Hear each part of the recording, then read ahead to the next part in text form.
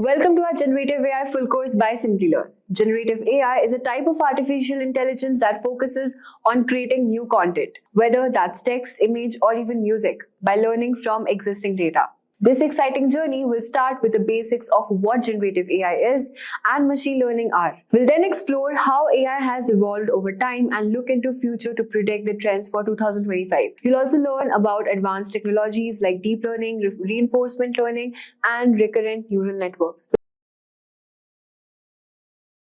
Deep into generative tutorials and explain complex models like transformers and LSTMs. This course will also guide you through AI careers, skills needed, and project ideas for 2024. Plus, we'll also cover how to use these tools from Hugging Face and analyze popular models like OpenAI's ChatGPT. By the end of this course, you'll have a solid understanding of AI's current state and its future possibilities. Let's get started. Before we commence, if you want to enhance your career in AI, here's some quick info for you. Check out Simplilearn's postgraduate program in AI and machine learning in partnership with Purdue University and IBM. This course is perfect for aspiring AI enthusiasts and professionals looking to switch careers. Gain expertise in generative AI, prompt engineering, ChatGPT, and many more. A year of experience is preferred. So hurry up and enroll now and find the course link mentioned in the description box and in the pinned comment. So let's get started. Liam, a 19-year-old freshman, recently joined an Ivy League college to study history and political science. While reading about thinkers and scholars of the early 20th century, he stumbled upon a name, Alan Turing. Liam was fascinated by Alan and realized that the computer that he knows of today, Alan is considered to be the father of modern computer science that eventually led to the invention of his computer. But there was something that was even more fascinating about Alan. Although Alan Turing was famous for his work developing the first modern computers, decoding the encryption of German Enigma machines during the Second World War, he also built a detailed procedure known as the Turing test, forming the basis for artificial intelligence. Liam had his mind blown by this fact. He realized that AI is not a modern phenomenon, but rather more than a thought experiment existing since the early 90s.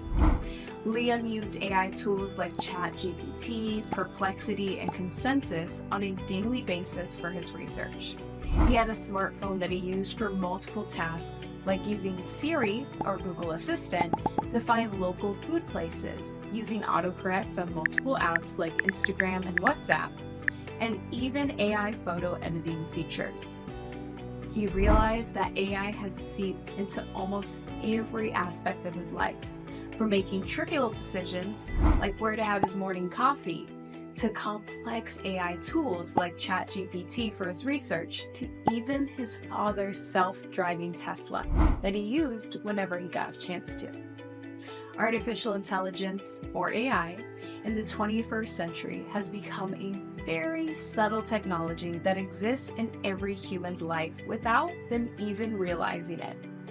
But what is this AI? Does this mean robots in a completely dystopian AI warlord future? Not really. Let us dive a little deeper into understanding everything about AI. Artificial intelligence, or AI, is like giving computers the ability to think and learn, much like humans do. Imagine teaching a friend how to solve puzzles, and then that friend can solve different types of puzzles on their own. AI works similarly. It helps computers understand and carry out tasks that typically need human intelligence. These tasks include recognizing faces and photos, chatting with us through smart assistants like Siri or Google Assistant, and even driving cars. Think of AI as a smart helper that makes our daily lives easier. It can learn from data, make decisions, and improve itself over time. This means that AI isn't just about robots taking over the world, it's more about using smart technology to assist us in various ways, making complex tasks simpler and everyday routines smoother. AI has found its way into many areas of our lives, often making things easier without us even realizing it.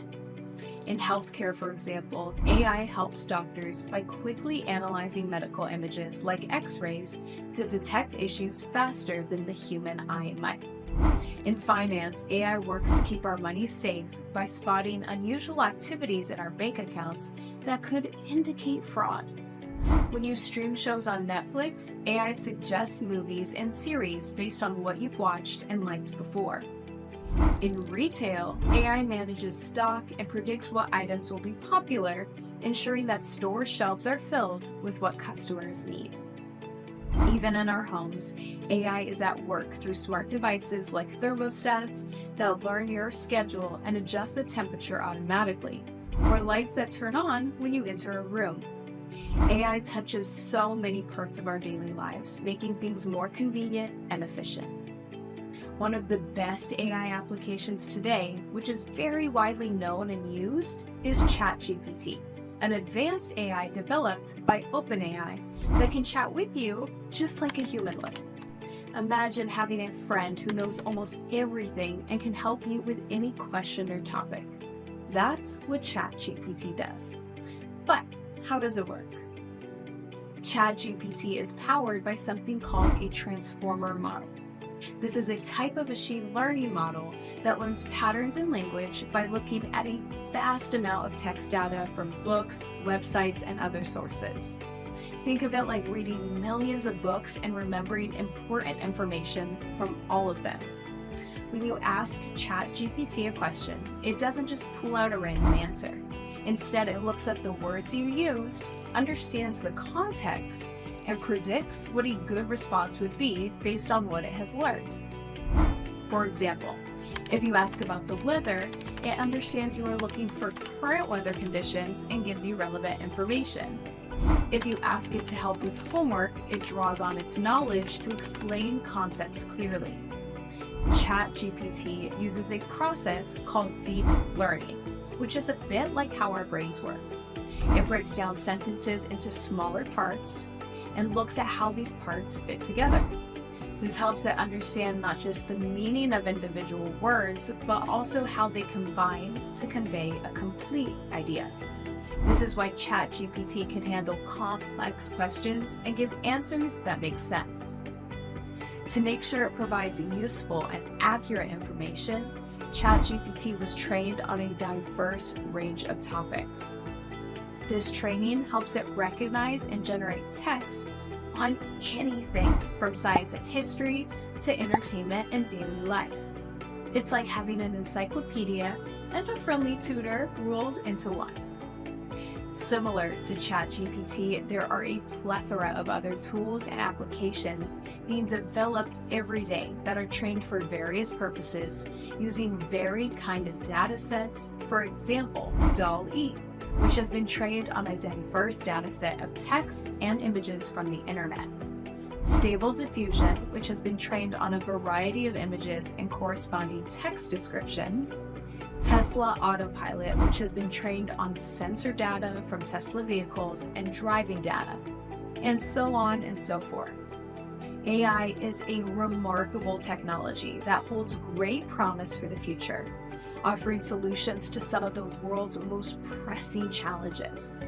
Imagine a future where AI takes care of routine tasks, giving us more time to be creative and focus on what we love.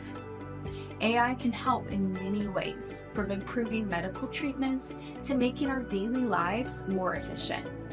However, it's essential to use AI responsibly.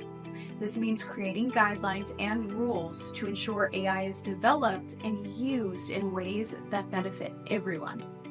By embracing AI and understanding its potential, we can look forward to a future where technology and human creativity go hand in hand. AI is not just about smart gadgets. It's about opening new possibilities and making our world a better place.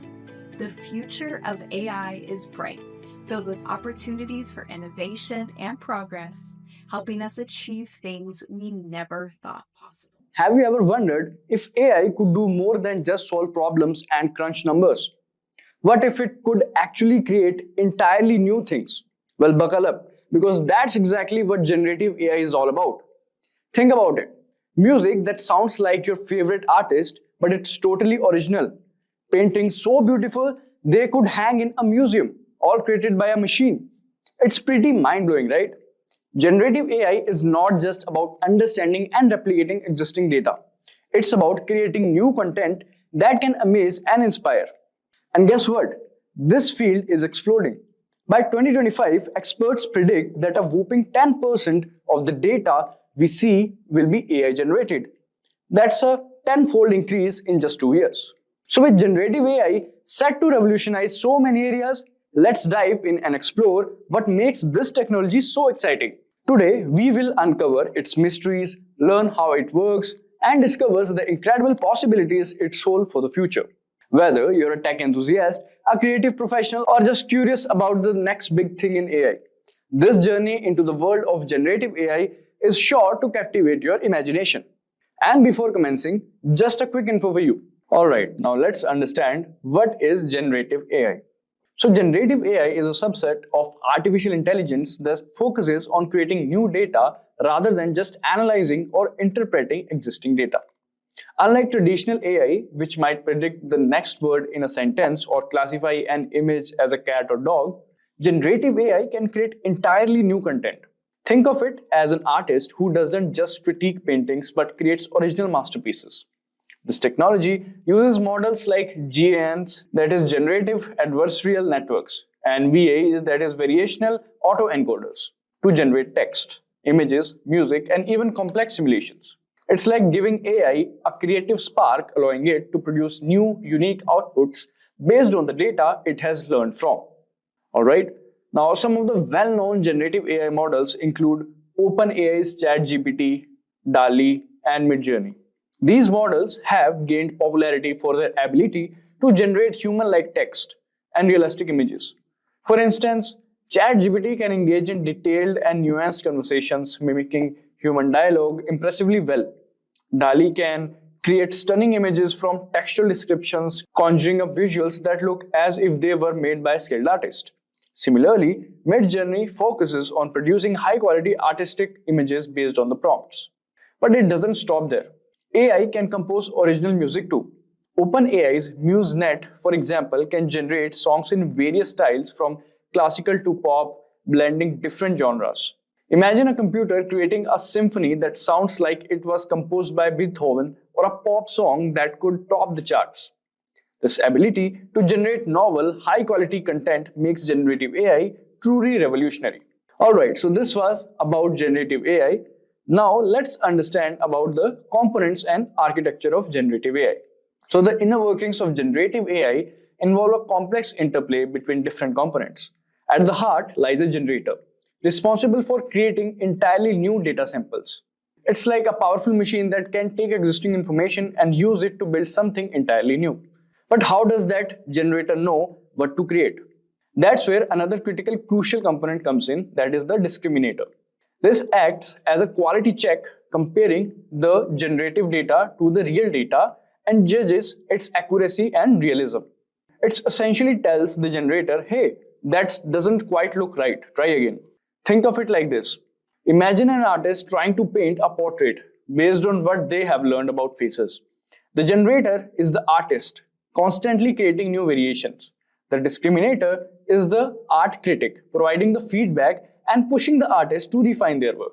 This back and forth process allows generative AI to learn and improve its creative abilities. There are other architectures besides the adversarial approach. Some models use an encoder and a decoder. The encoder acts like a data compressor, taking complex information and condensing it into a smaller form. The decoder then takes this compressed representation and uses it to build the original data, but with a twist. It can introduce variations and create something entirely new. No matter the architecture, all generative AI models rely on two massive things, that is, massive amounts of data to learn from any significant computational power to process and generate new content. It's like having a vast library of knowledge and a super-powered computer at your disposal to fuel your creative output. Alright, now let's understand about how generative AI is different from AI. So while both generative AI and traditional AI fall under the broad umbrella of artificial intelligence, their functions and capabilities differ significantly. Traditional AI is primarily designed for specific tasks like classification, prediction, and optimization. It's excellent at interpreting existing data to make decisions or predictions. For instance, AI can analyze customer data to predict buying behavior or classify images based on their content.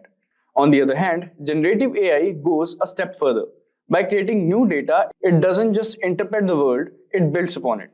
Imagine it this way. A traditional AI model might identify a face in a photo, recognizing features and comparing them to a database to say this is a cat or this is a dog. It's great at sorting and making sense of what already exists. Now picture generative AI as an artist. Instead of just recognizing a face, it can paint a completely new face that has never existed before. It creates rather than just understands. Alright, so this was about how Gen AI is different from traditional AI. Now let's have a look at its applications. So Gen AI applications. In the world of creativity, generative AI is inspiring artists, musicians, and even storytellers. It can help create unique artwork, compose new music, or even craft storylines, all with its own unique twist. Imagine a tool that can spark creative ideas and help bring them to life. Healthcare is another area where generative AI is making waves. It can create realistic simulated data to train over AI models used in medicine, which is crucial for protecting patients' privacy. This same ability to create simulation can also be used to model complex structure, which can aid in drug discovery and medical research. Next, the entertainment industry is jumping to the generative AI bandwagon too. From creating immersive visual experiences to developing a cutting-edge technology, generative AI is shaping the way we experience entertainment. Imagine exploring fantastical worlds or interacting with characters in a whole new way. Even businesses are getting in the action. Generative AI is being used to create personalized marketing campaigns, tailoring content to individual users for a more engaging experience. It's like having a tool that can understand your preferences and suggest things you would actually be interested in. The possibilities with generative AI are truly endless by creating entirely new things instead of just analyzing existing data. So these were some of the Gen AI applications. Now let's understand the challenges and ethical concerns. Generative AI is exciting, but like any powerful tool, it comes with its own set of challenges. So talking about the challenges, one big concern is how it might be misused. So imagine creating a fake videos that look like so real, they can trick anyone. That's the dark side of deepfakes. There's also the worry of AI generating false information that spreads like the wildfire online. We need to be careful about how this technology is used. Another question mark is the ownership. Who owns the creative output of a machine? If AI writes a song, who gets the credit? There's the legal gray areas that need to be ironed out. Generative AI also isn't cheap. It requires a ton of data and powerful computers to run, which can raise environmental concern about the energy it consumes. Here's another thing to consider. The data used to train these models can be biased. If the AI learns from biased information, its outputs could be biased too. By addressing these challenges responsibly, we can assure generative AI is a force for good that benefits everyone. It's all about using this powerful tool wisely as we explore its incredible potential. So there you have it. We have taken a tour of generative AI, exploring its potential to create entirely new things and push the boundaries of creativity. From revolutionizing industries to sparkling artistic innovation, generative AI is a powerful tool with a bright future. Imagine a world where creativity knows no bounds, where machines can conjure up art, music, and literature with the flick of a digital switch. This isn't the stuff of science fiction, it's the reality of generative AI, a cutting-edge technology that's reshaping our digital landscape. Picture this. According to a recent report by Salesforce, generative AI tools are already in the hands of 27% of millennials, 28% of Gen X, and a staggering 29% of Gen Z. These aren't just numbers. They are a testament to the growing influence of generative AI in our daily lives. And as organizations race to harness its power, the demand for skilled generative AI experts is skyrocketing. But what exactly is generative AI? It's more than just lines of code. It's a gateway to infinite possibilities. With generative AI, machines can create anything from images to text to music, all by learning from existing datasets. It's the technology behind deepfakes, virtual influencers, and even the next big hit song. So why should you care about generative AI in 2024? Because it's not just the future, it's the present. It's the key to unlocking new realms of creativity, innovation, and opportunity. And in this video, we are going to show you how to become a master of generative AI in 2024. So buckle up for the world of generative AI, because the future is here and it's more exciting than ever before. So welcome to the roadmap of becoming a generative AI expert in 2024. So the number one reason is technological advancement. Generative AI represents a significant leap in the evolution of technology, particularly in its ability to generate complex outputs like video, audio, text, and images. This innovation is set to expand exponentially, marking a new age of technological innovation. And the next reason is wide-ranging applications. The surge in interest and development in generative AI is fueled by advancements in machine learning models, artificial intelligence, and platforms like ChatGPT and BART. These tools have broad applications across various sectors, making knowledge in this area highly valuable. Now moving to the next reason, that is solving complex problems. Generative AI has the potential to simplify problem-solving processes significantly. Its capabilities in creating realistic models can be applied to innovate and enhance solutions across industries. And the next reason is impact on major fields. The integration of artificial intelligence into major fields is undeniable, and generative AI plays a substantial role in this transformation. It not only presents a threat to certain jobs, but also opens up a plethora of new opportunities in the tech industry and beyond. And the next is dynamic and unexplored field. The field of generative AI is filled with challenges and unexplored territories, offering an exciting frontier for those interested in shaping the future of technology. It calls for creativity, problem-solving skills, and a willingness to delve into the unknown. So learning generative AI in 2024 positions individuals at the forefront of technological innovation, equipping them with the skills and knowledge to contribute to significant advancements and explore new possibilities in the digital world. And now we'll move to the major skills required to learn generative AI in 2024. So to effectively learn and excel in generative AI in 2024, individuals need to possess a specific set of skills that are foundational to understanding and applying this technology. So let's see what those skills are. So let's start with the skills. And the number one skill is deep learning and fundamentals. A solid understanding of deep learning concepts is crucial. This includes familiarity with neural networks, backpropagation, and the various types of deep learning models and architectures. And the next is machine learning concepts. Proficiency in machine learning is necessary, encompassing a broad range of algorithms, their applications, and an understanding of how they can be used within generative AI frameworks. And then comes the Python programming. Python programming remains the dominant programming language in AI and machine learning. Mastery of Python includes its syntax, data structure, libraries such as TensorFlow and PyTorch, and frameworks is essential. And the next skill is generative models knowledge. Specific knowledge of generative models such as generative adversarial networks, GANs, and variational autoencoders. And variational autoencoders, VAEs, is required. Understanding how these models function and are applied to key to innovating within the generative AI space. And the next skill is image and text processing. Skills in processing and manipulating image and text data are necessary, as many generative AI applications involve creating or modifying such content. And the next on the list is data processing and data augmentation. The ability to pre-process and augment data efficiently can significantly improve the performance of generative models. Skills in data cleaning, augmentation techniques, and feature engineering are vital. And then comes ethical considerations. With the power of generative AI comes the responsibility to use it ethically. Understanding the ethical implications of generative AI, including issues of bias, fairness, and piracy, is crucial. The next is communication. Given the interdisciplinary nature of generative AI projects, effective communication skills are essential for collaborating with teams, explaining complex concepts in simple terms, and engaging with stakeholders.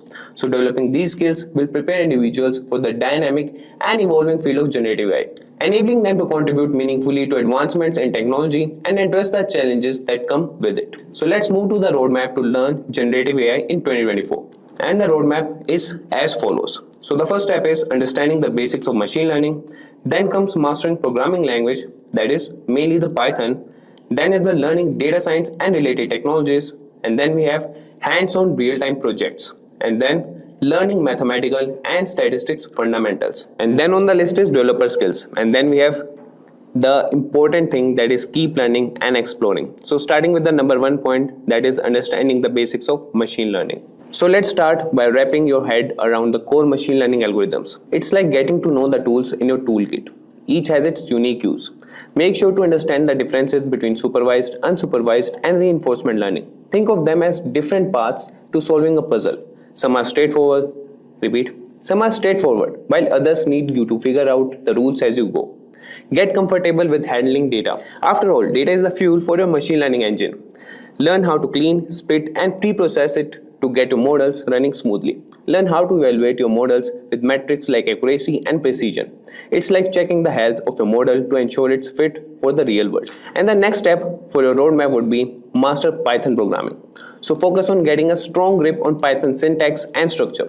Python is the language of choice in AI. So this is like learning the alphabet before writing stories. Dive into libraries essential for AI such as pandas for data manipulation and scikit-learn for machine learning. Think of these libraries as your shortcuts to build powerful models. Practice writing efficient code. It's not just about getting the right answer, it's about getting there faster and cleaner. Engage with the Python community. It's a treasure trove of knowledge and a great way to stay updated on the latest trends and packages. And then comes the next step, that is explore data science and related technologies. Sharpen your skills in data visualization. Visuals can reveal patterns and insights in data that numbers alone might not show. Master feature engineering to transform raw data into a format that machines can better understand and predict from. Get a handle on building machine learning pipelines. These are like assembly lines that take your raw data and eye on emerging technologies and frameworks in data science that complement generative AI. Staying updated will give you an edge in your projects. So now moving to the next step, that is engage in hands-on real-time projects. So choose projects that spark on your interest and challenge you. This is where you get to apply what you have learned and see your knowledge comes to life. Work with different generative AI models. Each project is a chance to deepen your understanding and refine your skills. Don't just build, evaluate, and iterate on your projects. Every iteration is a step closer to mastery. Document and present your work clearly. Sharing your journey not only helps others learn, but also solidifies your own understanding. Now moving to the next step for your roadmap is solidify your math and statistics fundamentals. Dive deep into linear algebra and calculus. These are the building blocks for understanding how AI models learn and make predictions. Understand probability and statistics. This is crucial for modeling uncertainty and making informed predictions. Learn about optimization techniques. These are the strategies your models use to improve over time, like a person learning from their mistakes to get better. Now moving to the next step, that is develop essential developer skills. Get comfortable with AI development tools. These tools can make your work faster, more efficient, and more collaborative. Focus on debugging and testing. A model that works flawlessly in theory might face unexpected challenges in the real world.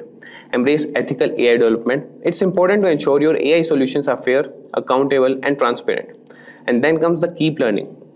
The field of AI is always evolving, and staying curious is the key. So this was for the development of essential developer skills. Now coming to the next step, that is commit to continuous learning and exploration. So participate in AI communities. These are great spaces for learning from others' experiences and sharing your own. Make reading research papers, blogs, and books a habit. They are windows to the latest advancements and theories in AI. Attend workshops and conferences. These events can inspire you and expose you to the new ideas and technologies. Seek mentorship or collaborate on projects. Learning from others can accelerate your growth and open new paths. So this was the roadmap for learning generative AI in 2024. Artificial intelligence is almost certain to remain the most discussed technology in 2025, influencing everything from boardrooms and classrooms to hospitals and homes. It will continue to become more deeply integrated into our daily lives. As AI presence grows, so does the need to address the ethical concern related to its impact on the human and society. Many critical questions remain unanswered. How will AI affect employment? Will it take over human creativity? And what are the privacy implications of the increasing need to collect personal data to fuel AI algorithms in the digital age? In 2025, we might begin finding answers to some of these questions. We will also likely see amazing breakthroughs that would have seemed impossible just a few years ago. So here is the list of what I think will be the most important topics and discussion about AI and automation in the next year. So hi, I am Mayank. Welcome to this video on the top 10 AI trends for 2025. So in this video, we will talk about AI trends and automation for 2025. So without any further ado, let's get started. So number one is responsible AI. In 2025, there will be a growing emphasis on developing AI in the way that are ethical, secure, transparent, reliable, and respectful of intellectual property. Some of this will be driven by new laws, but there is also an increasing awareness of the risk of using AI irresponsibly. Issues like AI bias and false information are now widely recognized, and reducing these risks requires effort. Businesses that ignore these concerns in 2025 could face negative press, regulatory scrutiny, and customer dissatisfaction. Number second, next-gen voice assistant. AI voice assistants like Siri and Alexa have been part of our lives for a while, but their conversational abilities have been limited. This year, OpenAI introduced a more advanced voice mode for ChatGPT, capable of holding human-like conversation. Google is also integrating its Gemini chatbot into mobile devices, replacing the outdated Hey Google feature. By 2025, we can expect these improvements to be available in more devices, enabling more natural voice interaction. Number third, we have generative video. Imagine typing out a movie idea or at least a short video and watching it comes to life. Think of it as ChatGPT for videos. OpenAI has already shown a glimpse of this with its Sora model.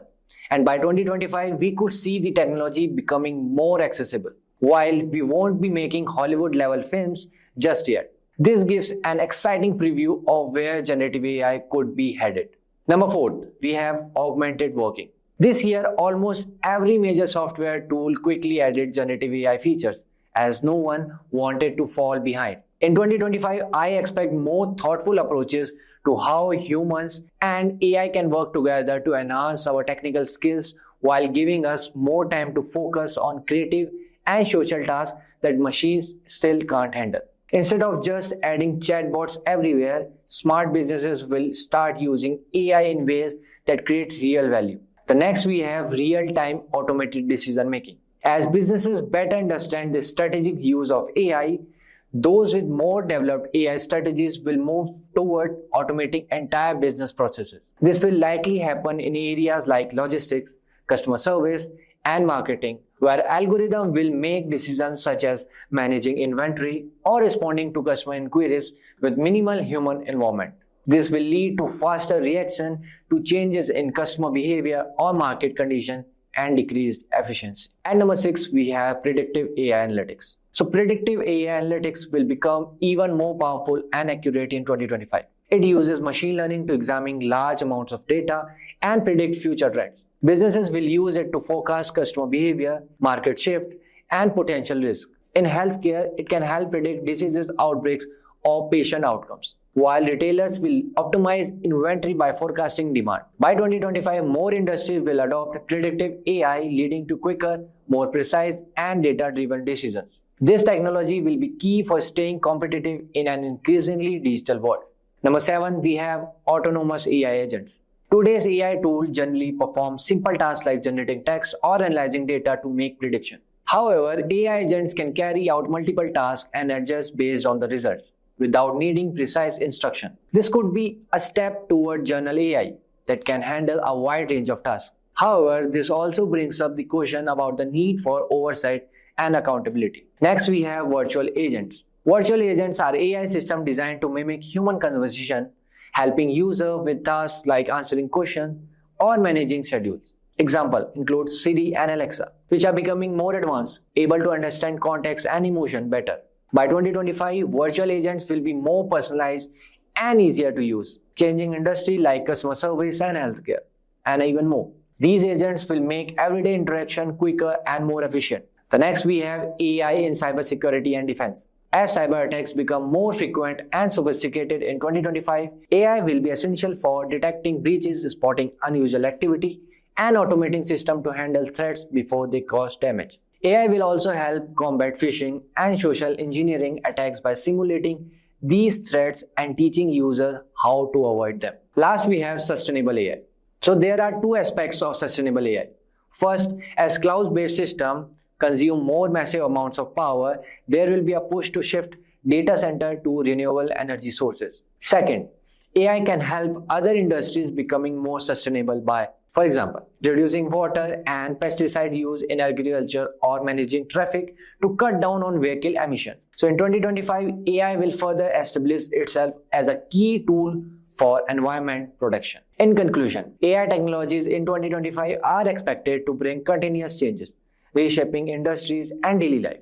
In the coming years, AI will be smoothly integrated into everyday tasks, from generative AI boosting creativity to autonomous vehicle transforming transportation. AI will become a natural part of daily routines. Hey there, welcome to the world of artificial intelligence. It's all around us, from Siri or Alexa that wakes us up to the self-driving cars that are no longer just a sci-fi dream. But have we ever stopped to wonder how we got here? How did AI evolve from a mere concept to something that's transforming our lives daily? And more importantly, where is it headed? Is AI a future savior or a harbinger of doom? Let's start with a cool example of AI in action.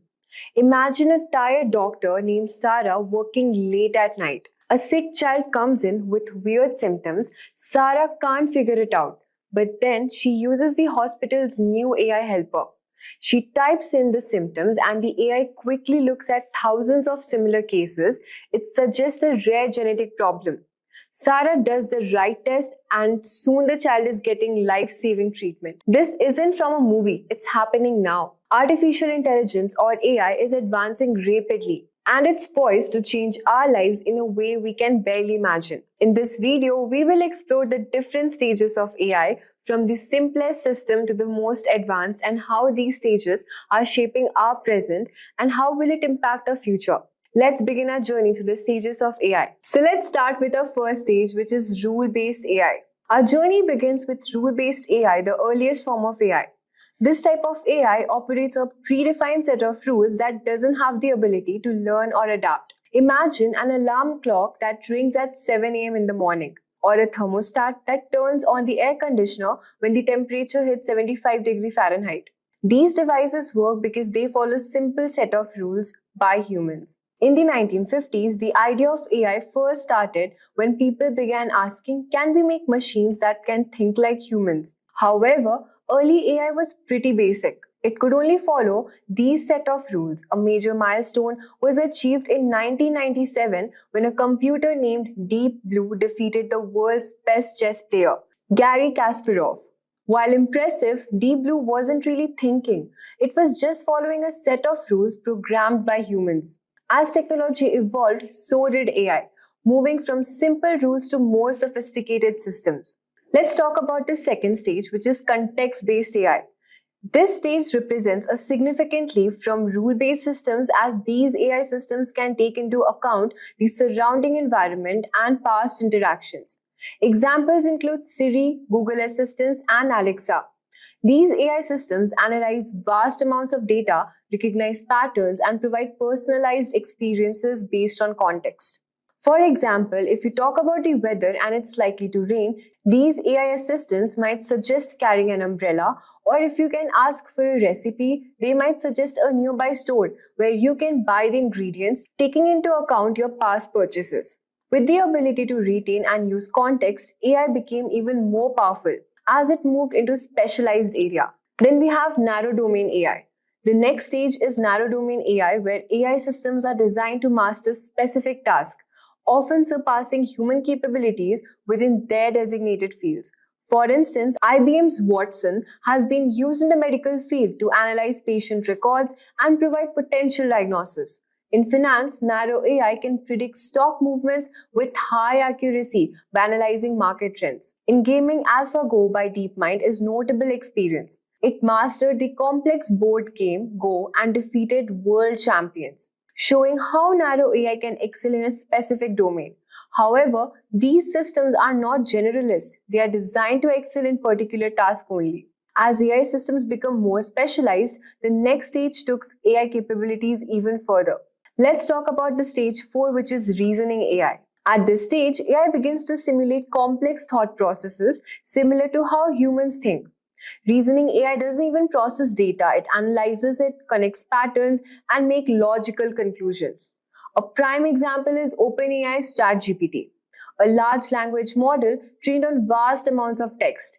It can generate human-like responses, answer questions, and even engage in meaningful conversations. Another example is autonomous vehicles, which uses reasoning AI to make split-second decisions, ensuring the safety of passengers and pedestrians. With reasoning capabilities, AI was getting closer to human-like intelligence, leading to the next stage of development, which is artificial general intelligence. We enter the realm of artificial general intelligence at this stage. This stage represents AI that can perform any intellectual task and act like a human. AGI is not limited to specific tasks, it has versatility to learn and adapt to new challenges. Imagine waking up to a virtual assistant that can understand your mood, help you plan your day, give suggestions for your work, and even assist with cooking. AGI would be like teaching a human, but it can learn thousands or millions of times faster. With AGI, the possibilities are endless, from advanced virtual assistant to AI systems that could potentially merge with human through brain-computer interfaces. But the development of AI doesn't stop at AGI. There's potential for even greater advancement. We are talking about the super intelligent AI. Beyond AGI lies super intelligent AI. These AI systems could improve themselves without human input, leading to exponential growth in intelligence. Super intelligent AI could solve complex global issues like climate change, create innovations beyond our imagination, and introduce technology that might seem like science fiction today. Imagine an AI system that could be trillions of times more intelligent than all humans combined. The pace of innovation would be staggering, compressing thousands of years of technological advancements into just a single century. As AI continues to advance, it could reach a stage where it becomes self-aware. Let's talk about stage 7, which is self-aware AI. Now, imagine an AI that is not just intelligent but also self-aware. Self-aware AI could understand its existence, have emotions, and perceive the world in ways that humans cannot. It could make decisions and evolve in directions that are beyond human control or comprehension. The idea of a conscious AI raises many ethical questions. How would such a being view humanity? What kind of relationship would we have with it? These are the questions we would need to consider as we move closer to the stage of AI development. Beyond self-awareness, AI could evolve to transcend current human understanding. We are talking about transcendent AI. This AI could create new forms of life, whether biological, digital, or something entirely new. It might use nanobots to repair ecosystem or even terraform the planet. By connecting the consciousness of multiple entities, transcendent AI could achieve a state of shared awareness and collective intelligence. As AI becomes more advanced, it could even venture into the cosmos. We are talking about the cosmic AI. Cosmic AI could be the next step in interstellar exploration. This AI could handle challenges like cosmic radiation, extended isolation, and the vast time spans of space travels. Cosmic AI might merge with the universe itself, gaining a deep understanding of every aspect of reality, from the quantum to the cosmic scale. It could explore higher dimensions, harness energy from stars and black holes, and create a network of intelligence across galaxies. This AI could unify the cosmos, sharing knowledge and understanding on a scale beyond human imagination. Finally, we reach the most speculative and advanced stage of AI development, which is godlike AI. This godlike AI is all about knowing, powerful, and present everywhere. It could operate across multiple universes, assessing realities we can't even fathom. It might understand and influence the fabric of time, create new universe, or explore timeless beyond our comprehension. Godlike AI could continually craft new experiences for itself or other conscious beings, potentially achieving a level of existence that transcends anything we can currently imagine. But with all these possibilities, we also need to think about the challenges that comes with AI. We need to make sure AI is developed and used in the right way. It's important that AI doesn't create unfairness or invade our privacy. There have been times where AI made mistakes in things like hiring, which shows why it's important to be careful and fair.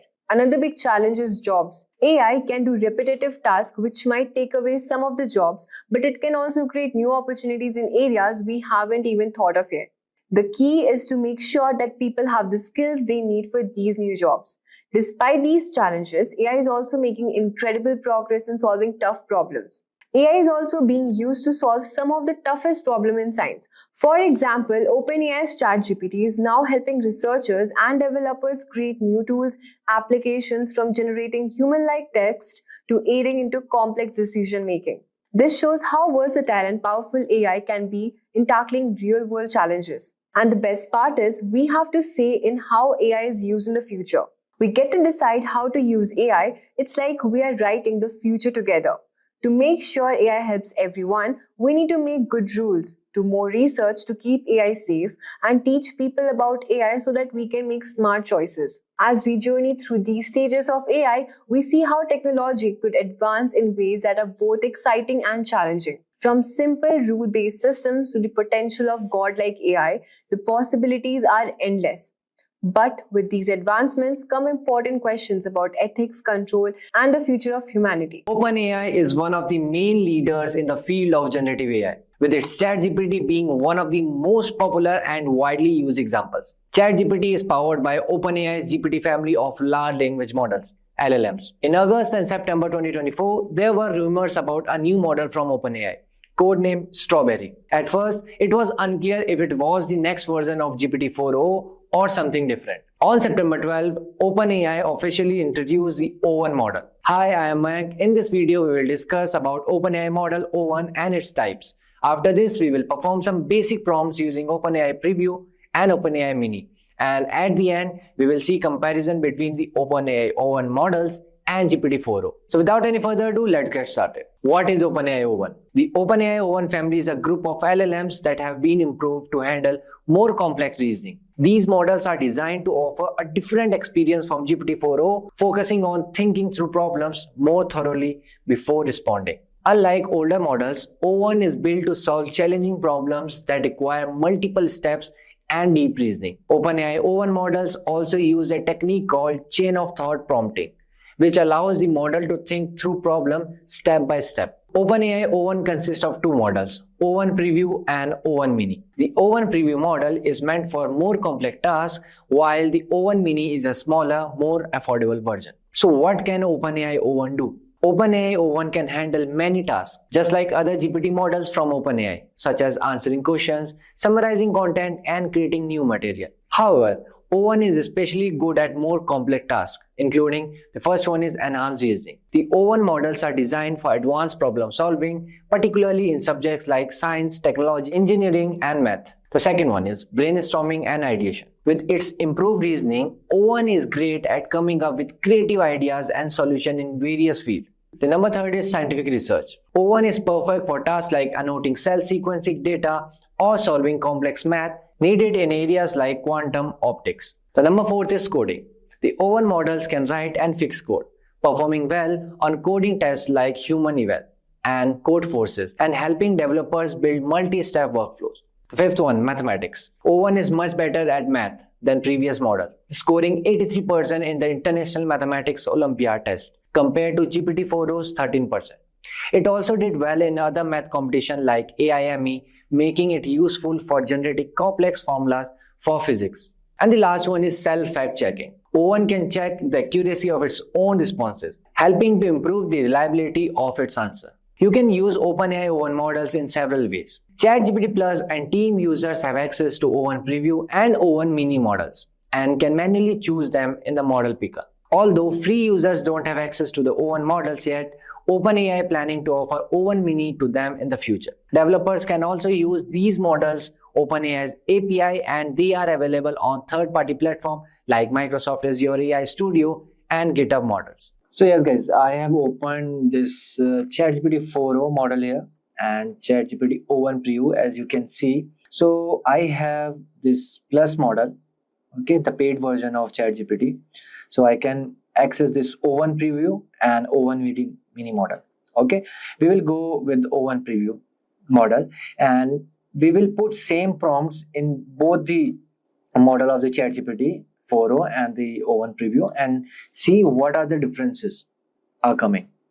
Okay, so we will do some math questions and we will do some coding, we will do some advanced reasoning and quantum physics as well. Okay, so let's start with, so I have some prompt already written with me. So first one is number theory. Okay, so what I will do, I will copy it from here and paste it in this and both. Okay, so let me run in 4o and O1 Preview. So here you can see it's thinking. Okay, so this is what I was saying, chain of thoughts. Okay, so these are the chain of thoughts. First is breaking down the primes, and then is identifying the GCD.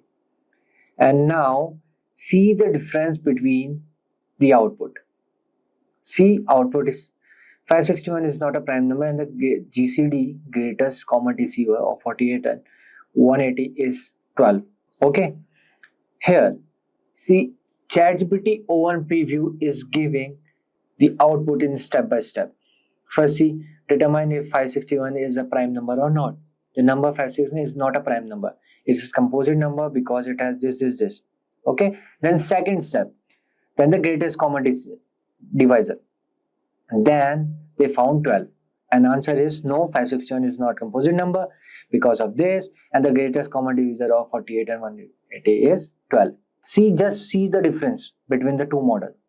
This is why ChatGPT O1 models are crazy for math, coding, and advanced reasoning, quantum physics for these things. Okay, so let's go with our second step. So here, if you will see, you can see the attach file option in ChatGPT 4.0. Okay, you can come upload from your computer, but here you will see in O1 there is no attach file option. This is one drawback.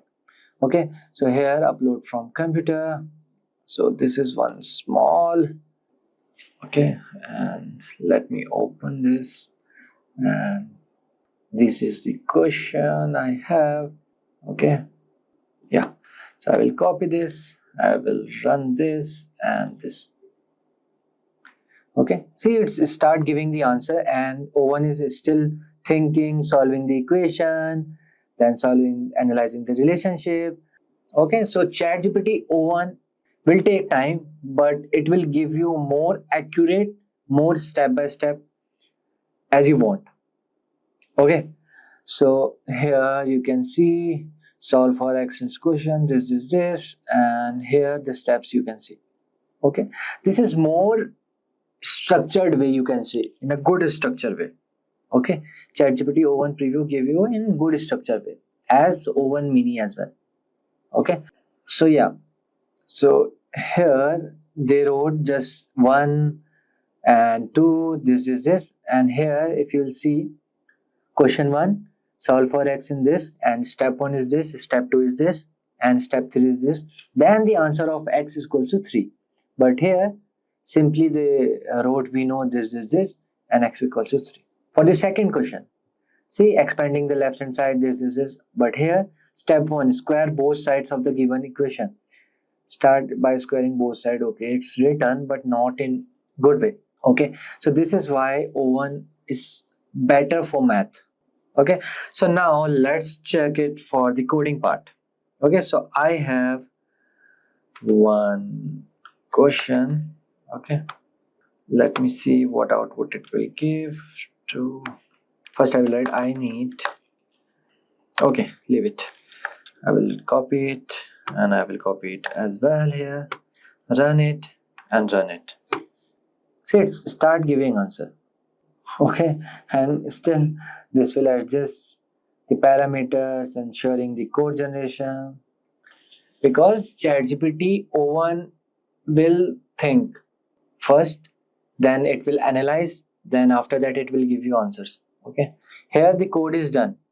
See, here the code is done and it's still thinking. Step 1, and first here you can't see anything. See, step setup development environment, pip install numpy matplotlib, then this, and here nothing. And but I will ask it, okay, give me code in one tab.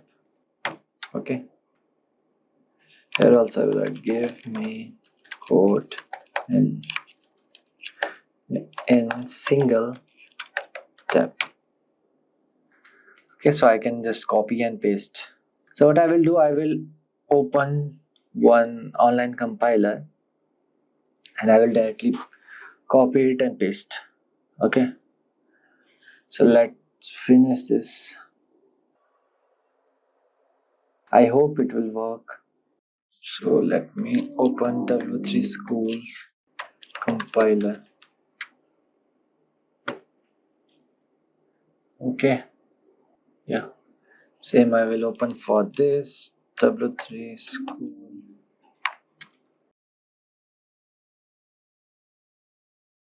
Okay, so let me copy the code and my bad, and paste it here. Same works for this. Okay, okay, I will copy the code and I will paste it here. Okay, I hope it gives something. Yeah, cool.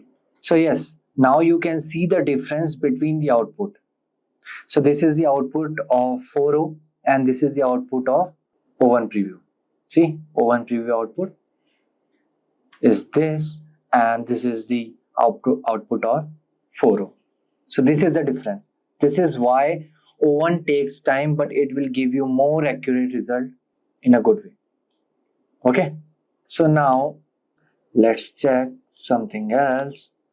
So moving on, let's see some advanced reasoning question. Okay, so this is the logical puzzle one, the first one. Okay, so I will copy it and I will paste it here. Okay, this is for O1, this is for preview. Because why I'm not comparing O1 with mini? Because they both are same, but slightly differences there. Okay, so here we can see more difference between 4.0 old model versus new model, you can say. Okay, so now see, the answer is end in this much only, but it will explain you in a better way. See, thoughts for 7 seconds, explanation, that case 1 then case 2. Okay, with conclusion in both scenarios, summary, and this here, this one small explanation, and that's it, right? So they created O1 preview for more, it will describe you more in a better way, right? Now let's see some scientific reasoning as well. Okay, so let me copy it here. So still thinking, but start giving answer. Says thought for 16 seconds. So again, I will say that ChatGPT O1 is much better than ChatGPT 4.0. ChatGPT 4.0 is great for content writing and all, but ChatGPT O1 preview and mini are very good for reasoning, math, coding, or quantum physics, these type of things. Okay, advanced reasoning. Okay, ChatGPT 4.0 is great for generative text. Okay, like for marketing, writing copies, emails, and all of those. So now let's see some comparison between O1 models and GPT 4.0 model. When new models are released, their capabilities are revealed through benchmark data in the technical reports. The new OpenAI model excels in complex reasoning tasks. It surpasses human PhD level accuracy in physics, chemistry, biology on the GPQA benchmark. Coding becomes easier with O1, as it ranks in the 89th percentile of the competitive programming questions Codeforce. The model is also outstanding in math. On a qualifying exam for International Mathematics Olympiad (IMO), GPT-4o solved only 13% of problems, while O1 achieved 83%. This is truly next level. On the standard ML benchmarks, it has huge improvement across the board.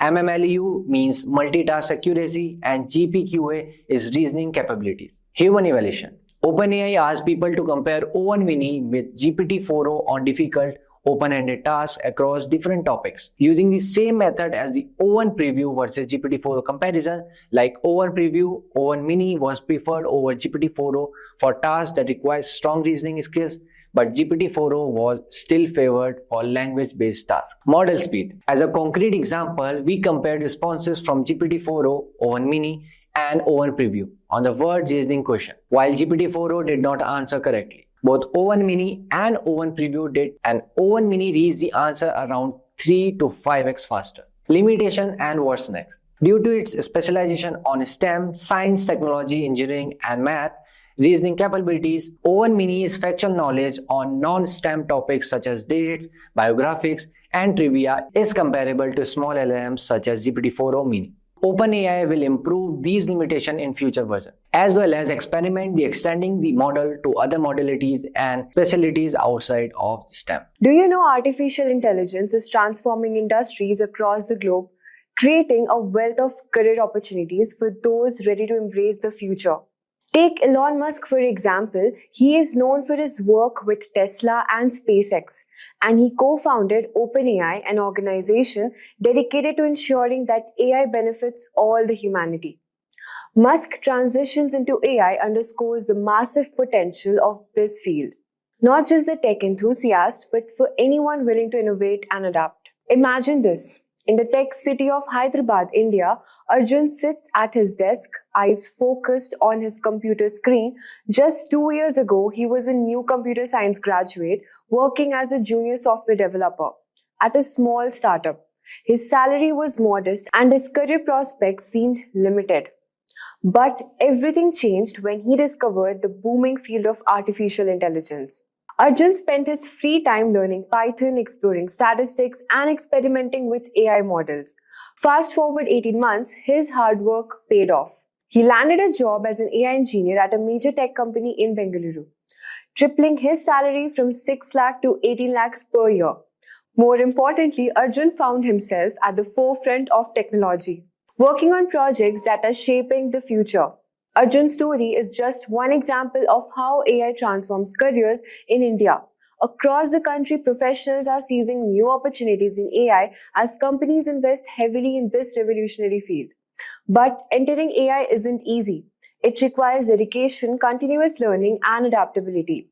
In this guide, we will explore AI career paths, the skills you need, and what it is like to work in this dynamic field. So, let's talk about, is AI a good career or not?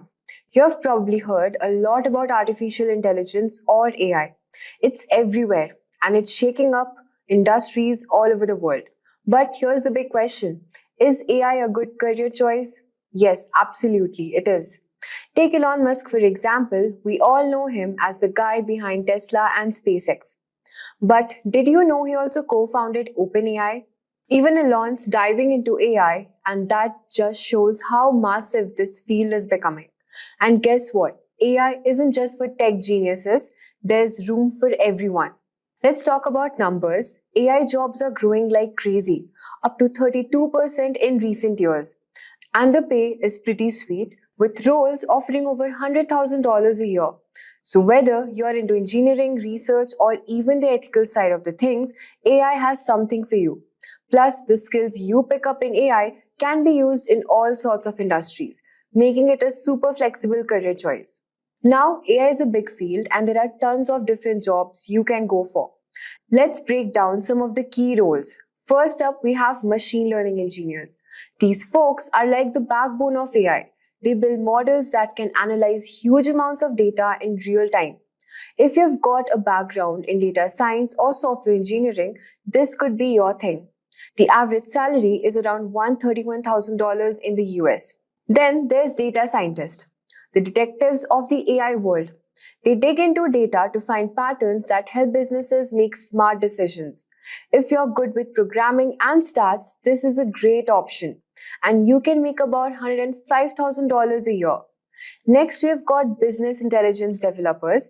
They are the ones to process and analyze data to spot trends that guide business strategies.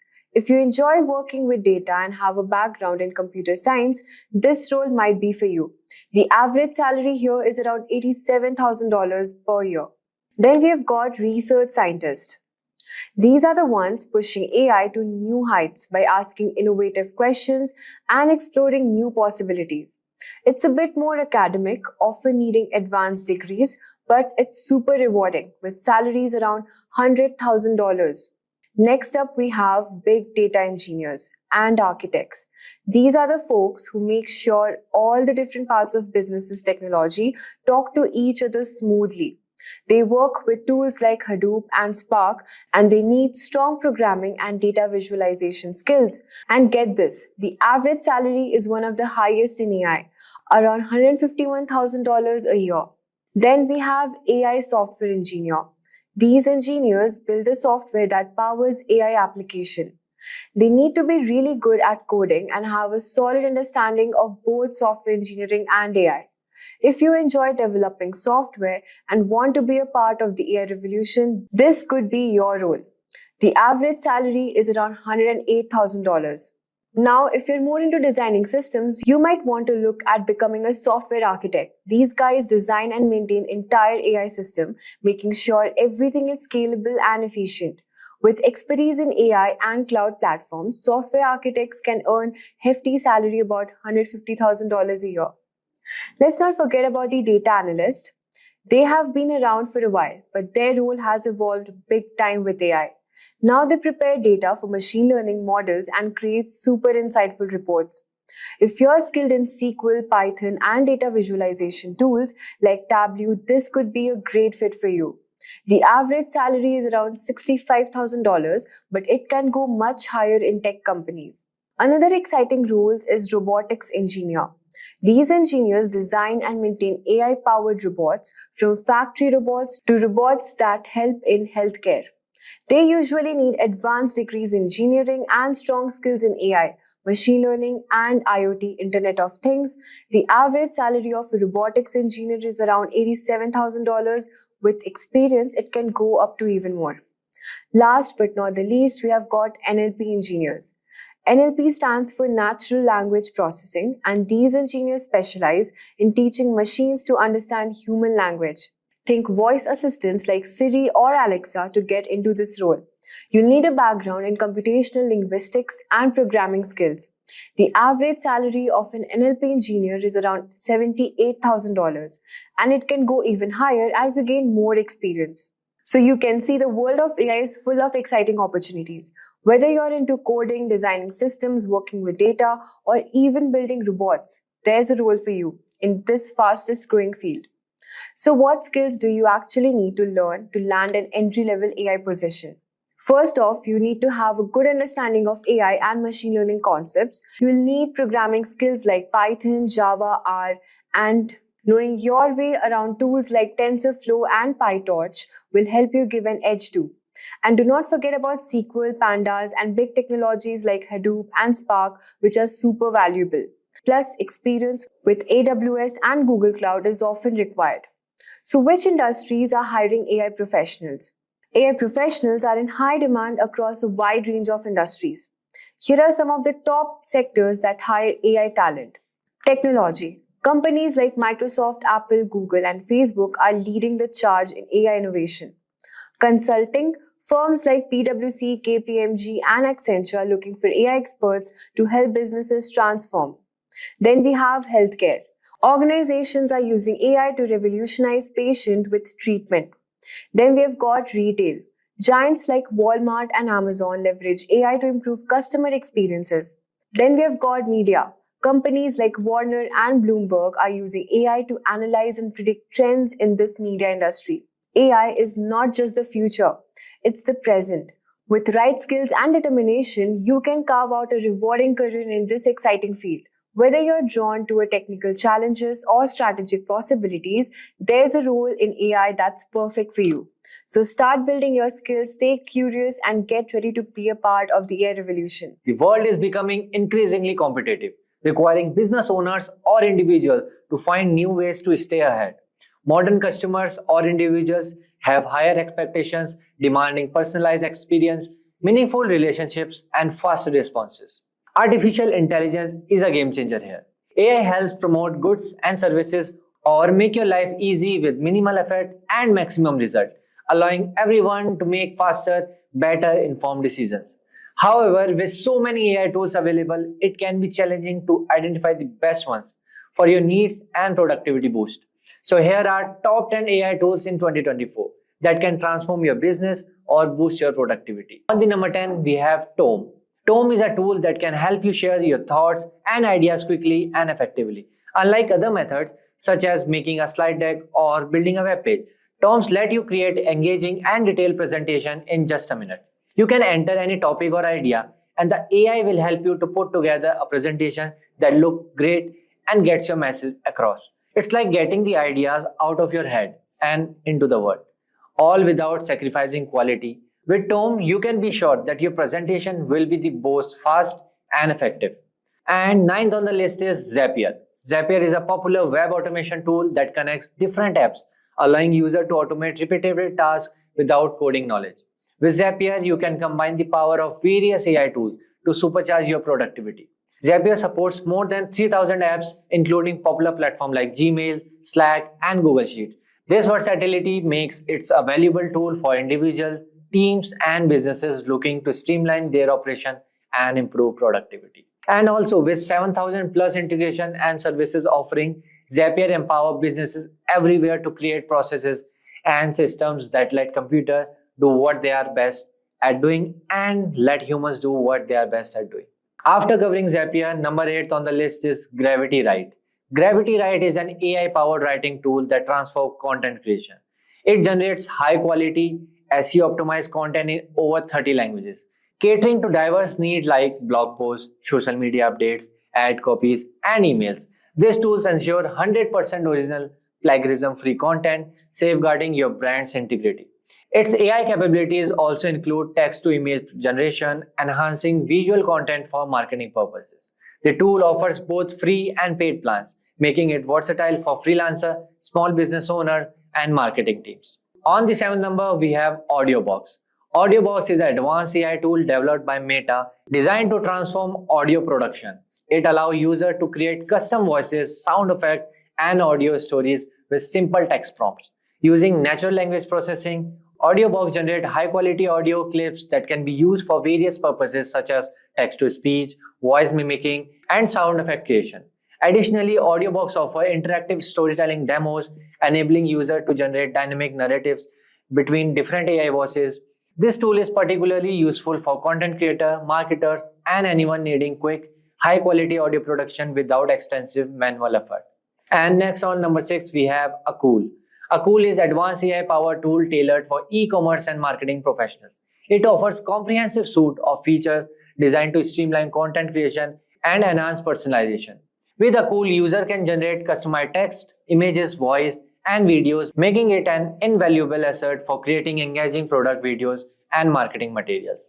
Key features of Akul include face swapping, realistic avatars, video transition, and talking photos. These tools allow businesses to create dynamic and personalized content that can captivate audience on social media and other platforms. Akul's user-friendly interface and intelligent design make it easy for users to produce high-quality content quickly and efficiently. On number 5, we have 11 Labs. 11 Labs is a leading AI tool for text-to-speech and voice cloning, known for its high-quality, natural-sounding speech generation. The platform includes features like Voice Lab for creating or cloning voices with customizable options such as gender, age, and accent. Hey there. Did you know that AI voices can whisper? Or do pretty much anything? Ladies and gentlemen, hold on to your hats because this is one bizarre sight. We have reports of an enormous fluffy pink monster strutting its stuff through downtown. Fluffy bird in downtown? Weird. Let's switch the setting to something more calming. Imagine diving into a fast-paced video game, your heartbeat syncing with the storyline. I gotta go, the aliens are closing in. That wasn't calming at all. Explore all those voices yourself on the 11 Labs platform. Professional voice cloning supports multiple languages and needs around 30 minutes of voice samples for precise replication. The extensive voice library offers a variety of profiles suitable for podcasts, video narration, and more. With various pricing plans ranging from free to enterprise level, 11 Labs caters to individual creators and large businesses alike, standing out for its user-friendly interface and superior voice output quality. At number 4, we have Go Enhance.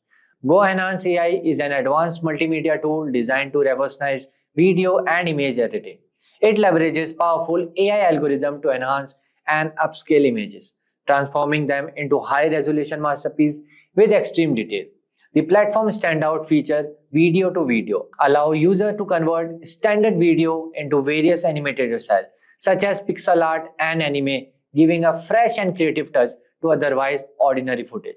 This AI tool is ideal for social media content creator, marketer, educator, and anyone looking to bring their creative vision to life. Whether you need to create eye-catching marketing materials or professional grade videos, Go Enhance AI provides the resources to do so efficiently. At number 3, we have Pictory. Pictory AI-powered tool designed to streamline video creation by transforming various content types into engaging visual media. It excels in converting text-based content like articles and script into compelling videos, making it ideal for content marketers and educators. Users can also upload their own images and videos to craft personalized content. The platform featured AI-generated voiceovers, which add a professional touch without the need for expensive voice talent. Pictory AI offers a range of customizable templates, simplifying the video production process even for those with no design skills. Additionally, its unique text-based video editing capability allows users to repurpose existing content easily, creating highlights or short clips from the longer videos. At number 2, we have NVIDIA Broadcast. It's a powerful tool that can enhance your video conferencing experience. Whether you are using Zoom or Teams, it can address common challenges like background noise, poor lighting, or low quality audio video. With this software, you can improve audio quality by removing unwanted noise, such as keyboard clicks or fan sound. It also offers virtual background option and blurring effect without needing a green screen. So you can seamlessly integrate it with other applications like OBS, Zoom, Discord, or Microsoft Teams. Think of it as having a professional studio at home. Plus, it's a free for NVIDIA RTX graphic card user. Visit the website to learn more and start using it today. After covering all the tools, at number 1, we have Taplio. Taplio is an AI-powered tool designed to enhance your LinkedIn presence and personal branding. It leverages artificial intelligence to create engaging content, schedule posts, and provide insight into your LinkedIn performance. Taplio's main features include AI-powered content inspiration, a library of viral posts, and a robust post composer for scheduling and managing LinkedIn content efficiently. Taplio also offers easy-to-understand LinkedIn analytics to help users make informed decisions based on their performance data. A free Chrome extension provides a quick overview of performance metrics directly on LinkedIn.com, making it a convenient tool for daily users. There you have it, top 10 AI tools that are set to transform your life in 2024. Whether you are a developer, content creator, or someone looking to boost their productivity, these tools are worth keeping an eye on. The future is here and it's powered by AI. So what is deep learning? Deep learning is a subset of machine learning, which itself is a branch of artificial intelligence. Unlike traditional machine learning models, which require manual feature extraction, deep learning models automatically discovers representation from raw data. So this is made possible through neural networks, particularly deep neural networks, which consist of multiple layers of interconnected nodes. So these neural networks are inspired by the structure and the function of human brain. Each layer in the network transforms the input data into more abstract and composite representation. For instance, in image recognition, the initial layer might detect simple features like edges and textures, while the deeper layer recognizes more complex structure like shapes and objects. So one of the key advantages of deep learning is its ability to handle large amount of unstructured data, such as images, audios, and text, making it extremely powerful for various applications. So stay tuned as we delve deeper into how these neural networks are trained, the types of deep learning models, and some exciting applications that are shaping our future. Types of deep learning. Deep learning AI can be applied supervised, unsupervised, and reinforcement machine learning using various methods for each. The first one, supervised machine learning. In supervised learning, the neural network learns to make prediction or classify that data using labeled datasets. Both input features and target variables are provided, and the network learns by minimizing the error between its prediction and the actual targets. A process called backpropagation. CNN and RNN are the common deep learning algorithms used for tasks like image classification, sentiment analysis, and language translation. The second one, unsupervised machine learning. In unsupervised machine learning, the neural network discovers patterns or clusters in unlabeled datasets without target variables. It identifies hidden pattern or relationship within the data. Algorithms like Autoencoders and generative models are used for tasks such as clustering, dimensionality reduction, and anomaly detection. The third one, reinforcement machine learning. In this, an agent learns to make decisions in an environment to maximize a reward signal. The agent takes action, observes the records, and learns policies to maximize cumulative rewards over time. Deep reinforcement learning algorithms like deep Q networks and deep deterministic polygradient are used for tasks such as robotics and gameplay. Moving forward, let's see what are the artificial neural networks. Artificial neural networks, ANNs, inspired by the structure and the function of human neurons, consist of interconnected layers of artificial neurals or units. The input layer receives data from the external resources and it passes to one or more hidden layers. Each neuron in these layers computes a weighted sum of inputs and transfers the result to the next layer. During training, the weight of these connections are adjusted to optimize the network's performance. A fully connected artificial neural network includes an input layer or more hidden layers and an output layer. Each neuron in a hidden layer receives input from the previous layer and sends its output to the next layer. So this process continues until the final output layer produces a network response. So moving forward, let's see types of neural networks. So deep learning models can automatically learn features from data, making them ideal to tasks like image recognition, speech recognition, and natural language processing. So the most common architecture in deep learnings are the first one, feed-forward neural network, FNNs. So these are the simplest type of neural network where information flows linearly from the input to the output. They are widely used for tasks such as image classification, speech recognition, and natural language processing, NLP. The second one, convolutional neural network, designed specifically for image and video recognition. CNNs automatically learn features from images, making them ideal for image classification, object detection, and image segmentation. The third one, recurrent neural networks, RNNs, are specialized for processing sequential data time series and natural language. They maintain an internal state to capture information from previous input, making them suitable for tasks such as speech recognition, NLP, and language translation. So now let's move forward and see some deep learning application. The first one is autonomous vehicle. Deep learning is changing the development of self-driving car. Algorithms like CNNs process data from sensors and cameras to detect objects, recognize traffic signs, and make driving decisions in real time, enhancing safety and efficiency on the road. The second one is healthcare diagnostic. Deep learning models are being used to analyze medical images such as X-rays, MRIs, and CT scans with high accuracy. They help in early detection and diagnosis of diseases like cancer, improving treatment outcomes and saving lives. The third one is NLP. Recent advancement in NLP powered by deep learning models like Transformer, ChatGPT have led to more sophisticated and human-like text generation, translation, and sentiment analysis. So applications include virtual assistant, chatbots, and automated customer service. The fourth one, deepfake technology. So deep learning techniques are used to create highly realistic synthetic media known as deepfakes. While this technology has entertainment and creative application, it also raises ethical concern regarding misinformation and digital manipulation. The fifth one, predictive maintenance. In industries like manufacturing and aviation, deep learning models predict equipment failures before they occur by analyzing sensor data. Their proactive approach reduces downtime, lowers maintenance costs, and improves operational efficiency. So now let's move forward and see some advantages and disadvantages of deep learning. So first one is high computational requirements. So deep learning requires significant data and computational resources for training. Whereas advantage is high accuracy, achieves state-of-the-art performance in tasks like image recognition and natural language processing. Whereas deep learning needs large labeled datasets, often require extensive labeled dataset for training, which can be costly and time-consuming together. So second advantage of deep learning is automated feature engineering. Automatically discovers and learns relevant features from data without manual intervention. The third disadvantage is overfitting. So deep learning can overfit to training data, leading to poor performance on new unseen data. Whereas the third deep learning advantage is scalability. So deep learning can handle large complex dataset and learn from massive amount of data. So in conclusion, deep learning is a transformative leap in AI, mimicking human neural networks. It has changed healthcare, finance, autonomous vehicles, and NLP.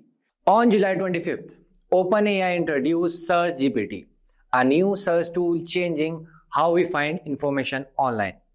Unlike traditional search engines, which require you to type in specific keywords, SearchGPT lets you ask questions in natural, everyday language, just like having a conversation. So this is a big shift from how we were used to searching the web. Instead of thinking in keywords and hoping to find the right result, you can ask now SearchGPT exactly what you want to know, and it will understand the context and give you direct answers. It's designed to make searching easier and more intuitive without going through links and pages. But with this new way of searching, so there are some important questions to consider. Can SearchGPT compete with Google, the search giant we all know? What makes SearchGPT different from AI overviews, another recent search tool? And how does it compare to ChatGPT, OpenAI, popular conversational AI? So in this video, we are going to explore these questions and more.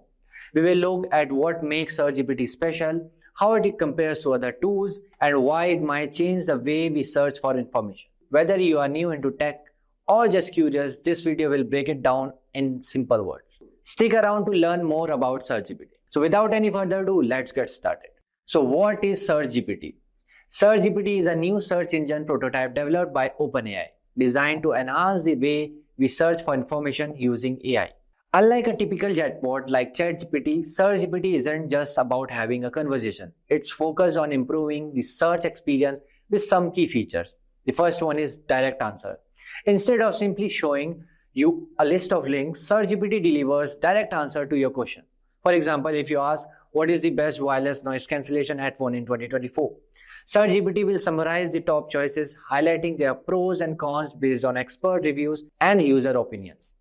So this approach is different from the traditional search engines that typically provide a list of links leading to various articles or videos. The second one is relevant sources. SearchGPT responses come with clear citations and links to the original sources, ensuring transparency and accuracy.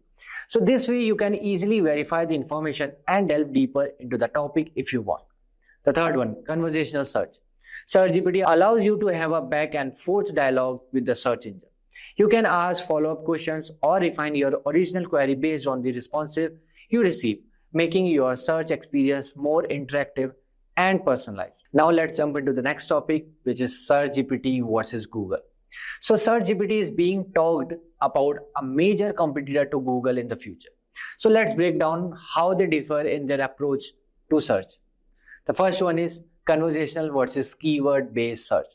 SearchGPT uses a conversational interface, allowing users to ask questions in natural language and refine their queries through follow-up questions. So this creates a more interactive search experience. On the other hand, Google relies on keyword-based search, where users enter specific terms to find relevant web pages. The second thing is direct answer versus list of links. So one of the SearchGPT's standout features is its ability to provide direct answers to the question. It summarizes information from the various sources and clearly cites them, so you don't have to click through multiple links. Google typically presents a list of links, leaving users to sift through the result to find the information they need. The third one, AI-powered understanding versus keyword matching. SearchGPT uses AI to understand the intent behind your question, offering more relevant results even if your query isn't perfectly worded.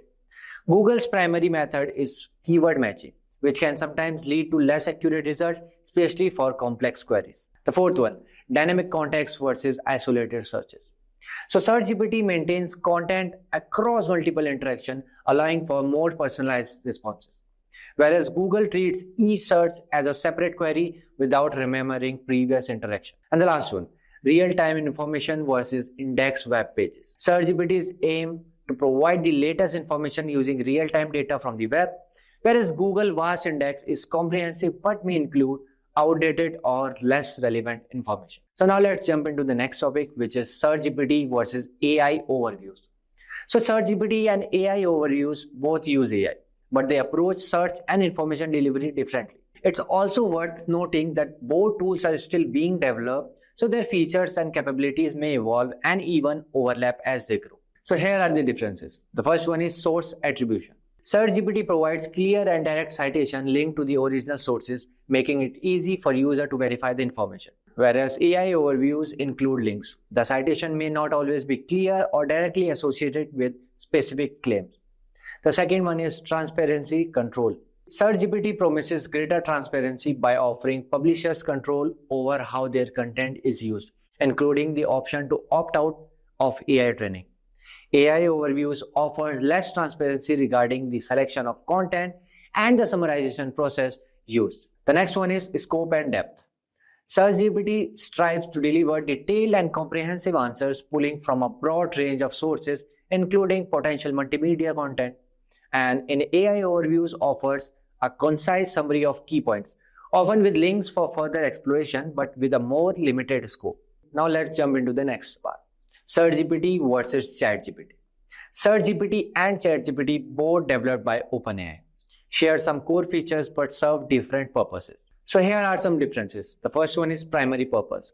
ChatGPT designed for search, providing direct answer and sources from the web, whereas ChatGPT focused on conversational AI, generating text responses. The second one is information sources. ChatGPT relies on real-time information from the web, whereas ChatGPT knowledge based on this training data, which might not be current. The third one is response format. ChatGPT prioritizes concise answers with citation and source links. So whereas ChatGPT is more flexible, generating longer text, summarizes creative content, code, and etc. The next feature is use cases. ChatGPT ideal for fact-finding, research, and tasks requiring up-to-date information, whereas ChatGPT is suitable for creative writing, brainstorming, drafting emails, and other open-ended tasks. So now question arises, when will ChatGPT be released? ChatGPT is currently in a limited prototype phase, meaning it's not yet widely available. OpenAI is testing with a select group to gather feedback and improve the tool. So if you are interested in trying ChatGPT, so you can join the waitlist on its webpage, but you will need a ChatGPT account. A full public release by the end of 2024 is unlikely, as OpenAI hasn't set a timeline.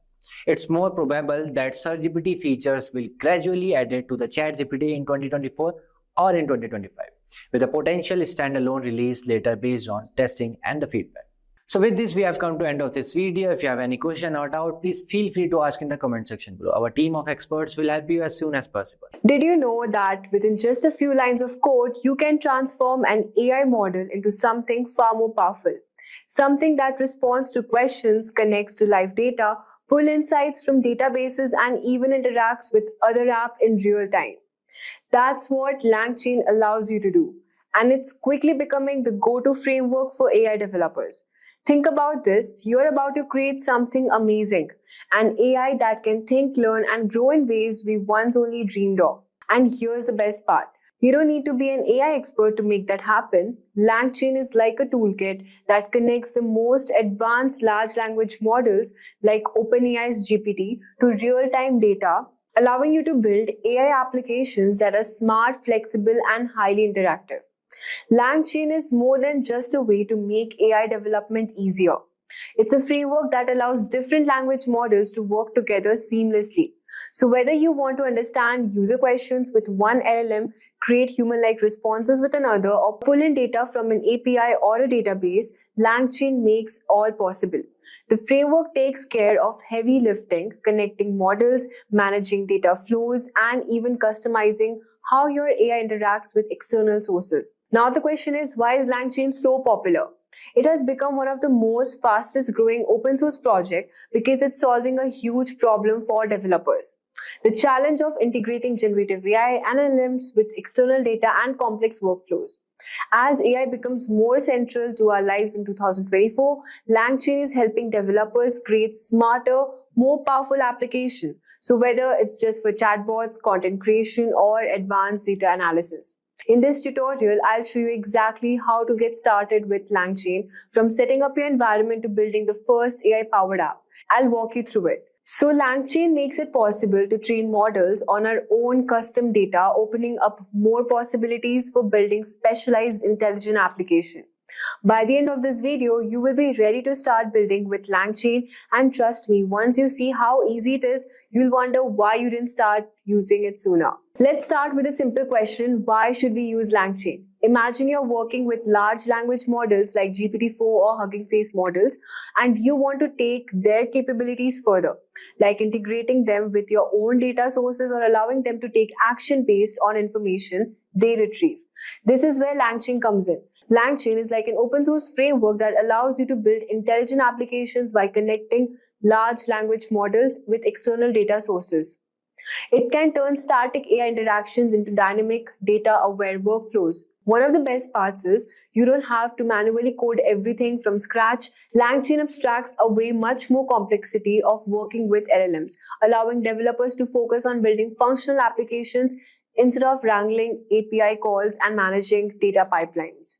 So Langchain is set to play even bigger role in AI development because it enables you to harness true power of generative AI by connecting it with real-time data and external tools. So now we have understood what Langchain is. Let us now understand how to install Langchain. And we'll just simply go to the website docs part and we'll just read through this documentation. So here it has explained what Langchain is and what are the framework consisting of. So we also have these tutorials on how do we install Langchain. Okay, so for installing, you can just simply click on this quick start and see here it has written how do we set up on Jupyter Notebook. So this is the command if you want to install Langchain. We will use the pip command. So just simply you can copy this command pip install Langchain and you have to open your command prompt or the terminal in your computer. And here you have to simply copy paste the command. So as you can see, it will load all the packages which is required for installing Langchain. So you can see here requirement already satisfied. This is because I had already installed my Langchain before. So we have understood how to install this Langchain by using this command, and you can also install the LLM chain. We'll understand it later. Now let me just show you what else you need to install. First, we have understood this Langchain. Then we have the Pinecone client. So we'll just simply search here Pinecone client and it will redirect us to this page. So Pinecone client is actually a vector store for storing and retrieving embeddings, which we will use in the later steps. So Pinecone is also used to actually, create secret API keys. So here you can also create the API keys. You can also read the documentation part. So we'll understand how to create API keys using OpenAI. But first, let us install Pinecone client in our system. So we'll again go to command prompt this terminal and we'll just copy paste pip install Pinecone client. So you can see here it will download and install all the packages required. So it has been installed. Now the third thing we're talking about is OpenAI client. So we'll use OpenAI models for a large language task. So we'll just simply search here OpenAI. Okay. And so it has redirected us to this page, OpenAI platform. And okay. Before starting this, so this is the platform here where you can create, export an API key in OpenAI. Okay, so you can see here overview, quick start, concept, everything is there.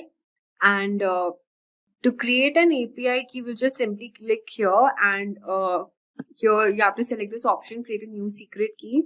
Suppose I give my secret key name, anything you can give. Suppose I give test 1, 2, 3, okay, and permissions is all, and we create the secret key. Now you need to actually save your key. We'll just copy this key because it will be required later while debugging the code. So we will just copy paste this secret key. We will require it later and then done. So these are the keys I have created. So actually ChatGPT and other LLM models like OpenAI and Hugging Face uses Langchain to integrate with other APIs to create your own custom LLM models or chatbots. So suppose here we have logged in our ChatGPT here, and if I search here Who won the WTC World Cup in 2023? So here it has shown the answer, but for example, if I search who won the cricket match World Cup,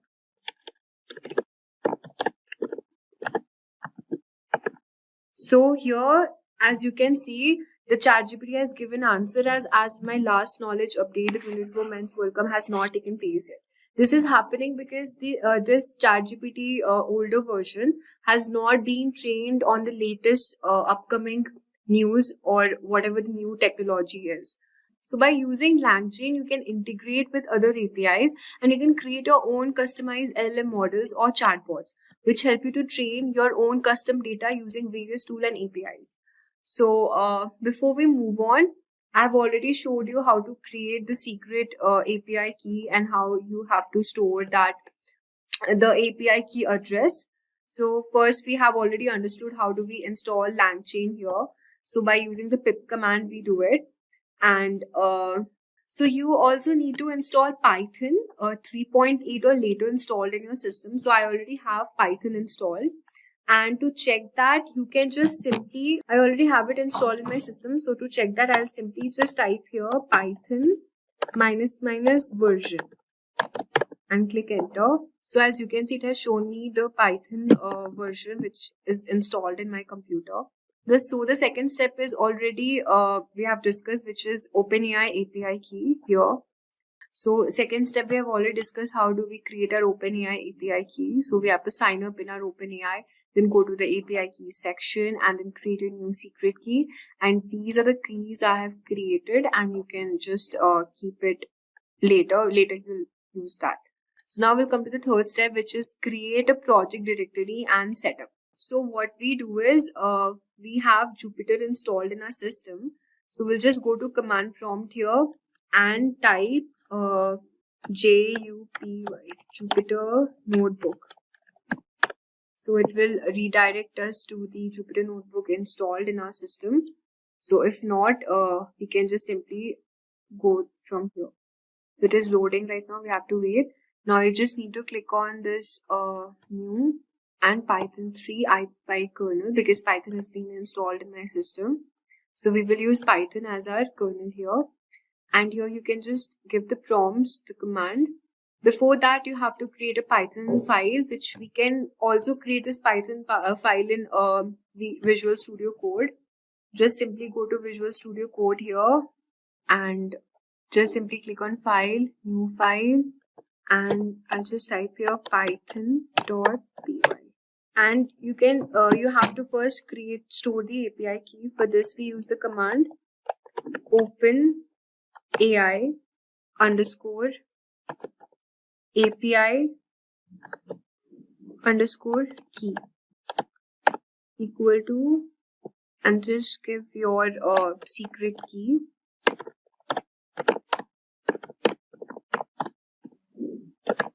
Okay, you can just simply copy paste your secret key and just store this. So this ensures that your API key is stored securely and it can be used whenever needed. Now the step 4 is to initialize a project and install the required libraries. So you need to add some additional libraries like Streamlit to make a user interface.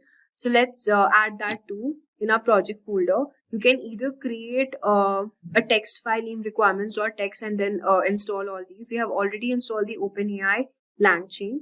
We just need to install Streamlit. So here you can just give the command pip install Streamlit. So as you can see, this I have already installed Streamlit before. Same wise, you can also install OpenAI if it is not installed in your system using the command terminal, the Windows PowerShell. So we have understood this, what all packages and what all we need to install. Now the next step is to build your first Langchain app. To create a simple app which uses a input query and the app will generate a response using OpenAI's GPT model. So you have to create a Python file named main.py here. So as you can see, I've already imported this main.py and this is my code here. Import Streamlit as st from Langchain and the constants I have created, and then I have initialized the OpenAI with our API key. So you have to just type this prompt. Here I'm using VS Code. Here you can also do it in your Jupyter notebook. And then to create the Streamlit app, you have to give a title, Langchain demo with OpenAI. So this is the title I have provided. And then the text input for prompt. The prompt is st.text input and enter a prompt. You can just type enter a prompt or whatever you wish to, and then display the response. So if prompt response is LLM.predict prompt, so you can use the predict method for LLM. So here what the app will, so after creating and debugging this in the terminal, so your app will initialize OpenAI using your API key, and the user inputs a prompt through the Streamlit interface. Langchain processes the input and sends it to the OpenAI's GPT model, and the AI generates a response which is then displayed in the app. So now you can use all these prompts to run on your app. So to do this, you can just, to see your app in action, you can just go to the terminal and run the following command, which is streamlit run main.py. So you can just simply go to the terminal here and just simply type the command, which is streamlit run main.py. So by giving this prompt, a new tab in your browser will open displaying the app, and you can also type any question into the input box. So now we have understood all these steps. So this was a quite basic tutorial on how to install Langchain and then, integrate it with the app. You can also customize and expand. So Langchain's flexibility allows you to integrate other APIs also, external data sources, or even add memory to your AI application. So whether you're building a simple chatbot or more complex AI system, the possibilities are endless.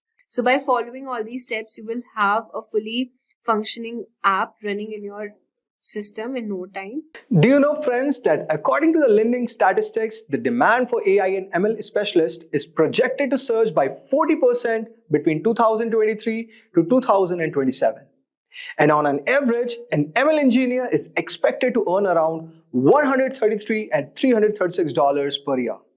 So if you are an aspiring ML engineer and thinking about what innovative projects you can show in your portfolio, then your wait is over. Because in this video, I'll be covering 8 amazing ML projects that you can showcase in your resume. So guys, let's start first with a beginner level project. And the first project that we are going to encounter, that is home value prediction. So guys, this project aims to develop a predictive model to estimate the value of residential properties. The model will analyze various features such as location, square, footage, number of bedrooms and bathrooms, age of the property, and other relevant factors. By leveraging historical property data, the model will be able to provide accurate home value predictions, which can be useful for real estate agents, buyers, and sellers. So guys, the programming language that we are going to use all over here will be Python, and machine learning libraries that we will be using will be scikit-learn, TensorFlow, Keras, and for data handling libraries we have Pandas, NumPy, and for visualization we have to use Matplotlib and Seaborn. Now what will be the approach for this one, guys? So guys, the first one that we have a data collection. So here what is going to happen, guys? So first you have to collect the historical property data from the sources like Zillow, retailer.com. You can also get database from the public real estate databases like Kaggle datasets, where you have Zillow home value prediction. Ensure that the dataset include features like location, where you have latitude, longitude, square footage, number of rooms, year built, property type, and previous sales. The next step that comes is data cleaning. You have to handle the missing values by using imputation techniques or removing incomplete records, removing outliers that may skew the model's prediction, normalize or standardize the data to ensure consistency. The third one that we have is feature engineering. You have to create new features such as proximity to schools, crime rates, and access to the public transportation. Encode categorical variables, example property type, location, using techniques like one-hot encoding. Generate interaction features that capture relationship between existing features. The fourth one that we have is model selection. Use regression models like linear regression, random forest, gradient boosting, neural networks. Experiment with different models to identify the best performing one. Now, in the next phase, all you have to do, guys, is model training and evaluation. Split the data set into training and test sets. train the model on the training set, and evaluate their performance on the testing set using metrics like RSME, which means root mean squared error. You can use cross-validation to ensure the model's robustness and avoid overfitting. The sixth one that we have all over here is hyperparameter tuning. You can optimize the model's hyperparameter using techniques such as grid search or random search to improve accuracy. And if you're looking forward to deploy your model, then you can develop a web interface using Flask or Django to allow users to input property features and get predictions. You can deploy the model on the cloud platform like AWS for scalability. Now, if we talk about the complexity level of this, we all know that it is a beginner level project. Now let us move on to the one more set, that is music genre classification and generation. So guys, this is also one of the most beginner level project. This project aims to develop a system that can classify music tracks into different genres and generate new music composition within specified genre. The goal is to build a model that analyzes audio features to categorize music and uses deep learning techniques to create new music. This project introduces advanced concept of audio processing, deep learning, and generative models.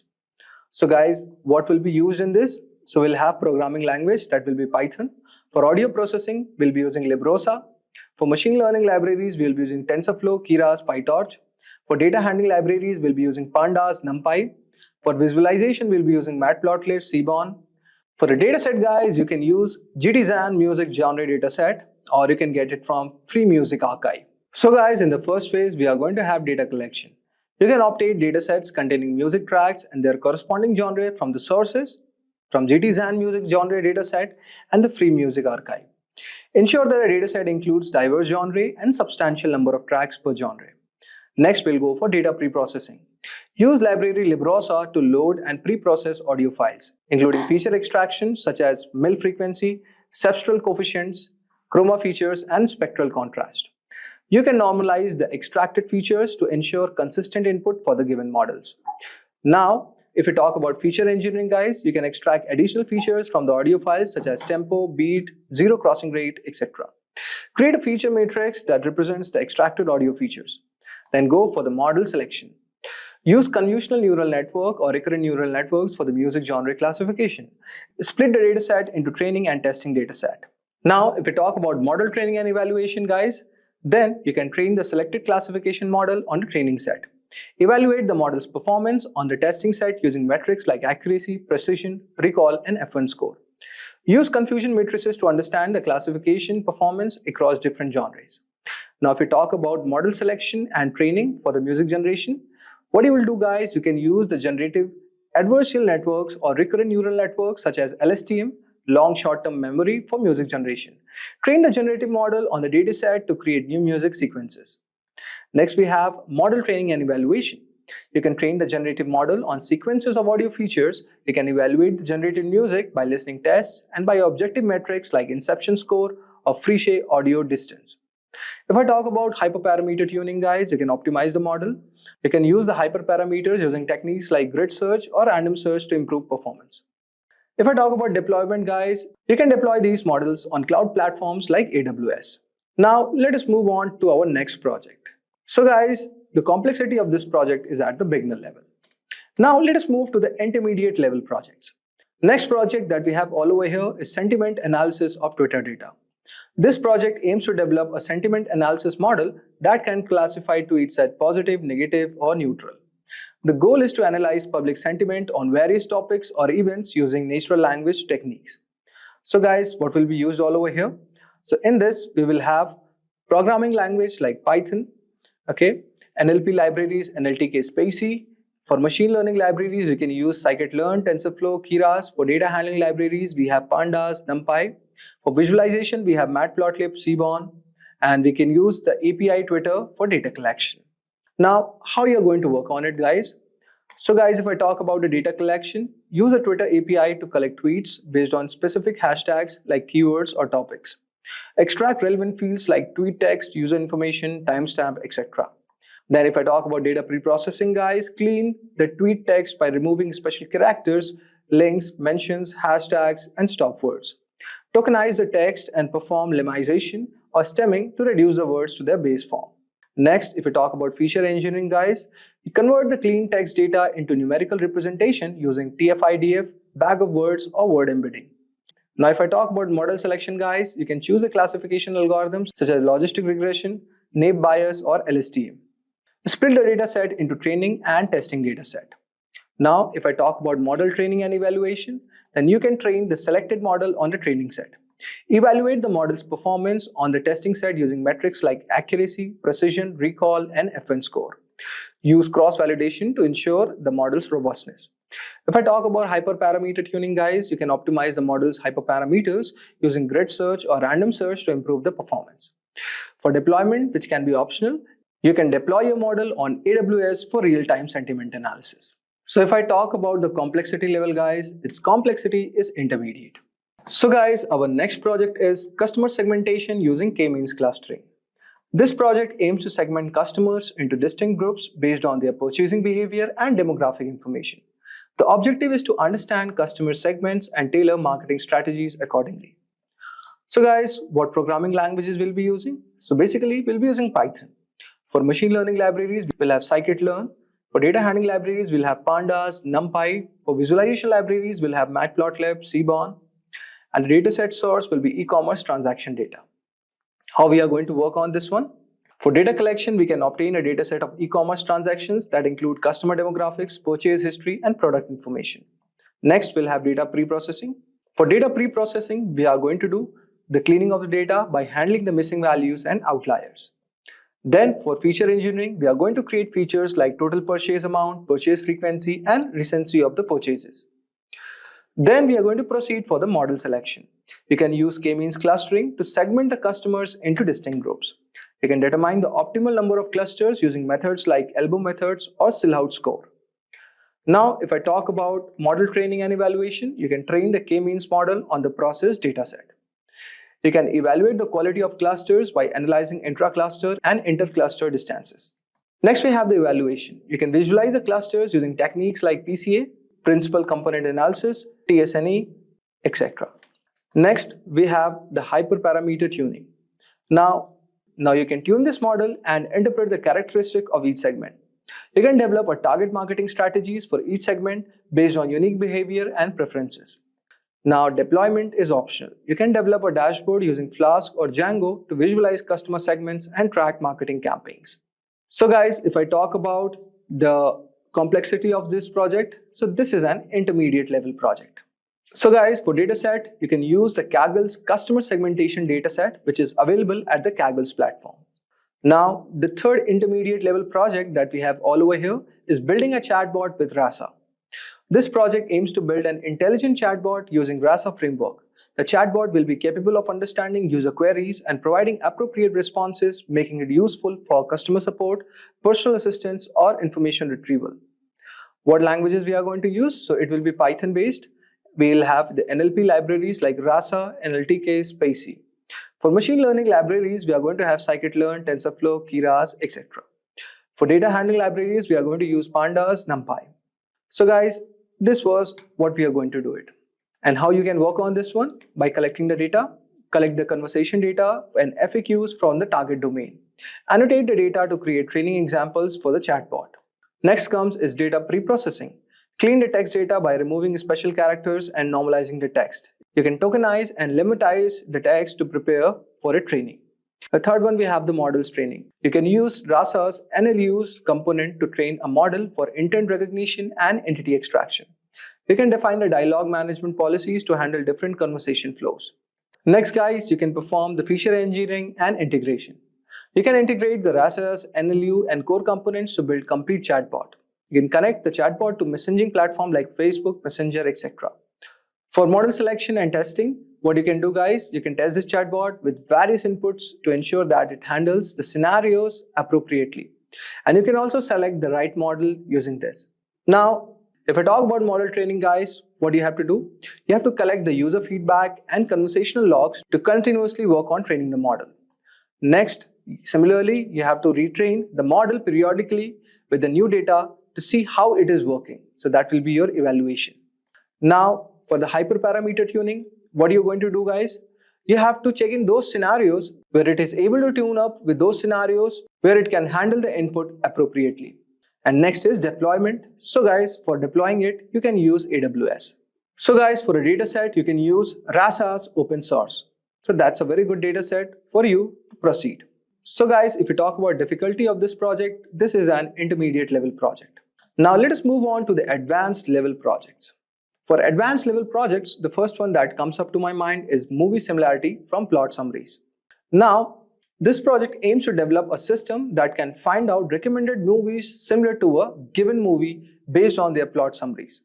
By analyzing the textual content of the movie, plot summaries, the model will identify similarities and suggest movies with similar themes, storylines, or genres. This project introduces beginners to natural language processing, text similarly measures, and recommendation systems. What languages we are going to use, guys? We'll be using Python, NLP libraries like NLTK, Spacey, machine learning libraries like scikit-learn, data handling libraries like pandas, NumPy, visualization we can use NumPy, and dataset source will be IMDb or Kaggle. So guys, this process is also involving the data collection, then you have to go for data cleaning, then feature engineering, next model selection. So similar process as I have discussed in other projects, so you have to also go through the same one. Next, what do you have to do, guys?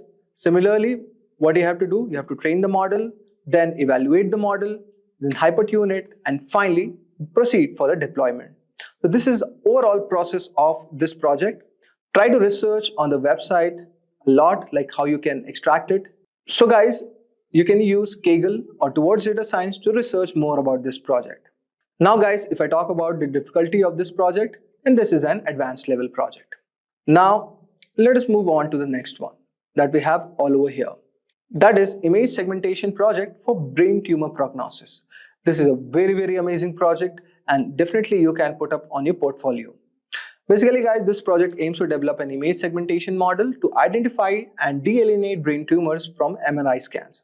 The goal is to accurately segment the tumor regions which can aid in prognosis, treatment planning, surgical interventions. This project introduces intermediate level concepts of computer vision, deep learning and medical image analysis. So guys, what we'll be using all over here? For programming languages, we can use Python. For deep learning libraries, we can use TensorFlow, Keras, PyTorch. For image processing libraries, we can use OpenCV, scikit-image. For data handling libraries, we can use Pandas, NumPy. For visualization, we can use Matplotlib, Seaborn. Now, if I talk about what is the process of developing this project, the first step will be the same, data collection. So next step, you have to go for data pre-processing. Third step, you have to do the model selection where you can use CNN models for image segmentation task. Then you go for model selection. Moving ahead, you're going to have the model training and evaluation. You have to split the data set into training and validation and testing data sets. Next, proceed for the evaluation phase. Okay, evaluate the model with certain metrics. So here I can give you certain idea like you can use dice coefficient, intersection over union or accuracy. Then go for hyperparameter tuning where you have to optimize the model's hyperparameters. You can use grid search or random search as we have discussed. And finally, you can deploy this model on AWS. Now guys, we have come to the final project. This is also a very amazing project guys. So guys, the complexity level of this project is advanced level. Now, let us move on to our final project. That is the impact of climate change on birds. This is a very amazing project and definitely you can add it on your resume. This project aims to analyze the impact of climate change on the bird population and migration patterns. By examining various climatic factors and their correlation with bird species data, the project seeks to predict how climate change might affect bird behavior and distribution. This project will introduce you some advanced level concepts like time series analysis, environmental data modeling, etc. So guys, what programming languages we'll be using? For data analysis, you can see we'll have Pandas, NumPy. For machine learning libraries, we are going to have scikit-learn, TensorFlow. For visualization, we are going to have Matplotlib, Plotly. For geospatial, we are going to have GeoPandas, Folium. For data source, we're going to have public data sets on bird observation and climate data sources from eBird. Now, what will the process flow for this one, guys? First, you have to proceed for data collection. Gather bird observation from the data like eBird, which provides extensive record of bird sightings. Okay, and for climate data, you can collect it from NOAA, including temperature, precipitation, and other relevant climatic factors over the time. Then similar next process will be the data pre-processing. Then you have to proceed for feature engineering. Then you have to go for model selection. Okay, Moving ahead, you have to go for model training, then evaluation, then hyperparameter tuning, and finally, you have to deploy the model. So research about this project, see what models you are going to use. Suppose I can give you a hint about this. You can use time series analysis models like ARIMA, or ML models. You can also use random forest or gradient boosting for predicting impact on the bird population. So guys, use Google exhaustively to research about this project. This is also a very amazing project and it's going to give you a lot of idea. Now, if I talk about the complexity level of this, it is an advanced level project. Today we will take you through a hands-off lab demo of how we can use GAN, Generative Adversarial Network, for the image classification. And for amazing videos like this, subscribe to our YouTube channel and press that bell icon to stay updated. So in today's session, we will discuss what GAN is, and moving ahead, we will cover types of models in GAN. And in the end, we will do a hands-off lab demo of celebrated face image using GAN. So now let's see what is GAN. So Generative Adversarial Networks were introduced in 2014 by I.N.J. Goodfellow and co-authors. GANs perform unsupervised learning tasks in machine learning. GANs can be used to generate new examples that plausibly could have been drawn from the original dataset. So this is an image of GAN. There is a database that has a real 100 rupee note. The generated neural network generates fake 100 rupee note. So the discriminator network will help to identify the real and the fake note, or the real and the fake images, you can say. So moving ahead, let's see what is generator. So a generator is a GAN neural network that creates fake data to be trained on the discriminator. It learns to generate plausible data. So the generator examples or instances become negative training examples of the discriminator. So as you can see here, the random input generate a new fake image. The main aim of the generator is to make the discriminator classify its output as real. So the part of GAN that trains the generator includes the noisy input vector or generator network, which transform the random input into an instance, or the discriminator network, which classify the generator data. So after seeing what is generator, let's see what is a discriminator. So the discriminator is a neural network that identifies the real data from the fake data created by the generator. So the discriminator training data comes from two sources. The real data instance, such as real pictures of birds, human currency notes, and anything, are used by the discriminator as a positive sample during training. The second one is the fake data instance created by the generator are used as a negative examples during the training process. So discriminator decide from the real images and the fake images generated by generator, and discriminator decide which is fake and which are real. So now let's move on to the programming part and see how we can use GAN using celebrity face image dataset. So here we will start with GAN, Generative Adversarial Networks. Okay, so first I will rename it GAN. Okay, so here we will import some libraries like import OS. So we will do from PyTorch machine learning deep learning library, which work for like neural networks. So here I will like from torch dot utilist dot data import data loader. Okay, so what is this torch dot utilist dot data? So this is an abstract class representing a dataset, and here you can custom dataset that inherit dataset and override the dataset. Okay, and this import data loader. So data loader is a client application for the bulk import or export of the data, and we can use it to insert, update, delete, or export like records. And when importing data, data loader reads, extract, and loads data from the CSV files like comma separated values, or from a database connection, you can say. And when exporting data, it's output a CSV file. Okay, then moving forward, like torch vision dot transform as T. Okay, so transform are like very common image transformation available in the torch vision. So transformation module, they can be changed together using compose. So most transform classes have function equivalent functional transform, give fine-grained control over the transformations. And one more, like from torch vision vision dot transforms, dataset sets import image folder. Okay, invalid syntax. Why it is invalid? I will tell you. It's not, it's import. Okay, yes. So now what I will do, okay, dodge utilities. Yeah, now it's working fine. So now we will import the dataset. So we are using celebrity face image. Okay, so I will provide you the dataset in the description box below. Don't worry. Okay, so you can download from dataset directly from there.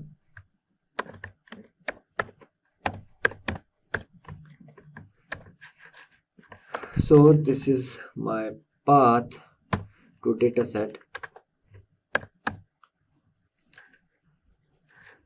375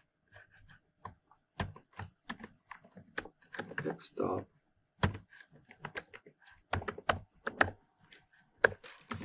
face image dataset. Okay, now let's run it. Okay, now let's run it. Okay, now I guess it's fine. Yeah, so here what I will do, I will set the image size and all. So image size equals to 64, then batch size equals to 256,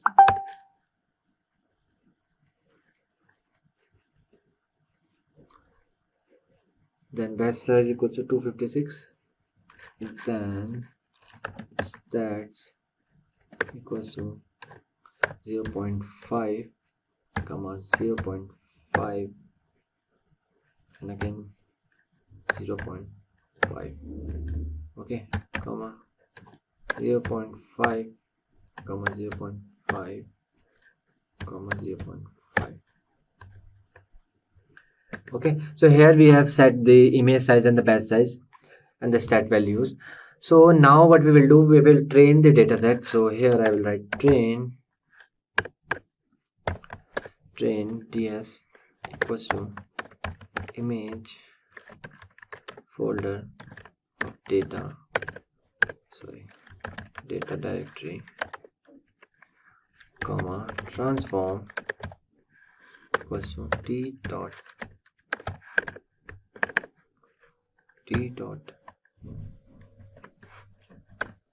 compose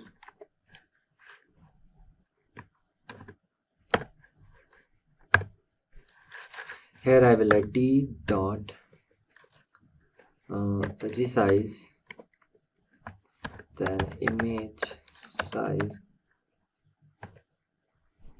okay, then again t dot center crop,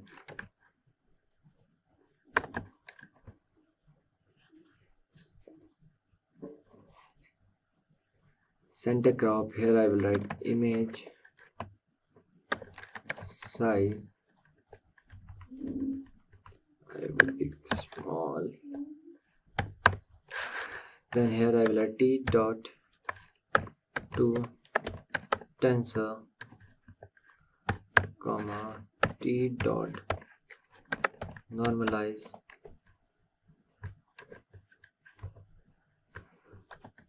stats, okay, let me do like this. Here I can write train dl equals to data loader, then train ds batch size, then shuffle equals to true, comma num workers equals to 2 number of workers. Then here I will write pin memory. Okay, so true. Let me run it. Okay, error, the system cannot find the path specified. See user. Okay, so there is a path error.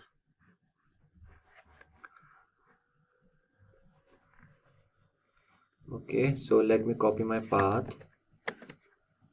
Let's see.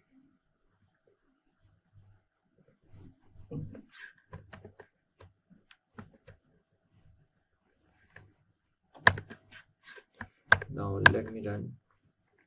Yeah, so it's working fine. So let me import torch from torch vision dot utils import make grid.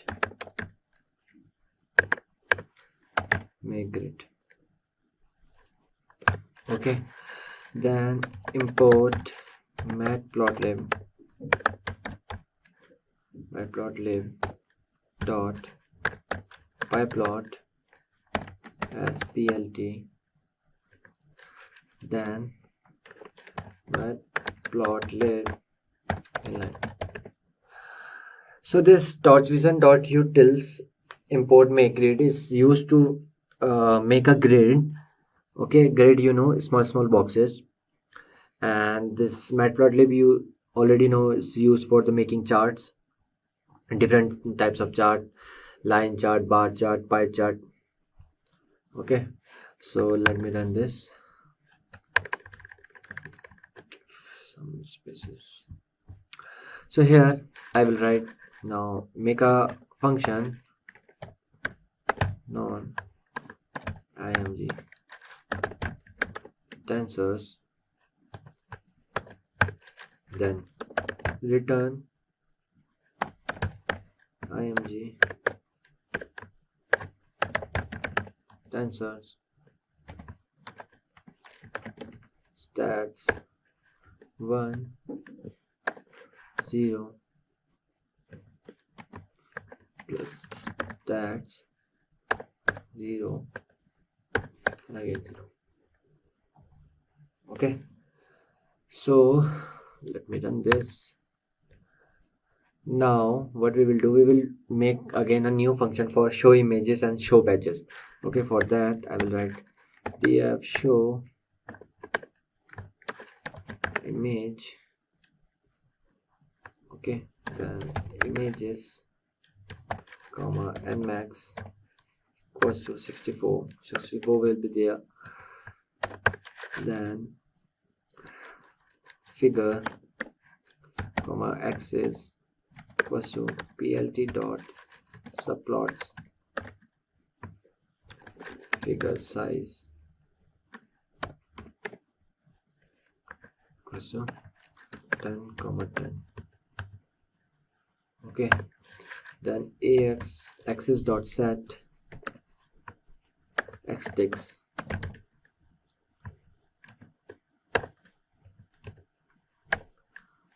ax dot set ytix.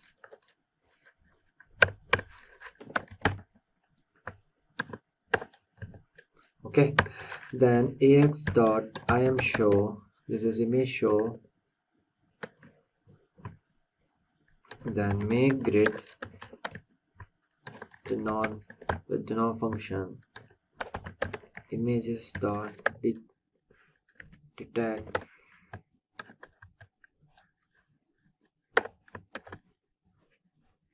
nmax comma nrow.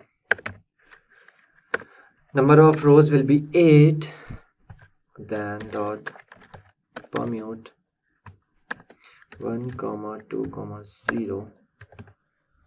Okay, then df show batch dl comma nmax equals to 64.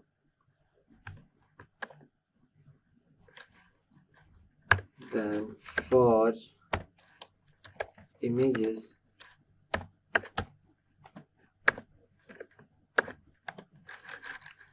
in DL show images,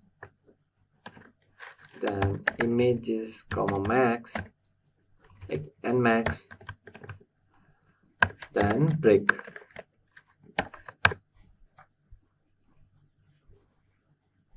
Okay, so now let's see some batches. So I will write show batch train DL. It's loading. Okay, some error. Okay, image. Okay.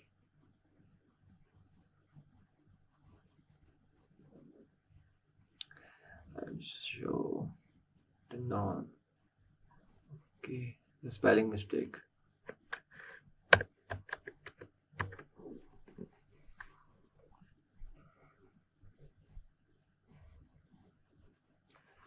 So as you can see here, this maybe Robert Downey Jr. This is Robert Downey Jr. This is also Robert Downey Jr. and different celebrities here. So we have to do GN in this. We will generate the fake images and will generate the new images. Then discriminator will set the images which are real or fake. Okay, so now let's use GPU. Like, let's see GPU is available or not. Okay, so here I will write def get default device, then if q dot is available, then return dot device, then q down. Okay, else return dot device to CPU, then df to device data comma device. Like from this we will move tensor to chosen device. Like, okay, if is instance and see instance data comma list comma double return to device x comma device for x in data, return data dot to device comma non blocking equals to true. Okay, T will be capital here. Then I will write class device data loader. So here what we will do, we will wrap a data loader to move data to a device. So for the df init function to self comma dl comma device, then here I will write self dot dl equals to dl, then self dot device equals to device. Okay, so here I will write def for the iteration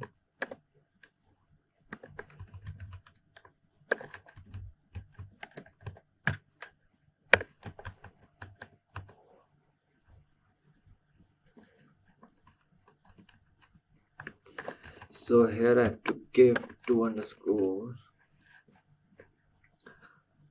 Here I will write again self. So it yield a batch to data after moving it to a device. So for be in self dot dl, then yield to device, then b comma self dot device. Okay, and the last one is df for the length will write self,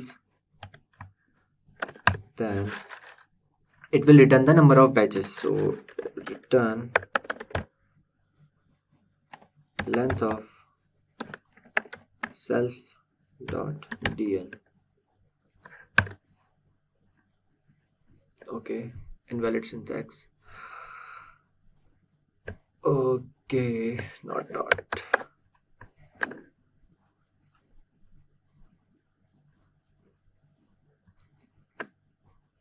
Okay, so here I will write device. Here I will write device equals to get fault device device. Okay, then train dl equals to device data loader, and train dl comma device. Okay, so as we already know what is GAN and what is discriminator and generator, so let's take again GAN overview. So a generative adversarial network, GAN, has two parts. So the generator learns to generate plausible data. The generator instant become negative training examples for producing impossible results. So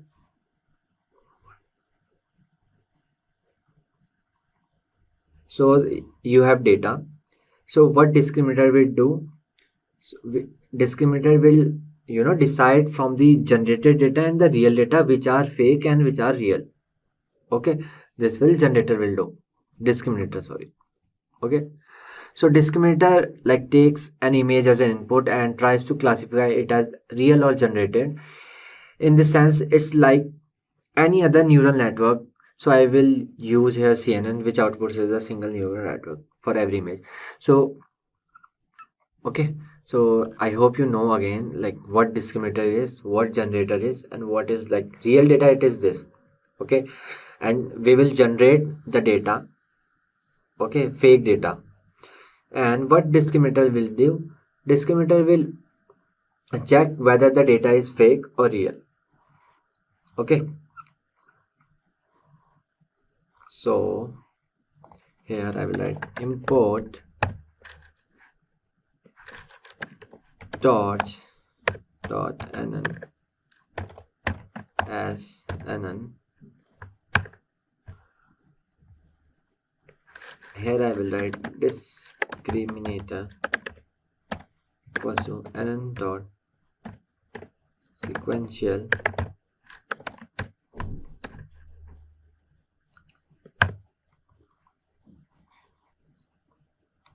okay. So these are some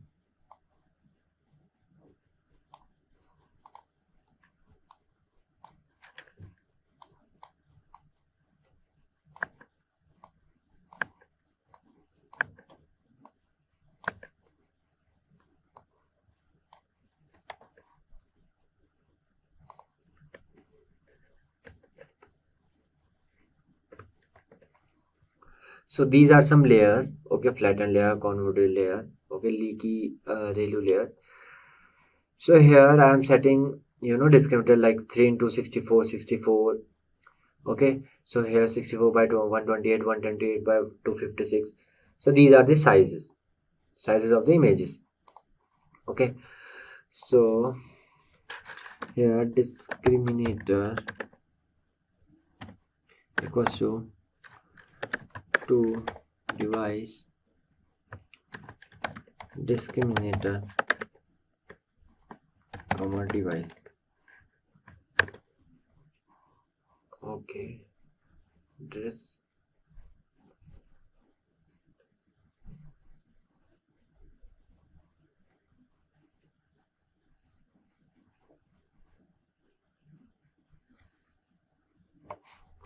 okay, what's wrong? The spelling is wrong maybe. Okay, so it's saying discriminator is not defined. Okay, let me debug. Okay, nothing else, the spelling was wrong, so sorry for that. So let me do for the better visuals. Okay, so I hope you know the generator, what generator network is. So here what I will do, I will set the size latent size equals to 128. Okay, so here we have set the discriminator. Now what we will do, we will set the generator.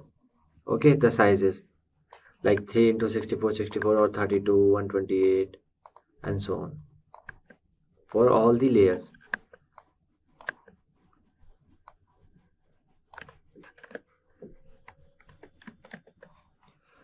So here I am setting for the generator.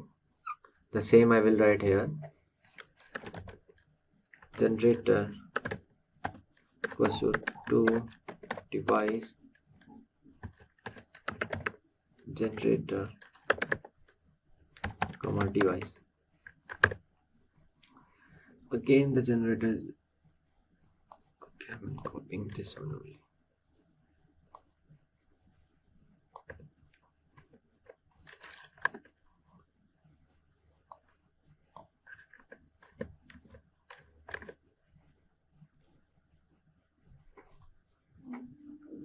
Okay, generator is defined here. Okay, that's working fine.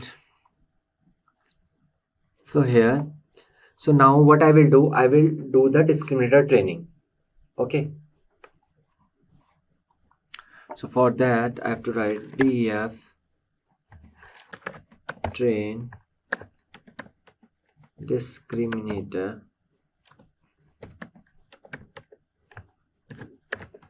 real images comma opt d. Okay, now we will clear the discriminator gradients. So opt d dot 0 grade.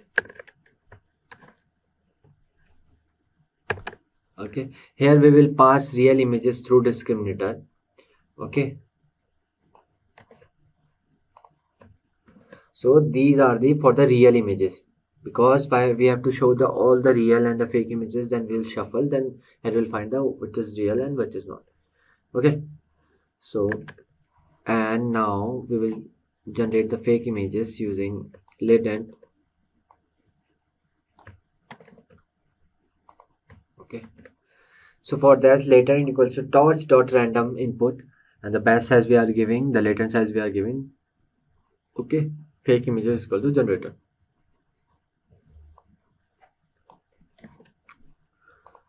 So now what we will do, we will pass the fake images through discriminator as we did for the real images. Okay, so now we will update discriminator weights. For that I have to write loss equals to real loss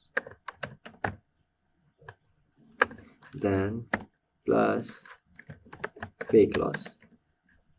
Okay, then loss dot backward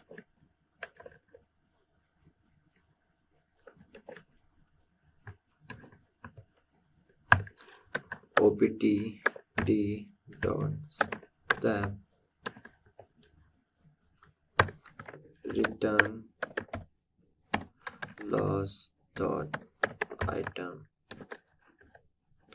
comma real score comma fake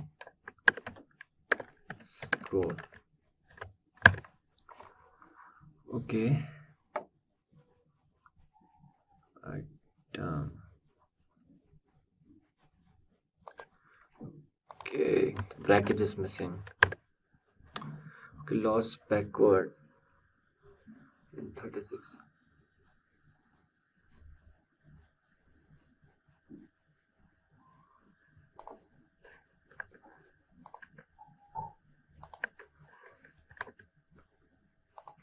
Okay, so here what we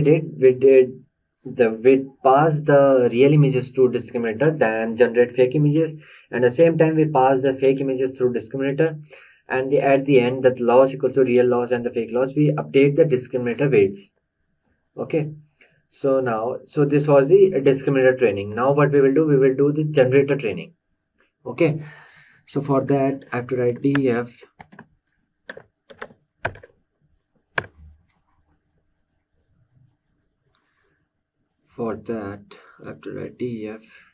train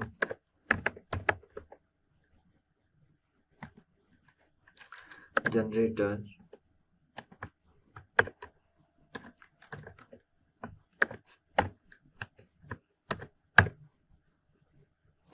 then opt g dot 0 grad. So what we are doing here, we are clearing the generator gradients. Before that we did for the discriminator one. Okay, so now we will generate the fake images. Okay, what generator do? Generator only generate the fake images. Okay, so from this prediction what we are doing, we are just trying to fool the discriminator. Okay, so here we will update the generator weights. So I will write loss dot backward, then I will write opt underscore g dot step, then I will write return loss dot item. Okay, let's run it.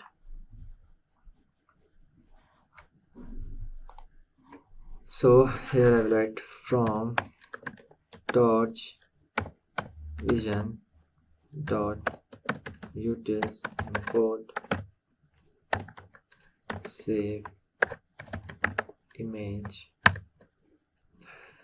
and here I will write sample directory equals to generated. Okay, and os dot make directory sample directory comma exist okay equals to true. Okay, so now what we will do, we will save the sample data. Okay, so I have to create to save samples one function. Okay, so here what I'm doing, I'm making the fake images, generating the fake images and saving it.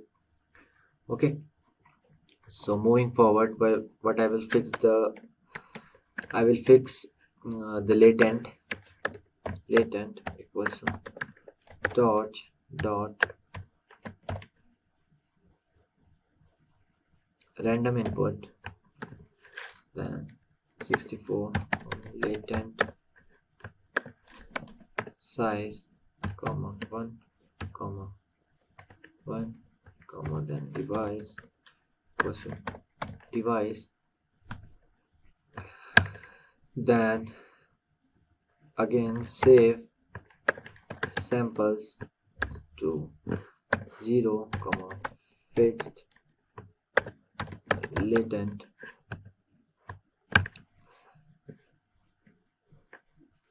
Okay, save samples is not defined. It's defined here.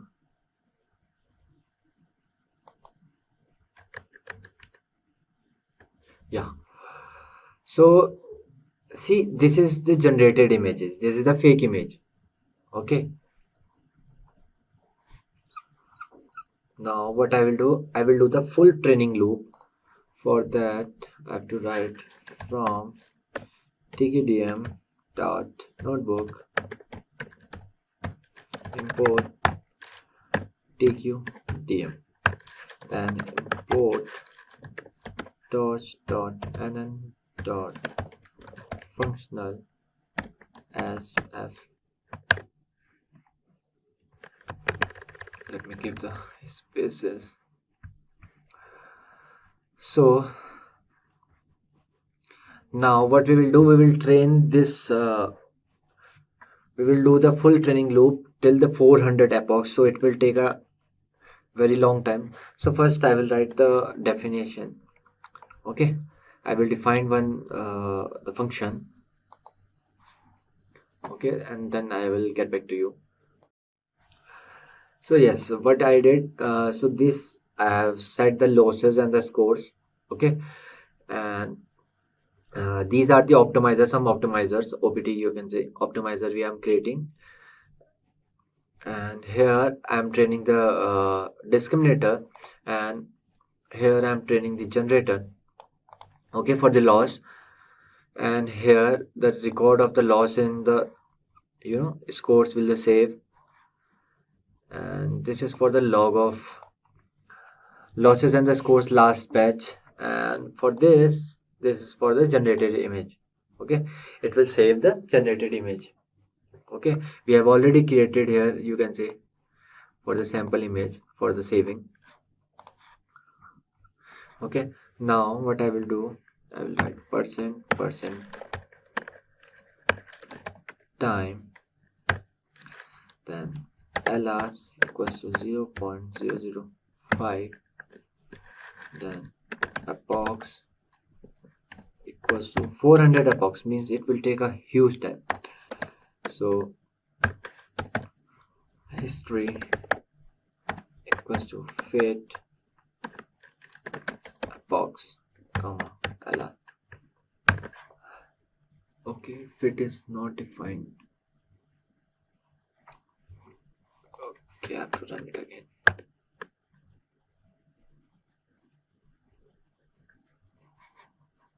Okay, why it's coming like this?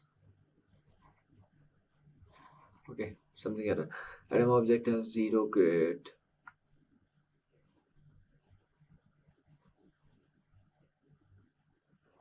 Okay, I have to check. So as you can see, it started running. So this box will run till 400. So it will take a long time, very long time. So I will get back to you after that.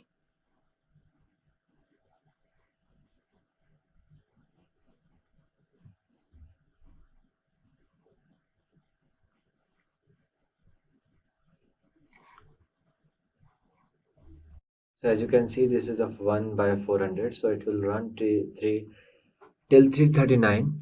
Okay, so it will take a very, very long time. So it will define the loss of generated, the loss of discriminator, and the real score and the fake score, and at the same time it's saving the generated images.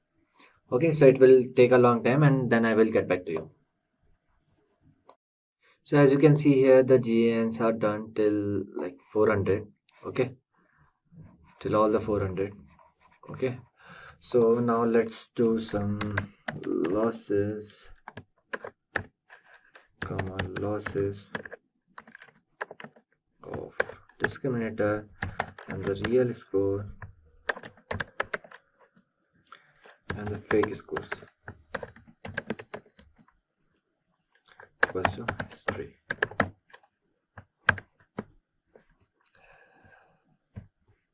So here I will torch dot save the generator dot state underscore directory path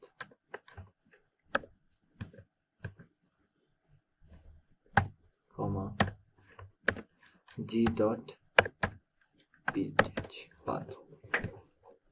Okay.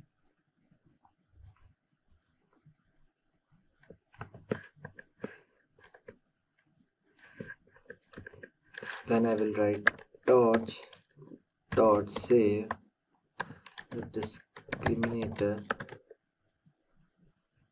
dot state directory path comma d dot pth.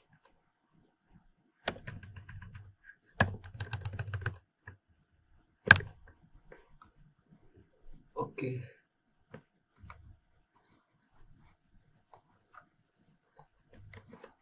Some spelling mistake is there. Yeah, so I will write from ipython dot display import image. Okay, so here I will write image, like what the generator generated the image, dot slash generated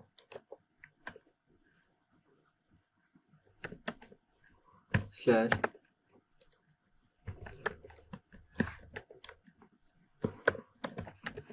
images, then 0001 dot png. Okay, let's see. So this is the first image which generated by the generator. Okay, so same we have 400 epochs, so let's see.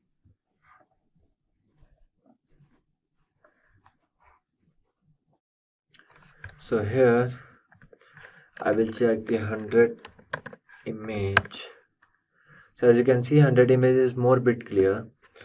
So what if I will check for the like 300 image one? It's more bit clear. Okay, now let's check the 400 image. I hope, see, it is clear. So these are the fake images which are generated by the generator to fool the discriminator, to confuse the discriminator. Okay, so now we will plot a graph.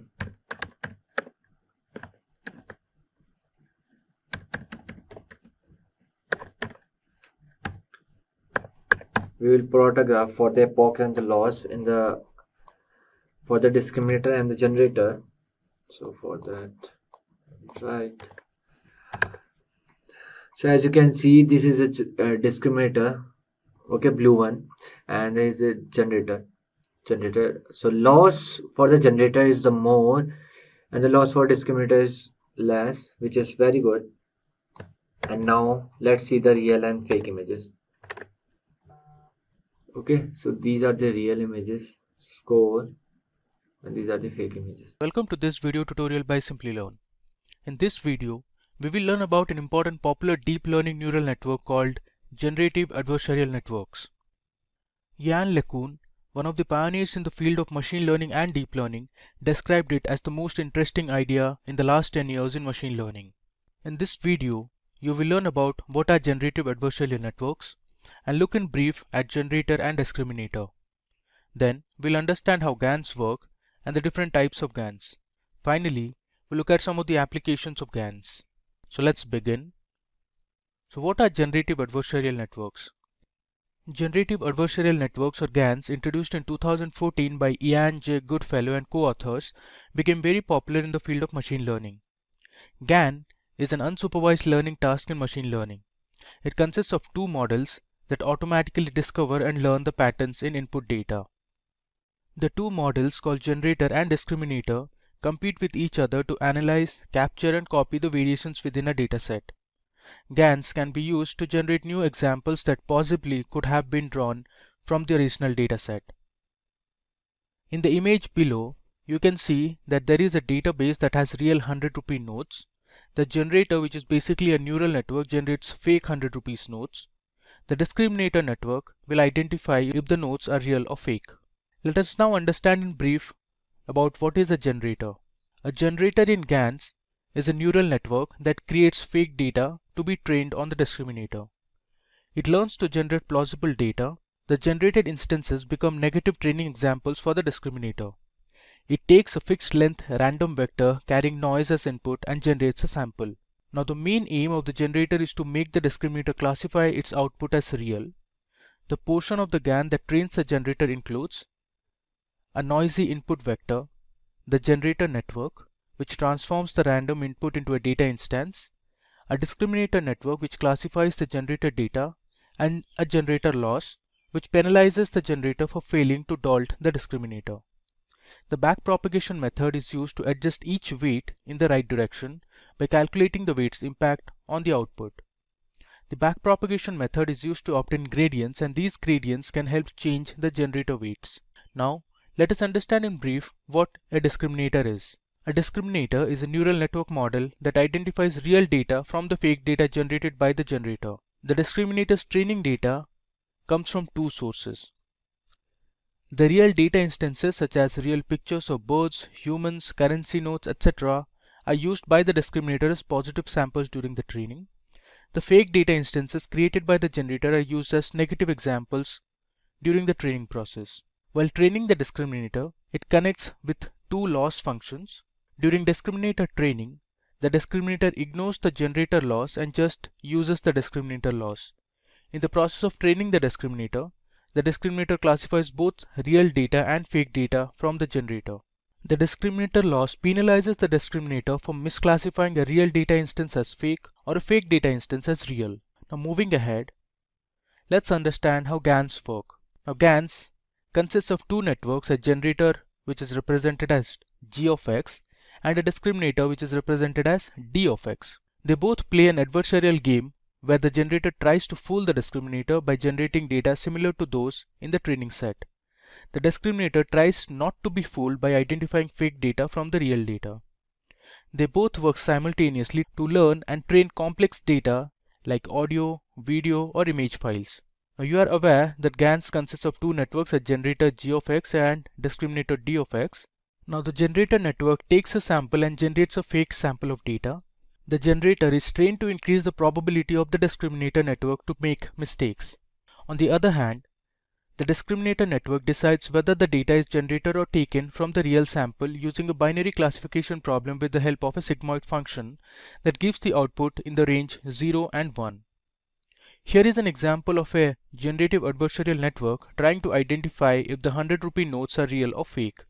So first, a noise vector or the input vector is fed to the generator network. The generator creates fake 100 rupee notes. The real images of 100 rupee notes stored in a database are passed to the discriminator along with the fake notes.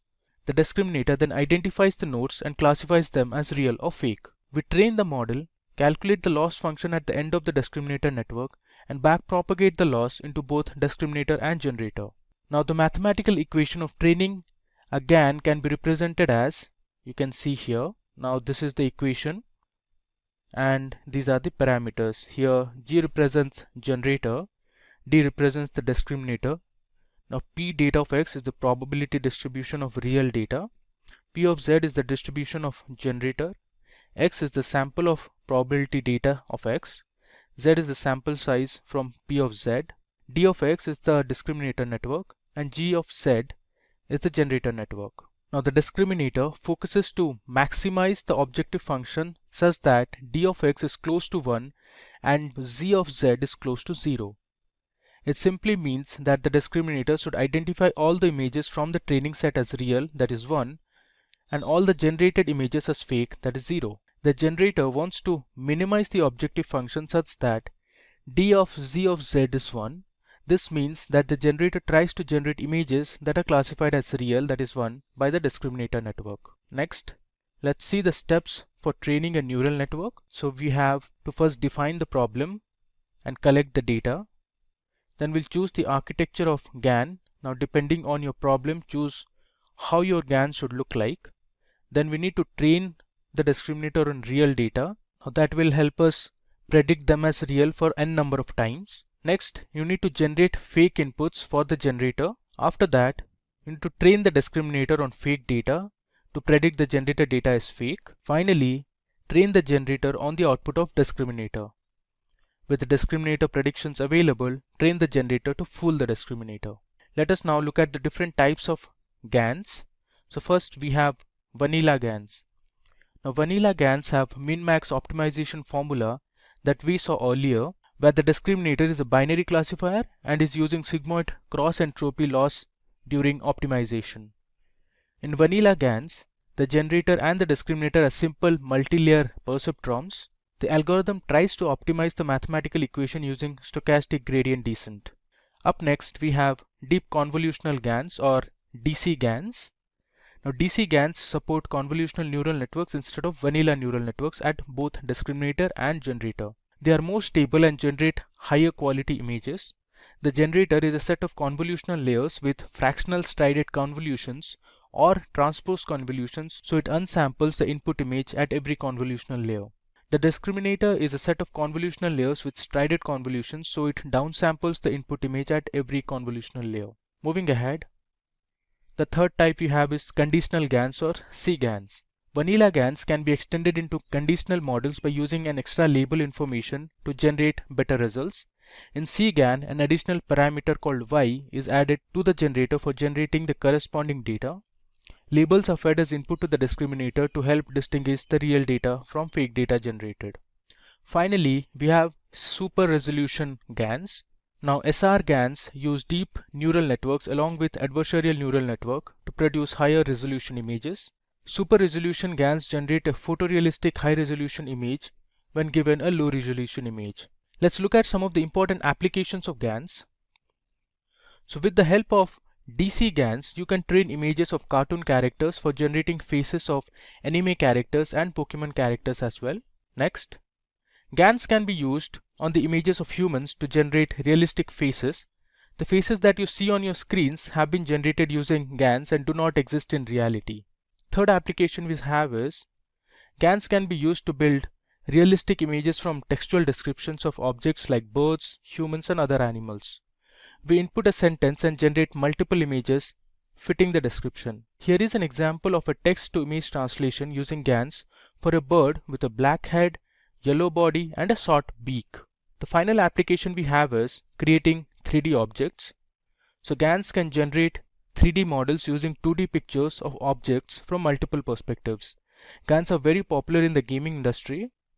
GANs can help automate the task of creating 3D characters and backgrounds to give them a realistic feel. Welcome to our video about transformers in AI. And no, we don't mean the robot toys from the movies. We are diving into something even cooler in the world of computers and AI. Have you ever wondered how your phone knows what word you might type next, or how Google Translate works so well? That's where transformers come in.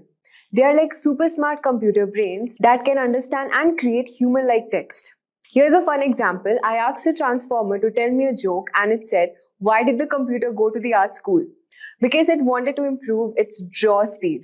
Okay, that's a bit cheesy, but it shows how these computer programs can come up with new ideas on their own. Transformers are changing how we use technology every day. They help us with things like translating languages, summarizing long articles, writing emails and stories, and even playing games like chess. In this video, we will explore how transformers work, why they are so special, and what cool things they might do in the future. So let's talk about what exactly are transformers. Transformers are an artificial intelligence model used to process and generate natural languages. They can read and understand huge amount of text and then use that knowledge to answer questions, translate languages, summarize information, and even create stories or write code. The magic behind transformers is their ability to focus on different text paths with attention mechanisms. This means that they can understand context better than older models, making their outputs more accurate and natural sounding. The basic structure of a transformer includes two main parts, the encoder and the decoder. Think of the encoder as a translator that understands and processes the input, and the decoder as the one that takes the processed information and turns it into the output. For example, if we are translating a sentence from English to French, the encoder reads the English sentence and converts it into a form that AI can understand. The decoder then takes this form and generates the French sentence. A great example of a transformer in action is ChatGPT.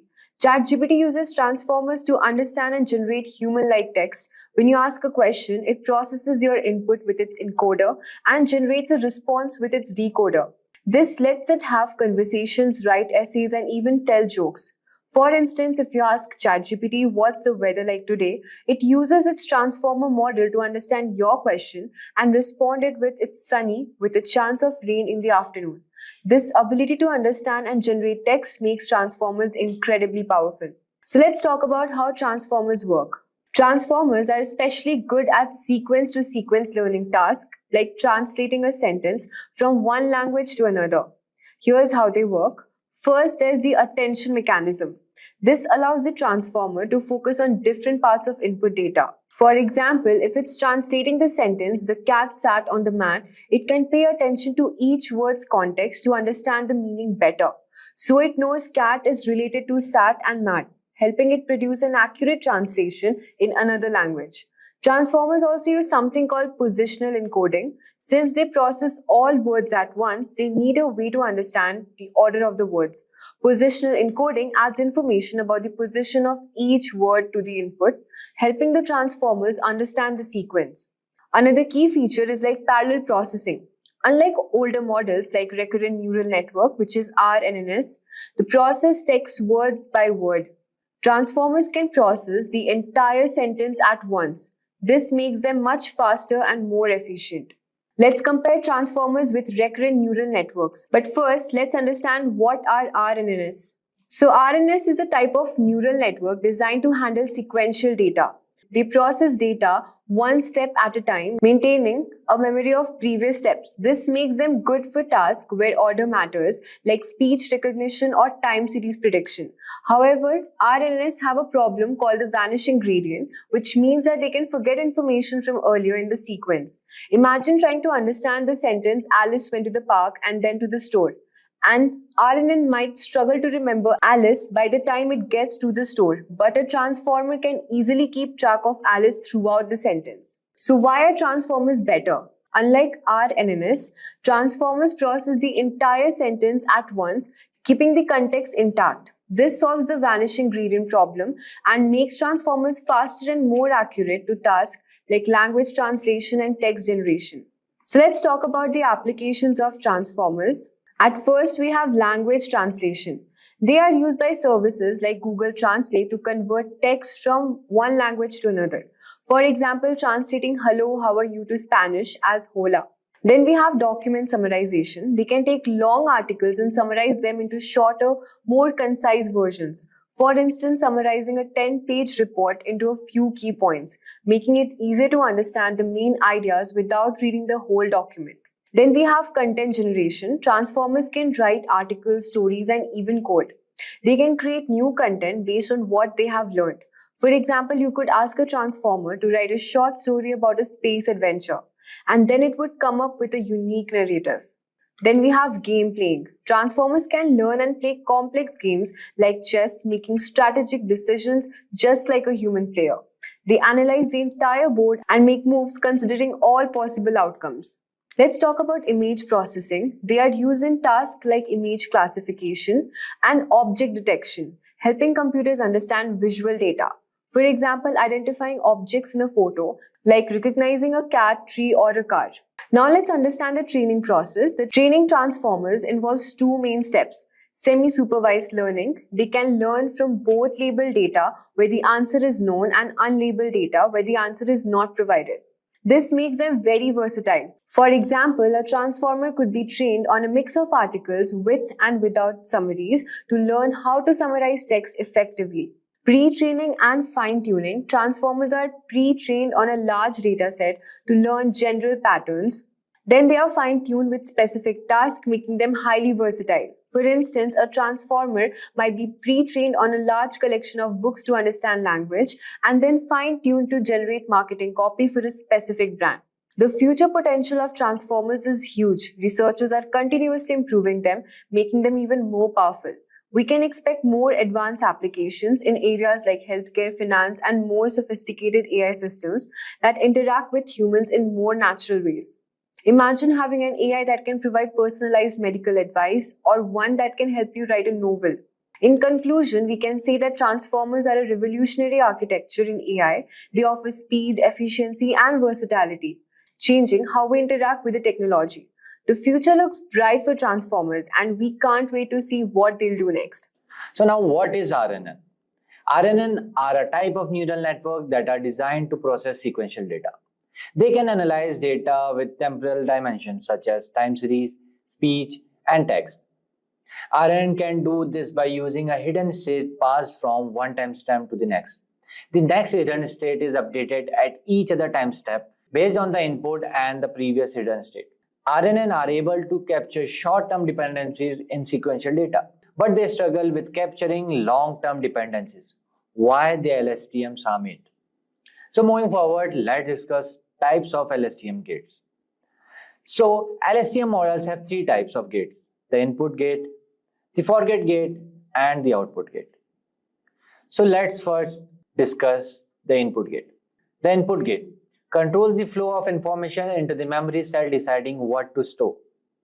The input gate determines which values from the input should be updated in the memory cell.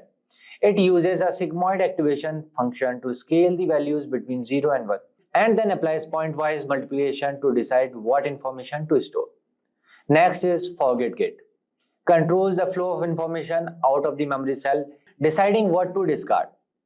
The forget gate decides what information should be discarded from the memory cell. It also uses a sigmoid activation function to scale the values between 0 and 1, followed by pointwise multiplication to determine what information to forget. The last one is output gate. Controls the flow of information out of the LSTMs, deciding what to use for the output. The output gate determines the output of the LSTMs unit. It uses a sigmoid activation function to scale the values from 0 to 1, then applies pointwise multiplication to produce the output of the LSTM unit. So these gates implemented using sigmoid function are trained using backpropagation. They open and close based on the input and the previous hidden state, allowing the LSTM to selectively retain or discard information, effectively capturing long-term dependencies. So now let's discuss application of LSTM. LSTM models are highly effective and used in various applications, including video analysis, analyzing video frames to identify action, object, and scenes. The second is language simulation, tasks like language modeling, machine translation, and text summarization. The third one is time series prediction, so predicting future values in a time series. The fourth is voice recognition, tasks such as speech to text transcription and command recognition. The last one is sentiment analysis, classifying text sentiment as positive, negative, or neutral. So there are many more examples of LSTM. So now let's move forward and understand LSTM model and how it works with example. Let's consider the task of predicting the next word in a sentence. This is a common application of LSTM networks in natural language processing. So I will break it down step by step using the analogy of remembering a story and deciding what comes next based on the context. So imagine you are reading a story. As you read, you need to remember what has happened so far to predict what might happen next. So let's illustrate with a simple example sentence. The cat sat on the dash. So you want to predict the next word, which could be mat or roof or something else. An LSTM network helps this make prediction by remembering important parts of the story and forgetting irrelevant details. So now let's dive into a step-by-step process. So step-by-step explanation using LSTM. The first one is reading the story, input sequence. As you read each word in the word sentence, you process it and store relevant information. For example, you understand it's a determiner. Cat, you know it's a noun and the subject of the sentence. Sat indicates the action performed by the subject. On, preposition indicating the relationship between the cat and the next noun. So this sequence diagram showing the words being read and processed. So second comes forget gate. As you move through the sentence, you might decide that some details are no longer important. For instance, you might decide that knowing the is less important now that you have cat and said. So the word forget gets help discard this less important information. So this sequence diagram you can see on the screen showing how relevant information is discarded. So the third one, input gate. When you read on, you need to decide how relevant this information is. So this sequence diagram in the screen is showing how new information is integrated with the last one. Okay, the fourth one is the cell state, memory part. So this is like your memory of the story so far. It carries information about the subject cat and the action sat on. So it updates the new information as you read each word. Okay, the cat sat on the, retaining the important context. So this sequence diagram showing how the memory is updated with the new information. So the last one is output gate. When you need to predict the next word, the output gate helps you decide based on the current memory, cell state. So it uses the context, the cat sat on the. So the predict the next word might be mat, because cat and mat are often associated with the context. So it can predict anything. The cat sat on the table or on the sofa, anything. But mat, why I'm saying mat? Because cat and mat are often associated in the same context. So this diagram is showing the prediction of the next word based on the current memory. So there are many applications where you can use LSTM in predicting time series or next word in the sentence. So by the using of LSTM gates, input gate, forget gate and output gate, and updating the cell state, the network can predict the next word in a sequence by maintaining relevant context and discarding unnecessary information. This step-by-step process allows LSTM network to effectively handle sequence and make accurate prediction based on the context. LLMs.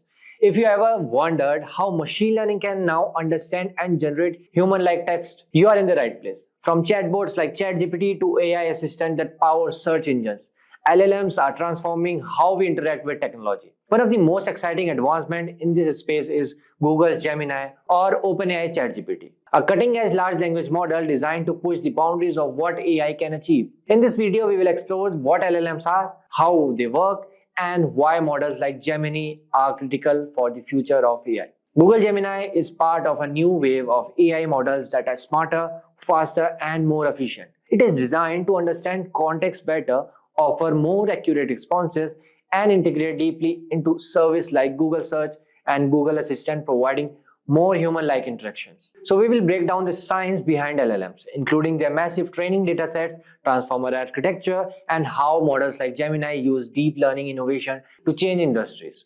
Plus, we will compare Google Gemini to other popular LLMs such as OpenAI ChatGPT models, showing how each of these technologies is used to power chatbots, virtual assistants, and other AI-driven applications. By the end of this video, you will have a clear understanding of how large language models like Gemini work, their key features, and what they mean for their future AI. Don't forget to like, subscribe, and hit the bell icon to never miss any update from Simplilearn. So what are the large language models? Large language models like ChatGPT 4, Generative Pre-trained Transformer 4, O, and Google Gemini are sophisticated AI systems designed to comprehend and generate human-like text. These models are built using deep learning techniques and are trained on vast datasets collected from the internet. They leverage self-attention mechanism to analyze relationship between words or tokens, allowing them to capture context and produce coherent, relevant responses. LLMs have significant applications, including powering virtual assistant, chatbots, content creation, language translation, and supporting research and decision making. Their ability to generate fluent and contextually appropriate text has advanced natural language processing and improved human-computer interaction. So now let's see what are large language models used for. Large language models are utilized in scenarios with limited or no domain-specific data available for training. These scenarios include both few-shot and zero-shot training approaches, which rely on the model's strong inductive bias and its capability to derive meaningful representation from a small amount of data or even no data at all. So now let's see how are large language models trained. Large language models typically undergo pre-training on a board, all-encompassing dataset that shares statistical similarities with the dataset specific to the target task. The objective of pre-training is to enable the model to acquire high-level features that can later be applied during the fine-tuning phase for specific tasks. So there are some training processes of LLM which involve several steps. The first one is text pre-processing. The textual data is transformed into a numerical representation that the LLM model can effectively process. This conversion may involve techniques like tokenization, encoding, and creating input sequences. The second one is random parameter initialization. The model's parameters are initialized randomly before the training process begins. The third one is input numerical data. The numerical representation of the text data is fed into the model of processing. The model's architecture, typically based on transformers, allows it to capture the contextual relationship between the words or tokens in the text. The fourth one is loss function calculation. A loss function calculation measures the discrepancy between the model's prediction and the actual next word or token in a sentence. The LLM model aims to minimize this loss during training. The fifth one is parameter optimization. The model's parameters are adjusted through optimization technique. This involves calculating gradient and updating the parameters accordingly, gradually improving the model's performance. The last one is iterative training. The training process is repeated over multiple iterations or epochs until the model's output achieve a satisfactory level of accuracy on that given task or dataset. By following this training process, large language models learn to capture linguistic patterns, understand context, and generate coherent responses, enabling them to excel at various language-related tasks. The next topic is how do large language models work? So large language models leverage deep neural network to generate output based on patterns learned from the training data. Typically, a large language model adopts a transformer architecture which enables the model to identify relationship between words in a sentence irrespective of their position in the sequence. In contrast to RNNs that rely on recurrence to capture token relationship, transformer neural network employs self-attention as their primary mechanism. Self-attention calculates attention scores that determine the importance of each token with respect to the other token in the text sequence, facilitating the modeling of intricate relationships within the data. Next, let's see application of large language models. Large language models have a wide range of applications across various domains. So here are some notable applications. The first one is natural language processing, NLP. Large language models are used to improve natural language understanding tasks such as sentiment analysis, named entity recognition, text classification, and language modeling. The second one is chatbot and virtual assistant. Large language models power conversational agents, chatbots, and virtual assistant, providing more interactive and human-like user interaction. The third one is machine translation. Large language models have been used for automatic language translation, enabling text translation between different languages with improved accuracy. The fourth one is sentiment analysis. LLMs can analyze and classify the sentiment or emotion expressed in a piece of text, which is valuable for market research, brand monitoring, and social media analysis. The fifth one is content recommendation. These models can be employed to provide personalized content recommendations, enhancing user experience and engagement on platforms such as news websites or streaming services. So these applications highlight the potential impact of large language models in various domains for improving language understanding automation. We looked at a lot of examples of machine learning, so let's see if we can give a little bit more of a concrete definition. What is machine learning? Machine learning is the science of making computers learn and act like humans by feeding data and information without being explicitly programmed. And we see here we have a nice little diagram where we have our ordinary system. Your computer, nowadays you can even run a lot of this stuff on a cell phone because cell phones have advanced so much. And then with artificial intelligence and machine learning, it now takes the data and it learns from what happened before. And then it predicts what's going to come next. And then really the biggest part right now in machine learning that's going on is it improves on that. How do we find a new solution?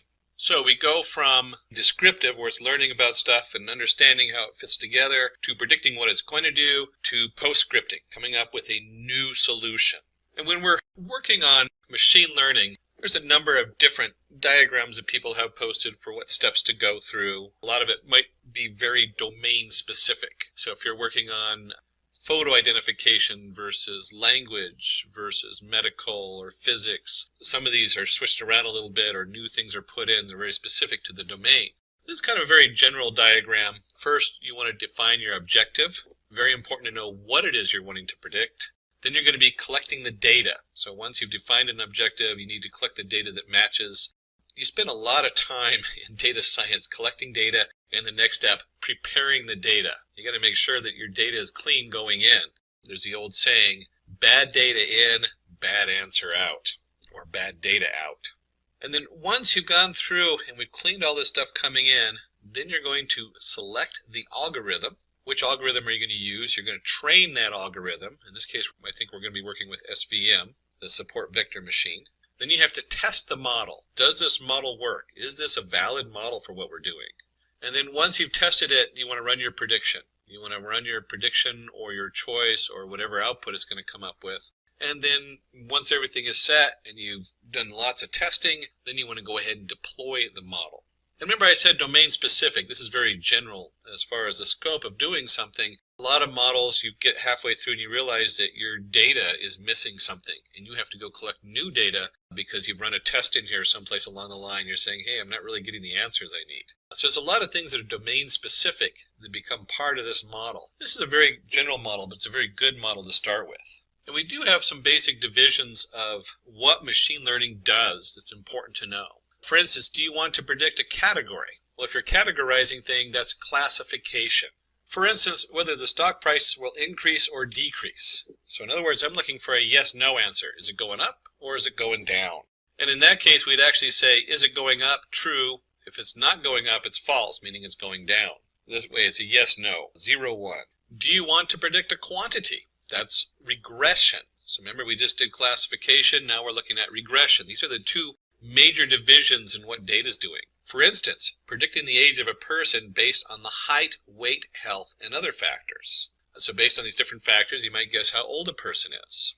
And then there are a lot of domain-specific things, like do you want to detect an anomaly? That's anomaly detection. And this is actually very popular right now. For instance, you want to detect money withdrawal anomalies. You want to know when someone's making a withdrawal that might not be their own account. We've actually brought this up because this is really big right now. If you're predicting the stock, whether to buy stock or not, you want to be able to know if what's going on in the stock market is an anomaly. Use a different prediction model because something else is going on. You got to pull out new information in there. Or is this just the norm? I'm going to get my normal return on my money invested. So being able to detect anomalies is very big in data science these days. Another question that comes up, which is on what we call untrained data, is do you want to discover structure in unexplored data? And that's called clustering. For instance, finding groups of customers with similar behavior given a large database of customer data containing their demographics and past buying records. And in this case, we might notice that anybody who's wearing a certain set of shoes goes shopping at certain stores, or whatever it is, they're going to make certain purchases. By having that information, it helps us to market or group people together so that we can now explore that group and find out what it is we want to market to them if you're in the marketing world. And that might also work in just about any arena. You might want to group people together, whether they're based on their different areas and investments and financial background, whether you're going to give them a loan or not. Before you even start looking at whether they're a valid customer for the bank, you might want to look at all these different areas and group them together based on unknown data. So you don't know what the data is going to tell you, but you want to cluster people together that come together. Let's take a quick detour for quiz time. Oh, my favorite. So we're going to have a couple questions here under quiz time, and we'll be posting the answers in the part 2 of this tutorial. So let's go ahead and take a look at these quiz times questions, and hopefully you'll get them all right, and it'll get you thinking about how to process data and what's going on. Can you tell what's happening in the following cases? Of course, you're sitting there with your cup of coffee and you have your checkbox and your pen trying to figure out what's your next step in your data science analysis. So the first one is grouping documents into different categories based on the topic and content of each document. Very big these days. You have legal documents, you have maybe it's a sports group documents, maybe you're analyzing newspaper postings, but certainly having that automated is a huge thing in today's world. B, identifying handwritten digits in images correctly. So we want to know whether they're writing an A or capital A, B, C. What are they writing out in their handwriting?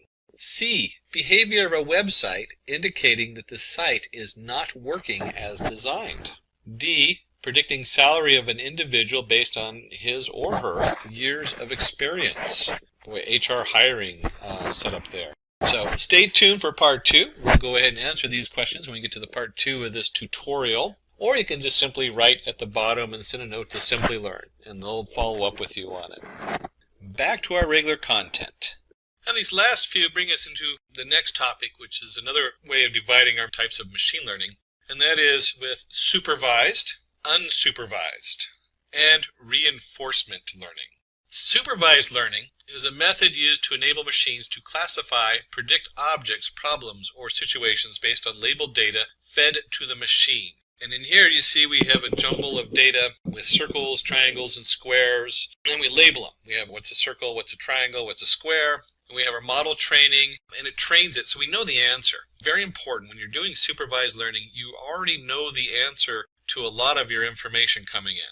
So you have a huge group of data coming in, and then you have new data coming in. So we've trained our model. The model now knows the difference between a circle, a square, a triangle. And now that we've trained it, we can send in this case, a square and a circle goes in, and it predicts that the top one's a square and the next one's a circle. And you can see that this is being able to predict whether someone's going to default on a loan, because I was talking about banks earlier. Supervised learning on stock market, whether you're going to make money or not. That's always important. And if you are looking to make a fortune in the stock market, keep in mind it is very difficult to get all the data correct on the stock market. It is it fluctuates in ways really hard to predict. So it's quite a roller coaster ride. If you're running machine learning on the stock market, you start realizing you really have to dig for new data. So we have supervised learning, and if you have supervised, we should need unsupervised learning. In unsupervised learning, machine learning model finds the hidden pattern in an unlabeled data. So in this case, instead of telling it what the circle is, and what a triangle is, and what a square is, it goes in there and looks at them and says, for whatever reason, it groups them together. Maybe it'll group it by the number of corners. And it notices that a number of them all have 3 corners, a number of them all have 4 corners, and a number of them all have no corners. And it's able to filter those through and group them together. We talked about that earlier with looking at a group of people who are out shopping. We want to group them together to find out what they have in common. And of course, once you understand what people have in common, maybe you have one of them who's a customer at your store, or you have 5 of them are customer at your store, and they have a lot in common with 5 others who are not customers at your store. How do you market to those 5 who aren't customers at your store yet? They fit the demographics of who's going to shop there, and you'd like them to shop at your store, not the one next door. Of course, this is a simplified version. You can see very easily the difference between a triangle and a circle, which might not be so easy in marketing. Reinforcement learning. Reinforcement learning is an important type of machine learning where an agent learns how to behave in an environment by performing actions and seeing the result. And we have here where in this case, a baby. It's actually great that they used an infant for this slide, because the reinforcement learning is very much in its infant stages. But it's also probably the biggest machine learning demand out there right now, or in the future, it's going to be coming up over the next few years, is reinforcement learning and how to make that work for us. And you can see here where we have our action. In the action in this one, it goes into the fire. Hopefully the baby it was just a little candle, not a giant fire pit like it looks like here. When the baby comes out, and the new state is the baby is sad and crying because they got burned on the fire. And then maybe they take another action. The baby's called the agent because it's the one taking the actions. And in this case, they didn't go into the fire. They went a different direction, and now the baby's happy and laughing and playing. Reinforcement learning is very easy to understand because that's how, as humans, that's one of the ways we learn. We learn whether it is, you burn yourself on the stove, don't do that anymore. Don't touch the stove. In the big picture, being able to have a machine learning program or an AI be able to do this is huge, because now it's starting to learn how to learn. That's a big jump in the world of computer and machine learning. And we're going to go back and just kind of go back over supervised versus unsupervised learning. Understanding this is huge, because this is going to come up in any project you're working on. We have, in supervised learning, we have labeled data. We have direct feedback. So someone's already gone in there and said, yes, that's a triangle. No, that's not a triangle. And then you predict an outcome. So you have a nice prediction. This new set of data is coming in, and we know what it's going to be. And then with unsupervised training, it's not labeled. So we really don't know what it is. There's no feedback. So we're not telling it whether it's right or wrong. We're not telling it whether it's a triangle or a square. We're not telling it to go left or right. All we do is we're finding hidden structure in the data, grouping the data together to find out what connects to each other. And then you can use these together. So imagine you have an image and you're not sure what you're looking for. So you go in and you have the unstructured data, find all these things that are connected together. And then somebody looks at those and labels them. Now you can take that labeled data and program something to predict what's in the picture. So you can see how they go back and forth, and you can start connecting all these different tools together to make a bigger picture.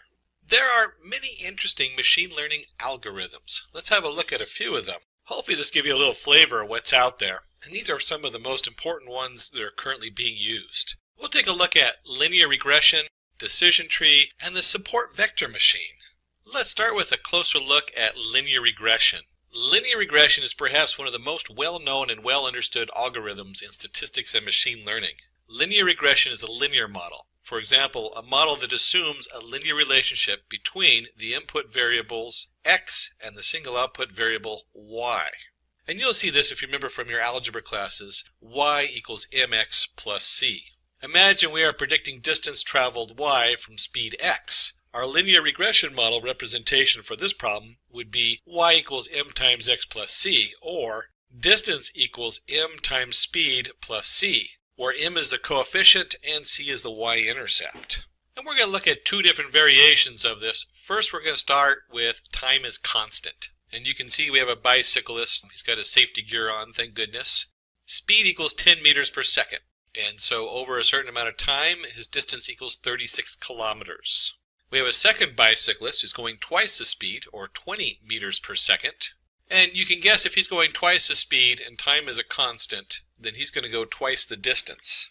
And that's easily to compute. 36 times 2, you get 72 kilometers. And so if you had the question of how fast would somebody who's going 3 times that speed, or 30 meters per second is, you can easily compute the distance. In our head, we can do that without needing a computer. But we want to do this for more complicated data. So it's kind of nice to compare the two, but let's just take a look at that and what that looks like in a graph. So in a linear regression model, we have our distance to the speed, and we have our m equals the VE slope of the line. And we'll notice that the line has a plus slope. And as the speed increases, distance also increases, hence the variables have a positive relationship.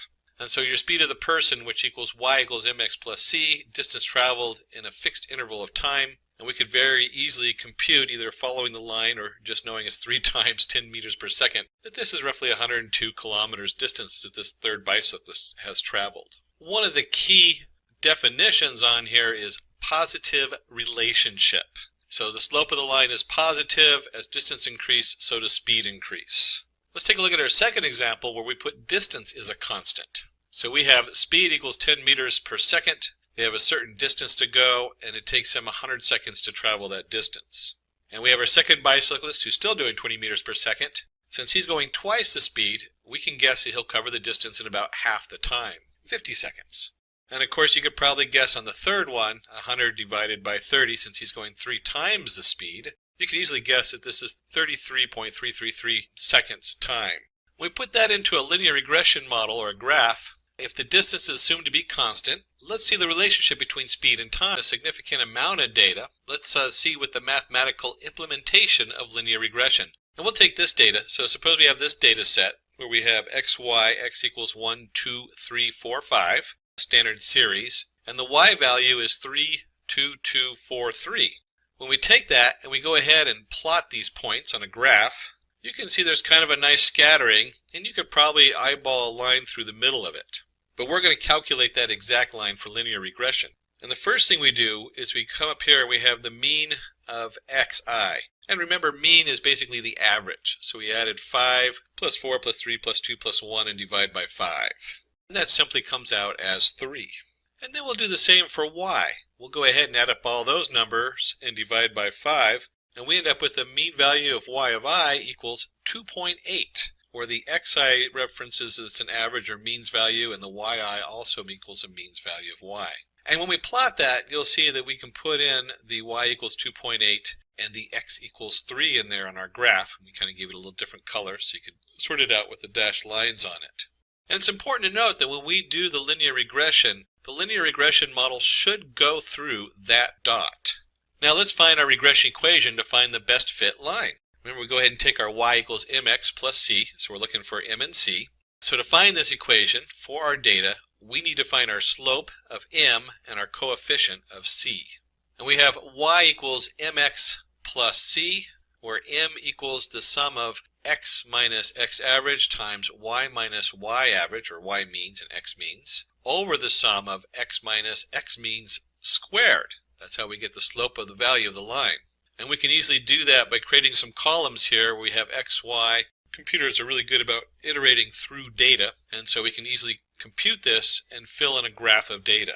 And in our graph, you can easily see that if we have our x value of 1, and if you remember the xi, or the means value, is 3, 1 minus 3 equals a negative 2, and 2 minus 3 equals a negative 1, so on and so forth. And we can easily fill in the column of x minus xi, y minus yi, and then from those we can compute x minus xi squared and x minus xi times y minus yi. And you can guess it that the next step is to go ahead and sum the different columns for the answers we need. So we get a total of 10 for our x minus xi squared, and a total of 2 for x minus xi times y minus yi. And we plug those in, we get 2/10, which equals 0.2. So now we know the slope of our line equals 0.2. So we can calculate the value of c.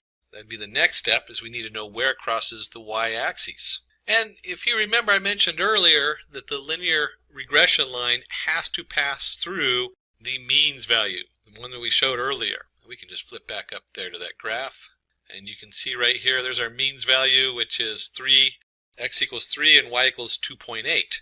And since we know that value, we can simply plug that into our formula, y equals 0.2x plus c. So we plug that in, we get 2.8 equals 0.2 times 3 plus c, and you can just solve for c. So now we know that our coefficient equals 2.2. And once we have all that, we can go ahead and plot our regression line. Y equals 0.2 times x plus 2.2. And then from this equation, we can compute new values. So let's predict the values of y using x equals 1, 2, 3, 4, 5 and plot the points. Remember, the 1, 2, 3, 4, 5 was our original x values. So now we're going to see what y thinks they are, not what they actually are. And when we plug those in, we get y of, designated with y of p. You can see that x equals 1 equals 2.4, x equals 2 equals 2.6, and so on and so on. So we have our y predicted values of what we think it's going to be when we plug those numbers in. And when we plot the predicted values along with the actual values, we can see the difference. And this is one of the things that's very important with linear regression in any of these models, is to understand the error. And so we can calculate the error on all of our different values. And you can see over here we plotted x and y predict. And we draw in a little line so you can sort of see what the error looks like there between the different points. So our goal is to reduce this error. We want to minimize that error value on our linear regression model. Minimizing the distance. There are lots of ways to minimize the distance between the line and the data points, like sum of squared errors, sum of absolute errors, root mean square error, etc. We keep moving this line through the data points to make sure the best fit line has the least square distance between the data points and the regression line. So to recap with a very simple linear regression model, we first figure out the formula of our line through the middle, and then we slowly adjust the line to minimize the error. Keep in mind, this is a very simple formula. The math gets, even though the math is very much the same, it gets much more complex as we add in different dimensions. So this is only 2 dimensions, y equals mx plus c, but you can take that out to x, z, I, j, q, all the different features in there, and they can plot a linear regression model on all of those using the different formulas to minimize the error. Let's go ahead and take a look at decision trees, a very different way to solve problems in the linear regression model. Decision tree is a tree-shaped algorithm used to determine a course of action. Each branch of a tree represents a possible decision, occurrence, or reaction. We have data which tells us if it is a good day to play golf. And if we were to open this data up in a general spreadsheet, you can see we have the outlook, whether it's rainy, overcast, sunny, temperature, hot, mild, cool, humidity, windy, and did I like to play golf that day, yes or no? So we're taking a census. And certainly I wouldn't want a computer telling me when I should go play golf or not. But you could imagine if you got up in the night before, you're trying to plan your day, and it comes up and says tomorrow would be a good day for golf for you in the morning, and not a good day in the afternoon, or something like that. This becomes very beneficial, and we see this in a lot of applications coming out now where it gives you suggestions and lets you know what would fit the match for you for the next day or the next purchase or the next whatever, next meal out. In this case, is tomorrow a good day for playing golf based on the weather coming in? And so we come up and let's determine if you should play golf when the day is sunny and windy. So we found out the forecast tomorrow is going to be sunny and windy. And suppose we draw our tree like this. We're going to have our humidity, and then we have our normal, which is if you have a normal humidity, you're going to go play golf. And if the humidity is really high, then we look at the outlook. And if the outlook is sunny, overcast, or rainy, it's going to change what you choose to do. So if you know that it's a very high humidity and it's sunny, you're probably not going to play golf because you're going to be out there miserable, fighting off the mosquitoes that are out joining you to play golf with you. Maybe if it's rainy, you probably don't want to play in the rain. But if it's slightly overcast and you get just the right shadow, that's a good day to play golf and be outside, out on the green. Now in this example, you can probably make your own tree pretty easily because it's a very simple set of data going in. But the question is, how do you know what to split? Where do you split your data? What if this is much more complicated data where it's not something that you would particularly understand? Like studying cancer, they take about 36 measurements of the cancerous cells, and then each one of those measurements represents how bulbous it is, how extended it is, how sharp the edges are. Something that as a human we would have no understanding of. So how do we decide how to split that data up? And is that the right decision tree? So that's a question that's going to come up. Is this the right decision tree? For that, we should calculate entropy and information gain. Two important vocabulary words there are the entropy and the information gain. Entropy. Entropy is a measure of randomness or impurity in the data set. Entropy should be low. So we want the chaos to be as low as possible. We don't want to look at it and be confused by the images or what's going on there with mixed data. And the information gain. It is a measure of decrease in entropy after the data set is split, also known as entropy reduction. Information gain should be high, so we want our information that we get out of the split to be as high as possible. Let's take a look at entropy from the mathematical side. In this case, we're going to denote entropy as I of P of and N, where P is the probability that you're going to play a game of golf, and N is the probability where you're not going to play the game of golf. Now, you don't really have to memorize these formulas. There's a few of them out there depending on what you're working with. But it's important to note that this is where this formula is coming from, so when you see it, you're not lost when you're running your programming, unless you're building your own decision tree code in the back. And we simply have a log squared of P over P plus N minus N over P plus N times the log squared of N of P plus N. But let's break that down and see what it actually looks like when we're computing that from the computer script side. Entropy of a target class of the data set is the whole entropy. So we have entropy play golf. And when we look at this, if we go back to the data, you can simply count how many yeses and no in our complete data set for playing golf days. In our complete set, we find we have 5 days we did play golf and 9 days we did not play golf.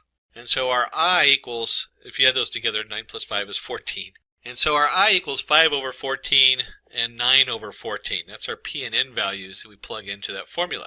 And you can go to 5 over 14 equals 0.36, 9 over 14 equals 0.64. And when you do the whole equation, you get the minus 0.36 log root squared of 0.36 minus 0.64 log squared root of 0.64. And we get a set value. We get 0.94. So we now have a full entropy value for the whole set of data that we're working with. And we want to make that entropy go down.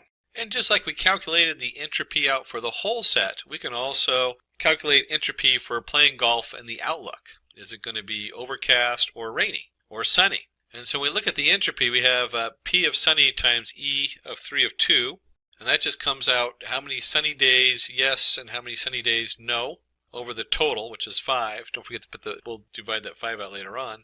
Equals P overcast equals 4 comma 0 plus rainy equals 2 comma 3. And then when you do the whole setup, we have 5 over 14. Remember I said there was a total of 5? 5 over 14 times the I of 3 of 2 plus 4 over 14 times the 4 comma 0 and 514 over I of 2 3. And so we can now compute the entropy of just the part that has to do with the forecast, and we get 0.693. Similarly, we can calculate the entropy of other predictors like temperature, humidity, and wind.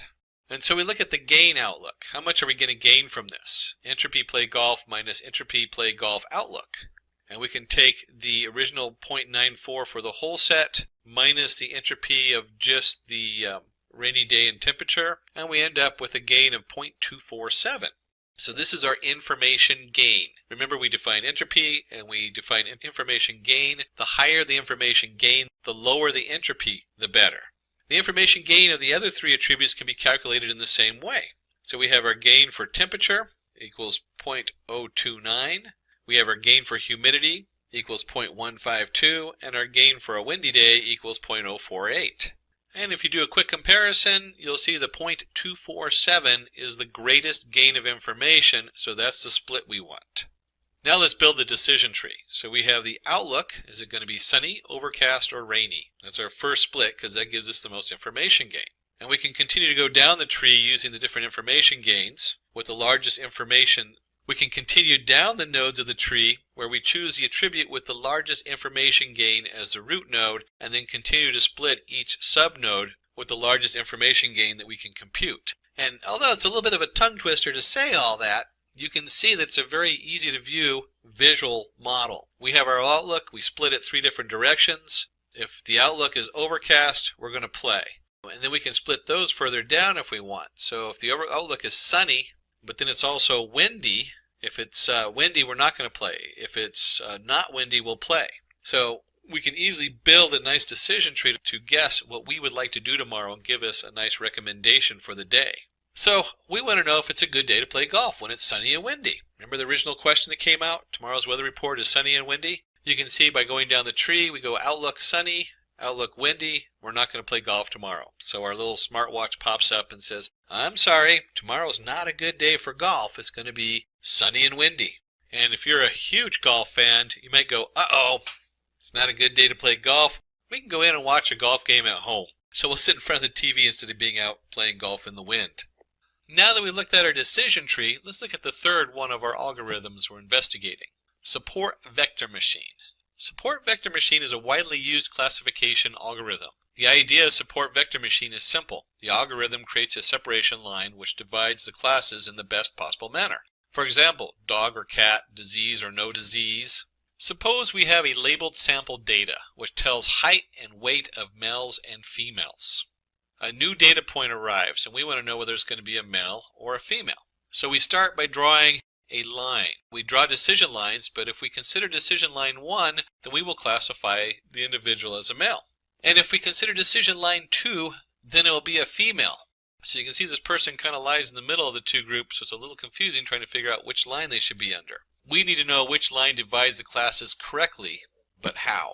The goal is to choose a hyperplane, and that is one of the key words they use when we talk about support vector machines. Choose a hyperplane with the greatest possible margin between the decision line and the nearest point within the training set.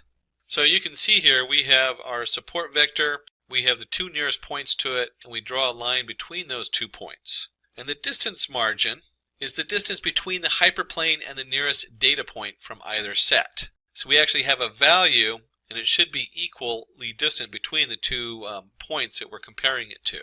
When we draw the hyperplanes, we observe that line 1 has a maximum distance. So we observe that line 1 has a maximum distance margin, so we'll classify the new data point correctly. And our result on this one is going to be that the new data point is male. One of the reasons we call it a hyperplane versus a line is that a lot of times we're not looking at just weight and height. We might be looking at 36 different features or dimensions. And so when we cut it with a hyperplane, it's more of a three-dimensional cut in the data, or multi-dimensional. It cuts the data a certain way. And each plane continues to cut it down until we get the best fit or match. Let's understand this with the help of an example. Problem statement. I always start with a problem statement when you're going to put some code together. We're going to do some coding now. Classifying muffin and cupcake recipes using support vector machines. So the cupcake versus the muffin. Let's have a look at our data set. And we have the different recipes here. We have a muffin recipe that has so much flour. I'm not sure what measurement 55 is in, but it has 55, maybe it's ounces? But it has a certain amount of flour, a certain amount of milk, sugar, butter, egg, baking powder, vanilla, and salt. And so based on these measurements, we want to guess whether we're making a muffin or a cupcake. And you can see in this one, we don't have just 2 features. We don't just have height and weight as we did before between the male and female. In here, we have a number of features. In fact, in this, we're looking at 8 different features to guess whether it's a muffin or a cupcake. What's the difference between a muffin and a cupcake? Turns out muffins have more flour, while cupcakes have more butter and sugar. So basically the cupcake's a little bit more of a dessert, where the muffin's a little bit more of a fancy bread. But how do we do that in Python? How do we code that to go through recipes and figure out what the recipe is? And I really just want to say cupcakes versus muffins, like some big professional wrestling thing. Before we start in our cupcakes versus muffins, we are going to be working in Python. There's many versions of Python, many different editors. That is one of the strengths and weaknesses of Python, is it just has so much stuff attached to it, and it's one of the more popular data science programming packages you can use. In this case, we're going to go ahead and use Anaconda and Jupyter Notebook. The Anaconda Navigator has all kinds of fun tools. Once you're into the Anaconda Navigator, you can change environments. I actually have a number of environments on here. We'll be using Python 3.6 environment. So this is in Python version 3.6. Although it doesn't matter too much which version you use. I usually try to stay with the 3x because they're current, unless you have a project that's very specifically in version 2x. 2.7 I think is usually what most people use in the version 2. And then once we're in our Jupyter Notebook editor, I can go up and create a new file. And we'll just jump in here. In this case, we're doing SVM muffin versus cupcake. And then let's start with our packages for data analysis. And we almost always use there's a few very standard packages we use. We use import numpy. That's for number Python. And they usually denote it as NP. That's very common. And then we're going to import pandas as PD. And numpy deals with number arrays. There's a lot of cool things you can do with the numpy setup as far as multiplying all the values in an array, in a numpy array, data array. Pandas, I can't remember if we're using it actually in this data set. I think we do as an import. It makes a nice data frame. And the difference between a data frame and a numpy array is that a data frame is more like your Excel spreadsheet. You have columns, you have indexes, so you have different ways of referencing it, easily viewing it, and there's additional features you can run on a data frame. And Pandas kind of sits on numpy, so you need them both in there. And then finally, we're working with the support vector machine. So from sklearn, we're going to use the sklearn model. Import SVM, support vector machine. And then as a data scientist, you should always try to visualize your data. Some data obviously is too complicated or doesn't make any sense to the human. But if it's possible, it's good to take a second look at it so that you can actually see what you're doing. Now for that, we're going to use two packages. We're going to import matplotlibary.pyplot as PLT. Again, very common. And we're going to import Seaborn as SNS. And we'll go ahead and set the font scale in the SNS right in our import line. That's what this semicolon followed by a line of data. We're going to set the SNS. And these are great because the Seaborn sits on top of matplotlibary, just like Pandas sits on NumPy. So it adds a lot more features and uses and control. We're obviously not going to get into matplotlibary and Seaborn. That'd be its own tutorial. We're really just focusing on the SVM, the support vector machine from sklearn. And since we're in Jupyter Notebook, we have to add a special line in here for our matplotlibary. And that's your percentage sign or ampersand matplotlibary in line. Now, if you're doing this in just a straight code project, a lot of times I use like Notepad++, and I'll run it from there. You don't have to have that line in there because it'll just pop up as its own window on your computer, depending on how your computer's set up. Because we're running this in the Jupyter Notebook as a browser setup, this tells it to display all of our graphics right below on the page. So that's what that line is for. I remember the first time I ran this, I didn't know that, and I had to go look that up years ago. It was quite a headache. So matplotlibary inline is just because we're running this on the web setup.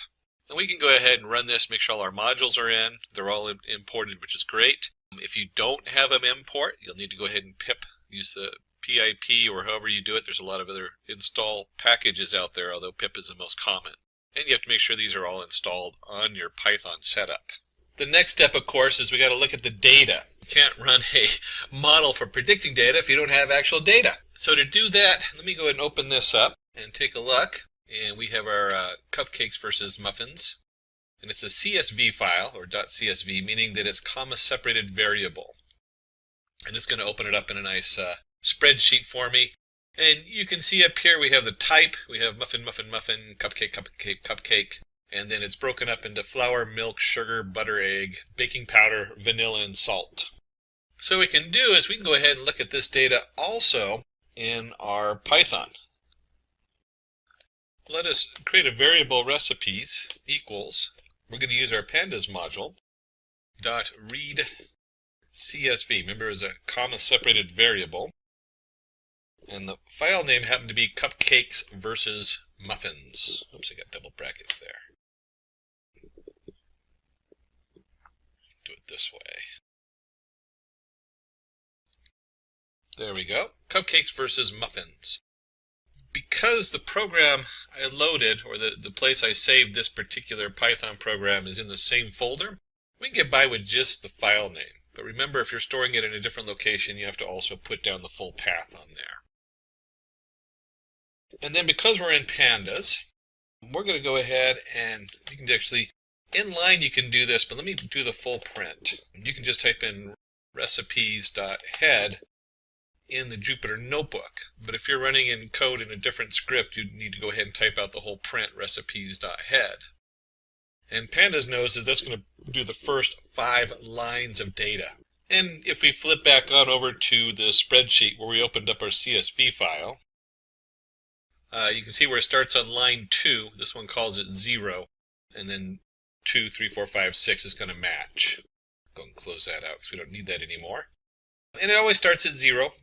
And it automatically indexes it since we didn't tell it to use an index in here. So that's the index number for the left-hand side. And it automatically took the top row as labels. So pandas using it to read a CSV is just really slick and fast. One of the reasons we love our pandas. Not just because they're cute and cuddly teddy bears. And let's go ahead and plot our data. And I'm not going to plot all of it. I'm just going to plot the sugar and flour. Now, obviously, you can see where they get really complicated if we have tons of different features.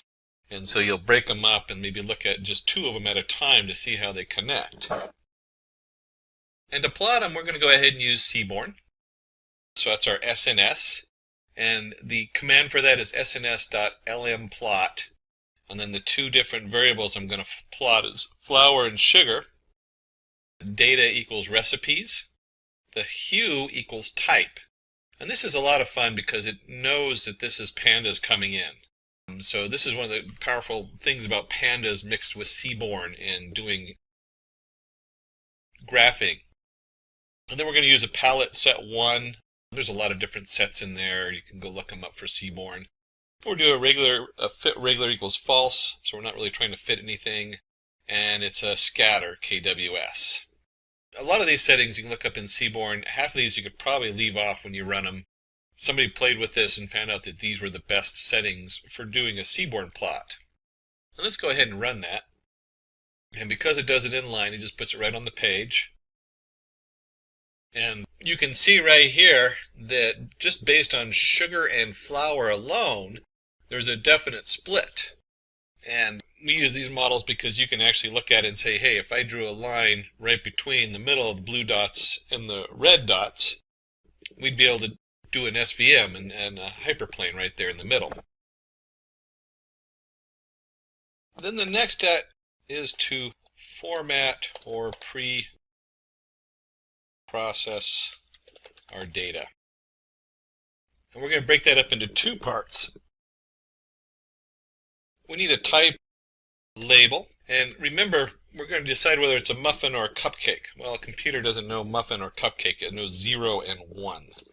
So, what we're going to do is we're going to create a type label, and from this we'll create a numpy array, np, where, and this is where we can do some logic. We take our recipes from our panda, and wherever type equals muffin, it's going to be 0. And then if it doesn't equal muffin, which is cupcakes, it's going to be 1. So we create our type label. This is the answer. So when we're doing our training model, remember we have to have a training data. This is what we're going to train it with, is that it's 0 or 1. It's a muffin or it's not. And then we're going to create our recipe features. And if you remember correctly from right up here, the first column is type. So we really don't need the type column because that's our muffin or cupcake. And in pandas, we can easily sort that out. We take our value recipes dot columns. That's a pandas function built into pandas. Dot values, converting them to values. So it's just the column titles going across the top. And we don't want the first one. So what we do is, since it always starts at 0, we want 1 colon till the end. And then we want to go ahead and make this a list. And this converts it to a list of strings. And then we can go ahead and just take a look and see what we're looking at for the features. Make sure it looks right. Let me go ahead and run that. And I forgot the S on recipes, so we'll go ahead and add the S in there and then run that. And we can see we have flour, milk, sugar, butter, egg, baking powder, vanilla, and salt. And that matches what we have up here, right where we printed out everything but the type. So we have our features and we have our label. Now, the recipe features is just the titles of the columns, and we actually need the ingredients. And at this point, we have a couple options. One, we could run it over all the ingredients.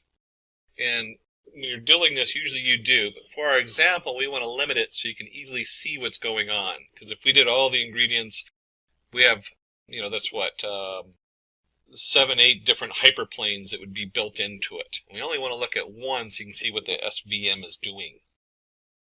And so we'll take our recipes and we'll do just flour and sugar. Again, you can replace that with your recipe features and do all of them, but we're going to do just flour and sugar, and we're going to convert that to values. We don't need to make a list out of it because it's not string values. These are actual values on there. And we can go ahead and just print ingredients, and you can see what that looks like.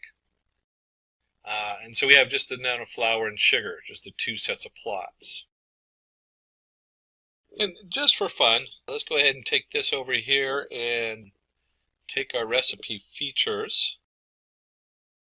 And so if we decided to use all the recipe features, you'll see that it makes a nice column of different data. So it just strips out all the labels and everything, and we just have just the values.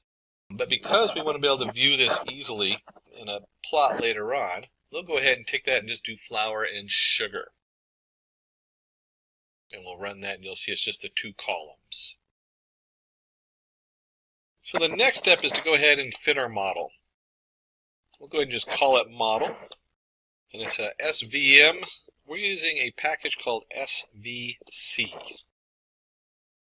In this case, we're going to go ahead and set the kernel equals linear. So it's using a specific setup on there. And if we go to the reference on their website for the SVM, you'll see that there's 8 of them here. 3 of them are for regression. 3 are for classification. The SVC, support vector classification, is probably one of the most commonly used. And then there's also one for detecting outliers, and another one that has to do with something a little bit more specific on the model. But SVC and SVR are the 2 most commonly used, standing for support vector classifier and support vector regression. Remember, regression is an actual value, a float value or whatever you're trying to work on. And SVC is a classifier, so it's a yes, no, true, false. But for this, we want to know 0, 1, muffin, cupcake. We go ahead and create our model. And once we have our model created, we're going to do model.fit. And this is very common, especially in the sklearn. All their models are followed with the fit command. And what we put into the fit, what we're training with it, is we're putting in the ingredients, which in this case we limited to just flour and sugar. And the type label, is it a muffin or a cupcake? Now, in more complicated data science series, you'd want to split into, we won't get into that today, we split it into training data and test data. And they even do something where they split it into thirds, where a third is used for where you switch between which one's training and test. There's all kinds of things that go into that, and it gets very complicated when you get to the higher end. Not overly complicated, just an extra step which we're not going to do today because this is a very simple set of data. And let's go ahead and run this, and now we have our model fit. And I got an error here, so let me fix that real quick. It's capital SVC, it turns out. I did it lowercase. Support vector classifier. There we go. Let's go ahead and run that. And you'll see it comes up with all this information that it prints out automatically. These are the defaults of the model. You notice that we changed the kernel to linear. And there's our kernel linear on the printout. And there's other different settings you can mess with. We're going to just leave that alone for right now. For this, we don't really need to mess with any of those. So next, we're going to dig a little bit into our newly trained model. And we're going to do this so we can show you on a graph. And let's go ahead and get the separating. And we're going to say we're going to use a W for our variable on here. We're going to do model.coefficient_0. So what the heck is that? Again, we're digging into the model. So we've already got a prediction and a train. This is the math behind it that we're looking at right now. And so the W is going to represent two different coefficients. And if you remember, we had y equals mx plus c. So these coefficients are connected to that, but in two-dimensional. It's a plane. We don't want to spend too much time on this because you can get lost in the confusion of the math. So if you're a math whiz, this is great. You can go through here and you'll see that we have a equals minus w of 0 over w of 1. Remember, there's two different values there. And that's basically the slope that we're generating. And then we're going to build an XX. What is XX? We're going to set it up to a numpy array. There's our np dot line space. So we're creating a line of values between 30 and 60. So it just creates a set of numbers for x. And then if you remember correctly, we have our formula y equals the slope times x plus the intercept. Well, to make this work, we can do this as yy equals the slope times each value in that array. That's the neat thing about numpy. So when I do a times xx, which is a whole numpy array of values, it multiplies a across all of them. And then it takes those same values and we subtract the model intercept. That's your, remember we had mx plus c, so that'd be the c from the formula, y equals mx plus c. And that's where all these numbers come from. A little bit confusing because it's digging out of these different arrays. And then what we want to do is we're going to take this and we're going to go ahead and plot it. So plot the parallels to separating hyperplane that pass through the support vectors. And so we're going to create B equals a model support vectors, pulling our support vectors out there. Here's our YY, which we now know is a set of data. And we have we're going to create YY down equals A times XX plus B1 minus A times B0. And then model support vector B is going to be set that to a new value, the -1 setup. And YY up equals A times XX plus B1 minus A times B0. And we can go ahead and just run this to load these variables up. If you want to understand a little bit more of what's going on, you can see if we print YY, we just run that, you can see it's an array. This is a line. It's going to have, in this case, between 30 and 60, so it's going to be 30 variables in here. And the same thing with YY up, YY down. And we'll plot those in just a minute on a graph so you can see what those look like. You just go ahead and delete that out of here and run that so it loads up the variables. Nice clean slate. I'm just going to copy this from before. Remember this, our SNS, our seaborn plot, LM plot, flour, sugar.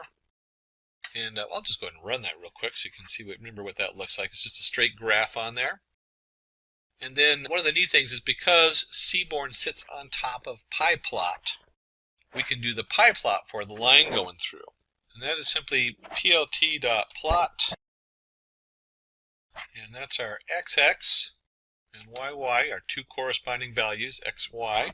And then somebody played with this to figure out that the line width equals 2 and the color black would look nice. So let's go ahead and run this whole thing with the pie plot on there. And you can see when we do this, it's just doing flour and sugar on here. Corresponding line between the sugar and the flour and the muffin versus cupcake. And then we generated the support vectors, the YY down and YY up. So let's take a look and see what that looks like. So we'll do our PL plot. And again, this is all against XX, our X value. But this time we have YY down. And let's do something a little fun with this. We can put in a K dash dash. That just tells it to make it a dotted line. And if we're going to do the down one, we also want to do the up one. So here's our YY up. And when we run that, it adds both sets of line. And so here's our support, and this is what you expect. You expect these two lines to go through the nearest data point. So the dashed lines go through the nearest muffin and the nearest cupcake when it's plotting it. And then your SVM goes right down the middle. So it gives it a nice split in our data. And you can see how easy it is to see, based just on sugar and flour, which one's a muffin or a cupcake. Let's go ahead and create a function to predict muffin or cupcake. I've got my recipes I pulled off the internet, and I want to see the difference between a muffin or a cupcake. And so we need a function to push that through. And we'll create a function with def. And let's call it muffin or cupcake. And remember, we're just doing flour and sugar today. We're not doing all the ingredients. And that actually is a pretty good split. You really don't need all the ingredients to know it's flour and sugar. And let's go ahead and do an if-else statement. So if model predict is of flour and sugar equals 0. So we take our model and we run a predict. It's very common in sklearn where you have a dot predict. You put the data in, and it's going to return a value. In this case, if it equals 0, then print you're looking at a muffin recipe. Else, if it's not 0, that means it's 1, then you're looking at a cupcake recipe. That's pretty straightforward for a function, or def for definition. DEF is how you do that in Python. And of course, if you're going to create a function, you should run something in it. And so let's run a cupcake, and we're going to send it values 50 and 20, a muffin or a cupcake. I don't know what it is. And let's run this and just see what it gives us. And it says, oh, it's a muffin. You're looking at a muffin recipe. So it very easily predicts whether we're looking at a muffin or a cupcake recipe. Let's plot this. There we go. Plot this on the graph so we can see what that actually looks like. And I'm just going to copy it and paste it from below, where we're plotting all the points in there. So this is nothing different than what we did before. If I run it, you'll see it has all the points and the lines on there. And what we want to do is we want to add another point. And we'll do PLT plot. And if you remember correctly, we did, for our test, we did 50 and 20. And then somebody went in here and decided we'll do YO for yellow, or it's kind of an orangish yellow color is going to come out. Marker size 9. Those are settings you can play with. Somebody else played with them to come up with the right setup so it looks good. And you can see there it is graphed, clearly a muffin. In this case, in cupcakes versus muffins, the muffin has won. And if you'd like to do your own muffin cupcake contender series, you certainly can send a note down below, and the team at Simplilearn will send you over the data they use for the muffin and cupcake. And that's true of any of the data. We didn't actually run a plot on it earlier. We had men versus women. You can also request that information to run it on your data setup so you can test that out. So to go back over our setup, we went ahead for our support vector machine code. We did a predict 40 parts flour, 20 parts sugar. I think it was different than the one we did, whether it's a muffin or a cupcake. Hence, we have built a classifier using SVM, which is able to classify if a recipe is of a cupcake or a muffin, which wraps up our cupcake versus muffin. What's in it for you? We're going to cover clustering. What is clustering? K-means clustering, which is one of the most common used clustering tools out there, including a flowchart to understand K-means clustering and how it functions. And then we'll do an actual Python live demo on clustering of cars based on brands. Then we're going to cover logistic regression. What is logistic regression? Logistic regression curve and sigmoid function. And then we'll do another Python code demo to classify a tumor as malignant or benign based on features. And let's start with clustering. Suppose we have a pile of books of different genres. Now we divide them into different groups like fiction, horror, education, and as we can see from this young lady, she definitely is into heavy horror. You can just tell by those eyes and the maple Canadian leaf on her shirt. But we have fiction, horror, and education, and we want to go ahead and divide our books up. Well, organizing objects into groups based on similarity is clustering. And in this case, as we're looking at the books, we're talking about clustering things with known categories. But you can also use it to explore data. So you might not know the categories, you just know that you need to divide it up in some way to conquer the data and to organize it better. But in this case, we're going to be looking at clustering in specific categories. And let's just take a deeper look at that. We're going to use K-means clustering. K-means clustering is probably the most commonly used clustering tool in the machine learning library. K-means clustering is an example of unsupervised learning. If you remember from our previous thing, it is used when you have unlabeled data. So we don't know the answer yet. We have a bunch of data that we want to cluster into different groups. Define clusters in the data based on feature similarity.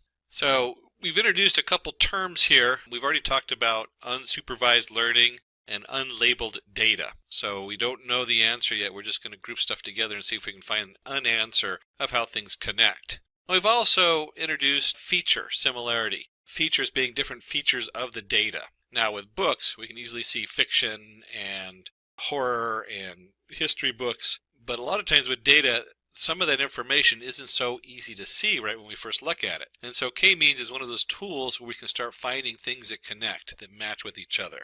Suppose we have these data points and want to assign them into a cluster. Now when I look at these data points, I would probably group them into two clusters just by looking at them. I'd say two of these group of data kind of come together. But in K-means, we pick K clusters and assign random centroids to clusters, where the K clusters represents two different clusters. We pick K clusters and assign random centroids to the clusters, then we compute distance from objects to the centroids. Now we form new clusters based on minimum distances and calculate the centroids.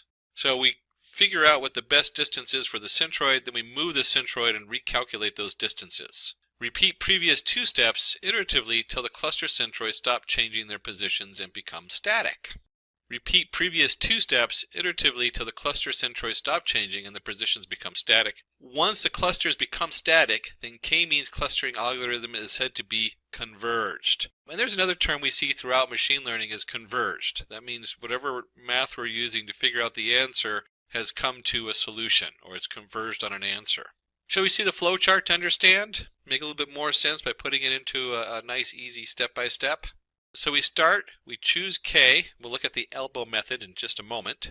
We assign random centroids to clusters, and sometimes you pick the centroids because you might look at the data in a graph and say, oh, these are probably the central points. Then we compute the distance from the objects to the centroids. We take that and we form new clusters based on minimum distance and calculate their centroids.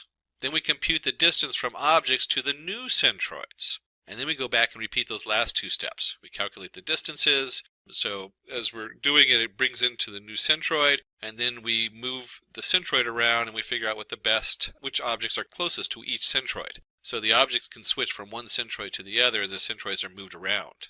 And we continue that until it is converged. Let's see an example of this. Suppose we have this data set of 7 individuals and their score on 2 topics, A and B. So here's our subject, in this case referring to the person taking the test. And then we have subject A where we see what they've scored on their first subject, and we have subject B and we can see what they score on the second subject. Now let's take 2 farthest apart points as initial cluster centroids. Now remember, we talked about selecting them randomly, or we can also just put them in different points and pick the furthest one apart so they move together. Either one works okay, depending on what kind of data you're working on and what you know about it. So we took the two furthest points, 1 and 1, and 5 and 7. And now let's take the two farthest apart points as initial cluster centroids. Each point is then assigned to the closest cluster with respect to the distance from the centroids. So we take each one of these points in there and we measure that distance, and you can see that if we measured each of those distances, and you use the Pythagorean theorem for a triangle in this case, because you know the x and the y, and you can figure out the diagonal line from that. Or you can just take a ruler and put it on your monitor. That'd be kind of silly, but it would work if you're just eyeballing it. You can see how they naturally come together in certain areas. Now we again calculate the centroids of each cluster. So cluster 1 and then cluster 2, and we look at each individual dot. There's 1, 2, 3, we're in one cluster. The centroid then moves over. It becomes 1.8, 2.3. So remember, it was at 1 and 1? Well, the very center of the data we're looking at would put it at the roughly 2, 2, but 1.8 and 2.3. And the second one, if we wanted to make the overall mean vector, the average vector of all the different distances to that centroid, we come up with 4, 1 and 5, 4. So we've now moved the centroids. We compare each individual's distance to its own cluster, mean, and to that of the opposite cluster, and we find, we can build a nice chart on here, that as we move that centroid around, we now have a new different kind of clustering of groups, and using Euclidean distance between the points and the mean, we get the same formula. You see new formulas coming up. So we have our individual dots, distance to the mean centroid of the cluster, and distance to the mean centroid of the cluster. Only individual 3 is nearer to the mean of the opposite cluster, cluster 2, than its own cluster 1. And you can see here in the diagram where we've kind of circled that 1 in the middle. So when we've moved the centroids of the clusters over, one of the points shifted to the other cluster because it's closer to that group of individuals. Thus, individual 3 is relocated to cluster 2, resulting in a new partition. And we regenerate all those numbers of how close they are to the different clusters. For the new clusters, we will find the actual cluster centroids. So now we move the centroids over. And you can see that we've now formed two very distinct clusters on here. On comparing the distance of each individual's distance to its own cluster mean and to that of the opposite cluster, we find that the data points are stable. Hence, we have our final clusters. Now, if you remember, I brought up a concept earlier, k-mean on the k-means algorithm. Choosing the right value of k will help in less number of iterations. And to find the appropriate number of clusters in a data set, we use the elbow method. And within sum of squares, WSS, is defined as the sum of the squared distance between each member of the cluster and its centroid. And so you see what we've done here is we have the number of clusters. And as you do the same k-means algorithm over the different clusters, and you calculate what that centroid looks like, and you find the optimal, you can actually find the optimal number of clusters using the elbow of the graph, is called as the elbow method. And on this, we guessed at 2 just by looking at the data. But as you can see, the slope, you actually just look for right there where the elbow is in the slope, and you have a clear answer that we want 2 different, to start with k-means equals 2. A lot of times people end up computing k-means equals 2, 3, 4, 5 until they find the value which fits on the elbow joint. Sometimes you can just look at the data, and if you're really good with that specific domain, remember domain, I mentioned that last time, you'll know that where to pick those numbers or where to start guessing at what that k value is. So let's take this, and we're going to use a use case using k-means clustering to cluster cars into brands using parameters such as horsepower, cubic inches, make, year, etc. So we're going to use the dataset cars data, having information about 3 brands of cars, Toyota, Honda, and Nissan. We'll go back to my favorite tool, the Anaconda Navigator with the Jupyter Notebook. And let's go ahead and flip over to our Jupyter Notebook. And in our Jupyter Notebook, I'm going to go ahead and just paste the basic code that we usually start a lot of these off with. We're not going to go too much into this code because we've already discussed NumPy, we've already discussed Matplot library, and pandas. NumPy being the number array, pandas being the pandas data frame, and Matplot for the graphing. And don't forget, since if you're using the Jupyter Notebook, you do need the Matplot library inline so that it plots everything on the screen. If you're using a different Python editor, then you probably don't need that because it'll have a pop-up window on your computer. And we'll go ahead and run this just to load our libraries and our setup into here. The next step is, of course, to look at our data, which I've already opened up in a spreadsheet. And you can see here we have the miles per gallon, cylinders, cubic inches, horsepower, weight pounds, how heavy it is, time it takes to get to 60. My card is probably on this one at about 80 or 90. What year it is. So this is, you can actually see this is kind of older cars, and then the brand, Toyota, Honda, Nissan. So the different cars are coming from all the way from 1971, if we scroll down, to the 80s. We have between the 70s and 80s a number of cars that they've put out. And let's, when we come back here, we're going to do importing the data. So we'll go ahead and do dataset equals. And we'll use pandas to read this in, and it's from a CSV file. Remember, you can always post this in the comments and request the data files for these, either in the comments here on the YouTube video or go to simplilearn.com and request that. The cars CSV, I put it in the same folder as the code that I've stored. So my Python code is stored in the same folder, so I don't have to put the full path. If you store them in different folders, you do have to change this and double check your name variables. And we'll go ahead and run this, and we've chosen dataset arbitrarily because it's a dataset we're importing, and we've now imported our cars CSV into the dataset. As you know, you have to prep the data, so we're going to create the X data. This is the one that we're going to try to figure out what's going on with.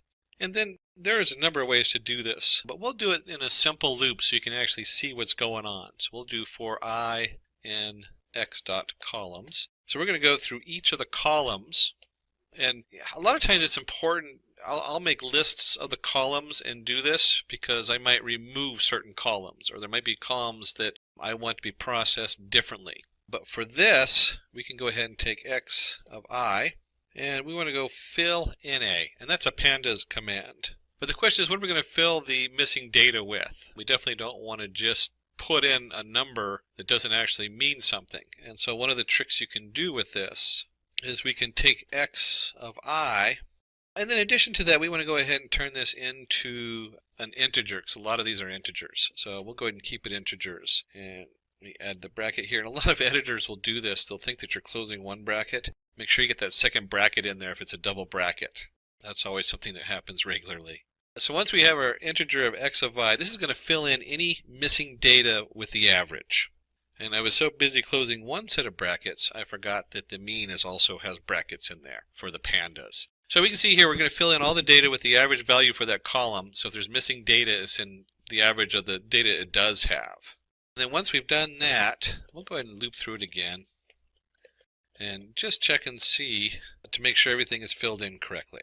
And we'll print, and then we take X is null, and this returns a set of the null value, or the how many lines are null, and we'll just sum that up to see what that looks like. And so when I run this, and so with the X, what we want to do is we want to remove the last column because that had the models. That's what we're trying to see, if we can cluster these things and figure out the models.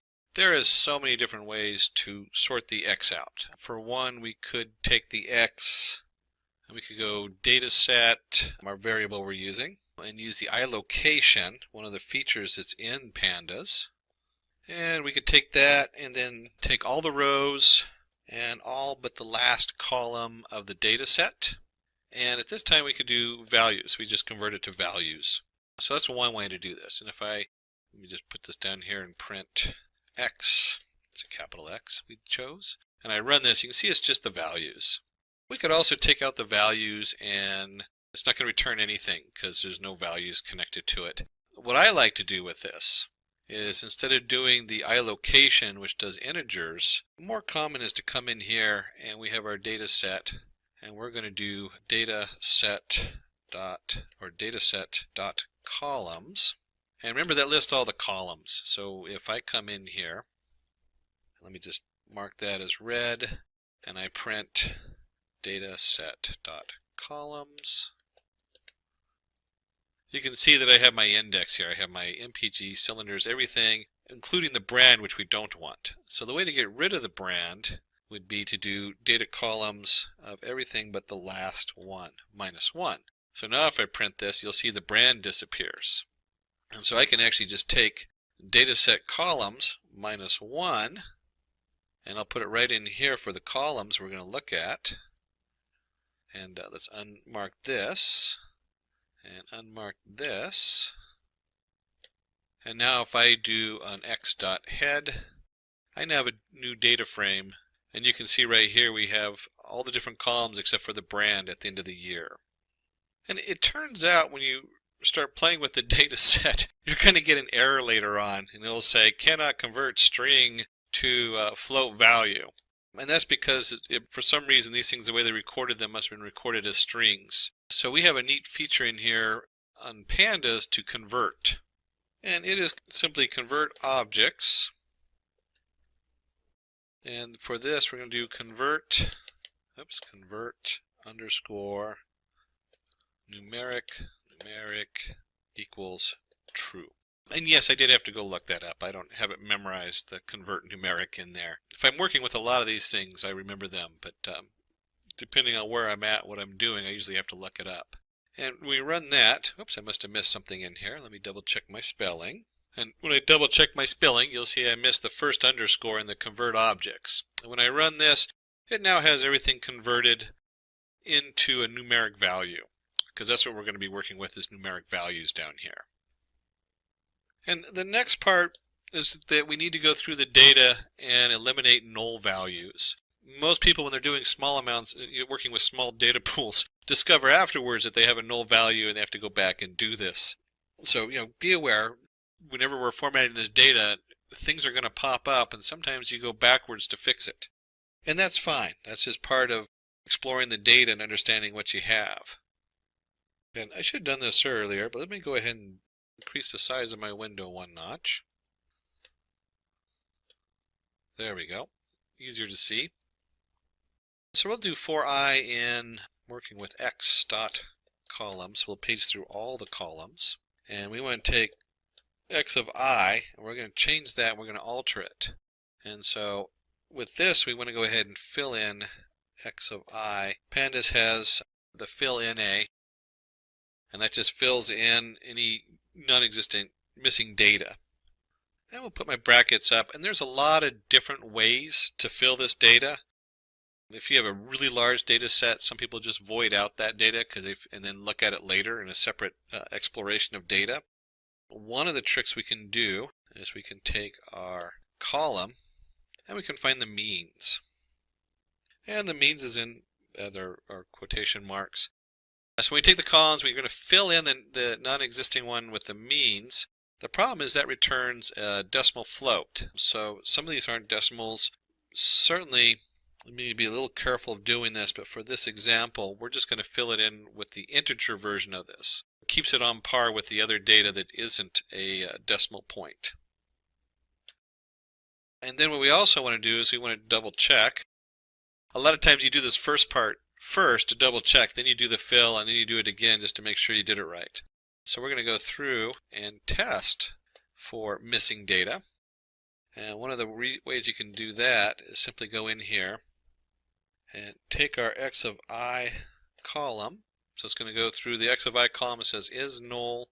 So it's going to return any place there's a null value. It actually goes through all the rows of each column is null, and then we want to go ahead and sum that. So we take that and we add the sum value, and these are all pandas. So is null is a panda command, and so is sum. And if we go through that and we go ahead and run it,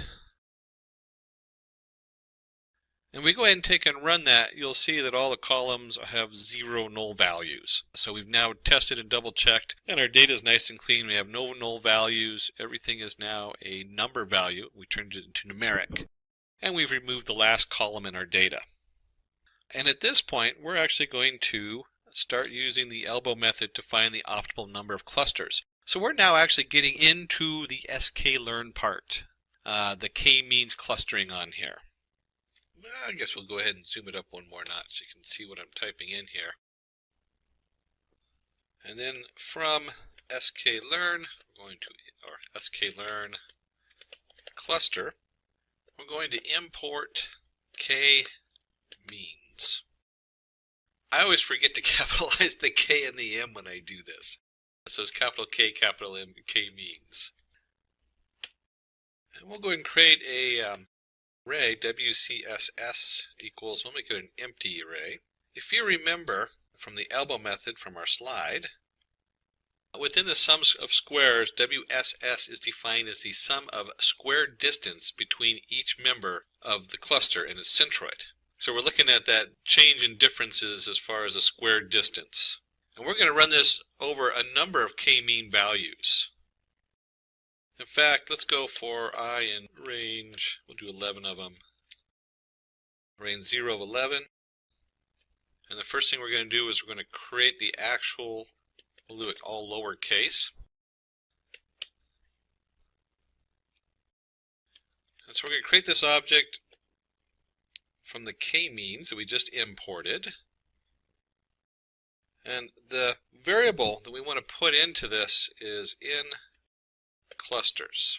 And we're going to set that equals to I.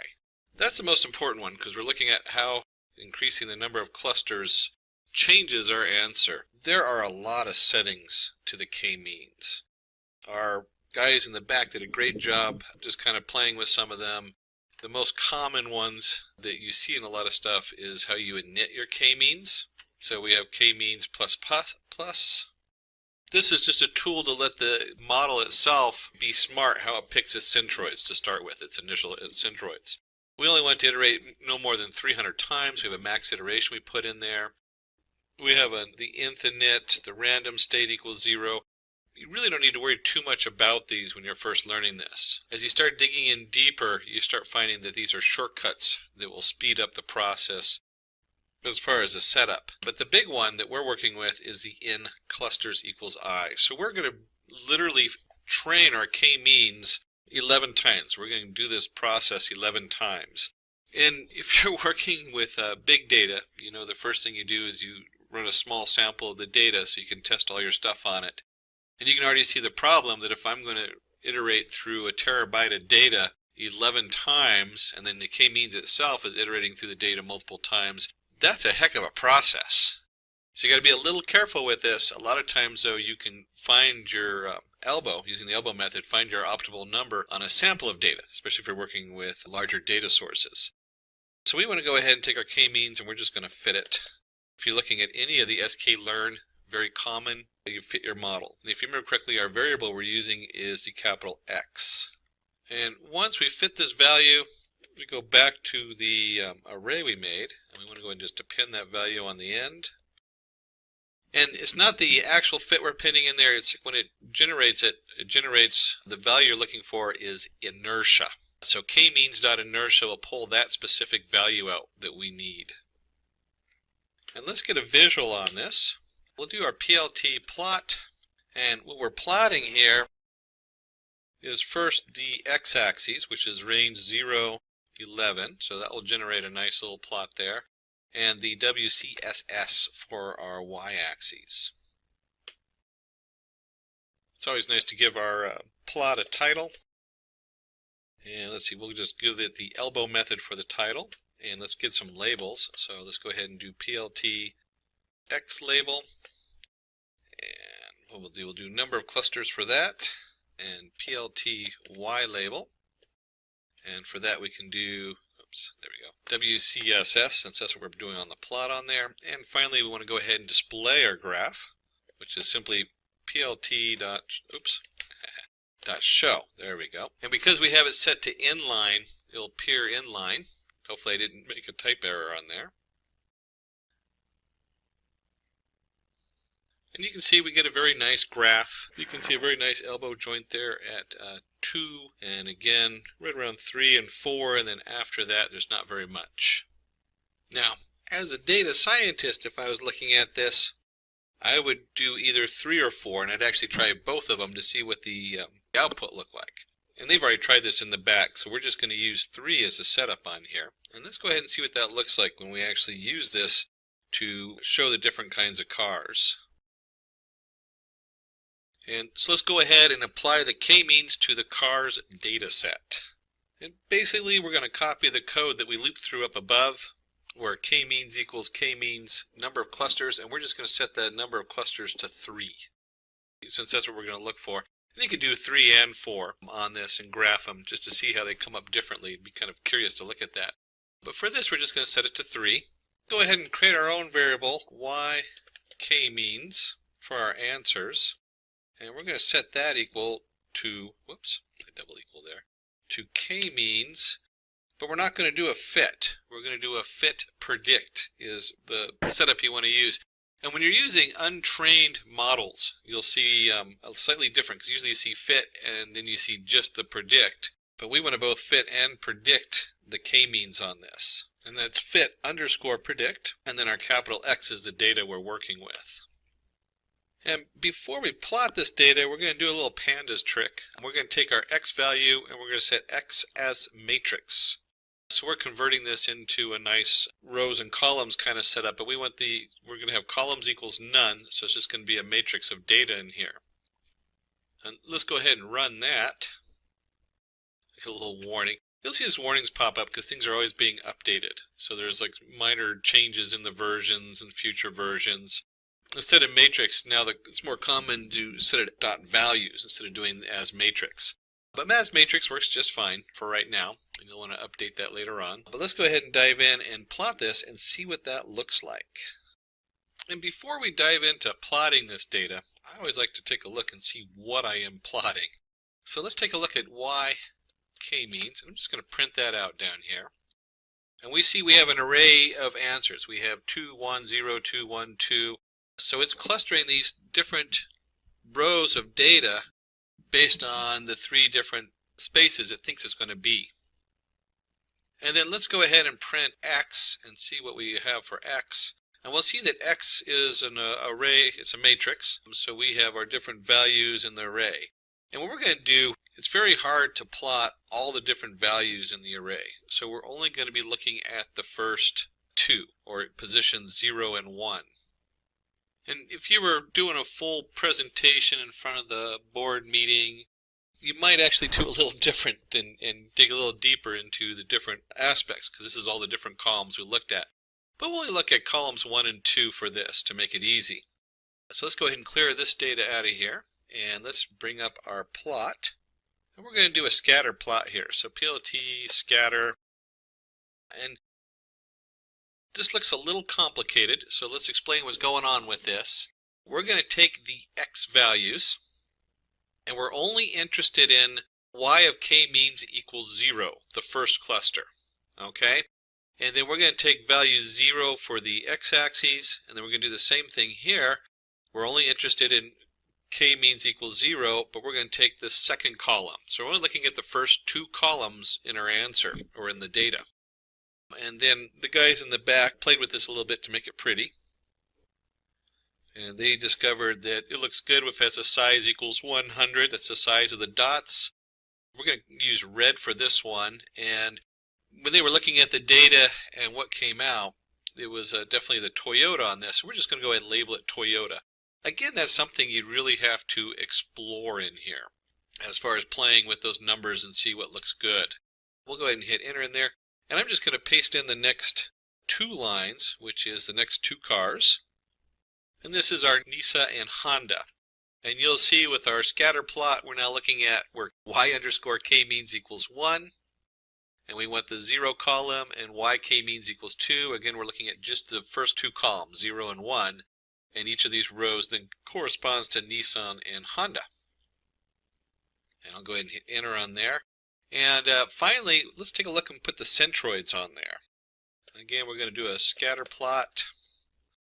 And on the centroids, you can just pull that from our k-means, the model we created, dot cluster centers, and we're going to just do all of them in the first number and all of them in the second number, which is 0, 1, because you always start with 0 and 1. And then they were playing with the size and everything to make it look good. We'll do a size of 300. We're going to make the color yellow, and we'll label them. It's always good to have some good labels, centroids. And then we do want to do a title, PLT title, and pop up there.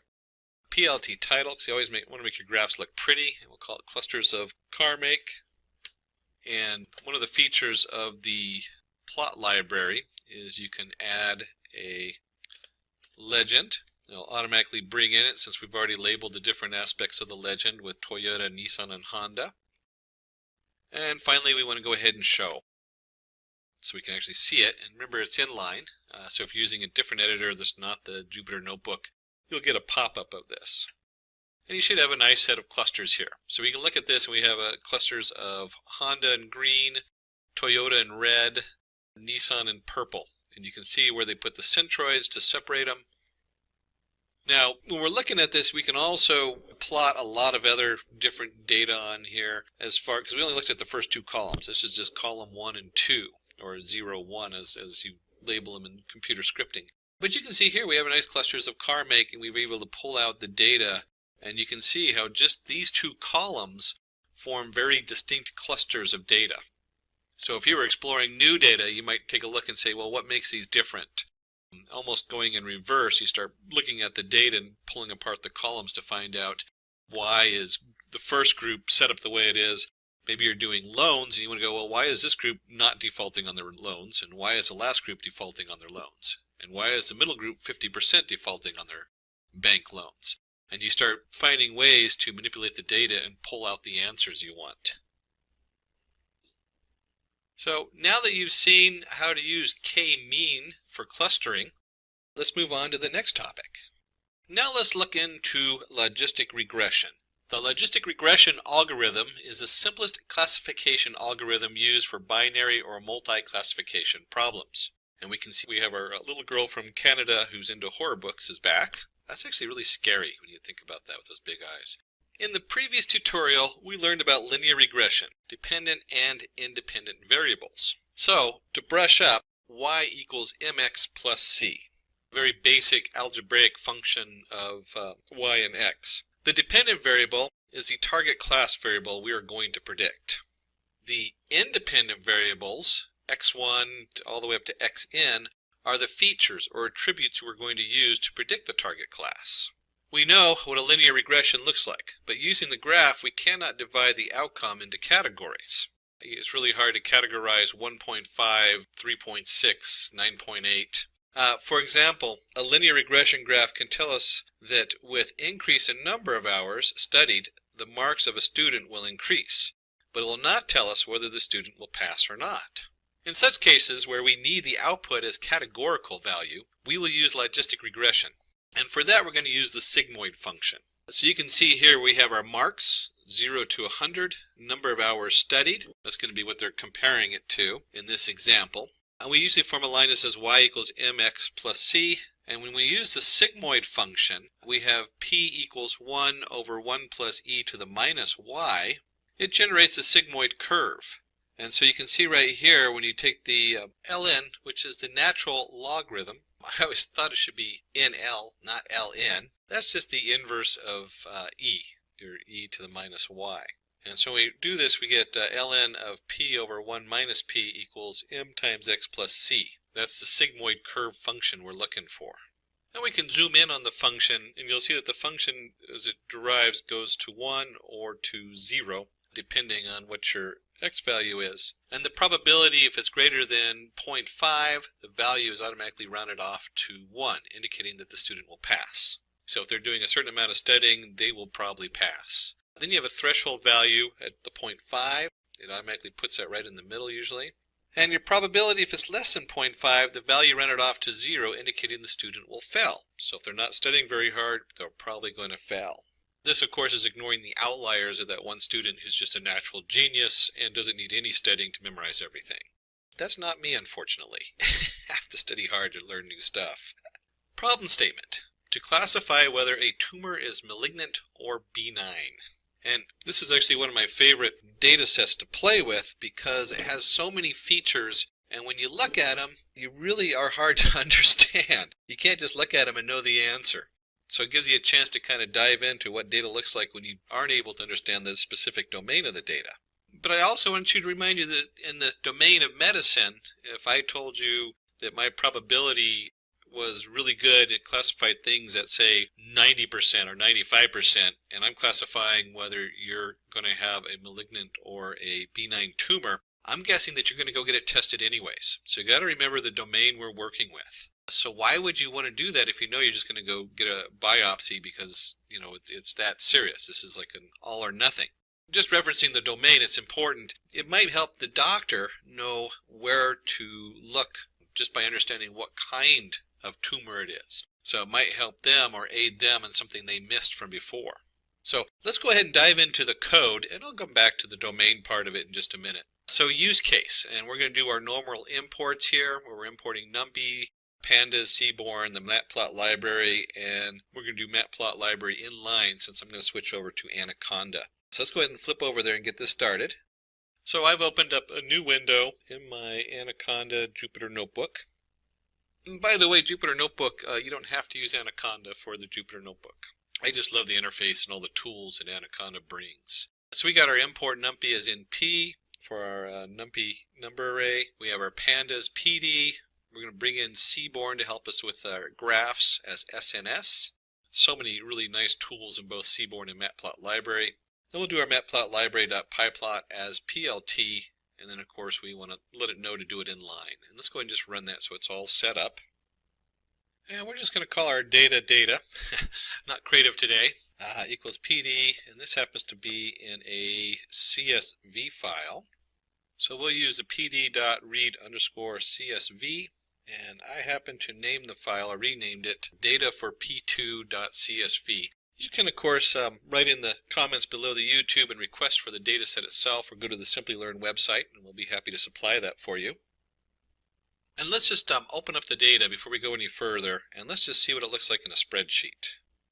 So when I pop it open in a local spreadsheet, and this is just a CSV file, comma separated variables, we have an ID, so I guess they categorize this for reference, or what ID, which test was done. The diagnosis, M for malignant, B for B9, so there's two different options on there.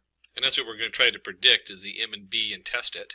And then we have like the radius mean or average, the texture average, perimeter mean, area mean, smoothness. I don't know about you, but unless you're a doctor in the field, most of the stuff, I mean, you can guess what concave means just by the term concave, but I really wouldn't know what that means in the measurements they're taking. So they have all kinds of stuff like how smooth it is, the symmetry, and these are all float values. We can just page through them real quick, and you'll see there's, I believe, 36 if I remember correctly in this one. So there's a lot of different values they take, and all these measurements they take when they go in there and they take a look at the different growth, the tumorous growth. So back in our data, and I put this in the same folder as the code, so I saved this code in that folder. Obviously, if you have it in a different location, you want to put the full path in there, and we'll just do pandas first 5 lines of data with the data.head. When we run that, we can see that we have pretty much what we just looked at. We have an ID, we have a diagnosis. If we go all the way across, you'll see all the different columns coming across displayed nicely for our data. And while we're exploring the data, our Seaborn, which we referenced as SNS, makes it very easy to go in here and do a joint plot. You'll notice very similar to, because it is sitting on top of the plot library, so the joint plot does a lot of work for us. And we're just going to look at the first 2 columns that we're interested in, the radius mean and the texture mean. We'll just look at those 2 columns. And data equals data. So that tells it which 2 columns we're plotting, and that we're going to use the data that we pulled in. And let's just run that. And it generates a really nice graph on here. And there's all kinds of cool things on this graph to look at. I mean, we have the texture mean and the radius mean, obviously the axes. You can also see, and one of the cool things on here is you can also see the histogram. They show that for the radius mean. Where is the most common radius mean come up, and where the most common texture is. So we're looking at on each growth its average texture, and on each radius its average radius on there. It gets a little confusing because we're talking about the individual objects average, and then we can also look over here and see the histogram showing us the median, or how common each measurement is. And that's only 2 columns, so let's dig a little deeper into Seaborn. They also have a heat map. And if you're not familiar with heat maps, a heat map just means it's in color. That's all that means, heat map. I guess the original ones were plotting heat density on something, and so ever since then it's just called a heat map. And we're going to take our data and get our corresponding numbers to put that into the heat map. And that's simply data.corr for that. That's a pandas expression. So remember, we're working in a pandas data frame, so that's one of the cool tools in pandas for our data. And let's just pull that information into a heat map and see what that looks like. And you'll see that we're now looking at all the different features. We have our ID, we have our texture, we have our area, our compactness, concave points. And if you look down the middle of this chart, diagonal, going from the upper left to bottom right, it's all white. That's because when you compare texture to texture, they're identical. So they're 100%, or in this case, a perfect 1 in their correspondence. And you'll see that when you look at, say, area, or right below it, it has almost a black on there when you compare it to texture. So these have almost no corresponding data. They don't really form a linear graph or something that you can look at and say how connected they are. They're very scattered data. This is really just a really nice graph to get a quick look at your data. It doesn't so much change what you do, but it changes verifying. So when you get an answer or something like that, or you start looking at some of these individual pieces, you might go, hey, that doesn't match. According to showing our heat map, this should not correlate with each other. And if it is, you're going to have to start asking, well, why? What's going on? What else is coming in there? But it does show some really cool information on here. I mean, we can see from the ID, there's no real one feature that just says, if you go across the top line, that lights up. There's no one feature that says, hey, if the area is a certain size, then it's going to be benign or malignant. It says there's some that sort of add up. And that's a big hint in the data that we're trying to ID this, whether it's malignant or benign. That's a big hint to us as data scientists to go, okay, we can't solve this with any one feature. It's going to be something that includes all the features, or many of the different features, to come up with a solution for it. And while we're exploring the data, let's explore one more area, and let's look at data.isNull. We want to check for null values in our data. And if you remember from earlier in this tutorial, we did it a little differently where we added stuff up and summed them up.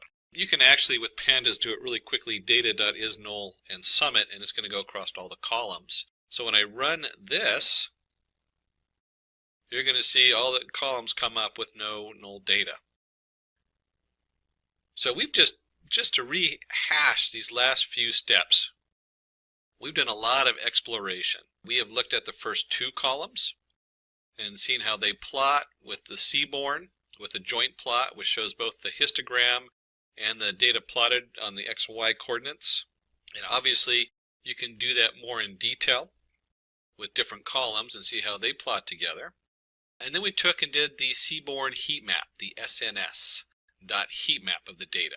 And you can see right here where it did a nice job showing us some bright spots where stuff correlates with each other and forms a very nice combination or points of scattering points. And you can also see areas that don't. And then finally, we went ahead and checked the data. Is the data null value? Do we have any missing data in there? Very important step because it'll crash later on. If you forget to do this step, it will remind you when you get that nice error code that says null values. Okay, so not a big deal if you miss it, but it's no fun having to go back when you're in a huge process and you've missed this step, and now you're 10 steps later and you got to go remember where you were pulling the data in. So we need to go ahead and pull out our x and our y. So we just put that down here. And we'll set the x equal to, and there's a lot of different options here. Certainly we could do x equals all the columns except for the first two, because if you remember the first two is the ID and the diagnosis. So that certainly would be an option. But what we're going to do is we're actually going to focus on the worst radius, the worst texture, parameter, area, smoothness, compactness, and so on. One of the reasons to start dividing your data up when you're looking at this information is sometimes the data will be the same data coming in. So if I have two measurements coming into my model, it might overweigh them. It might overpower the other measurements because it's basically taking that information in twice. That's a little bit past the scope of this tutorial. What I want you to take away from this, though, is that we are dividing the data up into pieces. And our team in the back went ahead and said, hey, let's just look at the worst. So I'm going to create an array, and you'll see this array, radius worst, texture worst, perimeter worst. We've just taken the worst of the worst, and I'm just going to put that in my x. So this x is still a pandas data frame, but it's just those columns. And our y, if you remember correctly, is going to be, oops, hold on one second. It's not x, it's data. There we go. So x equals data. And then it's a list of the different columns, the worst of the worst. And if we're going to take that, then we have to have our answer for our y, for the stuff we know. And if you remember correctly, we're just going to be looking at the diagnosis. That's all we care about is what is it diagnosed? Is it benign or malignant? And since it's a single column, we can just do diagnosis. Oh, I forgot to put the brackets. There we go. Okay. So it's just diagnosis on there. And we can also real quickly do like x dot head if you want to see what that looks like. And y dot head. And run this. And you'll see it only does the last one. I forgot about that if you don't do print. You can see that the y dot head is just MMM because the first ones are all malignant. And if I run this, the x dot head is just the first 5 values of radius worst, texture worst, parameter worst, area worst, and so on. I'll go ahead and take that out. So moving down to the next step, we've built our 2 data sets, our answer and then the features we want to look at. In data science, it's very important to test your model. So we do that by splitting the data. And from sklearn model selection, we're going to import train test split. So we're going to split it into 2 groups. There are so many ways to do this. I noticed in one of the more modern ways, they actually split it into 3 groups, and then you model each group and test it against the other groups. So you have all kinds of, and there's reasons for that, which is past the scope of this, and for this particular example isn't necessary. For this, we're just going to split it into 2 groups, one to train our data and one to test our data. And the sklearn model selection, we have train test split. You could write your own quick code to do this where you just randomly divide the data up into 2 groups, but they do it for us nicely. And we can actually do it in one statement with this, where we're going to generate 4 variables, capital X train, capital X test. So we have our training data we're going to use to fit the model, and then we need something to test it. And then we have our Y train, so we're going to train the answer, and then we have our test. So this is the stuff we want to see how good it did on our model. And we'll go ahead and take our train test split that we just imported, and we're going to do X and our Y, our 2 different data that's going in for our split. And then the guys in the back came up and wanted us to go ahead and use a test size equals 0.3. That's test underscore size. Random state, it's always nice to kind of switch your random state around, but not that important. What this means is that the test size is we're going to take 30% of the data and we're going to put that into our test variables, our Y test and our X test. And we're going to do 70% into the X train and the Y train. So we're going to use 70% of the data to train our model and 30% to test it. Let's go ahead and run that and load those up. So now we have all our stuff split up and all our data ready to go.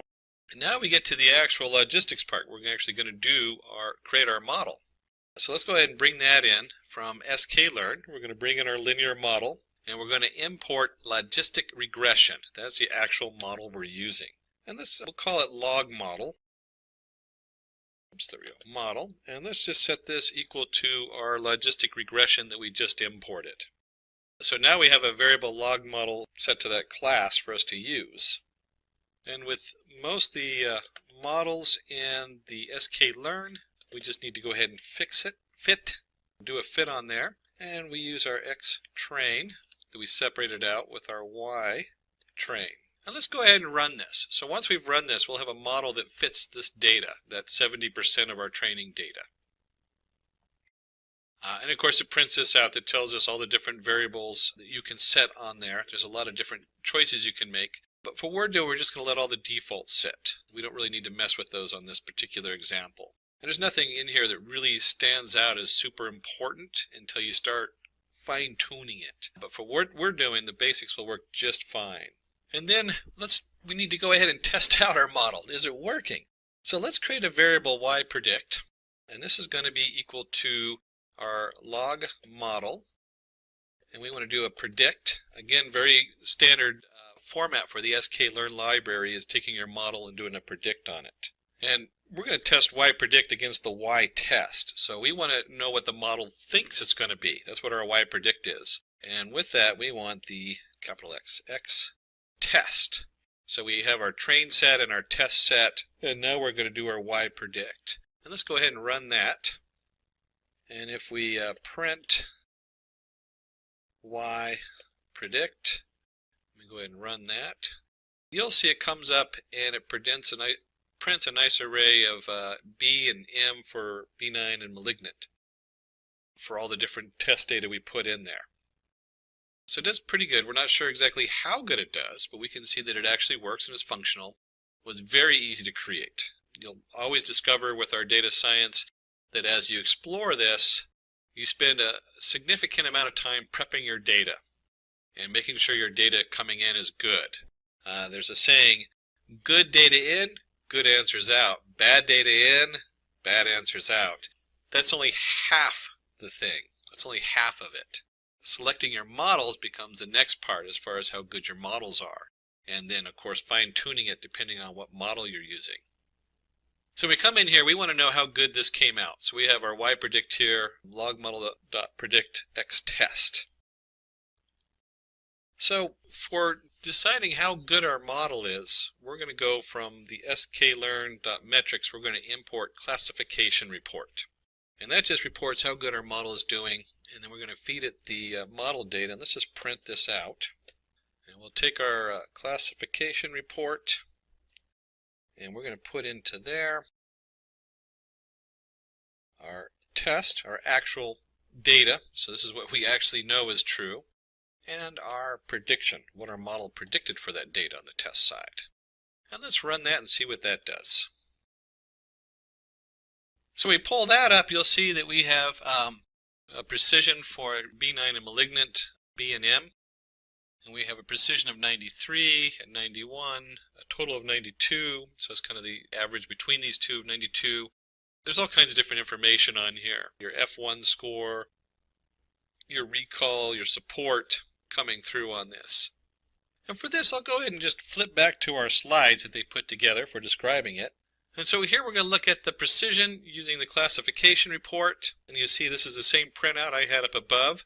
Some of the numbers might be different because it does randomly pick out which data we're using. So this model is able to predict the type of tumor with 91% accuracy. So we look back here, you'll see where we have benign and malignant. It actually is 92 coming up here. But we're looking at about a 92, 91% precision.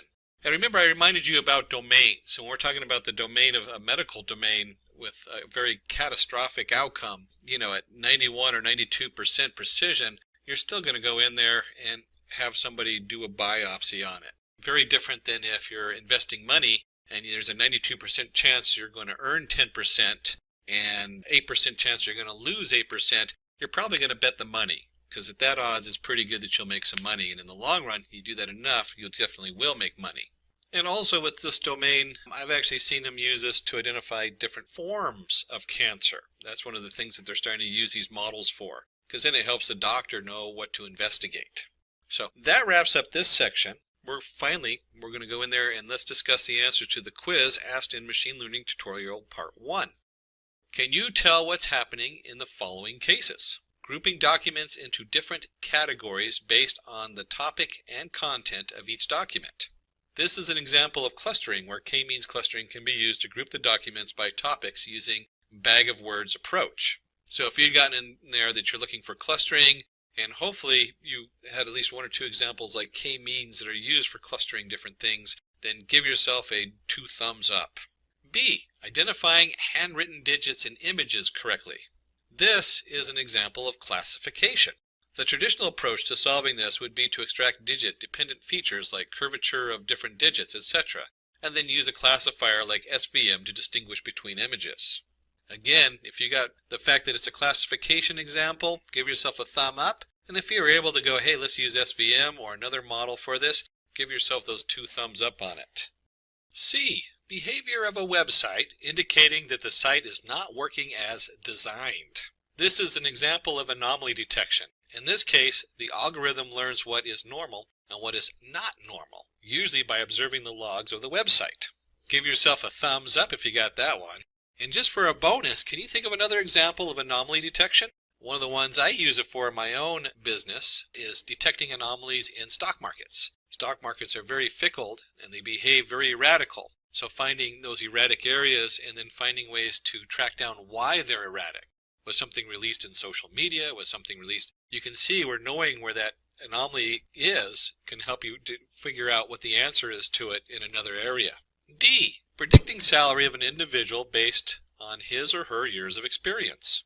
This is an example of regression. This problem can be mathematically defined as a function between independent, years of experience, and dependent variables, salary of an individual. And if you guessed that this was a regression model, give yourself a thumbs up. And if you're able to remember that it was between independent and dependent variables and that terms, give yourself 2 thumbs up. Summary. So to wrap it up, we went over what is k-means. And we went through also the chart of choosing your elbow method and assigning a random centroid to the clusters, computing the distance, and then going in there and figuring out what the minimum centroids is and computing the distance and going through that loop until it gets the perfect centroid. And we looked into the elbow method to choose k based on running our clusters across a number of variables and finding the best location for that. We did a nice example of clustering cars with k-means, even though we only looked at the first 2 columns to make it simple and easy to graph. You can easily extrapolate that and look at all the different columns and see how they all fit together. And we looked at what is logistic regression. We discussed the sigmoid function, what is logistic regression, and then we went into an example of classifying tumors with logistics. I hope you enjoyed part 2 of machine learning. Why reinforcement learning? Training a machine learning model requires a lot of data, which might not always be available to us. Further, the data provided might not be reliable. Learning from a small subset of actions will not help expand the vast realm of solutions that may work for a particular problem. You can see here we have the robot learning to walk. Very complicated setup when you're learning how to walk, and you'll start asking questions like, if I'm taking 1 step forward and left, well, what happens if I pick up a 50-pound object? How does that change how a robot would walk? These things are very difficult to program because there's no actual information on it until it's actually tried out. Learning from a small subset of actions will not help expand the vast realm of solutions that may work for a particular problem. And we'll see here it learned how to walk. This is going to slow the growth that technology is capable of. Machines need to learn to perform actions by themselves and not just learn off humans. And you see the objective climb a mountain. A real interesting point here is that as human beings we can go into a very unknown environment and we can adjust for it and kind of explore and play with it. Most of the models, the non-reinforcement models in computer machine learning, aren't able to do that very well. There's a couple of them that can be used or integrated. To see how it goes is what we're talking about with reinforcement learning. So what is reinforcement learning? Reinforcement learning is a sub-branch of machine learning that trains a model to return an optimum solution for a problem by taking a sequence of decisions by itself. Consider a robot learning to go from one place to another. The robot is given a scenario and must arrive at a solution by itself. The robot can take different paths to reach the destination. It will know the best path by the time taken on each path. It might even come up with a unique solution all by itself. And that's really important as we're looking for unique solutions. We want the best solution, but you can't find it unless you try it. So when we're looking at our different systems, our different model, we have supervised versus unsupervised versus reinforcement learning. And with the supervised learning, that is probably the most controlled environment. We have a lot of different supervised learning models, whether it's linear regression, neural networks, there's all kinds of things in between, decision trees. The data provided is labeled data with output values specified. And this is important because when we talk about supervised learning, you already know the answer for all this information. You already know the picture has a motorcycle in it, so you're supervised learning. You already know that the outcome for tomorrow, for going back a week, you're looking at stock, you can already have like the graph of what the next day looks like, so you have an answer for it. And you have labeled data which is used, you have an external supervision, and solves problems by mapping labeled input to known output. So very controlled. Unsupervised learning, and unsupervised learning is really interesting because it's now taking part in many other models. They start with you can actually insert an unsupervised learning model in almost either supervised or reinforcement learning as part of the system, which is really cool. Data provided is unlabeled data. The outputs are not specified. Machine makes its own predictions. Used to solve association with clustering problems. Unlabeled data is used. No supervision. Solves problems by understanding patterns and discovering output. So you can look at this and you can think some of these things go with each other. They belong together. So it's looking for what connects in different ways. And there's a lot of different algorithms that look at this. When you start getting into those, there's some really cool images that come up of what unsupervised learning is. How it can pick out, say, the area of a donut. One model will see the area of the donut, and the other one will divide it into 3 sections based on its location versus what's next to it. So there's a lot of stuff that goes in with unsupervised learning. And then we're looking at reinforcement learning. Probably the biggest industry in today's market in machine learning, or growing market. It's very infant stage as far as how it works and what it's going to be capable of. The machine learns from its environment using rewards and errors. Used to solve reward-based problems. No predefined data is used. No supervision. Follows trial and error problem solving approach. So again, we have a random, at first you start with a random, I try this, it works and this is my reward, doesn't work very well maybe, or maybe doesn't even get you where you're trying to get it to do, and you get your reward back, and then it looks at that and says, well, let's try something else, and it starts to play with these different things, finding the best route. So let's take a look at important terms in today's reinforcement model. And this has become pretty standardized over the last few years, so these are really good to know. We have the agent. Agent is the model that is being trained via reinforcement learning. So this is your actual entity that has, however you're doing it, whether you're using a neural network or a Q table or whatever, combination thereof. This is the actual agent that you're using. This is the model. And you have your environment. The training situation that the model must optimize to is called its environment. And you can see here, I guess we have a robot who's trying to get a chest full of gems or whatever, and that's the output. And then you have your action. This is all possible steps that can be taken by the model, and it picks one action. And you can see here that it's picked 3 different routes to get to the chest of diamonds and gems. We have a state, the current position condition returned by the model. And you could look at this if you're playing like a video game. This is the screen you're looking at. So when you go back here, the environment is a whole game board. So if you're playing one of those Mobius games, you might have the whole game board going on, but then you have your current position. Where are you on that game board? What's around that? What's around you? If you were talking about a robot, the environment might be moving around the yard, where it is in the yard and what it can see, what input it has in that location. That would be the current position condition returned by the model. And then the reward. To help the model move in the right direction, it is rewarded. Points are given to it to appraise some kind of action. So, yeah, you did good, or if didn't do as good, trying to maximize the reward and have the best reward possible. And then policy. Policy determines how an agent will behave at any time. It acts as a mapping between action and present state. This is part of the model. What is your action that you're going to take? What's the policy you're using to have an output from your agent? One of the reasons they separate policy as its own entity is that you usually have a prediction of different options, and then the policy, well, how am I going to pick the best? Based on those predictions, I'm going to guess at different options.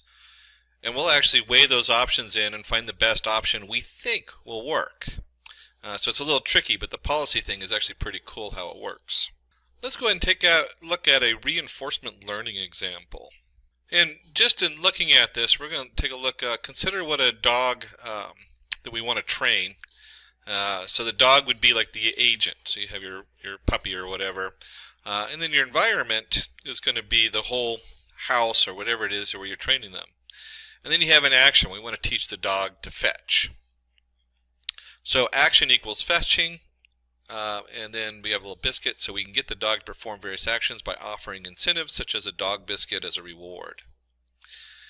The dog will follow a policy to maximize its reward, and hence will follow every command and might even learn new actions like begging by itself.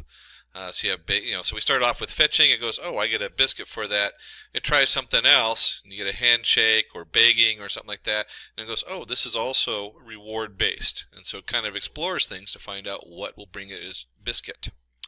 And that's very much like how a reinforced model goes. Is it looks for different rewards. How do I find? Can I try different things and find a reward that works? The dog also will want to run around and play and explore its environment. This quality of model is called exploration. So there's a little randomness going on in exploration. And it explores new parts of the house. Climbing on the sofa doesn't get a reward. In fact, it usually gets kicked off the sofa. So let's talk a little bit about Markov's decision process. Markov's decision process is a reinforcement learning policy used to map a current state to an action where the agent continuously interacts with the environment to produce new solutions and receive rewards. And you'll see here's all of our different vocabulary we just went over. We have a reward, our state, our agent, our environment, and our action. And so even though the environment kind of contains everything, you really, when you're actually writing the program, your environment's going to put out a reward and state that goes into the agent. The agent then looks at this state, or it looks at the reward usually first, and it says, okay, I got rewarded for whatever I just did, or I didn't get rewarded. And then it looks at the state, and then it comes back, and if you remember from policy, the policy comes in, and then we have a reward. The policy is that part that's connected at the bottom. And so it looks at that policy and it says, hey, what's a good action that will probably be similar to what I did, or sometimes they're completely random, but what's a good action that's going to bring me a different reward? So taking the time to just understand these different pieces as they go is pretty important in most of the models today. And so a lot of them actually have templates based on this you can pull in and start using. Pretty straightforward as far as once you start seeing how it works, you can see your environment says, hey, this is the agent did this. If you're a character in a game, this happened, and it shoots out a reward in a state. The agent looks at the reward, looks at the new state, and then takes a little guess and says, I'm going to try this action, and then that action goes back into the environment. It affects the environment. The environment then changes depending on what the action was, and then it has a new state and a new reward that goes back to the agent. So in the diagram shown, we need to find the shortest path between node A and D. Each path has a reward associated with it, and the path with a maximum reward is what we want to choose. The nodes A, B, C, D denote the nodes to travel from node A to B is an action. Reward is the cost of each path, and policy is each path taken. And you can see here A can go to B, or A can go to C right off the bat, or it can go right to D. And if you explored all three of these, you would find that A going to D was a 0 reward, A going to C and D would generate a different reward, or you could go A, C, B, D. There's a lot of options here. And so when we start looking at this diagram, you start to realize that even though today's reinforced learning models do really good at finding an answer, they end up trying almost all the different directions you see. And so they take up a lot of work or a lot of processing time for reinforcement learning. They're right now in their infant stage, and they're really good at solving simple problems. And we'll take a look at one of those in just a minute in a tic-tac-toe game. But you can see here, once it's gone through these and it's explored, it's going to find the ACD is the best reward. It gets a full 30 points for it. So let's go ahead and take a look at a reinforcement learning demo. In this demo, we're going to use reinforcement learning to make a tic-tac-toe game. You'll be playing this game against the machine learning model. And we'll go ahead, and we're doing it in Python. So let's go ahead and go through not always, I actually have a lot of Python tools. Let's go through Anaconda, which will open up a Jupyter notebook. Seems like a lot of steps, but it's worth it to keep all my stuff separate, and it also has a nice display when you're in the Jupyter notebook for doing Python. So here's our Anaconda Navigator. I open up the notebook, which is going to take me to a web page, and I've gone in here and created a new Python folder. In this case, I've already done it and enabled it to change the name to tic-tac-toe. And then for this example, we're going to go ahead and import a couple things. We're going to import numpy as np. We'll go ahead and import pickle. Numpy, of course, is our number array, and then pickle is just a nice way sometimes for storing different information, different states that we're going to go through on here. And so we're going to create a class called state. We're going to start with that. And there's a lot of lines of code to this class that we're going to put in here. Don't let that scare you too much. There's not as much here. It looks like there's going to be a lot here, but there really is just a lot of setup going on in our class state. And so we have up here, we're going to initialize it. We have our board. It's a tic-tac-toe board, so we're only dealing with 9 spots on the board. We have player 1, player 2 is end. We're going to create a board hash. We'll look at that in just a minute. We're just going to store some information in there. Symbol of player equals 1. So there's a few things going on as far as the initialization. Then something simple, we're just going to get the hash of the board. We're going to get the information from the board on there, which is columns and rows. We want to know when a winner occurs. So if you get 3 in a row, that's what this whole section here is for. Let me go ahead and scroll up a little bit. And you can get a copy of this code if you send a note over to Simplilearn. We'll send you over this particular file, and you can play with it yourself and see how it's put together. I don't want to spend a huge amount of time on this because this is just some real general Python coding. But you can see here we're just going through all the rows, and you add them together, and if it equals 3 in a row. Same thing with columns. Diagonal, so you got to check the diagonal. That's what all this stuff does here, is it just goes through the different areas. Actually, let me go ahead and put, there we go. And then it comes down here and we do our sum, and it says true, -3 just says did somebody win, or is it a tie? So you got to add up all the numbers on there anyway, just in case they're all filled up. And next we also need to know available positions. These are ones that no one's ever used before. This way when you try something, or the computer tries something, it's not going to give it an illegal move. That's what the available positions is doing. Then we want to update our state. And so you have your position going in. We're just sending in the position that you just chose. And you'll see there's a little user interface we put in there. You can pick the row and column in there. And again, I mean, this is a lot of code. So really it's kind of a thing you'd want to go through and play with a little bit and just read through it, get a copy of it. A great way to understand how this works. And here is a given reward. So we're going to give a reward, result equals self winner. This is one of the hearts of what's going on here, is we have a result self.winner. So if there's a winner, then we have a result. If the result equals 1, here's our feedback. If it doesn't equal 1, then it gets a 0.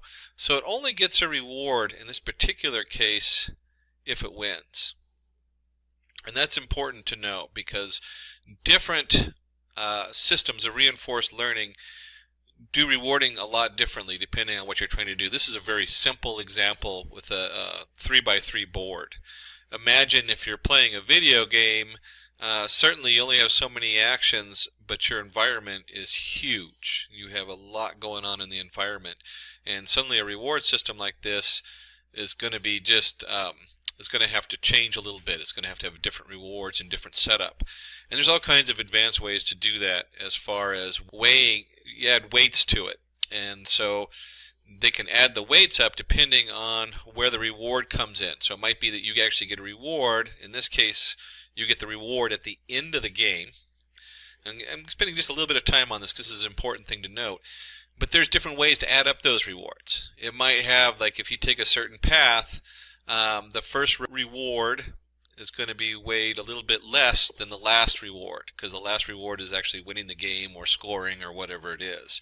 So this reward system gets really complicated in some of the more advanced setups. In this case, though, you can see right here that they give a 0.1 and a 0.5 reward just for picking the right value and something that's actually valid instead of picking an invalid value. So rewards, again, that's like key. It's huge. How do you feed the rewards back in? Then we have a board reset. That's pretty straightforward. It just goes back and resets the board to the beginning because it's going to try out all these different things while it's learning. It's going to do it by trial and error, so you have to keep resetting it. And then, of course, there's the play. We want to go ahead and play rounds equals 100. Depends on what you want to do on here. You can set this different. You can obviously set that to higher level. But this is just going to go through, and you'll see in here that we have player 1 and player 2. This is the computer playing itself. One of the more powerful ways to learn to play a game, or even learn something that isn't a game, is to have two of these models that are basically trying to beat each other. And so they keep explore new things. This one works for this one, so this one tries new things. It beats this. We've seen this in chess. I think was a big one where they had the two players in chess with reinforcement learning. It was one of the ways they trained one of the top computer chess playing algorithms. So this is just what this is. It's going to choose an action. It's going to try something, and the more it tries stuff, the more we're going to record the hash. We actually have a board hash where you self get the hash set up on here where it stores all the information. And then once you get to a win, one of them wins, it gets the reward. Then we go back and reset and try again. And then kind of the fun part we actually get down here is we're going to play with a human. So we'll get a chance to come in here and see what that looks like when you put your own information in. And then it just comes in here and does the same thing it did above. It gives it a reward for its things, or sees if it wins or ties, looks at available positions, all that kind of fun stuff. And then finally we want to show the board. So it's going to print the board out each time. Really, as an integration, is not that exciting. What's exciting in here is, one, looking at this reward system. Whoops, play one more up. The reward system is really the heart of this. How do you reward the different setup? And the other one is when it's playing, it's got to take an action. And so what it chooses for an action is also the heart of reinforcement learning. How do we choose that action? And those are really key to right now where reinforcement learning is in today's technology, is figuring this out. How do we reward it, and how do we guess the next best action? So we have our environment, and you can see the environment is or the state, which is kind of like what's going on. We're going to return the state depending on what happens. And we want to go ahead and create our agent, in this case our player. So each one is, let me go and grab that. And so we look at a class player.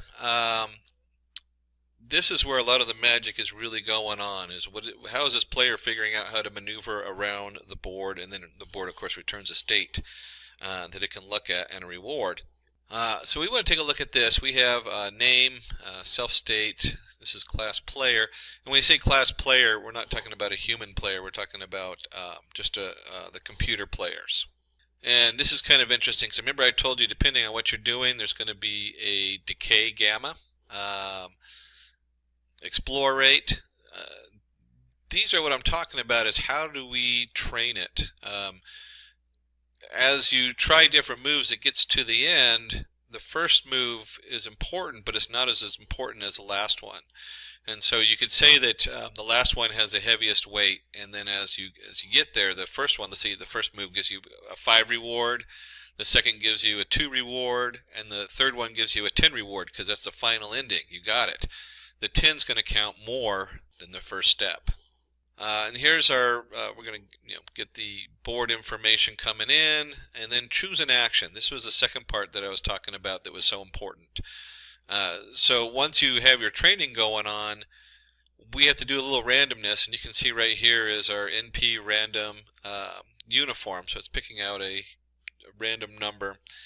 Take a random action. This is going to just pick which row and which column it is. And so choosing the action, this one you can see we're just doing random states. choice, length of positions, action position, and then it skips in there and takes a look at the board for P in positions. And it's actually storing the different boards each time you go through, so it has a record of what it did, so it can properly weigh the values. And this simply just appends a hash state. What's the last state? Append it to the to our states on here. Here's our feedback reward. So the reward comes in, and it's going to take a look at this and say, is it none? What is the reward? And here is that formula. Remember I was telling you about up here that was important because it has decay gamma times the reward. This is where, as it goes through each step, and this is really important. This is kind of the heart of this, of what I was talking about earlier. You have step 1, and this might have a reward of 2. You have step 2. I probably should have done ABC. This has a step 3, step 4, and so on until you get to step N. And this might have a reward of 10. So reward of 10, we're going to add that, but we're not adding, let's say this one right here, let's say this reward here right before 10 was, let's say it's also 10. That just makes the math easy. So we had 10 and 10. We had 10, this is 10 and 10n, whatever it is, but it's time it's 0.9. So instead of putting a full 10 here, we only do 9. That's 0.9 times 10. And so this formula, as far as the decay times the reward minus the cell state value, it basically adds in, it says here's 1, or here's 2, I'm sorry, I should have done this ABC, it would have been easier. So the first move goes in here and it puts 2 in here. Then we have ourselves set up on here.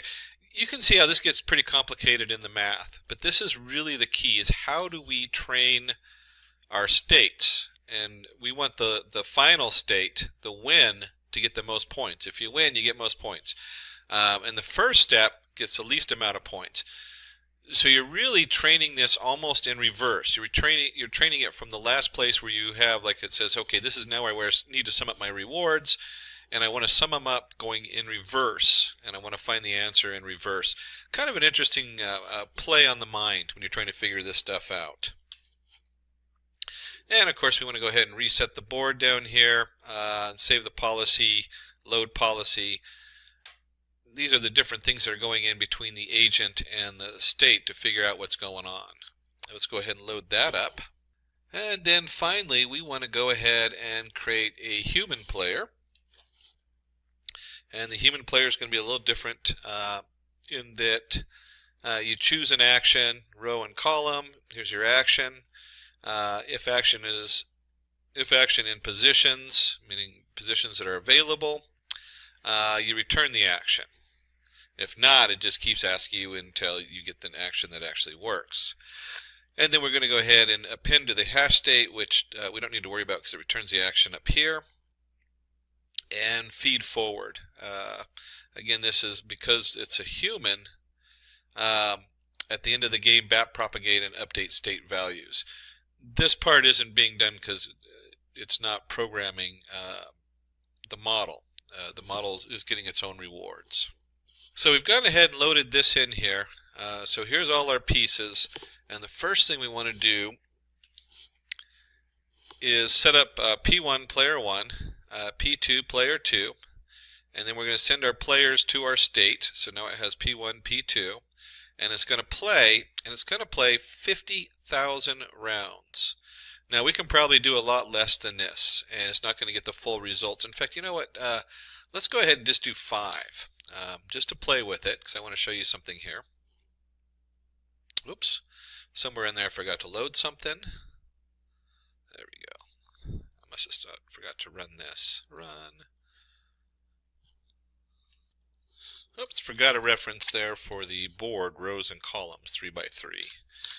There is actually in the state, it references that. We can just tack it on the end. It was supposed to be at the beginning. So now I've only set this up with, let's see, where are we going here? I've only set this up to train 5 times. And the reason I did that is we're going to come in and actually play it, and then I'm going to change that, and we can see how it differs on there. There we go. And it didn't even make it through a run, and we're going to go ahead and save the policy. So now we have our player 1 and our player 2 policy. The way we set it up, it has 2 separate policies loaded up in there.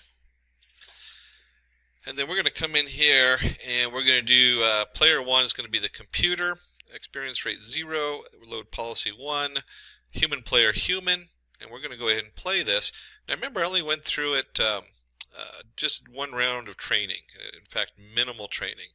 And so it puts an X there, and I'm going to go ahead and do row 0, column 1. And you can see this is very basic on here.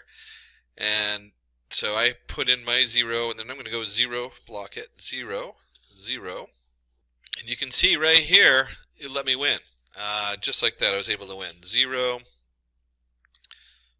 2, and woo, human wins. So I only trained it 5 times. We're going to run this again, and this time, instead of 5, let's do 5,000 or 50,000. I think that's what the guys in the back had. And this takes a while to train it. This is where reinforcement learning really falls apart. Look how simple this game is. We're talking about a 3x3 set of columns. And so for me to train it on this, I could do a Q table which would go much quicker. You could build a quick Q table with almost all the different options on there, and you would probably get the same result much quicker. We're just using this as an example. So when we look at reinforcement learning, you need to be very careful what you apply it to. It sounds like a good deal until you do like a large neural network where you're doing, you set the neural network to a learning increment of 1. So every time it goes through, it learns.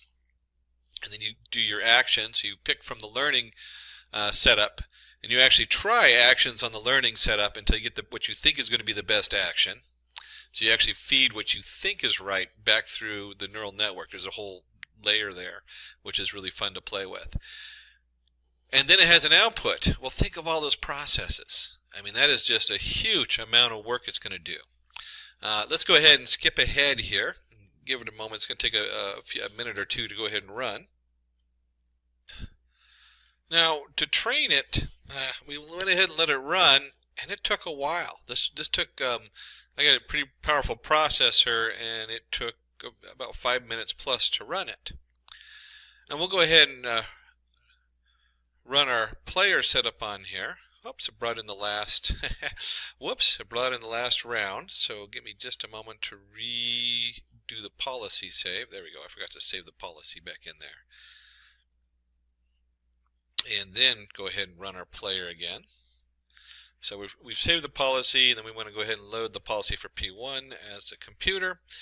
And we can see the computer's gone in the bottom right corner. I'm going to go ahead and go 1, 1, which is the center. And it's gone right up the top, and if you have ever played tic-tac-toe, you know the computer has me. But we'll go ahead and play it out. Row 0, column 2. There it is, and then it's gone here, and so I'm going to go ahead and go row 0, 1, 2, no, 0, 1, there we go, and column 0. That's where I wanted. Oh, and it says, okay, your action, there we go, boom. So you can see here, we've got it didn't catch the win on this, it said tie. Kind of funny that it didn't catch the win on there. But if we play this a bunch of times, you'll find that it's going to win more and more. The more we train it, the more the reinforcement happens.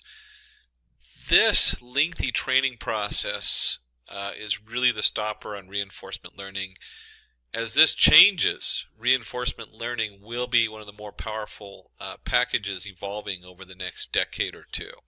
In fact, I would even go as far as to say it is the most important machine learning tool and artificial intelligence tool out there, as it learns not only a simple tic-tac-toe board, but we start learning environments. And the environment would be like in language, if you're translating a language or something from one language to the other, so much of it is lost if you don't know the context it's in, what's the environments it's in. And so being able to attach environment and context and all those things together is going to require reinforcement learning to do. So again, if you want to get a copy of the tic-tac-toe board, it's kind of fun to play with.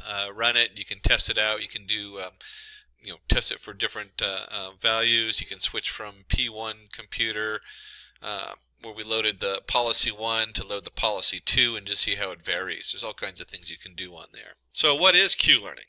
Q-learning is reinforcement learning policy which will fill the next best action given a current state. It chooses this action at random and aims to maximize the reward. And so you can see here's our standard reinforcement learning graph. By now, if you're doing any reinforcement learning, you should be familiar with this, where you have your agent takes an action, the action affects the environment, and then the environment sends back the reward or the feedback, and the state, it's the new state the agent's in. Where is it at on the chessboard? Where is it at in the video game? If your robot's out there picking trash up off the side of the road, where is it at on the road? Consider an ad recommendation system. Usually when you look up a product online, you get ads which will suggest the same product over and over again. Using Q-learning, we can make an ad recommendation system which will suggest related products to our previous purchase. The reward will be if user clicks on the suggested product. And again, you can see you might have a lot of products on your web advertisement or your pages, but it's still not a float number. It's still a set number, and that's something to be aware of when you're using Q-learning. And you can see here that if you have 100 people clicking on ads and you click on one of the ads, it might go in there and say, okay, this person clicked on this ad. What is the best set of ads based on clicking on this ad or these two ads afterwards based on where they are browsing? So let's go ahead and take a look at some important terms when we talk about Q-learning. We have states. The state S represents the current position of an agent in an environment. The action A is the step taken by the agent when it is a particular state. Rewards. For every action, the agent will get a positive or negative reward. And again, when we talk about states, we're usually not, when you're using a Q table, you're not usually talking about float variables. You're talking about true, false. And we'll take a closer look at that in a second. And episodes, when an agent ends up in a terminating state and can't take a new action. This might be if you're playing a video game, your character stepped in and is now dead or whatever. Q values used to determine how good an action A taken at a particular state S is Q A of S. And temporal difference, a formula used to find the Q value by using the value of the current state and action and previous state and action. And there's Bellman's equation, which basically is the equation that kind of covers what we just looked at in all those different terms. The Bellman equation is used to determine the values of a particular state and deduce how good it is to be in take that state.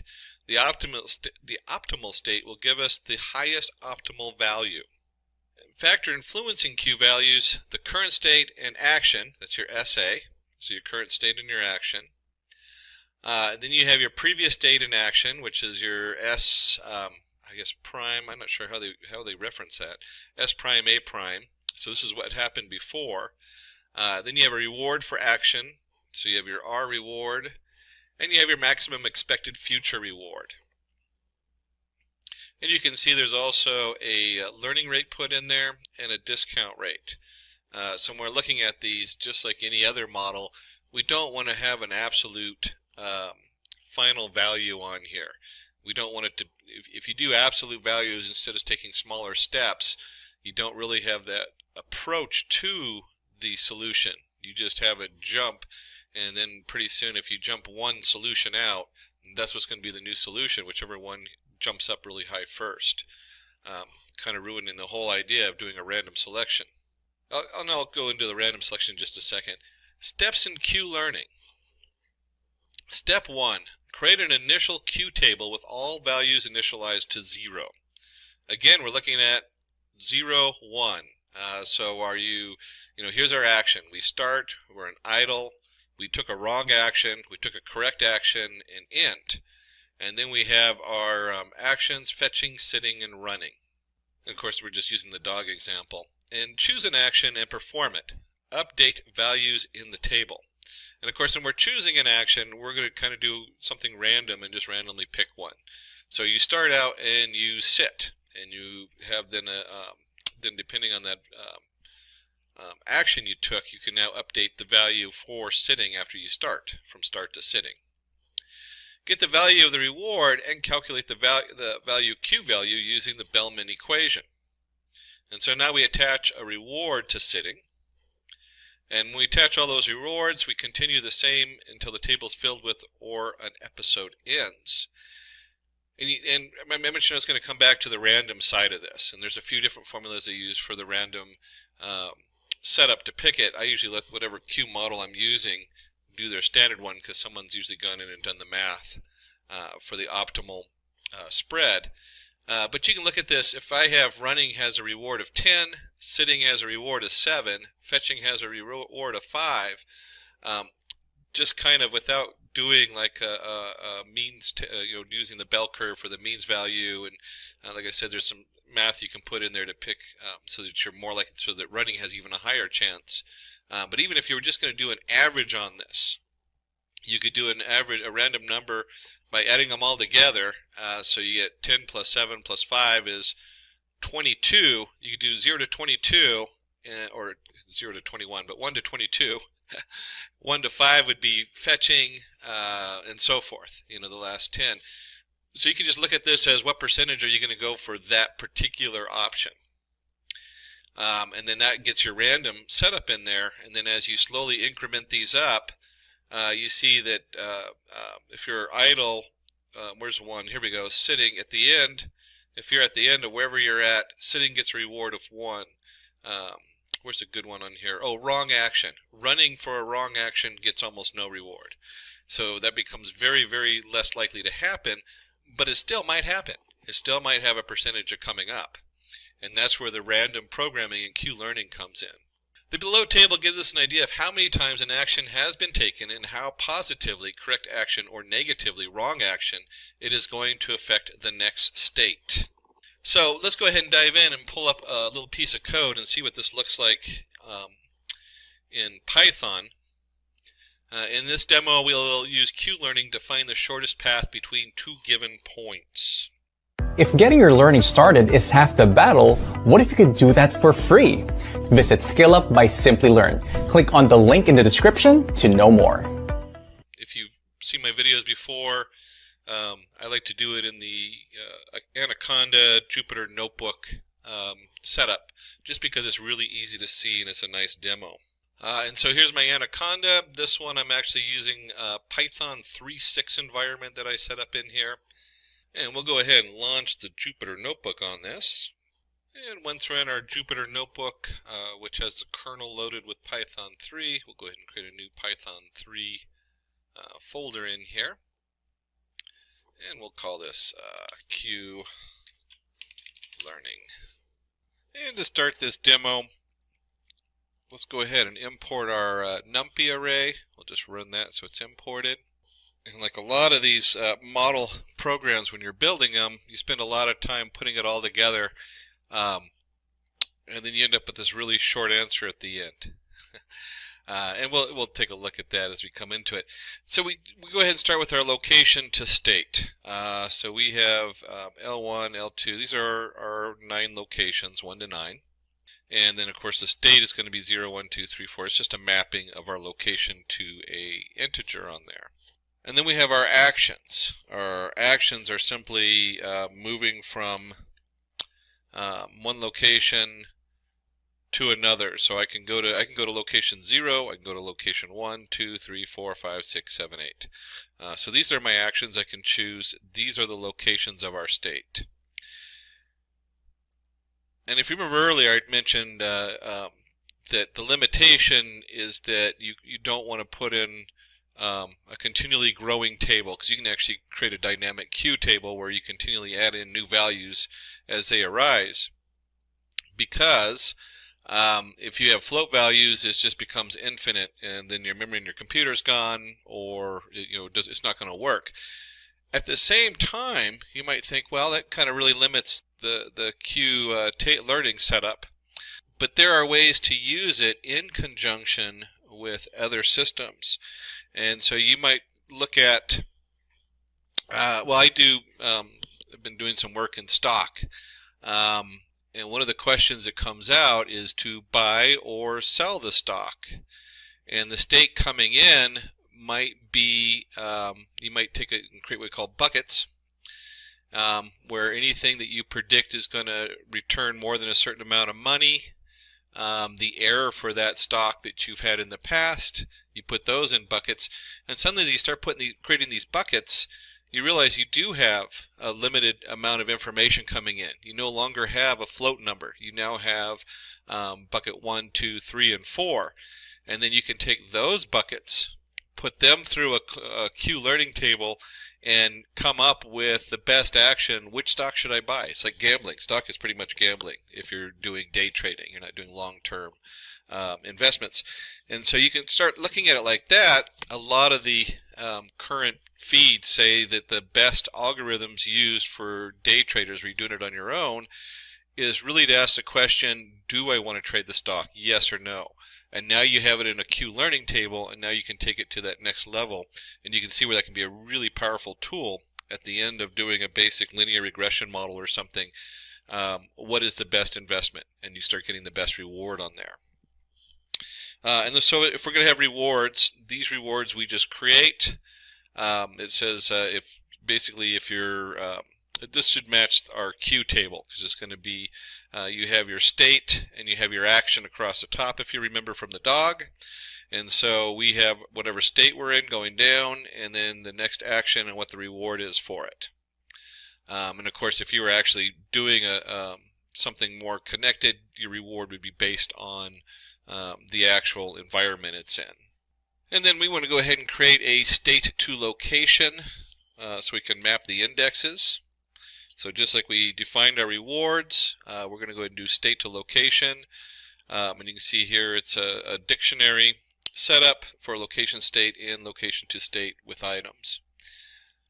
And we also need to define what we want for learning rates. You remember we had our two different rates as far as like learning from the past and learning from the current. So we'll go ahead and set those to 0.75 and the alpha set to 0.9. And we'll see that when we do the formula. And of course, any of this code, send a note to our Simplilearn team. They'll get you a copy of this code on here. And let's go ahead and pull. There we go. Well, the next two sections. Since we're going to keep it short and sweet. Here we go. So let's go ahead and create our agent. So our agent is going to have our initialization where we send it all the information. We'll define our self gamma equals gamma. We could have just set the gamma rate down here instead of submitting it.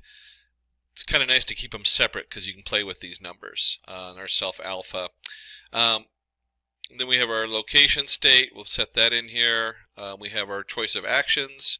We're going to go ahead and just embed the rewards right into the agent.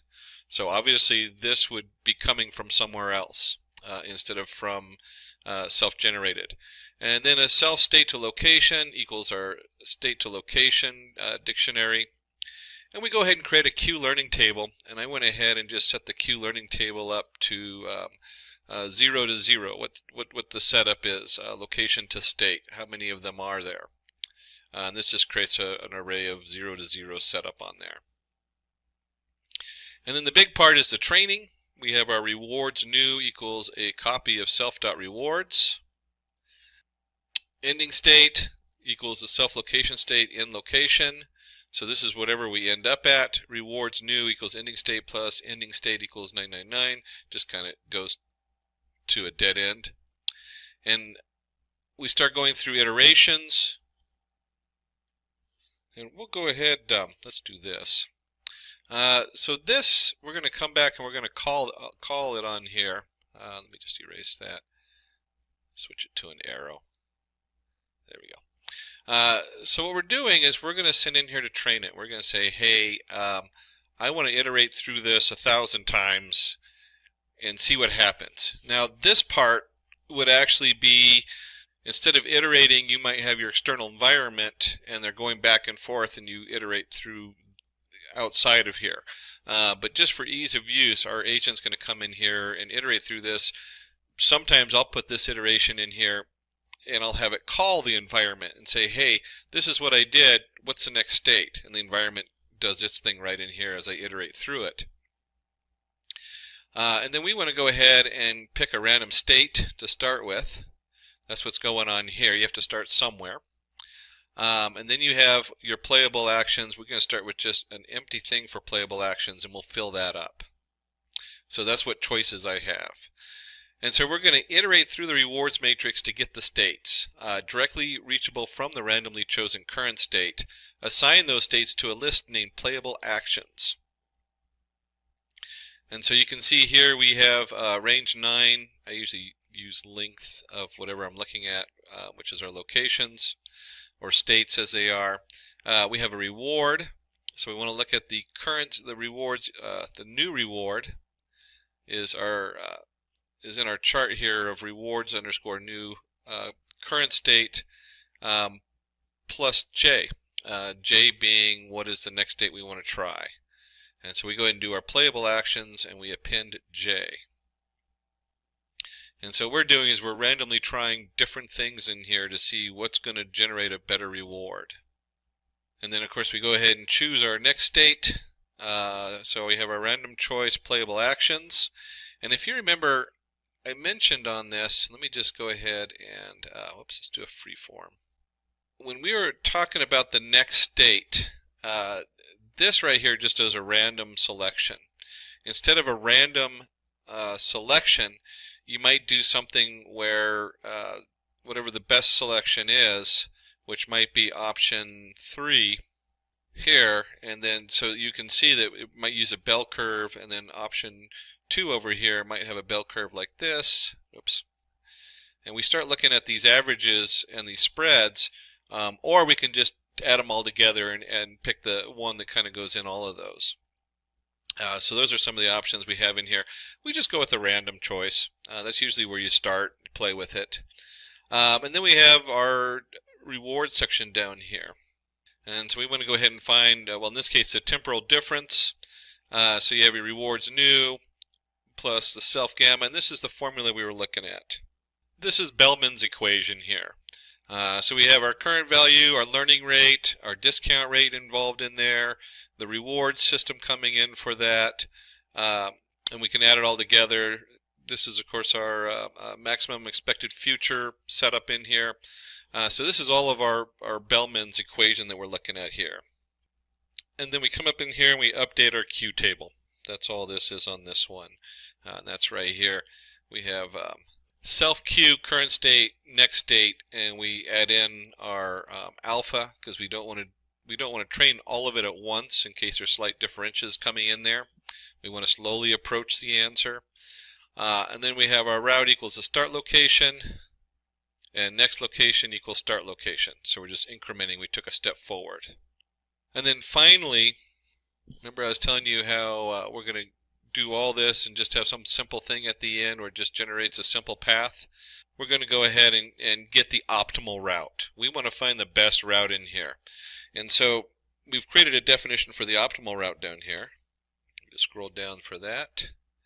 And we get the optimal route. We go ahead and put the information in, including the Q table, self, start location, end location, next location, route, Q. And it says while next location is not equal to end location, so while we can still go, our start location equals self location to state start location. So we already have our best value for the start location. The next state looks at the Q table and says, hey, what's the next one with the best value? And then the next location, we go ahead and pull that in and we just append it. That's what's going on down here. And then our start location equals the next location. And we just go through all the steps. And we'll go ahead and run this. And now that we have our Q table, our Q agent loaded, we're going to go ahead and take our Q agent, load them up with our alpha gamma that we set up above, along with the location step, action, reward, state to location.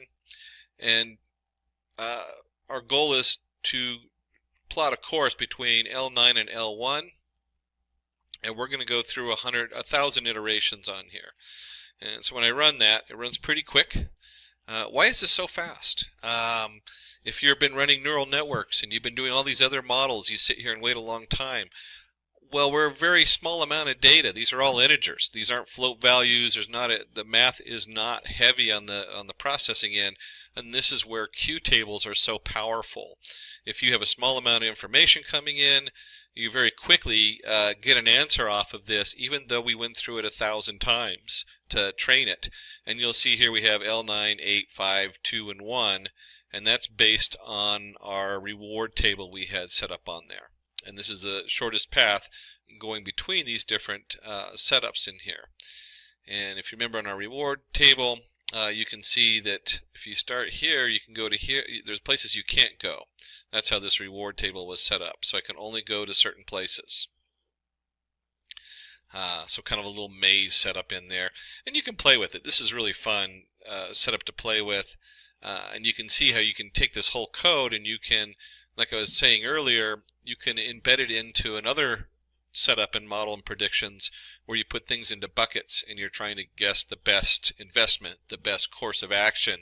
Long as you can take that course of action and reduce it down to a yes, no. Or if you're using text, you can use a one-hot encoder, which word is next. There's all kinds of things you can do with a Q table, depending on just how much information you're putting in there.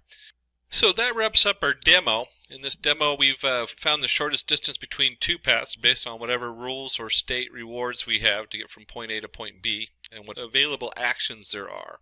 Hello and welcome to this tutorial on deep learning. My name is Mohan, and in the next about 1.5 hours I will take you through what is deep learning and into TensorFlow environment to show you an example of deep learning. Now, there are several applications of deep learning, really very interesting and innovative applications, and one of them is identifying the geographic location based on a picture. And how does this work? The way it works is pretty much we train an artificial neural network with millions of images which are tagged, their geolocation is tagged, and then when we feed a new picture, it will be able to identify the geolocation of this new image. For example, you have all these images, especially with maybe some significant monuments or significant locations, and you train with millions of such images, and then when you feed another image, it need not be exactly one of those that you have trained. It can be completely different. That is the whole idea of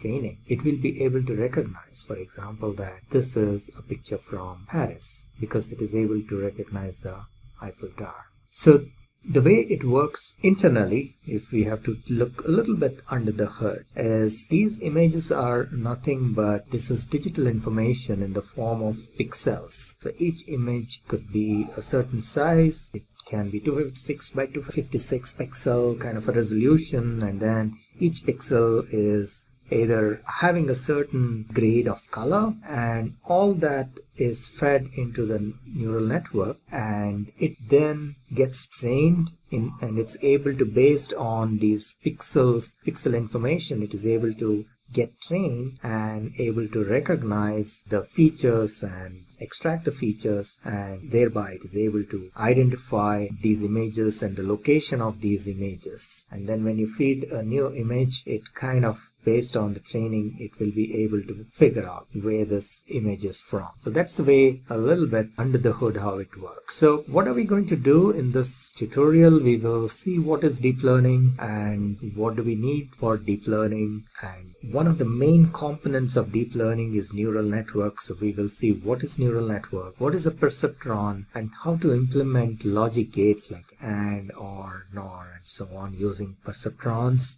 The different types of neural networks, and then applications of deep learning, and we will also see how neural networks works. So how do we do the training of neural networks?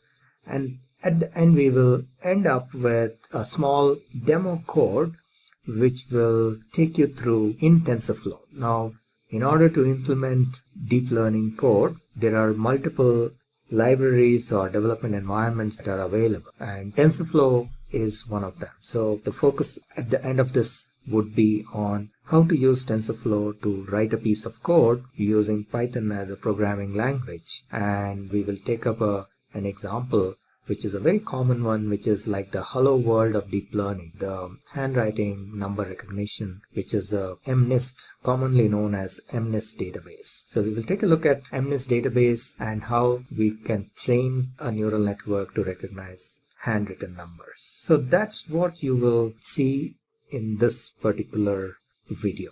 So let's get started. What is deep learning? Deep learning is like a subset of what is known as a high-level concept called artificial intelligence. You must be already familiar, must have heard about this term artificial intelligence. So artificial intelligence is like the high-level concept, if you will. And in order to implement artificial intelligence applications, we use what is known as machine learning. And within machine learning, a subset of machine learning is deep learning. Machine learning is a little bit more generic concept, and deep learning is one type of machine learning, if you will. And we will see a little later in maybe the following slides a little bit more in detail how deep learning is different from traditional machine learning. But to start with, we can mention here that deep learning uses one of the differentiators between deep learning and traditional machine learning is that deep learning uses neural networks. And we will talk about what are neural networks and how we can implement neural networks and so on and so forth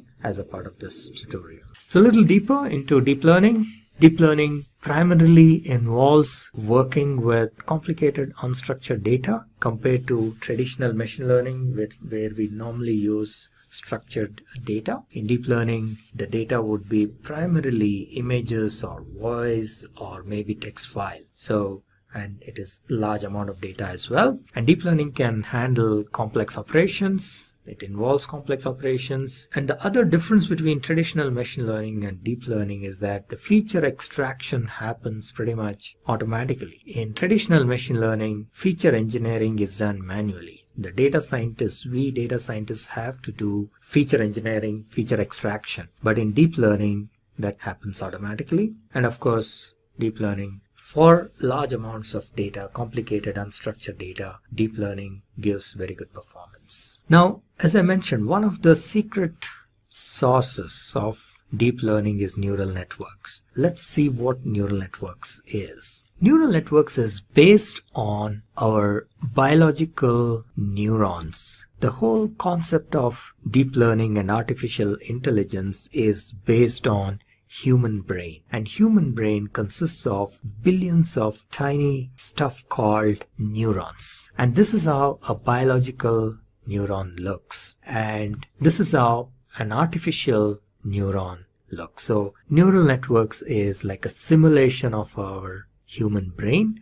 Human brain has billions of biological neurons, and we are trying to simulate the human brain using artificial neurons. This is how a biological neuron looks. It has dendrites, and the corresponding component with an artificial neural network is, or an artificial neuron, are the inputs. They receive the inputs through dendrites. And then there is the cell nucleus, which is basically the processing unit in a way. So in artificial neuron also there is a piece which is an equivalent of this cell nucleus, and based on the weights and biases, we will see what exactly weights and biases are as we move. The input gets processed, and that results in an output. In a biological neuron, the output is sent through a synapse, and in an artificial neuron there is an equivalent of that in the form of an output.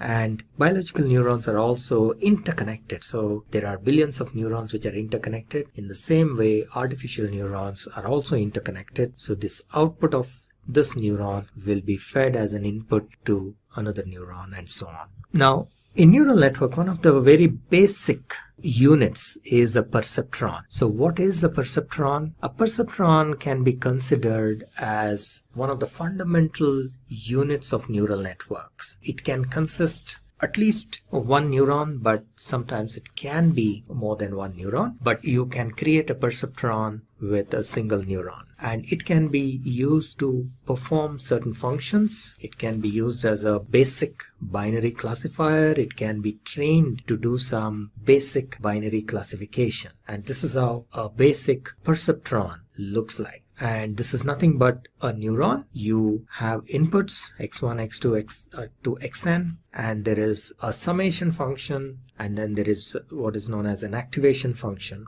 And based on this input, what is known as the weighted sum, the activation function either gives an output like a 0 or a 1. So we say the neuron is either activated or not. So that's the way it works. So you get the inputs. These inputs are, each of the inputs are multiplied by a weight, and there is a bias that gets added, and that whole thing is fed to an activation function, and then that results in an output. And if the output is correct, it is accepted. If it is wrong, if there is an error, then that error is fed back, and the neuron then adjusts the weights and biases to give a new output, and so on and so forth. So that's what is known as the training process of a neuron or a neural network. There's a concept called perceptron learning. So perceptron learning is again one of the very basic learning processes. The way it works is somewhat like this. So you have all these inputs like x1 to xn, and each of these inputs is multiplied by a weight, and then that sum, this is the formula, the equation. So that sum, wi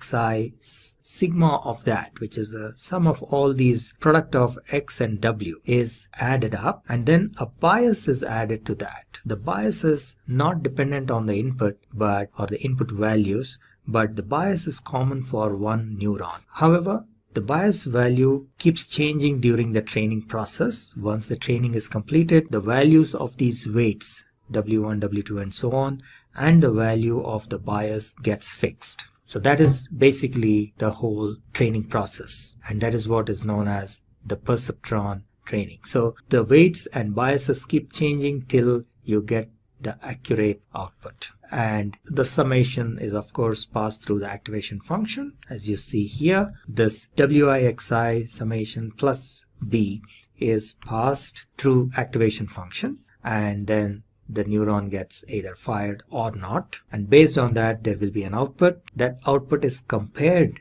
with the actual or expected value, which is also known as labeled information. So this is the process of supervised learning. So the output is already known, and that is compared, and thereby we know if there is an error or not.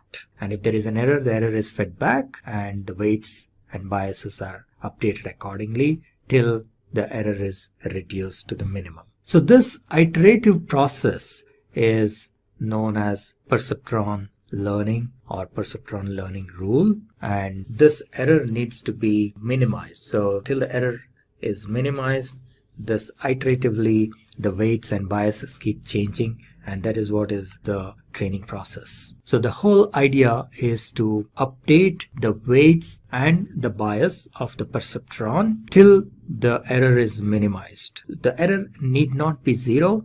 The error may not ever reach 0, but the idea is to keep changing these weights and bias so that the error is minimum, the minimum possible that it can have. So this whole process is an iterative process, and the iteration continues till either the error is 0, which is unlikely situation, or it is the minimum possible within these given conditions. Now, in 1943, two scientists, Warren McCulloch and Walter Pitts, came up with an experiment where they were able to implement the logical functions like AND, OR, and NOR using neurons. And that was a significant breakthrough in a sense. So they were able to come up with the most common logical gates. They were able to implement some of the most common logical gates, which could take two inputs like A and B and then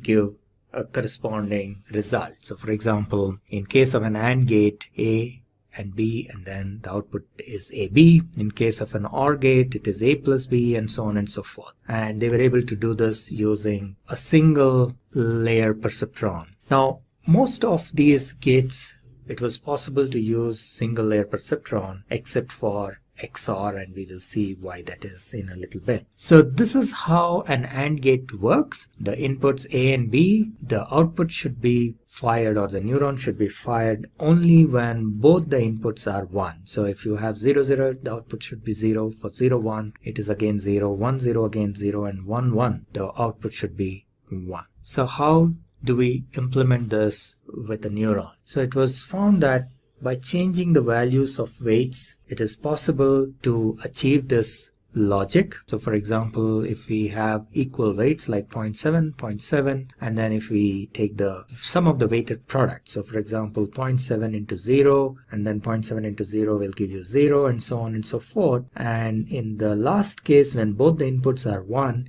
you get a value which is greater than 1, which is the threshold. So only in this case the neuron gets activated and the output is, there is an output. In all the other cases, there is no output because the threshold value is 1. So this is implementation of an AND gate using a single perceptron or a single neuron. Similarly, an OR gate. In order to implement an OR gate, in case of an OR gate, the output will be 1 if either of these inputs is 1. So for example, 0, 1 will result in 1, or rather, in all the cases it is 1 except for 0, 0. So how do we implement this using a perceptron? Once again, if you have a perceptron with weights, for example 1.2, now if you see here, if in the first case when both are 0, the output is 0. In the second case, when it is 0 and 1, 1.2 into 0 is 0, and then 1.2 into 1 is 1. And in the second case, similarly, the output is 1.2. In the last case, when both the inputs are 1, the output is 2.4. So during the training process, these weights will keep changing,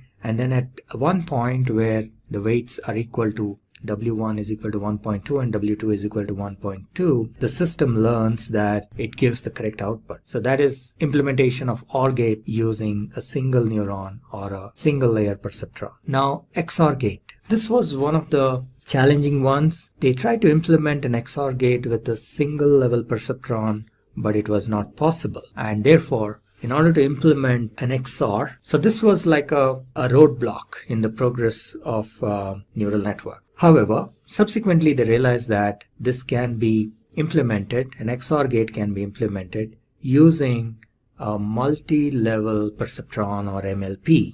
So in this case, there are 2 layers instead of a single layer, and this is how you can implement an XOR gate. So you will see that X1 and X2 are the inputs, and there is a hidden layer, and that's why it is denoted as H3 and H4, and then you take the output of that and feed it to the output at O5 and provide a threshold here. So we will see here that this is the numerical calculation. So the weights are, in this case for X1 it is 20 and minus 20, and once again 20 and minus 20. So these inputs are fed into H3 and H4. So you will see here for H3 the input is 0, 1, 1, 1, and for H4 it is 1, 0, 1, 1. And if you now look at the output, final output, where the threshold is taken as 1, if we use a sigmoid with the threshold 1, you will see that in these 2 cases it is 0, and in the last 2 cases it is 1. So this is the implementation of XOR. In case of XOR, only when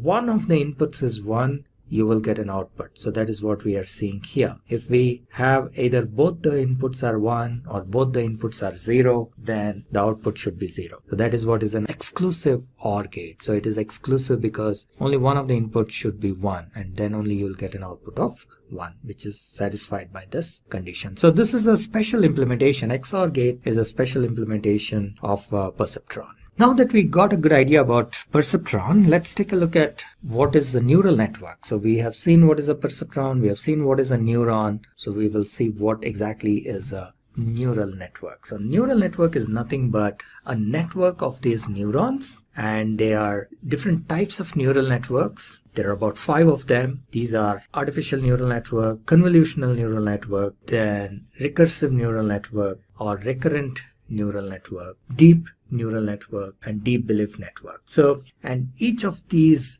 types of neural networks have a special, they can solve a special kind of problems. For example, convolutional neural networks are very good at performing image processing and image recognition and so on, whereas RNN are very good for speech recognition and also text analysis and so on. So each type has some special characteristics, and they are good at performing certain special kind of tasks. What are some of the applications of deep learning? Deep learning is today used extensively in gaming. You must have heard about AlphaGo, which is a game created by a startup called DeepMind, which got acquired by Google. And AlphaGo is an AI which defeated the human world champion Lee Sedol in this game of Go. So gaming is an area where deep learning is being extensively used, and a lot of research happens in the area of gaming as well. In addition to that, nowadays there are neural networks or special type called Generative Adversarial Networks, which can be used for synthesizing either images or music or text and so on, and they can be used to compose music. So the neural network can be trained to compose a certain kind of music. And autonomous cars, you must be familiar with Google's self-driving car, and today a lot of automotive companies are investing in this space, and deep learning is a core component of this autonomous cars. The cars are trained to recognize, for example, the road, the lane markings on the road, signals, any objects that are in front, any obstruction, and so on and so forth. So all this involves deep learning. So that's another major application. And robots, we have seen several robots, including Sophia. You may be familiar with Sophia, who was given a citizenship by Saudi Arabia. And there are several such robots which are very human-like, and the underlying technology in many of these robots is deep learning. Medical diagnostics and healthcare is another major area where deep learning is being used. And within healthcare diagnostics, again, there are multiple areas where deep learning and image recognition, image processing can be used. For example, for cancer detection, as you may be aware, if cancer is detected early on, it can be cured. And one of the challenges is in the availability of specialists who can diagnose cancer using these diagnostic images and various GANs and so on and so forth. So the idea is to train neural network to perform some of these activities so that the load on the cancer specialist doctors or oncologists comes down. And there is a lot of research happening here, and there are already quite a few applications that are claimed to be performing better than human beings in this space. It can be lung cancer, it can be breast cancer, and so on and so forth. So healthcare is a major area where deep learning is being applied. Let's take a look at the inner working of a neural network. So how does an artificial neural network, let's say, can we train a neural network to identify the shapes like squares and circles and triangles when these images are fed? So this is how it works. Any image is nothing but it is a digital information of the pixels. So in this particular case, let's say this is an image of 28 by 28 pixel, and this is an image of a square. There is a certain way in which the pixels are lit up, and so these pixels have a certain value, maybe from 0 to 256, and 0 indicates that it is black or it is dark, and 256 indicates it is white or lit up. So that is like an indication or a measure of how the pixels are lit up. And so this is an image is, let's say, consisting of information of 784 pixels. So all the information, what is inside this image, can be kind of compressed into these 784 pixels. The way each of these pixels is lit up provides information about what exactly is the image. So we can train neural networks to use that information and identify the images. So let's take a look how this works. So each neuron, the value, if it is close to 1, that means it is white, whereas if it is close to 0, that means it is black. Now, this is an animation of how this whole thing works. So these pixels, one of the ways of doing it is we can flatten this image and take this complete 784 pixels and feed that as input to our neural network. The neural network can consist of probably several layers. There can be a few hidden layers, and then there is an input layer and an output layer. Now the input layer takes these 784 pixels as input, the values of each of these pixels, and then you get an output which can be of 3 types or 3 classes. One can be a square, a circle, or a triangle. Now during the training process, there will be initially, obviously you feed this image and it will probably say it's a circle or it will say it's a triangle. So as a part of the training process, we then send that error back, and the weights and the biases of these neurons are adjusted till it correctly identifies that this is a square. That is the whole training mechanism that happens out here. Now let's take a look at a circle. Same way. So you feed these 784 pixels. There is a certain pattern in which the pixels are lit up, and the neural network is trained to identify that pattern. And during the training process, once again, it would probably initially identify it incorrectly, saying this is a square or a triangle, and then that error is fed back and the weights and biases are adjusted finally till it finally gets the image correct. So that is the training process. So now we will take a look at same way a triangle. So now if you feed another image which is consisting of triangles. So this is the training process. Now we have trained our neural network to classify these images into a triangle or a circle and a square. So now this neural network can identify these 3 types of objects. Now if you feed another image, and it will be able to identify whether it's a square or a triangle or a circle. Now what is important to be observed is that when you feed a new image, it is not necessary that the image or the triangle is exactly in this position. Now the neural network actually identifies the patterns. So even if the triangle is, let's say, positioned here, not exactly in the middle but maybe at the corner or in the side, it would still identify that it is a triangle. And that is the whole idea behind pattern recognition. So how does this training process work? This is a quick view of how the training process works. So we have seen that a neuron consists of inputs. It receives inputs, and then there is a weighted sum, which is nothing but this xi, wi, summation of that plus the bias. And this is then fed to the activation function, and that in turn gives us a output. Now during the training process, initially obviously when you feed these images, when you send maybe a square, it will identify it as a triangle, and when you maybe feed a triangle, it will identify as a square, and so on. So that error information is fed back, and initially these weights can be random. Maybe all of them have 0 values, and then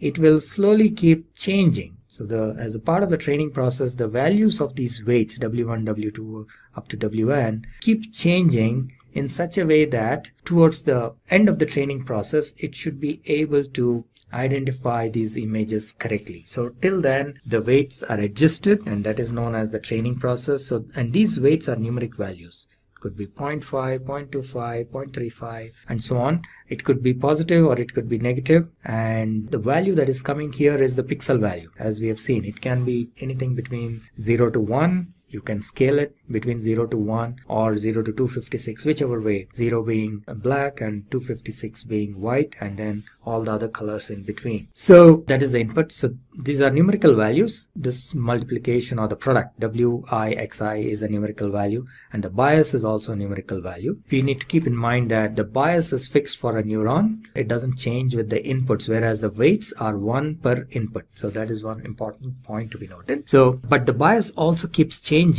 Initially, it will again have a random value, but as a part of the training process, the weights, the values of the weights W1, W2, Wn and the value of B will change. And ultimately, once the training process is complete, these values are fixed for this particular neuron. W1, W2 up to Wn, and plus the value of the B is also fixed for this particular neuron. And in this way, there will be multiple neurons, and there may be multiple levels of neurons here, and that's the way the training process works. So this is another example of multi-layer. So there are two hidden layers in between, and then you have the input layer, values coming from the input layer, then it goes through multiple layers, hidden layers, and then there is an output layer. And as you can see, there are weights and biases for each of these neurons in each layer, and all of them keeps changing during the training process. And at the end of the training process, all these weights have a certain value, and that is a trained model, and those values will be fixed once the training is completed. Alright, then there is something known as activation function. Neural networks consists of one of the components in neural networks is activation function, and every neuron has an activation function, and there are different types of activation functions that are used. It could be a ReLU, it could be sigmoid, and so on and so forth. And the activation function is what decides whether a neuron should be fired or not. So whether the output should be 0 or 1 is decided by the activation function. And the activation function in turn takes the input, which is the weighted sum. Remember, we talked about Wi xi plus b. That weighted sum is fed as an input to the activation function, and then the output can be either a 0 or a 1. And there are different types of activation functions which are covered in an earlier video you might want to watch. Alright, so as a part of the training process, we feed the inputs, the labeled data or the training data, and then it gives an output, which is the predicted output by the network, which we indicate as y hat. And then there is a labeled data, because for supervised learning, we already know what should be the output. So that is the actual output. And in the initial process, before the training is complete, obviously there will be error. So that is measured by what is known as a cost function. So the difference between the predicted output and the actual output is the error. And the cost function can be defined in different ways. There are different types of cost functions. So in this case, it is like the average of the squares of the error. So, and then all the errors are added, which can sometimes be called as sum of squares, sum of square errors, or SSE. And that is then fed as a feedback in what is known as backward propagation or back propagation. And that helps in the network adjusting the weights and biases. And so the weights and biases get updated till this value, the error value or the cost function, is minimum. Now there is a optimization technique which is used here called gradient descent optimization, and this algorithm works in a way that the error, which is the cost function, needs to be minimized. So there's a lot of mathematics that goes behind this. For example, they find the local minima and the global minima using the differentiation and so on and so forth. But the idea is this.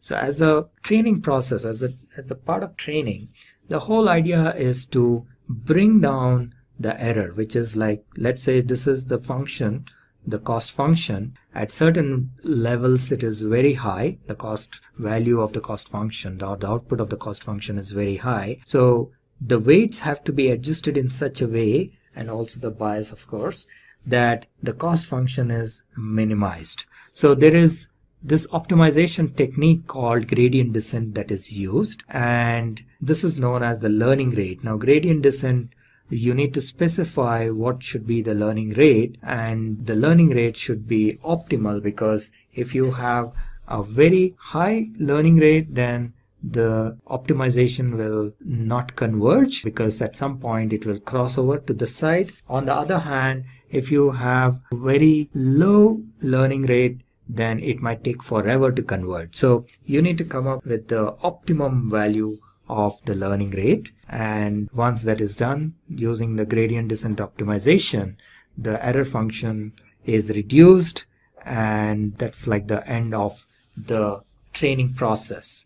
Alright, so this is another view of gradient descent. So this is how it looks. This is your cost function, the output of the cost function, and that has to be minimized using gradient descent algorithm. And these are like the parameters, and weight could be one of them. So initially we start with certain random values, so cost will be high, and then the weights keep changing, and in such a way that the cost function needs to come down, and at some point it may reach the minimum value and then it may increase. So that is where the gradient descent algorithm decides that, okay, it has reached a minimum value and it will kind of try to stay here. This is known as the global minima. Now sometimes these curves may not be, just for explanation purpose, this has been drawn in a nice way, but sometimes these curves can be pretty erratic. There can be some local minima here, and then there is a peak, and so on. So the whole idea of gradient descent optimization is to identify the global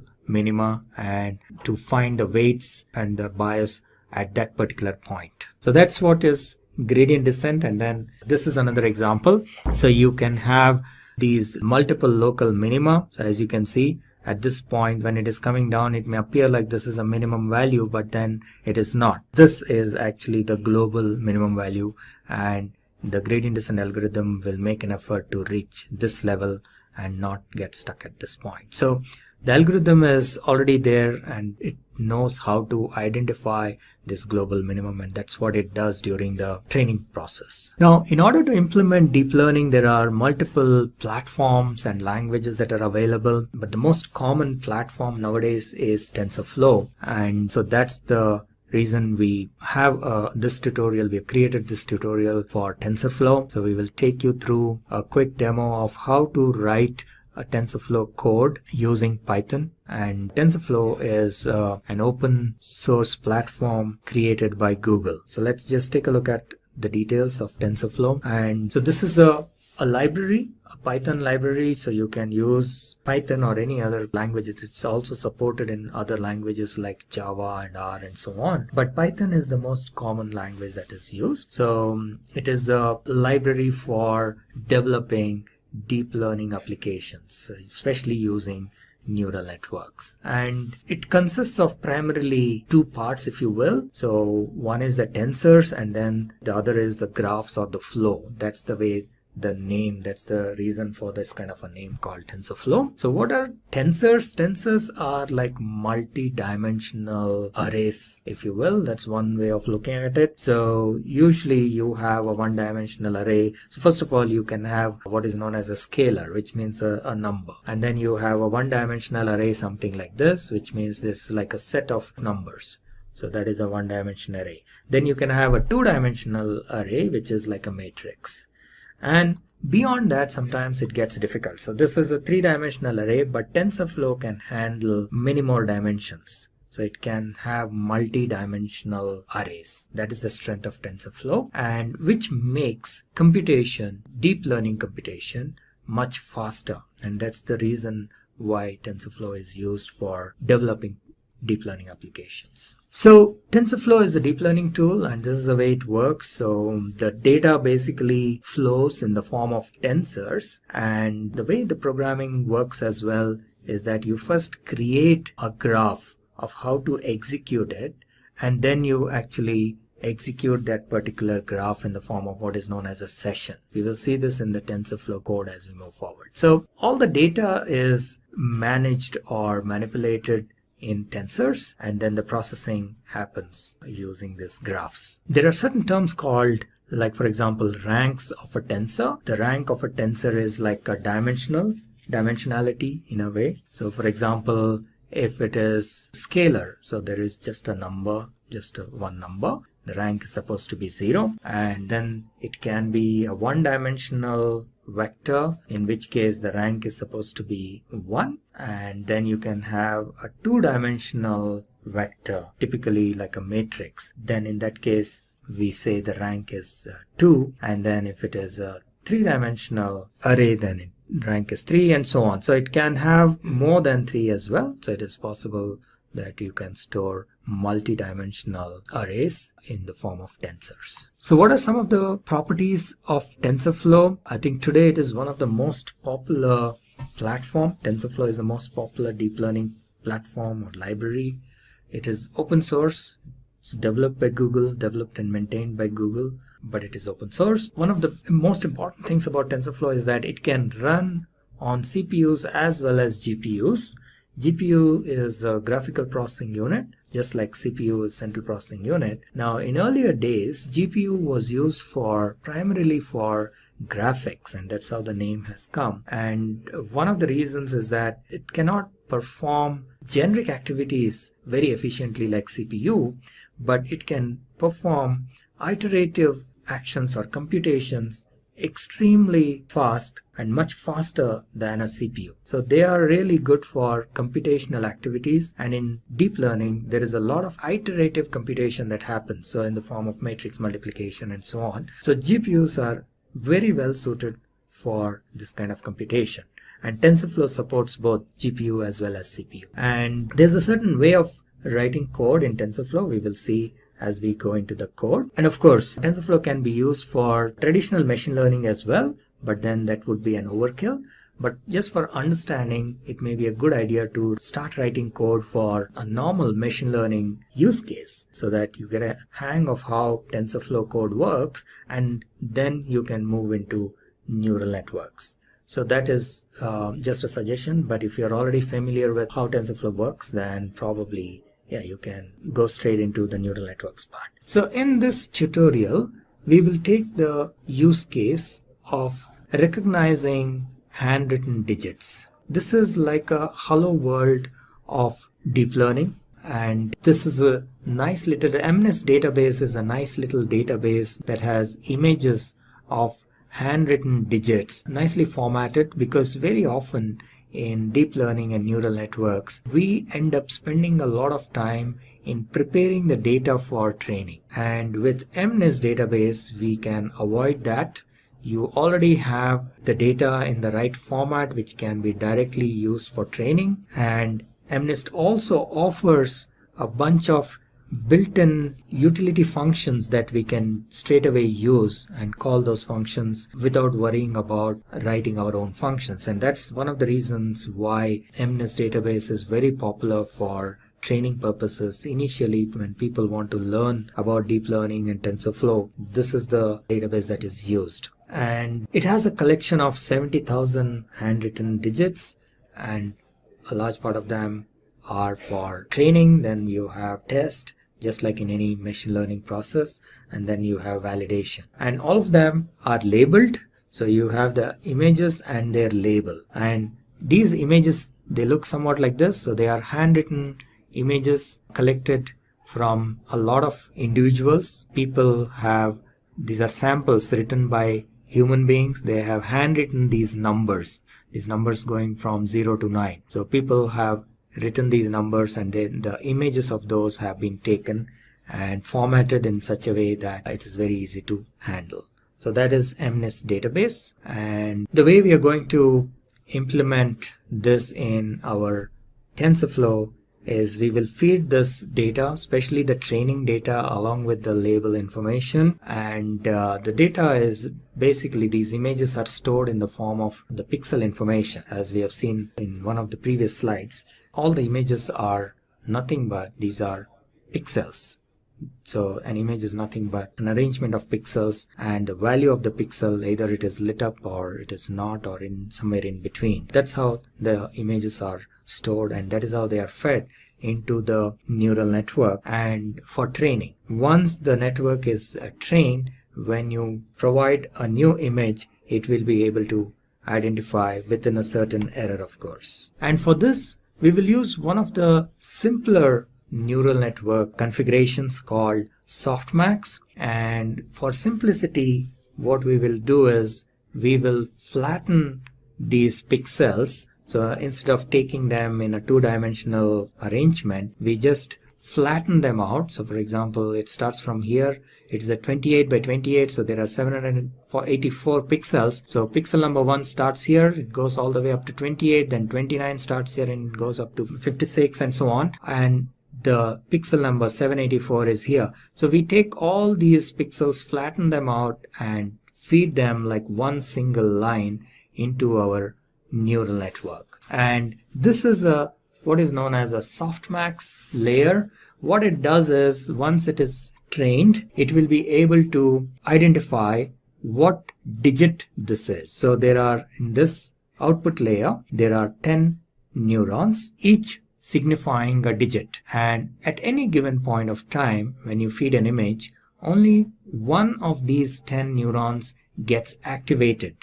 So for example, if this is trained properly, and if you feed a number 9 like this, then this particular neuron gets activated. So you get an output from this neuron. Let me just use a pen or a laser to show you here. Okay, so you're feeding a number 9. Let's say this has been trained, and now if you're feeding a number 9, this will get activated. Now let's say you feed 1 to the trained network, then this neuron will get activated. If you feed 2, this neuron will get activated, and so on. I hope you get the idea. So this is one type of a neural network or an activation function known as softmax layer. So that's what we will be using here. This is one of the simpler ones for quick and easy understanding. So this is how the code would look. We will go into our lab environment in the cloud, and we will show you there directly. But very quickly, this is how the code looks. And let me run you through briefly here, and then we will go into the Jupyter notebook where the actual code is, and we will run that as well. So as a first step, first of all, we are using Python here, and that's why the syntax of the language is Python. And the first step is to import the TensorFlow library. So, and we do this by using this line of code saying import TensorFlow as TF. TF is just for convenience, so you can give any name. And once you do this, TensorFlow is available as an object in the name of TF, and then you can run its methods and accesses its attributes and so on and so forth. And MNIST database is actually an integral part of TensorFlow, and that's again another reason why we, as a first step, we always use this example, MNIST database example. So you just simply import MNIST database as well using this line of code, and you slightly modify this so that the labels are in this format, what is known as one hot true, which means that the label information is stored like an array. And let me just use a pen to show what exactly it is. So when you do this one hot true, what happens is each label is stored in the form of an array of 10 digits, and let's say the number is 8. Okay, so in this case, all the remaining values, there will be a bunch of zeros. So this is like array at position 0, this is at position 1, position 2, and so on and so forth. Let's say this is position 7, then this is position 8. That will be 1 because our input is 8. And again, position 9 will be 0. Okay, so one hot encoding, this one hot encoding true will kind of load the data in such a way that the labels are in such a way that only one of the digits has a value of 1, and that indicates. So based on which digit is 1, we know what is the label. So in this case, the 8th position is 1, therefore we know this sample data, the value is 8. Similarly, if you have a 2 here, let's say, then the labeled information will be somewhat like this. So you have your labels. So you have this as 0, the 0th position. The first position is also 0. The second position is 1 because this indicates number 2. And then you have third as 0 and so on. Okay, so that is the significance of this one hot true. All right, and then we can check how the data is looking by displaying the data. And as I mentioned earlier, this is pretty much in the form of digital form, like numbers. So all these are like pixel values, so you will not really see an image in this format, but there is a way to visualize that image. I will show you in a bit. And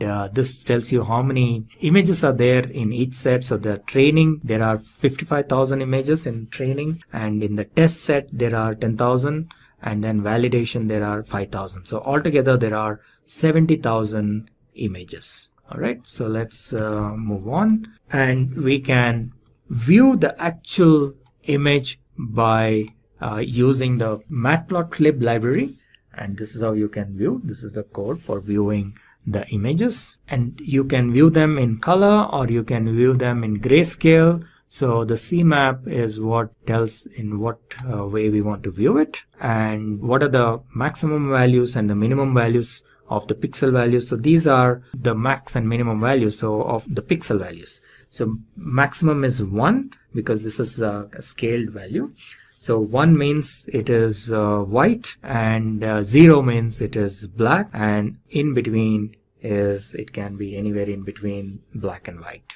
And the way to train the model, there is a certain way in which you write your TensorFlow code, and the first step is to create some placeholders and then you create a model. In this case we will use the softmax model, one of the simplest ones, and placeholders are primarily to get the data from outside into the neural network. So this is a very common mechanism that is used, and then of course you will have variables which are your, remember these are your weights and biases. So in our case there are 10 neurons, and each neuron actually has 784 because each neuron takes all the inputs. If we go back to our slide here, actually every neuron takes all the 784 inputs. Right? This is the first neuron. It receives all the 784. This is the second neuron. This also receives all the 780. So each of these inputs needs to be multiplied with a weight, and that's what we are talking about here. So this is a matrix of 784 values for each of the neurons, and so it is like a 10 by 784 matrix because there are 10 neurons. And similarly there are biases. Now remember I mentioned biases only 1 per neuron, so it is not 1 per input unlike the weights. So therefore there are only 10 biases because there are only 10 neurons in this case. So that is what we are creating a variable for biases. So this is something little new in TensorFlow. You will see, unlike our regular programming languages where everything is a variable, here the variables can be of 3 different types. You have placeholders, which are primarily used for feeding data. You have variables, which can change during the course of computation. And then a third type, which is not shown here, are constants. So these are like fixed numbers. All right. So in a regular programming language, you may have everything as variables or at the most variables and constants. But in TensorFlow, you have 3 different types: placeholders, variables, and constants. And then you create what is known as a graph. So TensorFlow programming consists of graphs and tensors, as I mentioned earlier. So this can be considered ultimately as a tensor. And then the graph tells how to execute the whole implementation, so that the execution is stored in the form of a graph. And in this case, what we are doing is we are doing a multiplication. TF, you remember this TF was created as a TensorFlow object here. One more level, one more. So TF is available here. Now TensorFlow has what is known as a matrix multiplication or matmul function. So that is what is being used here in this case. So we are using the matrix multiplication of TensorFlow so that you multiply your input values x with w, right? This is what we were doing, xw plus b. You're just adding b, and this is very similar to one of the earlier slides where we saw sigma xi wi. So that's what we are doing here. Matrix multiplication is multiplying all the input values with the corresponding weights and then adding the bias. So that is the graph we created. And then we need to define what is our loss function and what is our optimizer. So in this case, we again use the TensorFlow's APIs. So tf.nn softmax cross entropy with logits is the API that we will use, and reduce mean is what is like the mechanism whereby which says that you reduce the error. And optimizer for doing reduction of the error, what optimizer are we using? So we are using gradient descent optimizer. We discussed about this in a couple of slides earlier. And for that, you need to specify the learning rate. You remember we saw that there was a slide somewhat like this, and then you define what should be the learning rate, how fast you need to come down. That is the learning rate. And this again needs to be tested and tried, and to find out the optimum level of this learning rate. It shouldn't be very high, in which case it will not converge, or shouldn't be very low, because it will, in that case, it will take very long. So you define the optimizer, and then you call the method minimize for that optimizer, and that will kickstart the training process. And so far we've been creating the graph, and in order to actually execute that graph, we create what is known as a session, and then we run that session. And once the training is completed, we specify how many times, how many iterations we want it to run. So for example, in this case, we are saying 1000 steps. So that is a exit strategy in a way. So you specify the exit condition. So a training will run for 1000 iterations. And once that is done, we can then evaluate the model using some of the techniques shown here. So let us get into the code quickly and see how it works. So this is our cloud environment. Now you can install TensorFlow on your local machine as well. I'm showing this demo on our existing cloud, but you can also install TensorFlow on your local machine, and there is a separate video on how to set up your TensorFlow environment. You can watch that if you want to install your local environment. Or you can go for any cloud service, like for example Google Cloud, Amazon, or Cloud Labs. Any of these you can use and run and try the code. Okay, so it has got started. We will log in. Alright, so this is our deep learning tutorial code, and this is our TensorFlow environment. And so let's get started. We have seen a little bit of a code walkthrough in the slides as well. Now you will see the actual code in action. So the first thing we need to do is import TensorFlow, and then we will import the data, and we need to adjust the data in such a way that the one hot encoding is set to true, one hot encoding, right? As I explained earlier. So in this case, the label values will be shown appropriately. And if we just check what is the type of the data, so you can see that this is a data sets, Python data sets. And if we check the number of images, the way it looks, so this is how it looks. It is an array of type float 32. Similarly, the number, if you want to see what is the number of training images, there are 55,000, then there are test images 10,000, and then validation images 5,000. Now let's take a quick look at the data itself, visualization. So we will use matplotlib for this. And if we take a look at the shape, now shape gives us like the dimension of the tensors or the arrays, if you will. So in this case, the training data set, if we see the size of the training data set using the method shape, it says there are 55,000 and 55,000 by 784. So remember, the 784 is nothing but the 28 by 28, 28 into 28. So that is equal to 784. So that's what it is showing. Now we can take just one image and just see what is the first image and see what is the shape. So again, size, obviously it is only 784. Similarly, you can look at the image itself, the data of the first image itself. So this is how it shows. So large part of it will probably be zeros, because as you can imagine, in the image only certain areas are written, rest is blank. So that's why you will mostly see zeros, either it is black or white. But then there are these values are, so the values are actually, they are scaled, so their values are between 0 and 1. Okay, so this is what you're seeing. So certain locations there are some values, and then other locations there are zeros. So that is how the data is stored and loaded.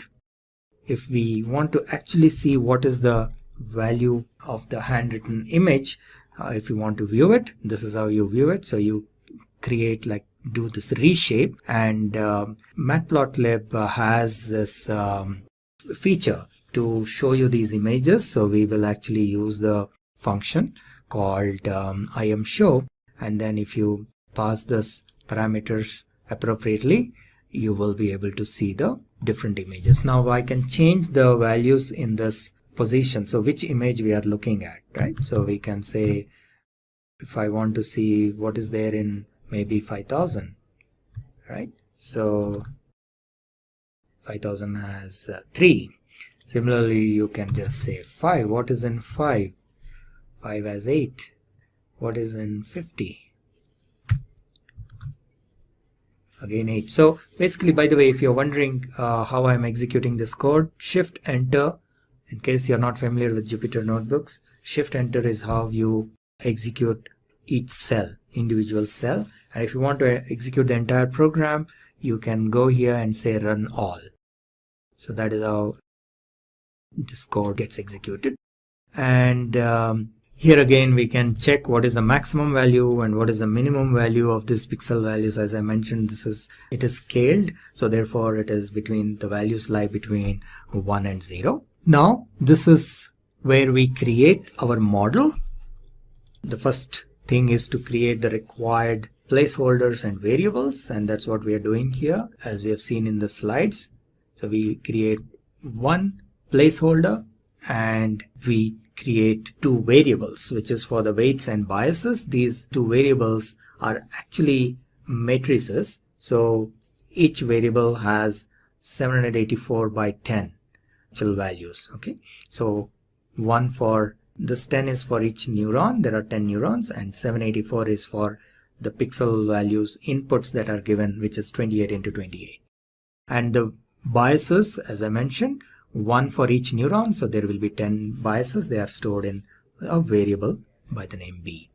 And this is the graph, which is basically the multiplication of these matrix multiplication of X into W, and then the bias is added for each of the neurons. And the whole idea is to minimize the error.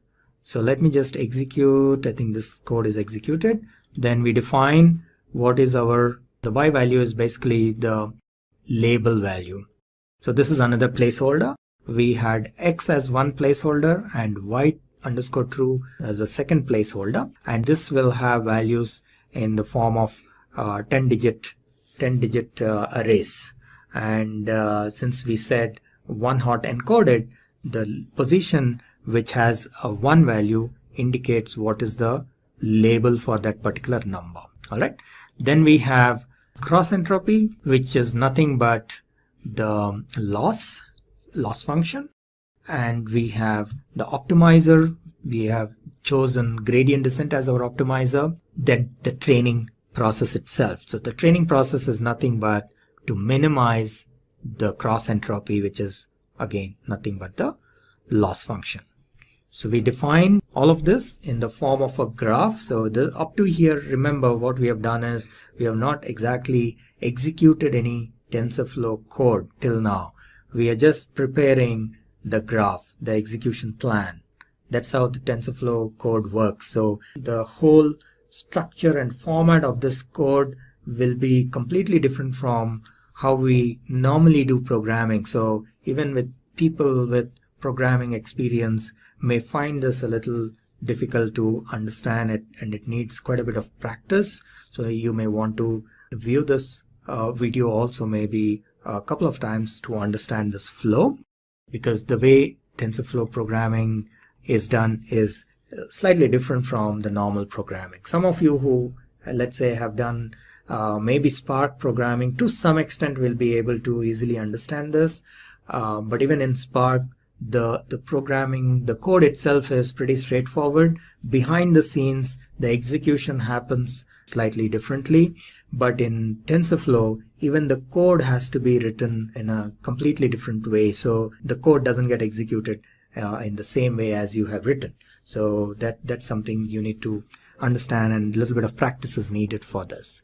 So far what we have done up to here is creating the variables and feeding the variables, and or rather not feeding but setting up the variables and the graph. That's all. Defining maybe the what kind of a network you want to use. For example, we want to use softmax and so on. So you have created the variables, how to load the data, loaded the data, viewed the data, and prepared everything, but you have not yet executed anything in TensorFlow. Now the next step is the execution in TensorFlow. So the first step for doing any execution in TensorFlow is to initialize the variables. So anytime you have any variables defined in your code, you have to run this piece of code always. So you need to basically create what is known as a node for initializing. So this is a node. You still are not yet executing anything here. You just created a node for the initialization. So let us go ahead and create that. And here onwards is where you will actually execute your code in TensorFlow.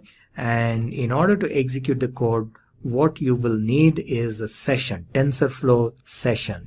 So tf.session will give you a session, and there are a couple of different ways in which you can do this, but one of the most common methods of doing this is with what is known as a with loop. So you have a with tf.session as ses and with a colon here, and this is like a block, starting of the block, and these indentations tell how far this block goes, and this session is valid till this block gets executed.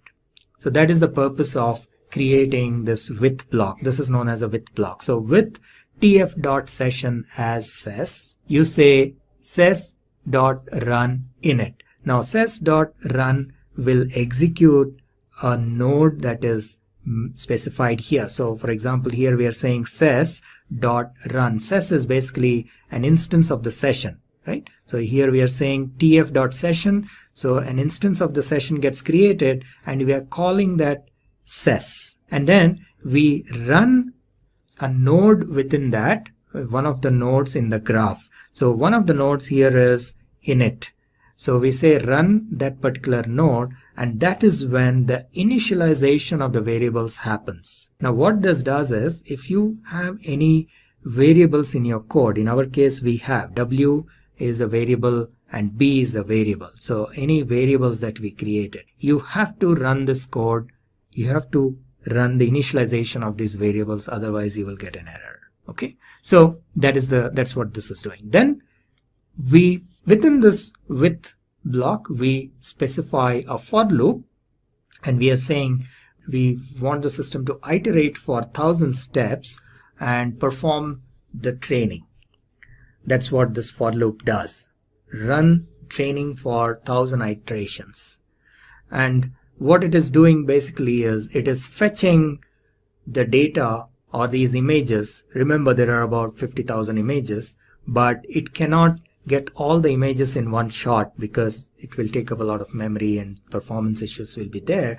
So this is a very common way of performing deep learning training. You always do in batches. So we have maybe 50,000 images, but you always do it in batches of 100 or maybe 500 depending on the size of your system and so on and so forth. So in this case we are saying, okay, get me 100 images at a time and get me only the training images. Remember, we use only the training data for training purpose, and then we use test data for test purpose.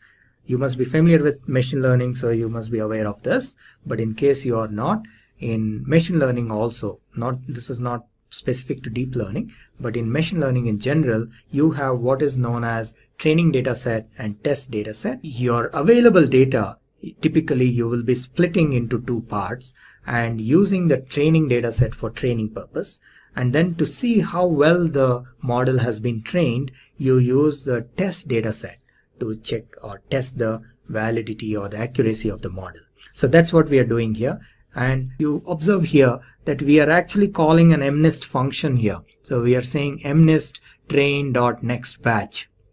Right? So this is the advantage of using MNIST database, because they have provided some very nice helper functions which are readily available. Otherwise, this activity itself, we would have had to write a piece of code to fetch this data in batches. That itself is a lengthy exercise. So we can avoid all that if we are using MNIST database, and that's why we use this for the initial learning phase. Okay, so when we say fetch, what it will do is it will fetch the images into X and the labels into Y, and then you use this batch of 100 images and you run the training. So ses.run, basically what we are doing here is we are running the training mechanism, which is nothing but it passes this through the neural network, passes the images through the neural network, finds out what is the output, and if the output, obviously initially it will be wrong, so all that feedback is given back to the neural network, and thereby all the W's and B's get updated till it reaches 1000 iterations. In this case, the exit criteria is 1000, but you can also specify probably accuracy rate or something like that for the as an exit criteria. So here it just says that, okay, this particular image was wrongly predicted, so you need to update your weights and biases. That's the feedback given to each neuron, and that is run for 1000 iterations. And typically by the end of this 1000 iterations, the model would have learned to recognize these handwritten images. Obviously it will not be 100% accurate. Okay, so once that is done, so this happens for 1000 iterations. Once that is done, you then test the accuracy of these models by using the test data set. Right? So this is what we are trying to do here. The code may appear a little complicated because if you're seeing this for the first time, you need to understand the various methods of TensorFlow and so on. But it is basically comparing the output with what is actually there. That's all it is doing. So you have your test data, and you're trying to find out what is the actual value and what is the predicted value, and seeing whether they are equal or not, tf.equal, right? And how many of them are correct, and so on and so forth.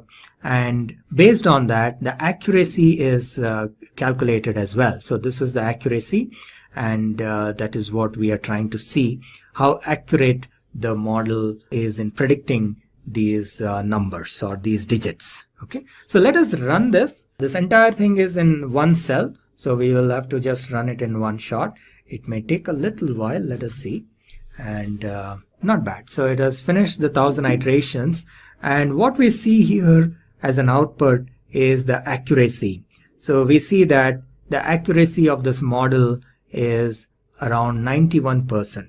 Okay, now which is pretty good for such a short exercise. Within such a short time we got 90% accuracy. However, in real life this is probably not sufficient, so there are other ways to increase the accuracy. We will see probably in some of the later tutorials how to improve this accuracy, how to change maybe the hyperparameters like number of neurons or number of layers and so on and so forth, and so that this accuracy can be increased beyond 90%. Welcome to the RNN tutorial. That's the Recurrent Neural Network. So we talk about a feed-forward neural network. In a feed-forward neural network, information flows only in the forward direction, from the input nodes through the hidden layers, if any, and to the output nodes. There are no cycles or loops in the network. And so you can see here we have our input layer. I was talking about how it just goes straight forward into the hidden layers. So each one of those connects and then connects to the next hidden layer, connects to the output layer. And of course we have a nice simplified version where it has a predicted output, and they refer to the input as X a lot of times and the output as Y.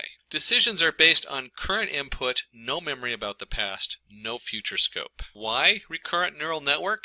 Issues in feed-forward neural network. So one of the biggest issues is because it doesn't have a scope of memory or time, a feed-forward neural network doesn't know how to handle sequential data.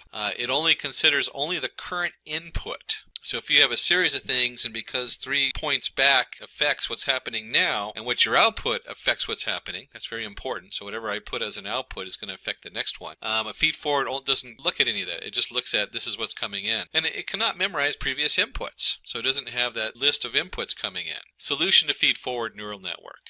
You'll see here where it says recurrent neural network, and we have our X on the bottom going to H, going to Y. That's your feed forward. But right in the middle it has a value C, so there's a whole other process. So it's memorizing what's going on in the hidden layers, and the hidden layers, as they produce data, feed into the next one. So your hidden layer might have an output that goes off to Y, but that output goes back into the next prediction coming in. What this does is this allows it to handle sequential data. It considers the current input and also the previously received inputs. And if we're going to look at general drawings and solutions, We should also look at applications of the RNN. Image captioning. RNN is used to caption an image by analyzing the activities present in it. A dog catching a ball in midair.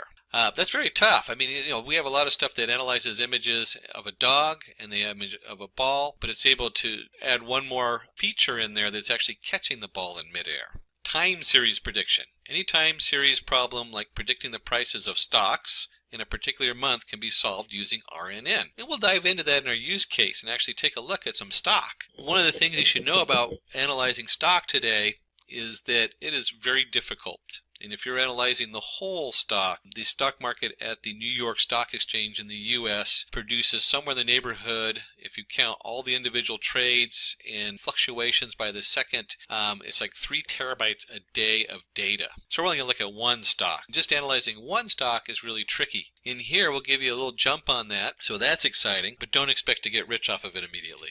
Another application of the RNN is natural language processing. Text mining and sentiment analysis can be carried out using RNN for natural language processing. And you can see right here the term natural language processing, when you stream those 3 words together, is very different than if I said processing language naturally. So the time series is very important when we're analyzing sentiments. It can change the whole value of a sentence just by switching the words around. Or if you're just counting the words, you might get one sentiment where if you actually look at the order they're in, you get a completely different sentiment. When it rains, look for rainbows. When it's dark, look for stars. Both of these are positive sentiments, and they're based upon the order of which the sentence is going in. Machine translation. Given an input in one language, RNN can be used to translate the input into a different languages as output. I myself am very linguistically challenged. But if you study languages and you're good with languages, you know right away that if you're speaking English, you would say big cat. And if you're speaking Spanish, you would say cat big. So that translation is really important to get the right order,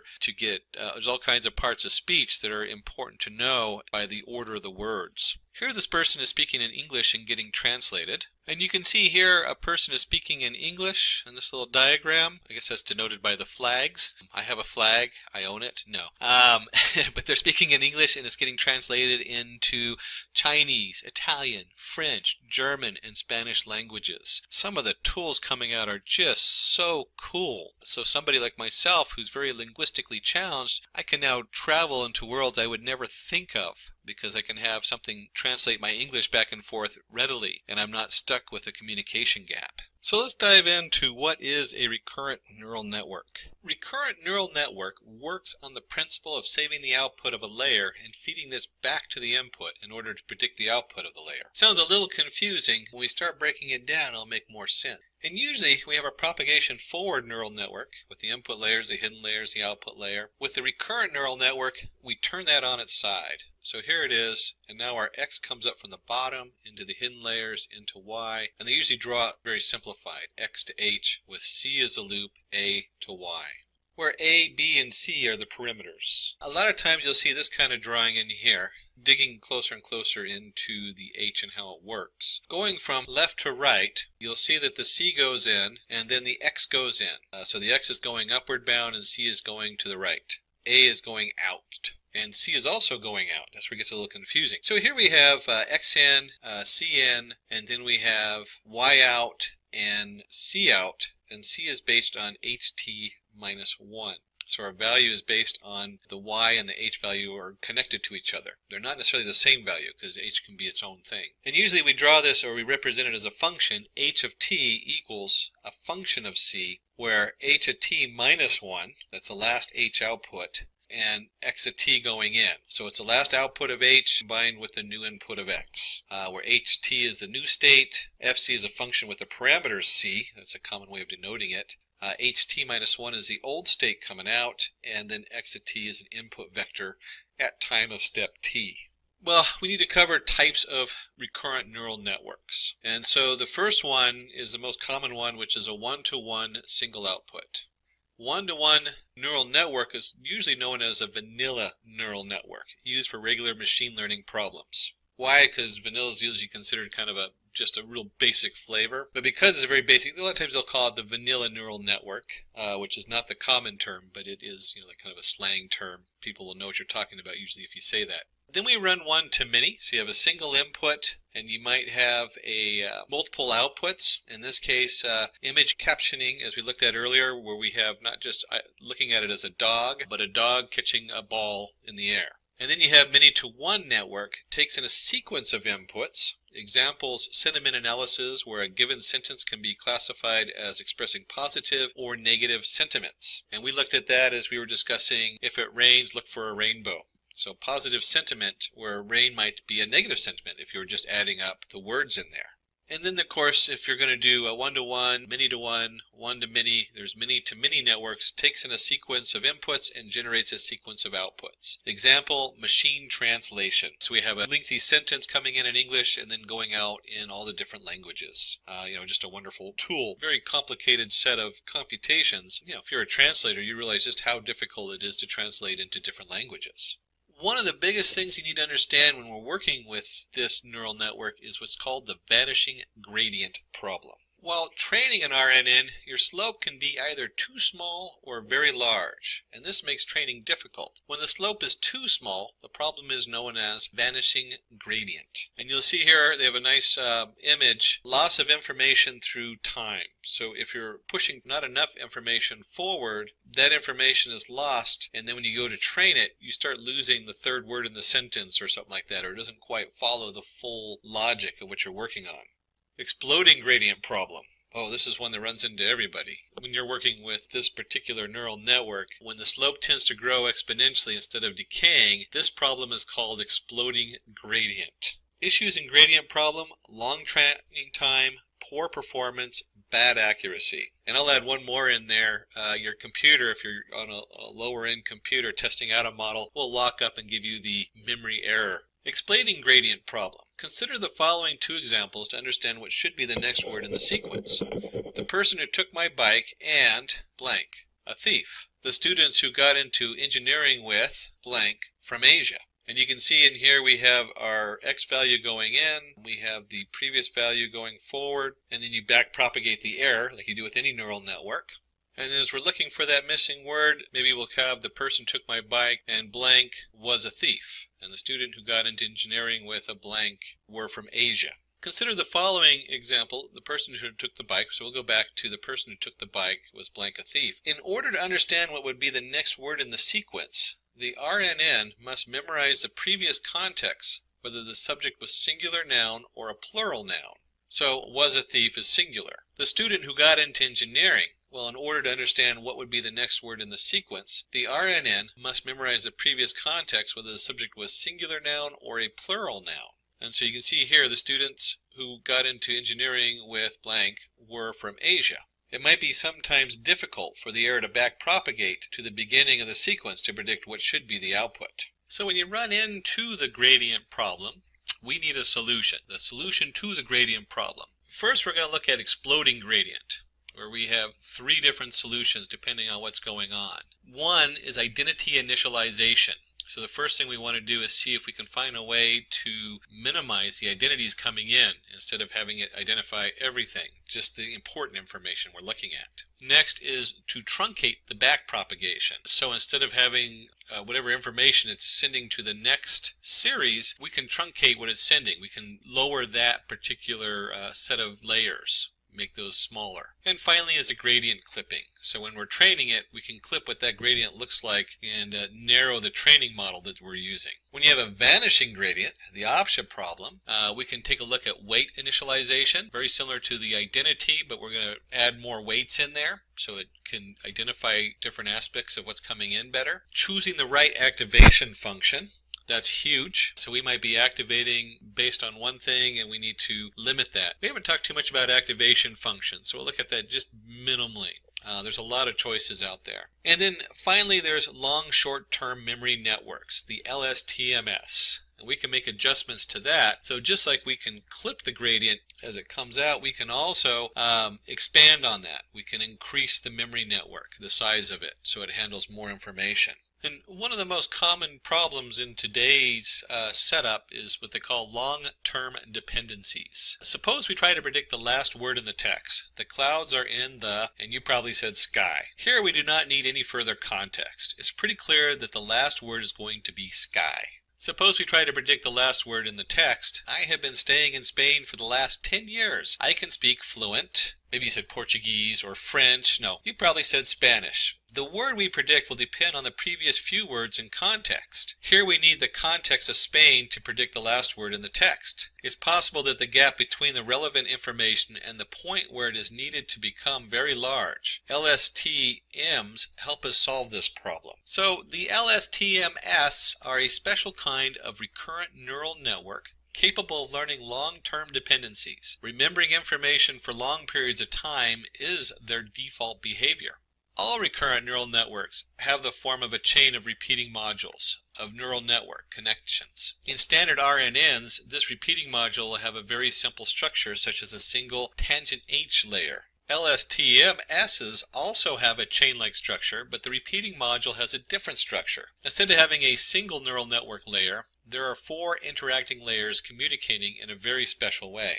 LSTMs are a special kind of recurrent neural network, capable of learning long-term dependencies. Remembering information for long periods of time is their default behavior. LSTMs also have a chain-like structure, but the repeating module has a different structure. Instead of having a single neural network layer, there are 4 interacting layers communicating in a very special way. As you can see, the deeper we dig into this, the more complicated the graphs get. In here, I want you to note that you have x at t minus 1 coming in, you have x at t coming in, and you have x at t plus 1.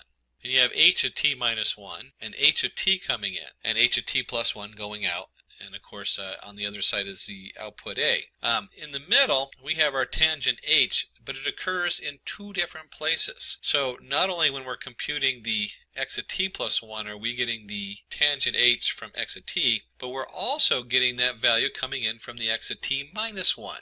So the short of it is as you look at these layers, not only does the propagate through the first layer, goes into the second layer, back into itself, but it's also going into the third layer. So now we're kind of stacking those up. And this can get very complicated as you grow that in size. It also grows in memory too, and in the amount of resources it takes. But it's a very powerful tool to help us address the problem of complicated, long sequential information coming in, like we were just looking at in the sentence. And when we're looking at our long short-term memory network, there's 3 steps of processing in the LSTMs that we look at. The first one is we want to forget irrelevant parts of the previous state. A lot of times, like, is, as, in, a, unless we're trying to look at whether it's a plural noun or not, they don't really play a huge part in the language, so we want to get rid of them. Then selectively update cell state values. So we only want to update the cell state values that reflect what we're working on. And finally, we want to only output certain parts of the cell state.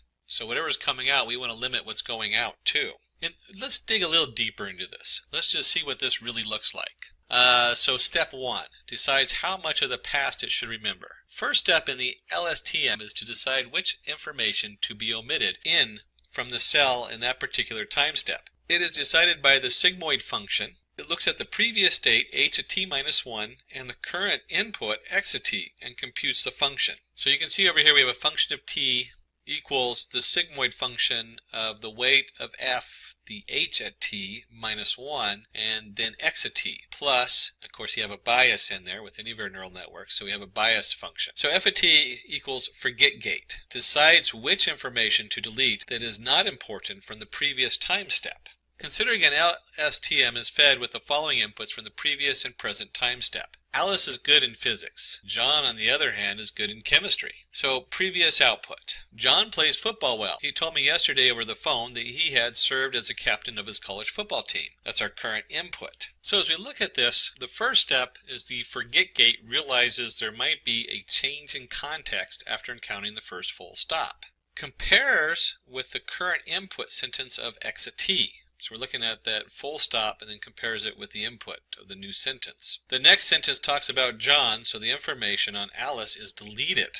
Okay, that's important to know. So we have this input coming in, and if we're going to continue on with John, then that's going to be the primary information we're looking at. The position of the subject is vacated and is assigned to John. And so in this one, we've seen that we've weeded out a whole bunch of information, and we're only passing information on John, since that's now the new topic. So step 2 is then to decide how much should this unit add to the current state. In the second layer, there are two parts. One is the sigmoid function, and the other is the tangent h. In the sigmoid function, it decides which values to let through, 0 or 1. Tangent h function gives the weightage to the values which are passed, deciding their level of importance, -1 to 1. And you can see the two formulas that come up. The I of t equals the sigmoid of the weight of I, h of t minus 1, x of t plus the bias of I. And the c of t equals the tangent of h of the weight of c of h of t minus 1 x of t plus the bias of c. So our I of t equals the input gate, determines which information to let through based on its significance in the current time step.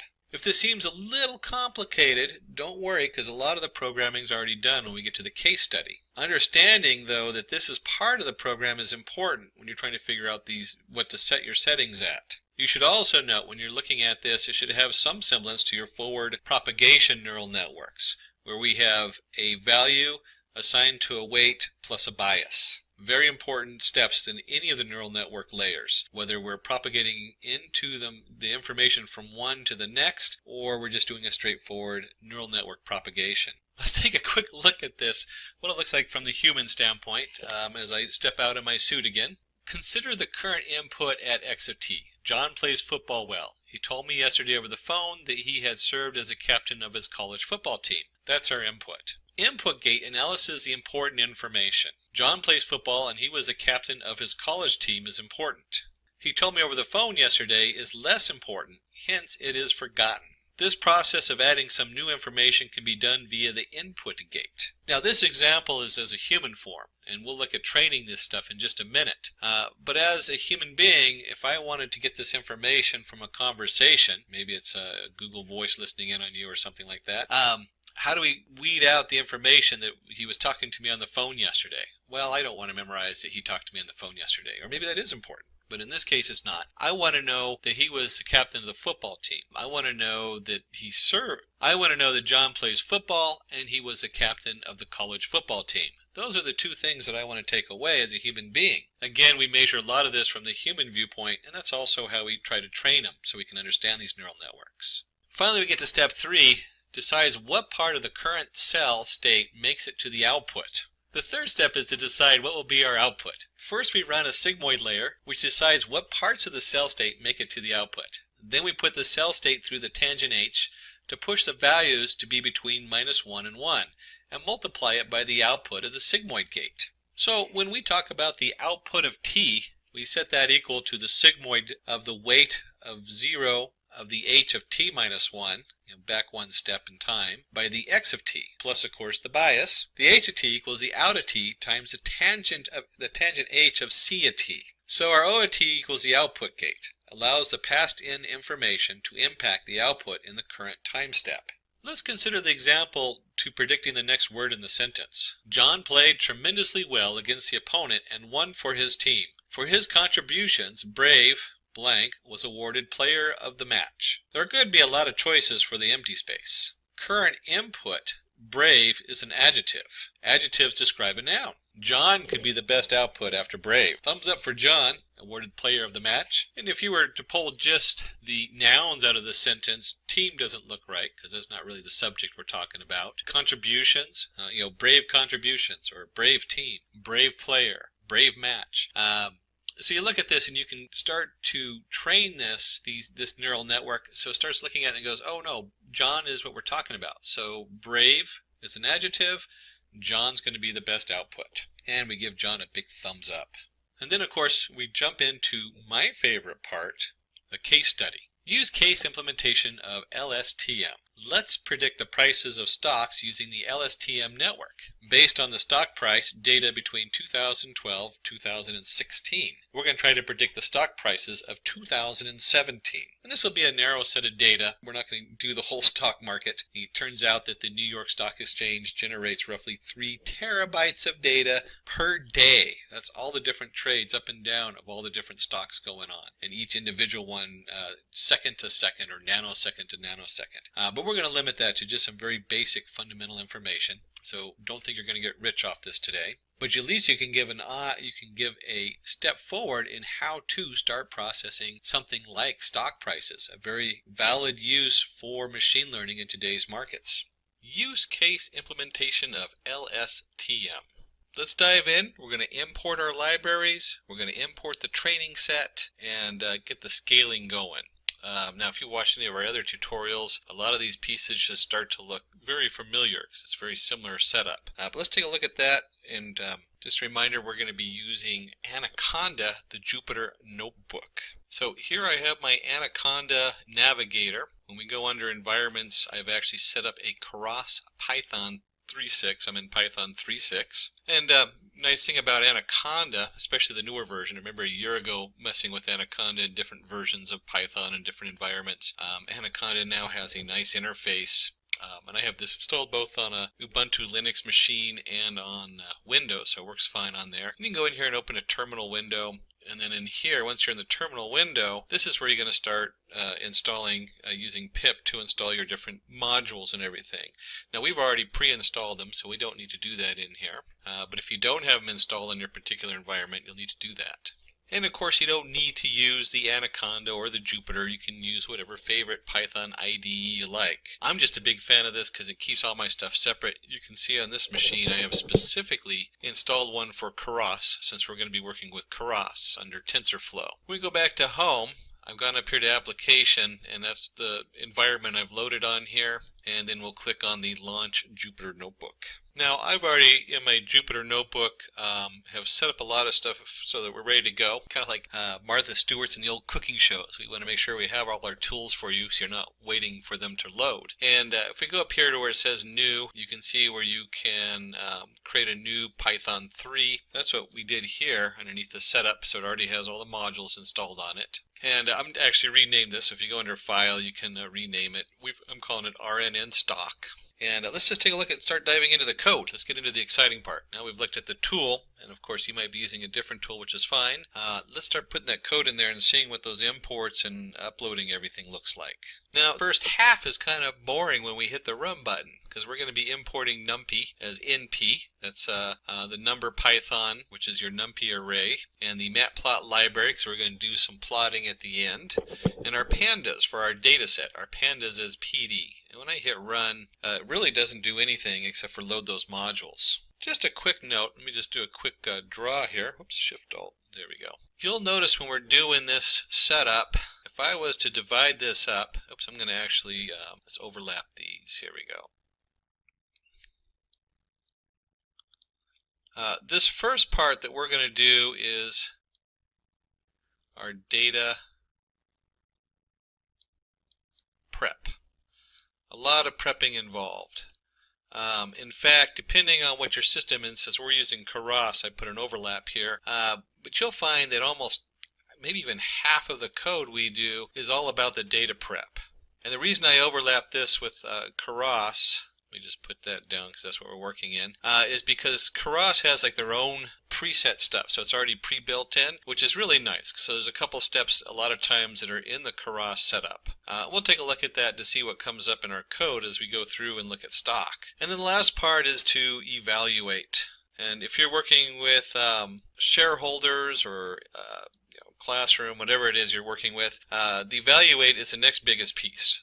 So the actual code here, Keras is a little bit more, but when you're working with some of the other packages, you might have like 3 lines. That might be it. All your stuff is in your pre-processing and your data. Since Keras is cutting edge and you load the individual layers, you'll see that there's a few more lines here and Keras is a little bit more robust. And then you spend a lot of times, like I said, with the evaluate, you want to have something you present to everybody else and say, hey, this is what I did, this is what it looks like. So let's go through those steps. This is like a kind of just general overview. And let's just take a look and see what the next set of code looks like. And in here we have a dataset train, and it's going to be read using the PD, or pandas.readCSV, and it's the Google stock price train.csv. And so under this we have training set equals dataset train.ilocation, and we've kind of sorted out part of that. So what's going on here? Let's just take a look at, let's look at the actual file and see what's going on there. Now if we look at this, ignore all the extra files on this, I already have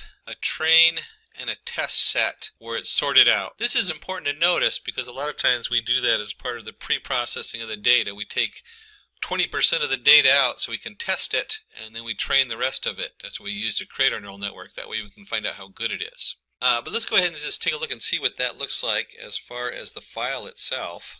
And I went ahead and just opened this up in a basic WordPad and text editor just so we can take a look at it. Certainly you can open up in Excel or any other kind of spreadsheet. And we note that this is a comma-separated variables. We have a date, open, high, low, close, volume. This is the standard stuff that we import into our stock, or the most basic set of information you can look at in stock. It's all free to download. In this case, we downloaded it from Google. That's why we call it the Google stock price. And it specifically is Google. This is the Google stock values from, as you can see here, we started off at 1/3/2012. So when we look at this first setup up here, we have a data set train equals PD_CSV. And if you noticed on the original frame, let me just go back there, they had it set to home Ubuntu downloads Google stock price train.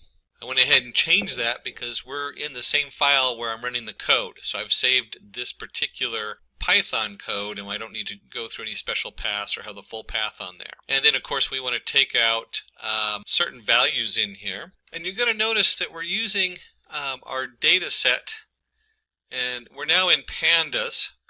So pandas, basically it looks like a spreadsheet. And in this case we're going to do iLocation, which is going to get specific locations. The first value is going to show us that we're pulling all the rows in the data. And the second one is we're only going to look at columns 1 and 2. And if you remember here from our data, as we switch back on over, columns, we always start with 0, which is the date.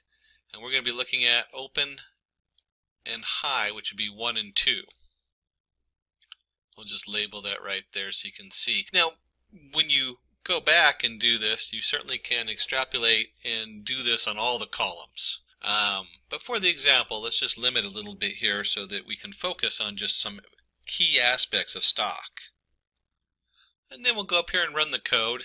And again, I said the first half is very boring. Whenever you hit the run button, it doesn't do anything because we're still just loading the data and setting it up. Now that we've loaded our data, we want to go ahead and scale it. We want to do what they call feature scaling. And in here we're going to pull it up from the sklearn or the skKit preprocessing import min max scaler. And when you look at this, you got to remember that biases in our data, we want to get rid of that. So if you have something that's like a really high value, let's just draw a quick graph. And I have something here like maybe the stock has a value, one stock has a value of 100 and another stock has a value of 5. You start to get a bias between different stocks. And so when we do this, we go ahead and say, okay, 100 is going to be the max, and 5 is going to be the min, and then everything else goes, and then we change this, so we just squish it down. I like the word squish. So it's between 1 and 0. So 100 equals 1, or 1 equals 100, and 0 equals 5. And you can just multiply. It's usually just a simple multiplication we're using. Multiplication. So it's going to be minus 5 and then 100 divided, or 95 divided by 1. So, or whatever value is divided by 95. And once we've actually created our scale, we've telling us going to be from 0 to 1. We want to take our training set and we're going to create a training set scaled. And we're going to use our scaler, SC, and we're going to fit. We're going to fit and transform the training set. So we can now use the SC, this particular object, we'll use it later on our testing set. Because remember, we have to also scale that when we go to test our model and see how it works. And we'll go ahead and click on the run. Again, it's not going to have any output yet because we're just setting up all the variables. Okay, so we paste the data in here, and we're going to create the data structure with the 60 time steps and output. First note, we're running 60 time steps, and that is where this value here also comes in. So the first thing we do is we create our xtrain and ytrain variables, and we set them to an empty Python array. Very important to remember what kind of array we're in and what we're working with. And then we're going to come in here, we're going to go for I in range 60 to 1258. There's our 60 time steps. And the reason we want to do this is as we're adding the data in, there's nothing below the 60. So if we're going to use 60 time steps, we have to start at point 60 because it includes everything underneath of it. Otherwise, you'll get a pointer error. And then we're going to take our xtrain and we're going to append training set scaled. This is the scaled value between 0 and 1.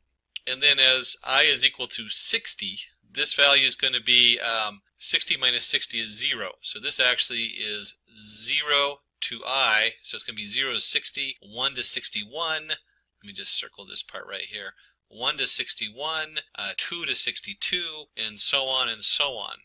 And if you remember, I said 0 to 60, that's incorrect, because it does not count. Remember, it starts at 0, so this is a count of 60, so it's actually 59. Important to remember that as we're looking at this. And then the second part of this that we're looking at, so if you remember correctly, here we go from 0 to 59 of I, and then we have a comma, a 0 right here. And so finally, we're just going to look at the open value.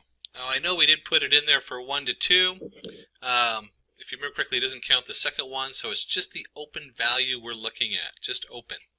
And then finally, we have ytrain.append training set I to 0. And if you remember correctly, I comma 0. If you remember correctly, this is 0 to 59, so there's 60 values in it. So when we do I down here, this is number 60. So we're going to do this is we're creating an array, and we have 0 to 59. And over here we have number 60, which is going into the Y train. It's being appended on there. And then this just goes all the way up. So this is down here is 0 to 59, and we'll call it 60 since that's the value over here, and it goes all the way up to 1258. That's where this value here comes in. That's the length of the data we're loading. So we've loaded two arrays. We've loaded one array that has, which is filled with arrays from 0 to 59, and we loaded one array which is just the value. And what we're looking at, you want to think about this as a time sequence. Here's my open. What's the next one in the series? So we're looking at the Google stock, and each time it opens, we want to know what the next one, 0 through 59, what's 60? 1 through 60, what's 61? 2 through 62, what's 62? And so on going up. And then once we've loaded those in our for loop, we go ahead and take xtrain and ytrain equals np.array xtrain.nparray ytrain. We're just converting this back into a numpy array. That way we can use all the cool tools that we get with numpy array, including reshaping. So if we take a look and see what's going on here, we're going to take our xtrain, we're going to reshape it. Wow, what the heck does reshape mean? That means we have an array, if you remember correctly, so many numbers by 60. That's how wide it is.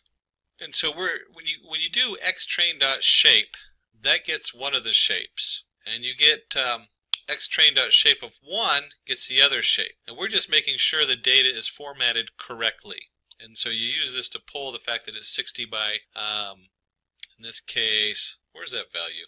60 by 1199, 1258 minus 60, 1199, and we're making sure that that is shaped correctly. So the data is grouped into 1199 by 60 different arrays. And then the 1 on the end just means at the end, because when you're dealing with shapes and NumPy, they look at this as layers. And so the end layer needs to be one value.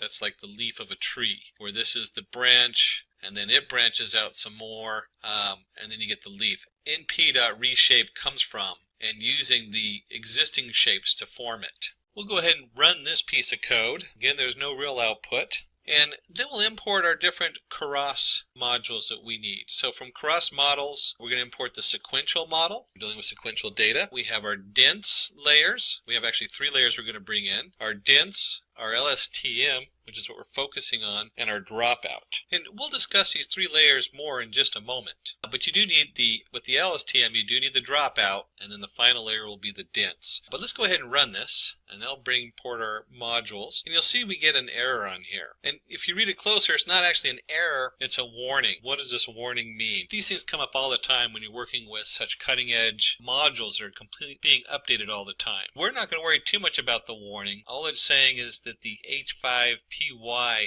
module, which is part of Keras, is going to be updated at some point. And if you're running new stuff on Keras and you start updating your Keras system, you better make sure that your H5Pi is updated too, otherwise you're going to have an error later on. And you can actually just run an update on the H5Pi now if you wanted to. Not a big deal, we're not going to worry about that today. And I said we were going to jump in and start looking at what those layers mean. I meant that. And we're going to start off with initializing the RNN, and then we'll start adding those layers in. And you'll see that we have the LSTM and then the dropout. LSTM, then dropout. LSTM, then dropout. What the heck is that doing? So let's explore that. We'll start by initializing the RNN, regressor equals sequential, because we're using the sequential model, and we'll run that and load that up. And then we're going to start adding our LSTM layer and some dropout regularization. And right there should be the cue, dropout regularization. And if we go back here and remember our exploding gradient, well, that's what we're talking about. The dropout drops out unnecessary data, so we're not just shifting huge amounts of data through the network. So we go in here, let's just go ahead and add this in. I'll go ahead and run this. And we had 3 of them, so let me go ahead and put all 3 of them in, and then we can go back over them. There's the second one, and let's put 1 more in. Let's put that in, and we'll go ahead and put 2 more in. I said 1 more in, but it's actually 2 more in. And then let's add 1 more after that.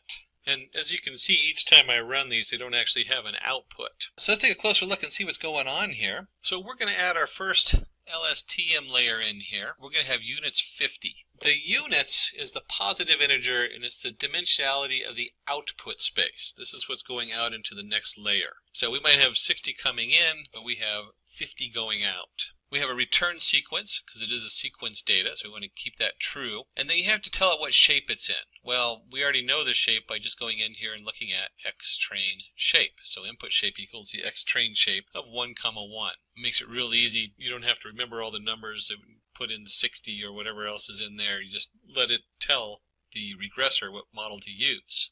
And so we follow our STM with a dropout layer. Now, understanding the dropout layer is kind of exciting because one of the things that happens is we can overtrain our network.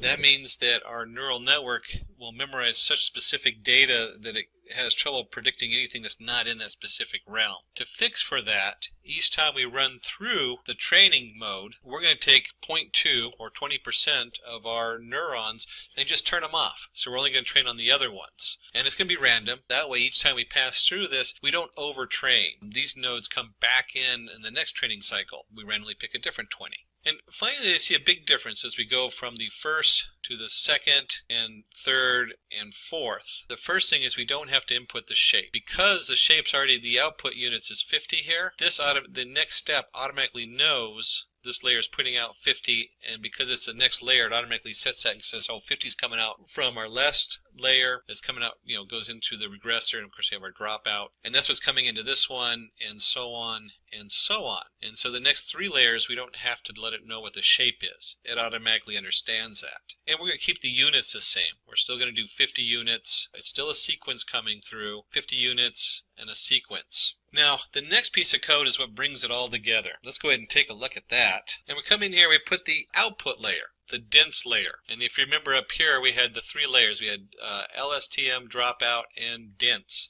Dense just says we're going to bring this all down into one output. Instead of putting out a sequence, we just want to know the answer at this point. And let's go ahead and run that. And so in here, you notice all we're doing is setting things up, one step at a time. So far, we've brought in our, way up here, we brought in our data, we brought in our different modules, we formatted the data for training it, we set it up, we have our X train and our Y train. We have our source of data and the answers we know so far that we're going to put in there. We've reshaped that. We've come in and built our Keras. We've imported our different layers. And we have in here, if you look, we have 5 total layers. Now, Keras is a little different than a lot of other systems, because a lot of other systems put this all in one line and do it automatic, but they don't give you the options of how those layers interface, and they don't give you the options of how the data comes in. Keras is cutting edge for this reason. So even though there's a lot of extra steps in building the model, this has a huge impact on the output and what we can do with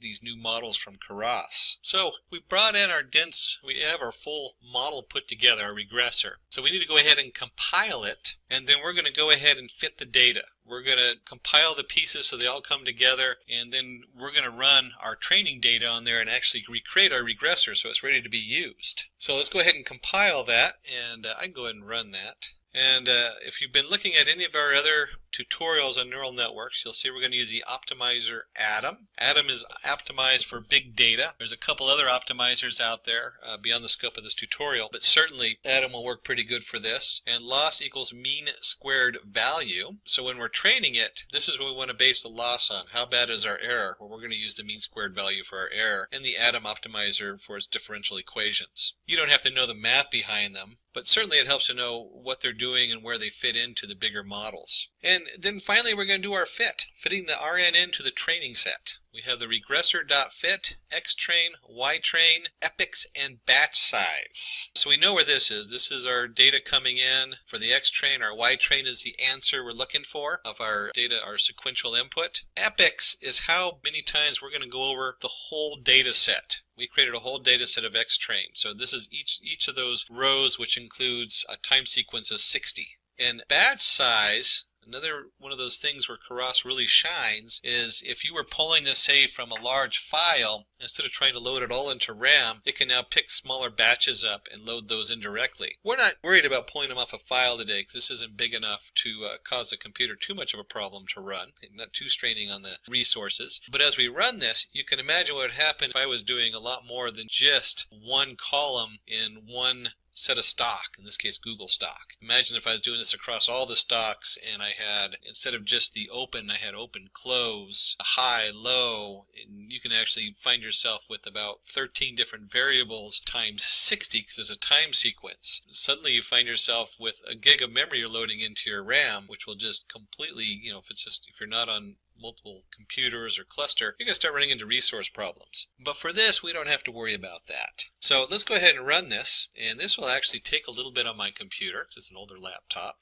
And give it a second to kick in there. There we go. Alright, so we have epoch. So this is going to tell me it's running the first run through all the data, and as it's going through, it's batching them in 32 pieces, so 32 lines each time. And there's 1198. I think I said 1199 earlier, but it's 1198. I was off by 1. And each one of these is 13 seconds. So you can imagine this is roughly 20 to 30 minutes runtime on this computer. Like I said, it's an older laptop running at 0.9 gigahertz on a dual processor. And that's fine. What we'll do is I'll go ahead and stop, go get a drink of coffee, and come back, and let's see what happens at the end and where this takes us. And like any good cooking show, I've gotten my latte. I also had some other stuff running in the background, so you'll see these numbers jumped up to like 19 seconds, 15 seconds. But you can scroll through and you can see we've run it through 100 steps, or 100 epochs. So the question is, what does all this mean?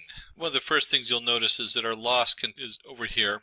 It kind of stopped at 0.0014, but you can see it kind of goes down until we hit about 0.014 3 times in a row. So we guessed our epoch pretty close since our loss has remained the same on there. So to find out what we're looking at, we're going to go ahead and load up our test data, the test data that we didn't process yet. And a real stock price, dataset test allocation. This is the same thing we did when we prepped the data in the first place. So let's go ahead and go through this code.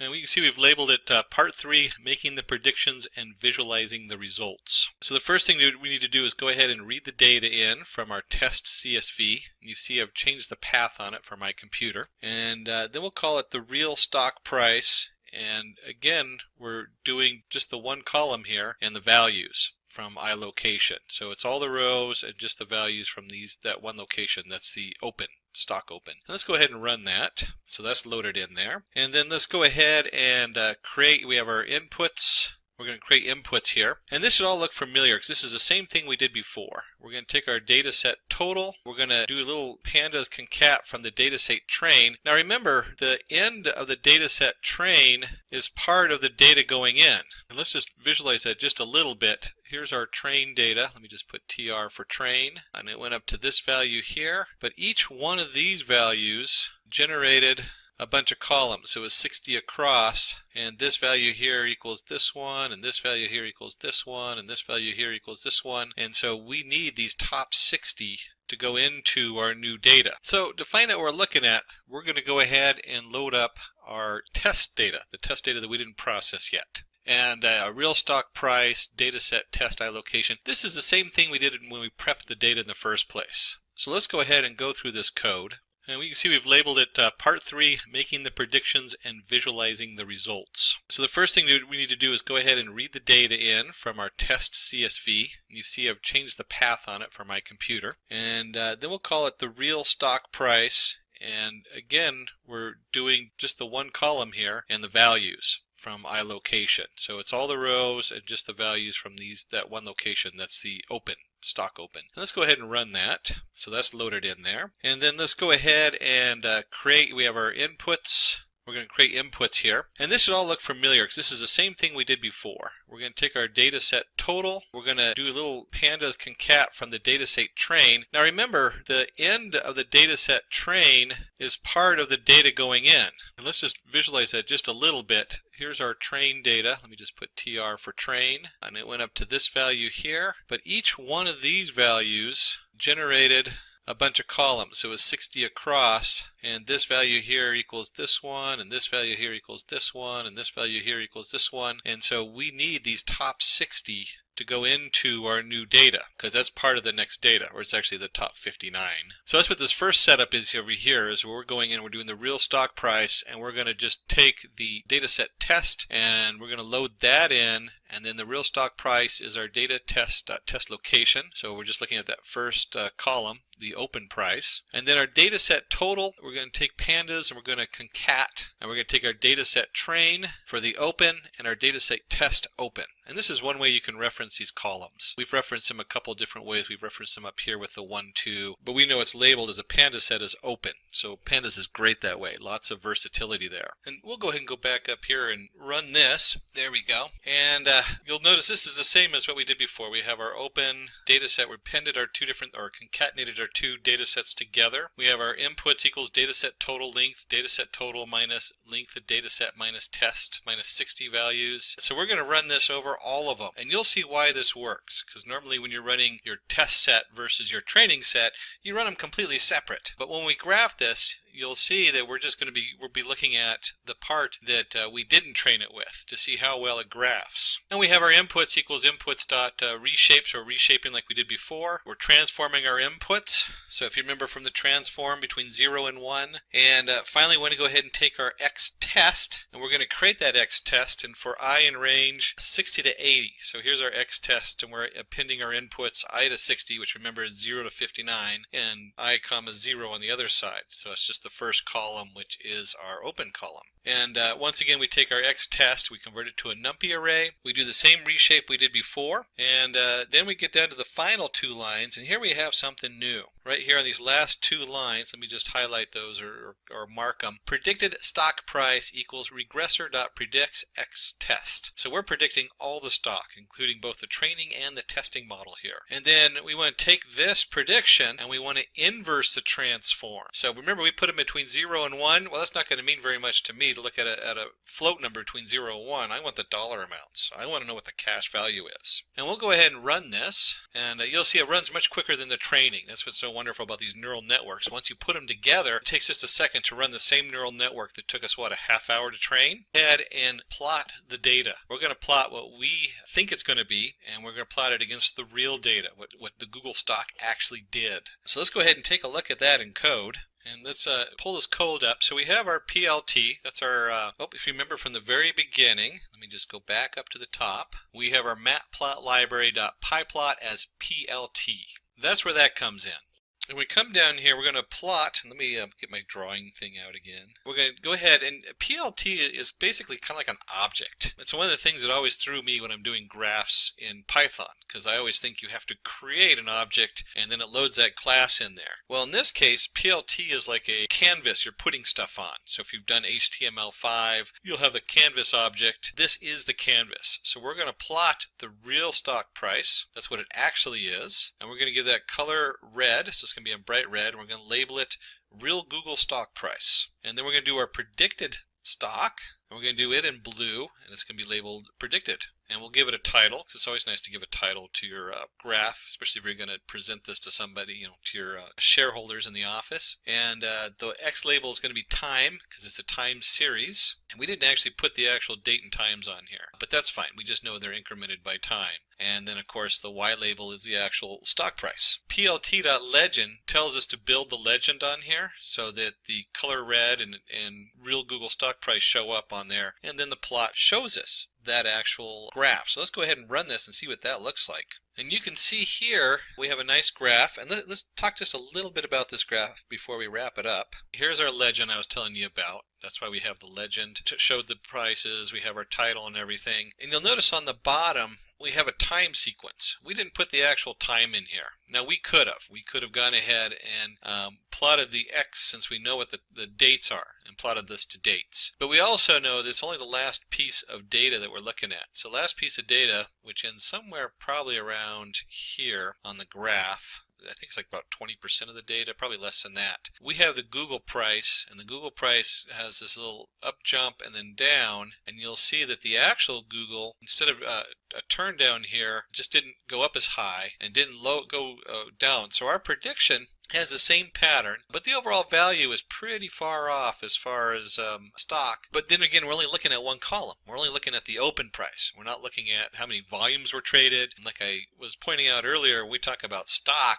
just right off the bat, there's 6 columns. There's open, high, low, close, volume. Then there's whether how many volume shares. Then there's the adjusted open, adjusted high, adjusted low, adjusted close. They have a special formula to predict exactly what it would really be worth based on the value of the stock. And then from there, there's all kinds of other stuff you can put in here. So we're only looking at one small aspect, the opening price of the stock. And as you can see here, we did a pretty good job. This curve follows the curve pretty well. It has like little jumps on it, bends. They don't quite match up. So this bend here does not quite match up with that bend there, but it's pretty darn close. We have the basic shape of it, and the prediction isn't too far off. And you can imagine that as we add more data in and look at different aspects in the specific domain of stock, we should be able to get a better representation each time we drill in deeper. Of course, this took a half hour for my computer to train, so you can imagine that if I was running it across all those different variables, it might take a little bit longer to train the data.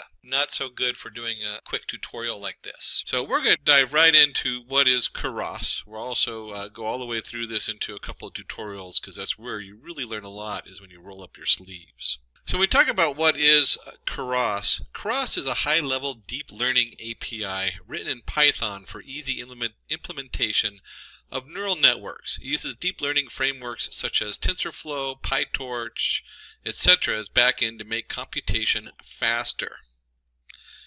And this is really nice because as a programmer, there is so much stuff out there and it's evolving so fast, it can get confusing. And having some kind of high-level order in there, we can actually view it and easily program these different neural networks is really powerful. It's really powerful to have something out really quick and also be able to start testing your models and seeing where you're going.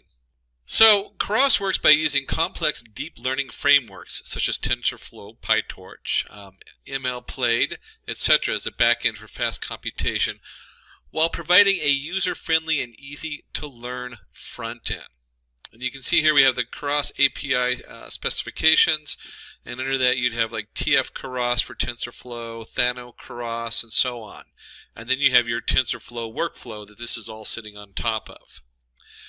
And this is, like I said, it organizes everything. The heavy lifting is still done by TensorFlow or whatever underlying package you put in there.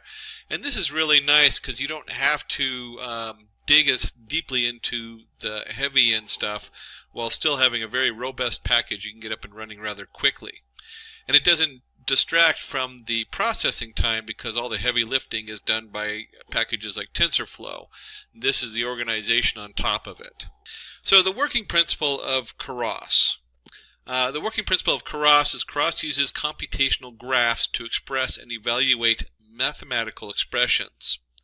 You can see here we put them in blue. They have the expression expressing complex problems as a combination of simple mathematical operators, where we have like the percentage, or in this case in Python that's usually your remainder, or multiplication. You might have the operator of x to the power of 0.3. And it is useful for calculating derivatives by using backpropagation. So if we're doing with neural networks, when we send the error back up to figure out how to change it, this makes it really easy to do that without really not banging your head and having to hand write everything. It's easier to implement distributed computation, and for solving complex problems, specify input and outputs and make sure all nodes are connected. And so this is really nice as you come in through, is that as your layers are going in there, you can get some very complicated different setups nowadays, which we'll look at in just a second. And this just makes it really easy to start spinning this stuff up and trying out the different models. So when we look at Keras models, Keras model, we have a sequential model. Sequential model is a linear stack of layers where the previous layer leads into the next layer.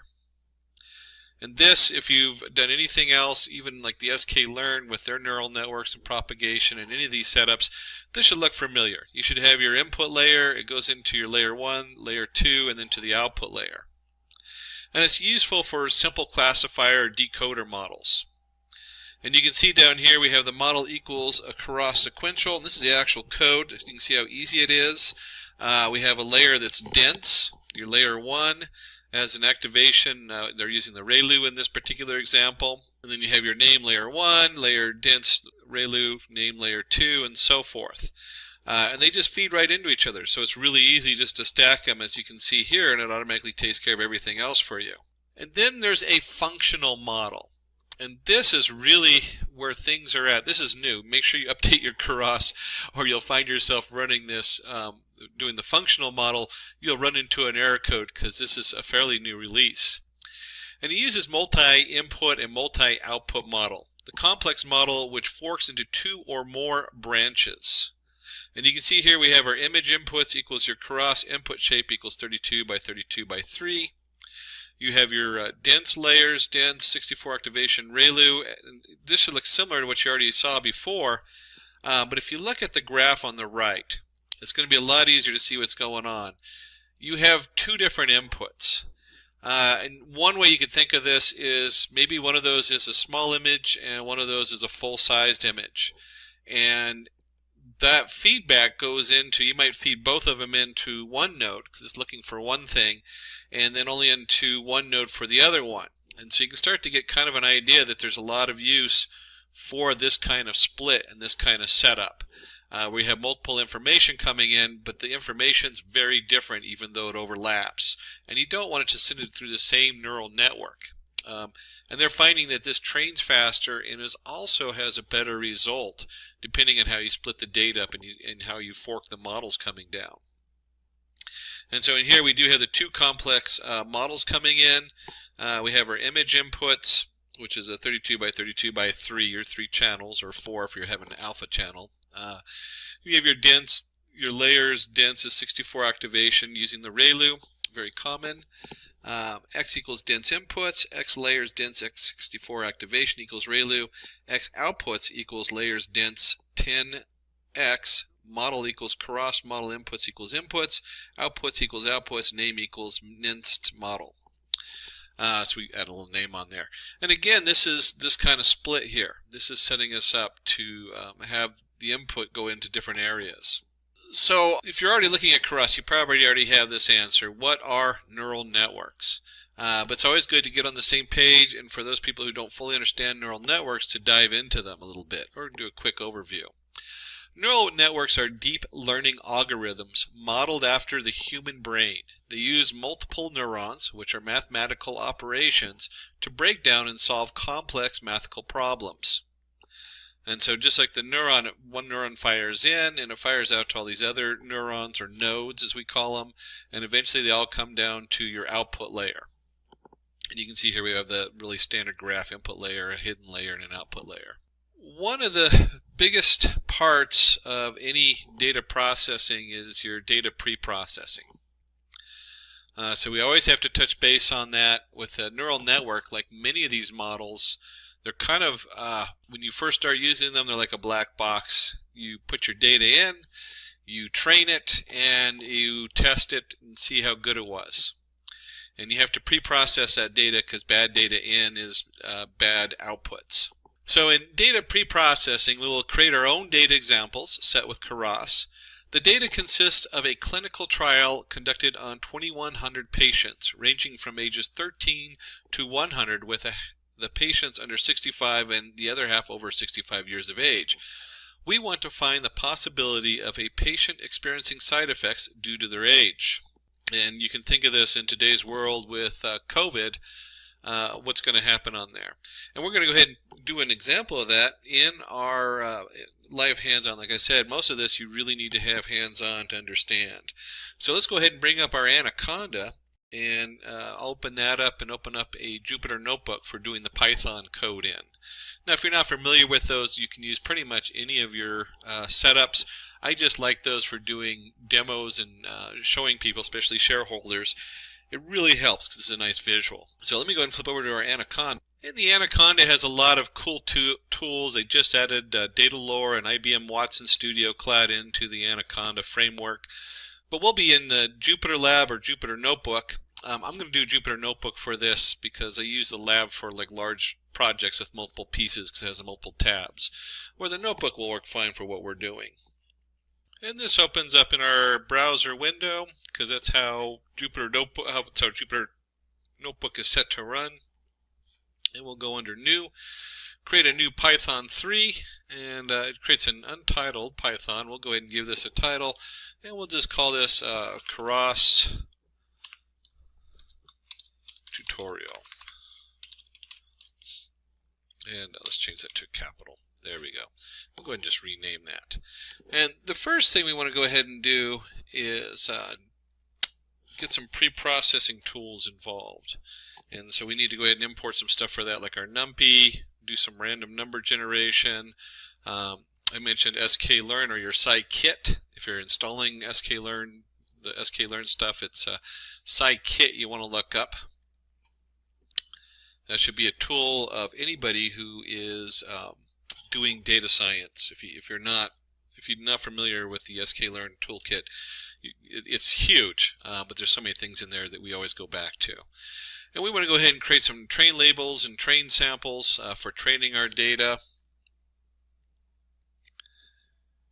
And then just a note of what we're actually doing in here. Let me go ahead and change this. This is kind of a fun thing you can do. We can change the code to Markdown. And then Markdown code is nice for doing examples once you've already built this. Our example data, we're going to do experimental. There we go. Experimental drug was tested on 2,100 individuals between 13 to 100 years of age. Half the participants are under 65, and 95% of participants are under 65. Experienced no side effects, while 95% of participants over 65 experienced side effects. So that's kind of where we're starting at. And this is just a real quick example, because we're going to do another one with a little bit more complicated information. And so we want to go ahead and generate our setup. So we want to do for I in range, and we want to go ahead and create, if you look here, we have random integers, train the labels, append. So we're just creating some random data. And let me go ahead and just run that. And so once we've created our random data, and you can certainly ask for a copy of the code from Simplilearn. They'll send you a copy of this, or you can zoom in on the video and see how we went ahead and did our train samples, append, and and we're just using this. I do this kind of stuff all the time. I was running a thing on that had to do with errors following a bell-shaped curve on a standard distribution error. And so what do? I generate the data on a standard distribution error to see what it looks like and how my code processes it, since that was the baseline I was looking for. In this, we're just doing generating random data for our setup on here. And we could actually go in, print some of the data up. Let's just do this, print. We'll do train samples, and we'll just do the first 5 pieces of data in there to see what that looks like. And you can see the first 5 pieces of data in our train samples is 49, 85, 41, 68, 19. Just random numbers generated in there. That's all that is. And we generated significantly more than that. Let's see, 50 up here, 1,000. Yeah, so there's 1,000 here. 1,000 numbers we generated. And we could also, if we wanted to find that out, we can do a quick print the length of it. And so, or you could do a shape kind of thing, and if you're using NumPy, although the link for this is just fine. And there we go, it's actually 2100, like we said in the demo setup in there. And then we want to go ahead and take our labels. Oh, that was our train labels. We also did samples, didn't we? So we could also print, do the same thing. Oh, labels.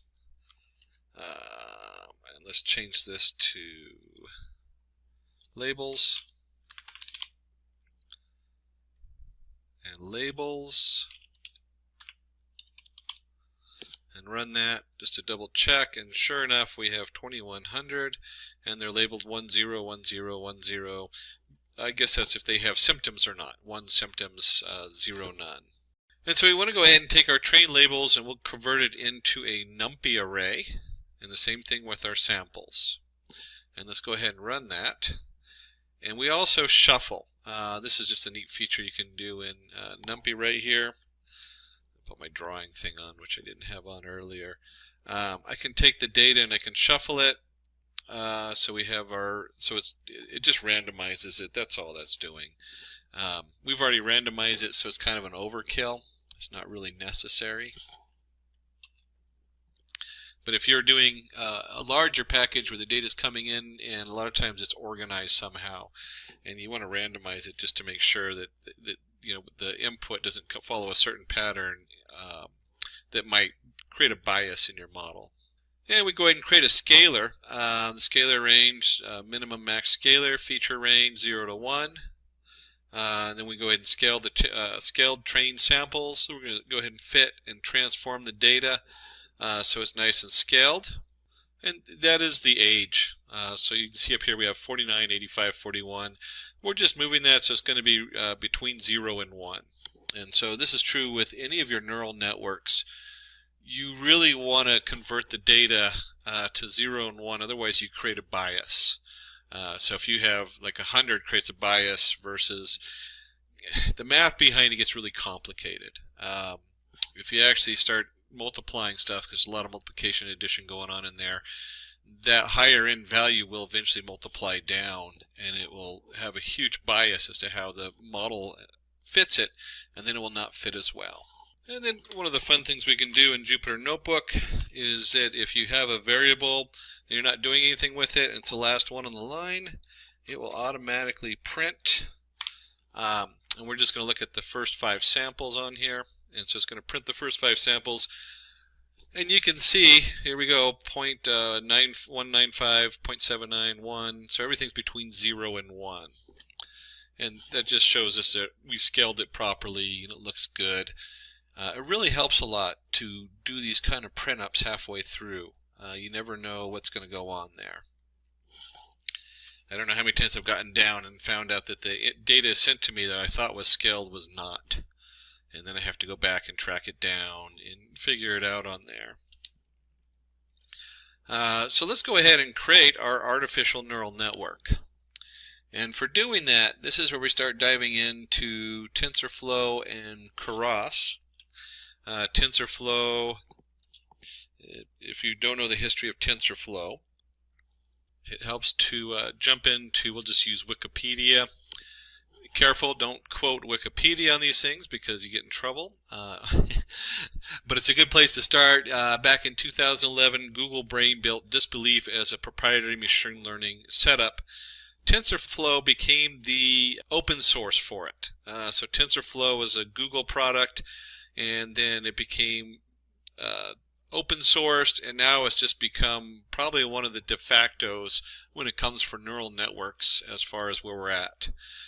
So when you see the TensorFlow setup, it's got like a huge following. There are some other setups like the Scikit under the sklearn has their own little neural network, but the TensorFlow is the most robust one out there right now. And Keras sitting on top of it makes it a very powerful tool, so we can leverage both the Keras easiness in which we can build a sequential setup on top of TensorFlow. And so in here we're going to go ahead and do our input of TensorFlow, and then we have the rest of this is all Keras here from number 2 down. We're going to import from TensorFlow the Keras connection, and then you have your TensorFlow Keras models, import sequential. It's a specific kind of model. We'll look at that in just a second. If you remember from the files, that means it goes from one layer to the next layer to the next layer. There's no funky splits or anything like that. And then we have from TensorFlow Keras layers, we're going to import our activation and our dense layer. And we have our optimizer, Atom. This is a big thing to be aware of, how you optimize your data. When you first do it, Atom's as good as any. Atom is usually, there's a number of optimizer out there. There's a couple of main ones, but Atom is usually assigned to bigger data. It works fine. Usually the lower data does it just fine, but Atom is probably the mostly used. But there are some more out there, and depending on what you're doing with your layers, your different layers might have different activations on them. And then finally down here you'll see our setup where we want to go ahead and use the metrics. And we're going to use the TensorFlow Keras metrics for categorical cross entropy. So we can see how everything performs when we're done. That's all that is. A lot of times you'll see us go back and forth between TensorFlow, and then Scikit has a lot of really good metrics also for measuring these things. Again, it's the end of the at the end of the story. How good does your model do? And we'll go ahead and load all that, and then comes the fun part. I actually like to spend hours messing with these things. And 4 lines of code. You're like, you're going to spend hours on 4 lines of code? No, we don't spend hours on 4 lines of code. That's not what we're talking about when I say spend hours on 4 lines of code. What we have here, and I'm going to explain that in just a second, we have a model. And it's a sequential model. If you remember correctly, we mentioned the sequential up here where it goes from one layer to the next. And our first layer is going to be your input. It's going to be what they call dense, which is usually it's just dense, and then you have your input and your activation. How many units are coming in? We have 16. What's the shape? What's the activation? And this is where it gets interesting, because we have in here ReLU on 2 of these and softmax activation on 1 of these. There are so many different options for what these mean and how they function. How does the ReLU, how does the softmax function? And they do a lot of different things. We're not going to go into the activations in here. That is what really you spend hours doing, is looking at these different activations. And just some of it is just almost like you're playing with it like an artist. You start getting a feel for like a inverse tangent activation, or the tan-H activation. Takes up a huge processing amount, so you don't see it a lot. Yet it comes up with a better solution, especially when you're doing when you're analyzing Word documents and you're tokenizing the words. And so you'll see this shift from one to the other because you're both trying to build a better model. And if you're working on a huge data set, it'll crash the system. It'll just take too long to process. And then you see things like softmax. Softmax generates an interesting setup where a lot of these, when you talk about ReLU, oops, let me do this. ReLU, there we go. ReLU has a setup where if it's less than 0, it's 0, and then it goes up. And then you might have what they call lazy setup, where it has a slight negative to it so that the errors can translate better. Same thing with softmax. It has a slight laziness to it so that errors translate better. All these little details make a huge difference on your model. So one of the really cool things about data science that I like is you build your what they call you build to fail, and it's an interesting design setup. Oops, I forgot the end of my code here. The concept of build to fail is you want the model as a whole to work, so you can test your model out, so that you can do you can get to the end and you can do your, let's see, where was it? Overshot down here. You can test out the quality of your setup on there. And see, where did I do my TensorFlow? Oh, here we go. It was right above me. There we go. We start doing your cross entropy and stuff like that. Is you need a full functional set of code so that when you run it, you can then test your model out and say, hey, it's either this model works better than this model and this is why. And then you can start swapping in these models. And so when I say I spend a huge amount of time on pre-processing data, it's probably 80% of your programming time. Well, between those two, it's like 80-20. You'll spend a lot of time on the models. Once you get the model down, once you get the whole code and the flow down set, depending on your data, your models get more and more robust as you start experimenting with different inputs, different data streams, and all kinds of things. And we can do a simple model summary here. Here's our sequential, here's our layer, our output, our parameter. This is one of the nice things about Keras is you can see right here, here's our sequential 1 model. Boom, boom, boom, boom. Everything's set and clear and easy to read. So once we have our model built, the next thing we're going to want to do is we're going to go ahead and train that model. And so the next step is, of course, model training. And when we come in here, this a lot of times is just paired with the model because it's so straightforward. It's nice to print out the model setup so you can have a tracking. But here's our model. The keyword in Keras is compile, optimizer atom, learning rate, another term right there that we're just skipping right over that really becomes the meat of the setup is your learning rate. So whoops, I forgot that I had an arrow, but I'll just underline it. A lot of times the learning rate set to 0.01. Depending on what you're doing, this learning rate can overfit and underfit. So you'd want to look up, I know we have a number of tutorials out on overfitting and underfitting that are really worth reading once you get to that point and understanding. And we have our loss, sparse categorical cross entropy. So this is going to tell Keras how far to go until it stops. And then we're looking for metrics of accuracy. So we'll go ahead and run that. And now that we've compiled our model, we want to go ahead and run it, fit it. So here's our model fit. We have our scale to train samples, our train labels, our validation split. In this case, we're going to use 10% of the data for validation. Batch size, another number you kind of play with. Not a huge difference as far as how it works, but it does affect how long it takes to run, and it can also affect the bias a little bit. Most of the time, though, a batch size is between 10 to 100, depending on just how much data you're processing in there. We want to go ahead and shuffle it. We're going to go through 30 epochs and put a verbose of 2. Let me just go ahead and run this. And you can see right here, here's our epoch, here's our training, here's our loss. Now, if you remember correctly up here, we set the loss. Let's see, where was it? Compiled our data. There we go, loss. So it's looking at the sparse categorical cross entropy. This tells us that as it goes, how much does the error go down? Is the best way to look at that. And you can see here, the lower the number, the better. It just keeps going down. And vice versa, accuracy we want, let's see, where's my accuracy? Value accuracy at the end.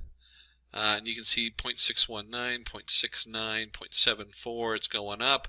We want the accuracy, would be ideal if it made it all the way to 1. But we also, the loss is more important because it's a balance. You can have 100% accuracy and your model doesn't work because it's overfitted. Again, you want to look up overfitting and underfitting models. And we went ahead and went through 30 epochs. It's always fun to kind of watch your code going. To be honest, I usually the first time I run it, I'm like, oh, that's cool, I get to see what it does. And after the second time of running it, I'm like, I'd like to just not see that. And you can repress those, of course, in your code. Repress the warnings in the printing. And so the next step is going to be building a test set and predicting it now. So here we go. We want to go ahead and build our test set. And we have, just like we did our training set, a lot of times you just split your initial set up. But we'll go ahead and do a separate set on here. And this is just what we did above. There's no difference as far as the randomness that we're using to build this set on here. The only difference is that we already did our scalar up here. Well, that doesn't matter because the data is going to be across the same thing. But this should just be transform down here instead of fit transform. Because you don't want to refit your data on your testing data. There we go. And now we're just transforming it because you never want to transform the test data. Easy mistake to make, especially on an example like this where we're not doing, we're randomizing the data anyway, so it doesn't matter too much because we're not expecting something weird. And then we want to go ahead and do our predictions. The whole reason we built the model is we take our model, we predict, and we're going to do, here's our X-scale data, batch size 10, verbose, and now we have our predictions in here, and we could go ahead and do a, we'll print predictions, and then I guess I could just put down predictions in 5 so we can look at the first 5 of the predictions. And what we have here is we have our age and the prediction on this age versus what we think it's going to be, what we think is going to, they're going to have symptoms or not. And the first thing we notice is that's hard to read because we really want a yes/no answer. So we'll go ahead and just round off the predictions using the argmax, the numpy argmax for predictions. So it just goes to a 0, 1, and if you remember, this is Jupyter Notebook, so I don't have to put the print. I can just put in rounded predictions, and we'll just do the first 5. And you can see here 0, 1, 0, 0, 0. So that's what the predictions are that we have coming out of this, is no symptoms, symptoms, no symptoms, symptoms, no symptoms. And just as we were talking about at the beginning, we want to go ahead and take a look at this. There we go. Confusion matrices for accuracy check. Most important part when you get down to the end of the story, how accurate is your model before you go and play with the model and see if you can get a better accuracy out of it. And for this, we'll go ahead and use the scikit, the sklearn metrics, scikit being where that comes from. Import confusion matrix, some iteration tools, and of course a nice matplot library. That makes a big difference, so it's always nice to have a nice graph to look at. Picture's worth 1,000 words. And then we'll go ahead and call it CM for confusion matrix, y true equals test labels, y predict rounded predictions. And we'll go ahead and load in our CM. And I'm not going to spend too much time on the plotting, going over the different plotting code. You can spend we have whole tutorials on how to do your different plotting on there. But we do have here is we're going to do a plot confusion matrix. There's our CM, our classes, normalized false, title, confusion matrix. CMAP is going to be in blues. And you can see here we have to the nearest CMAP, titles, all the different pieces, whether you put tick marks or not, the marks, the classes, the color bar. So a lot of different information on here as far as how we're doing the printing of the confusion matrix. You can also just dump the confusion matrix into a Seaborn and real quick get an output. It's worth knowing how to do all this when you're doing a presentation to the shareholders. You don't want to do this on the fly. You want to take the time to make it look really nice, like our guys in the back did. And let's go ahead and do this. Forgot to put together our CM plot labels. We'll go ahead and run that. And then we'll go ahead and call the definition for our mapping. And you can see here, plot confusion matrix. That's the little script we just wrote. And we're going to dump our data into it. So our confusion matrix, our classes, title confusion matrix, and let's just go ahead and run that. And you can see here we have our basic setup. No side effects 195, had side effects 200, no side effects that had side effects. So we predicted the 10 of them who actually had side effects, and that's pretty good. I mean, I don't know about you, but you know, that's 5% error on this, and this is because there's 200 here. That's where I get 5% is divide these both by 2 and you get 5 out of 100. You can do the same kind of math up here. Not as quick on the fly because it's 15 and 195, not an easily rounded number. But you can see here where they have 15 people who predicted to have with the no side effects but had side effects kind of setup on there. And these confusion matrix are so important at the end of the day. This is really where you show whatever you're working on comes up, and you can actually show them, hey, this is how good we are or not, how messed up it is. So this was I spent a lot of time on some of the parts, but you can see here is really simple. We did the random generation of data, but when we actually built the model coming up here, here's our model summary, and we just have the layers on here that we built with our model on this, and then we went ahead and trained it and ran the prediction. Now we can get a lot more complicated. Let me flip back on over here because we're going to do another demo. So that was our basic introduction to it. We talked about the oops, here we go. Okay, so implementing a neural network with Keras. After creating our samples and labels, we need to create our Keras neural network model. We will be working with a sequential model which has 3 layers. And this is what we did. We had our input layer, our hidden layers, and our output layers. And you can see the input layer coming in was the age factor. We had our hidden layer, and then we had the output. Are you going to have symptoms or not? So we're going to go ahead and go with something a little bit more complicated. Training our model is a 2-step process. We first compile our model, and then we train it in our training data set. So we have compiling. Compiling converts the code into a form of understandable by machine. We used the atom in the last example, a gradient descent algorithm, to optimize the model, and then we trained our model, which means it let it learn on training data. And I actually had a little backwards there, but this is what we just did. Is if you remember from our code we just had, oops, let me go back here. Here's our model that we created, summarized. We come down here and we compile it. So it tells it, hey, we're ready to build this model and use it. And then we train it. And this is the part where we go ahead and fit our model and put that information in here, and it goes through the training on there. And of course we scaled the data, which was really important to do. And then you saw we did the creating a confusion matrix with Keras. As we are performing classifications on our data, we need a confusion matrix to check the results.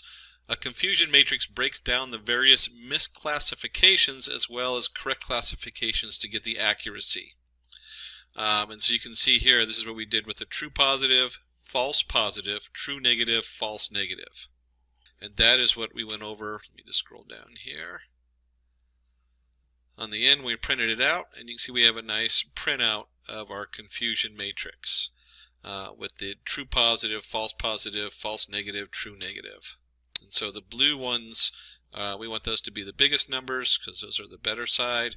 And then we have our false predictions on here as far as this one. So it had no side effects, but we predicted Let's see, no side effects predicting side effects and vice versa. So here's the OpenAI documentation, and you could see the new features introduced with the ChatGPT 4.0.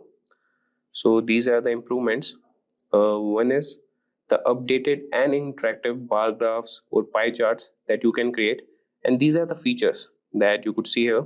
You could change the color, you could download it, and what we have is you could upload the latest file versions directly from Google Drive and Microsoft OneDrive.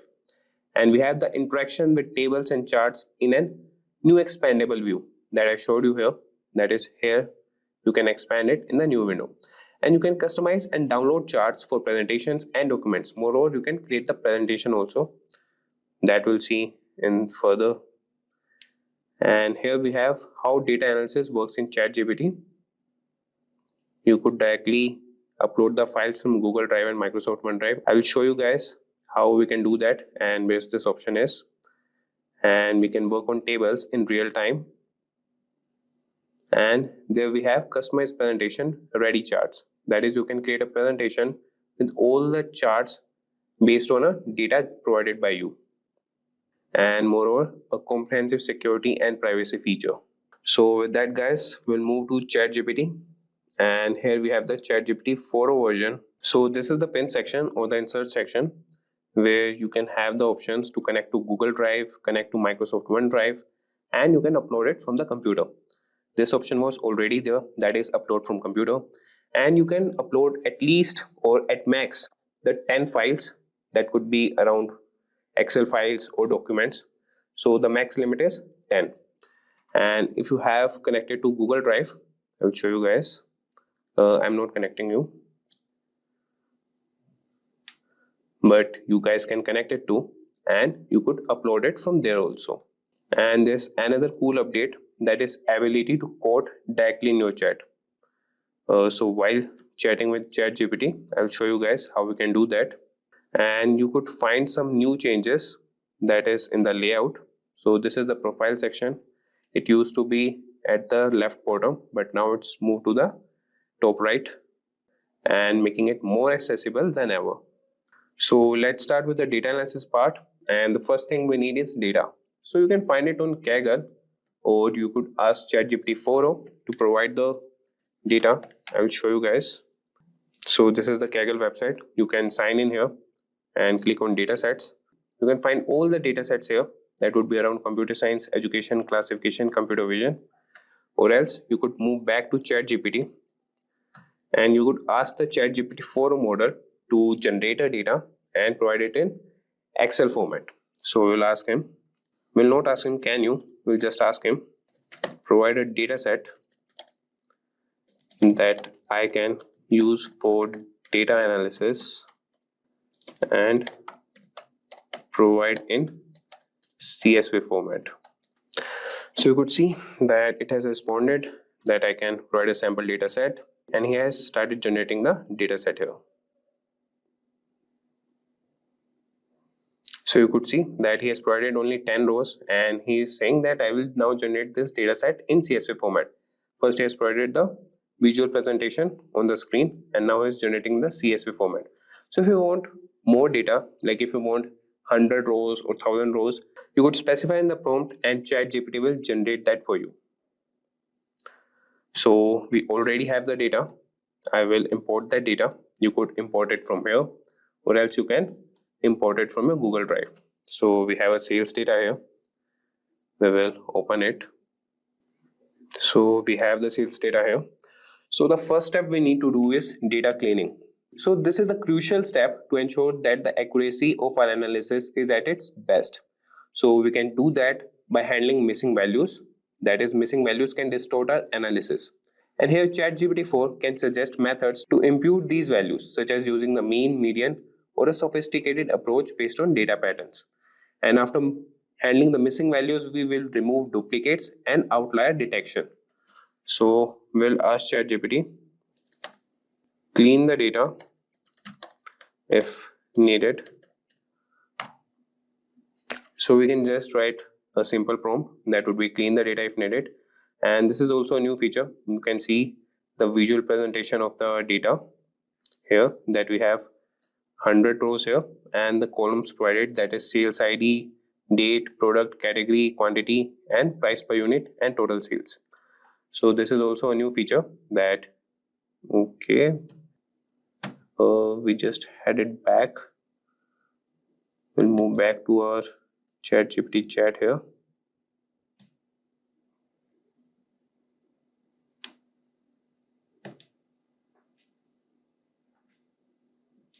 Okay, so here we are.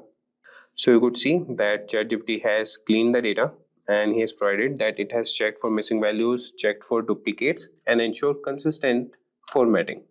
And he's saying, okay, so now we will ask him that execute these steps and provide the clean data. As ChatGPT has provided that these are the steps to clean the data, and let's see. So he has provided a new CSV file with the clean sales data. We will download it and ask him to use the same file only. Use this new cleaned sales data CSV file for further analysis.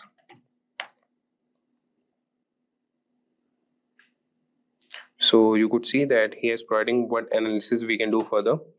But once our data is clean, the next step is visualization. So visualizations help us understand the data better by providing a graphical representation.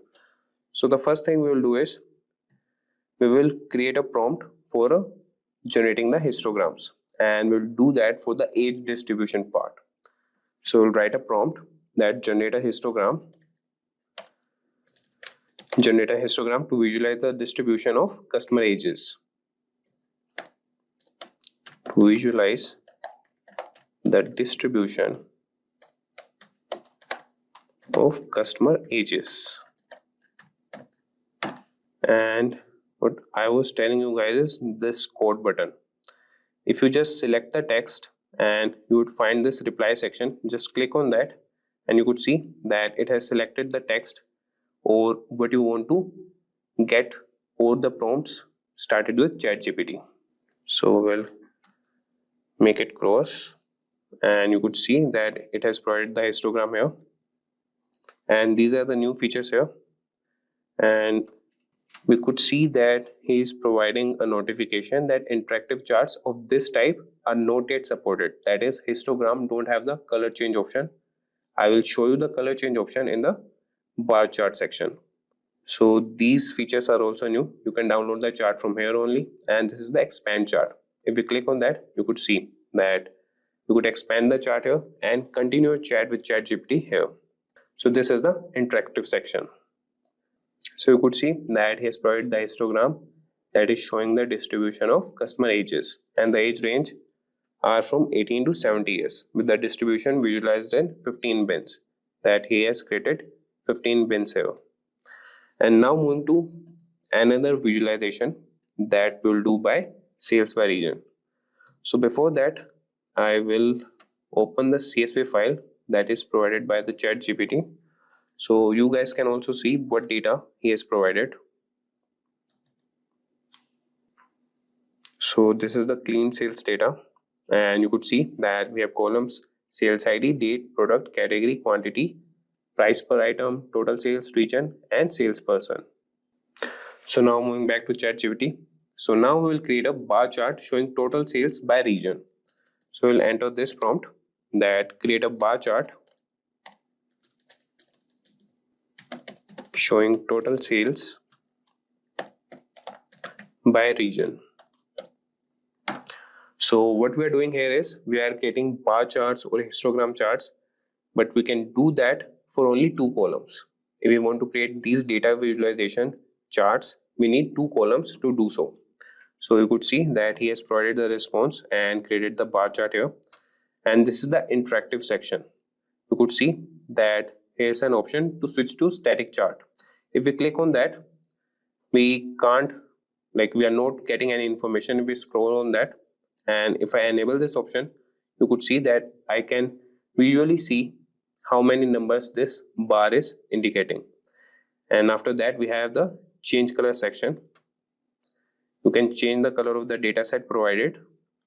So we can change it to any color that is provided here, or you could just write the color code here.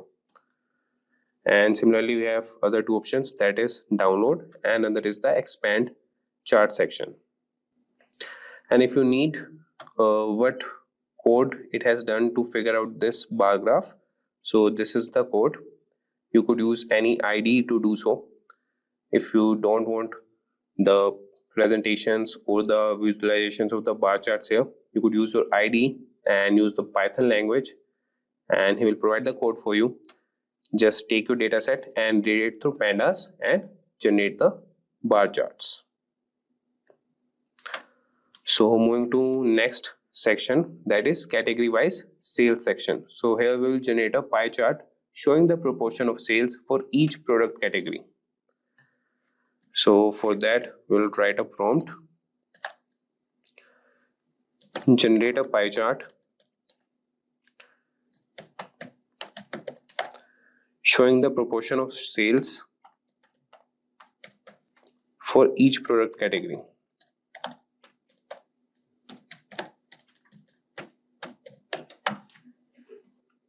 So you could see that it has started generating the pie chart, and this is also an interactive section. If you click on that, you would be seeing a static pie chart, and if you want to change the color, you can change for any section. That could be clothing, electronics, furniture, or kitchen. And similarly, we have the download section and the expand chart section. So this is how this new ChatGPT 4 model is better than ChatGPT 4, that you could use a more interactive pie charts. You could change the colors for that, and you can just hover over these bar charts and found all the information according to them. So after this data visualization, now we'll move to statistical analysis. So this will help us uncover patterns and relationships in the data. So the first thing we'll do is correlation analysis, and for that we'll write the prompt, analyze the correlation between age and purchase amount. So this correlation analysis help us understand the relationship between two variables.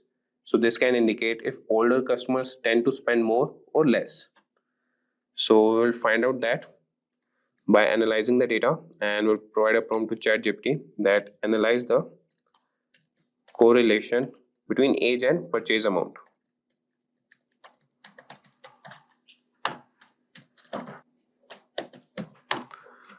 So let's see what it provides. So here's the response by ChatGPT. You could see a scatter plot that shows the relationship between customer age and total sales. That is with a calculated correlation coefficient of approximately 0.16. So this indicates a weak positive correlation between age and purchase amount, suggesting that as customer age increases, there's a slight tendency for total sales to increase as well. So you could just see the scatter plot here, that if the age increases, so it is not correlated to sales, as you could see an empty graph here. So till 40 to 50 years of age or the 70 years of age, you could find what amount they have spent here. That is the total sales accumulated by these ages. So now moving to sales trend. So here we will perform a time series analysis of purchase amount over the given dates. So what does this do is, time series analysis allows us to examine how sales amount changes over time, helping us identify trends and seasonal patterns. So for that, we'll write a prompt, perform a time series analysis of purchase amount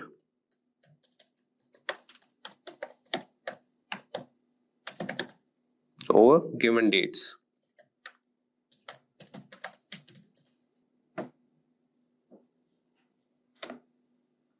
So you could see that ChatGPT has provided us the response, and here is the time series plot showing total sales over the given dates, and each point on the plot represents the total sales for a particular day.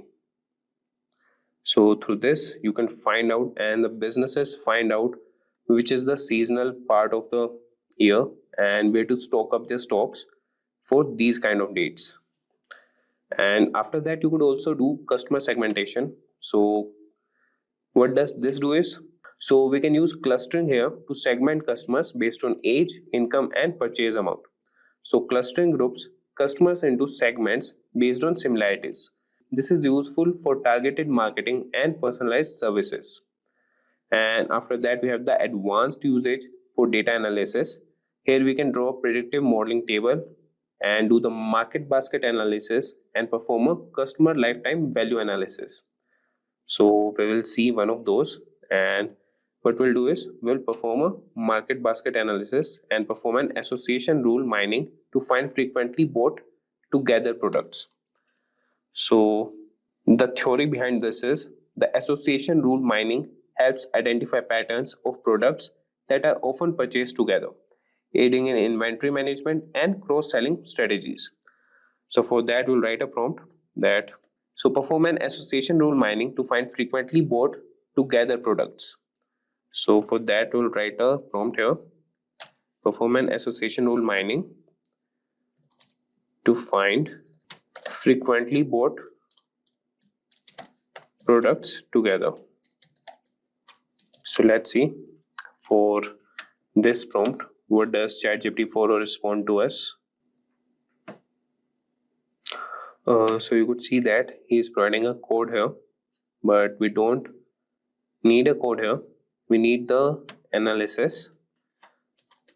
Don't provide code. Do the market basket analysis and provide visualizations.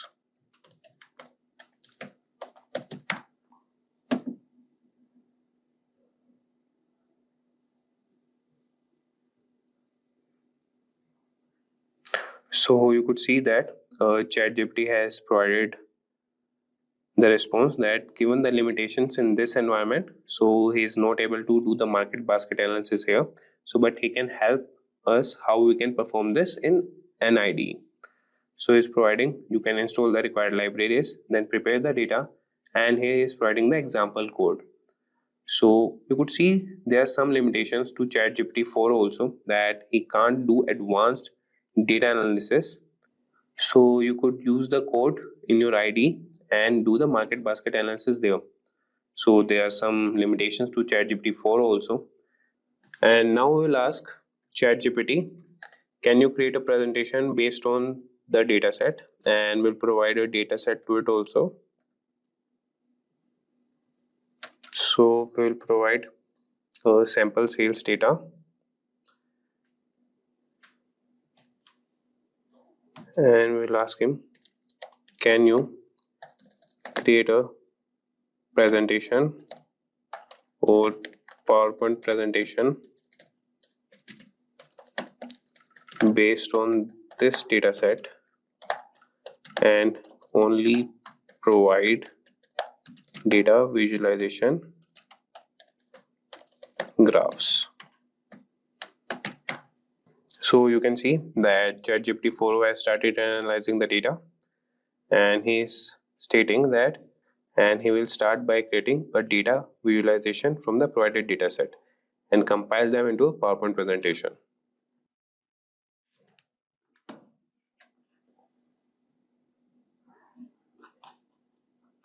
So you could see that ChatGPT 4 has provided us the response, and these are all the presentations or the bar graphs that he has created. And now we have downloaded the presentation here. We will open that, and here's the presentation that is created by ChatGPT 4o. Hello everyone, I am Mayank and welcome to today's video where we will be talking about LLM benchmarks, tools used to test and measure how well large language models like GPT and Google Gemini performs. If you have ever wondered how AI models are evaluated, this video will explain it in simple terms. LLM benchmarks are used to check how good these models are at tasks like coding, answering questions, and translating languages or summarizing text. These tests use sample data and specific measurement to see how well the model performs. For example, the model might be tested with a few examples, like few short learning, or none at all, like zero short learning, to see how it handles new tasks. So now the question arises, why are these benchmarks important? They help developers understand where a model is strong and where it needs improvement. They also make it easier to compare different models, helping people choose the best one for their needs. However, LLM benchmarks do have some limits. They don't always predict how well a model will work in real-world situations, and sometimes model can overfit, meaning they perform well on test data but struggle in practical use. We will also cover how LLM leaderboards rank different models based on their benchmark scores, giving us a clear picture of which models are performing the best. So stay tuned as we dive into how LLM benchmarks work and why they are so important for advancing AI. So without any further ado, let's get started. So what are LLM benchmarks? LLM benchmarks are standardized tools used to evaluate the performance of large language models. They provide a structured way to test LLMs on a specific task or question, using sample data and predefined metrics to measure their capabilities. These benchmarks assess various skills such as coding, common sense reasoning, and NLP tasks like machine translation, question answering, and text summarization. The importance of LLM benchmark lies in their role in advancing model development. They track the progress of an LLM, offering quantitative insights into where the model performs well and where improvement is needed. This feedback is crucial for guiding the fine-tuning process, allowing researchers and developers to enhance model performance. Additionally, benchmarks offers an objective comparison between different LLMs, helping developers and organizations choose the best model for their needs. So how LLM benchmarks work? LLM benchmarks follow a clear and systematic process. They present a task for LLM to complete, evaluate its performance using specific metrics, and assign a score based on how well the model performs. So here is a breakdown of how this process works. The first one is setup. LLM benchmark come with pre-prepared sample data, including coding challenges, long documents, math problems, and real-world conversation. The task span various areas like common sense reasoning, problem solving, question answering, summary generation, and translation, all present to the model at the start of testing. The second step is testing. The model is tested on one of the three ways. Few shot, the LLM is provided with a few examples before being prompted to complete a task, demonstrating its ability to learn from limited data. The second one is zero shot. The model is asked to perform a task without any prior examples, testing its ability to understand new concepts and adapt to unfamiliar scenarios. The third one is fine-tune. The model is trained on a dataset similar to the one used in the benchmark, aiming to enhance its performance on the specific task involved. The third step is scoring. So after completing the task, the benchmark compares the model's output with the expected answer and generates a score, typically ranging from 0 to 100, reflecting how accurately the LLM performs. So now moving forward, let's see key metrics for benchmarking LLMs. So LLMs benchmark uses various metrics to assess the performance of large language model. So here are some commonly used metrics. The first one is accuracy or precision. Measure the percentage of correct prediction made by the model. The second one is recall, also known as sensitivity. Measure the number of true positive reflecting the correct prediction made by the model. The third one is F1 score. Combines both accuracy and recall into a single metric, weighing them equally to address any false positive or negatives. F1 score ranging from 0 to 1, where 1 indicates perfect precision and recall. The fourth one is exact match. Tracks the percentage of predictions that exactly match the correct answer, which is especially used for the tasks like translation and question answering. The fifth one is perplexity gauges. Here it will tell you how well a model predicts the next word or token. A lower perplexity score indicates better task comprehension by the model. The sixth one is BLUE, bilingual evaluation understudy. Is used for evaluating machine translation by comparing n-grams, sequence of adjacent text element, between the model's output and the human-produced translation.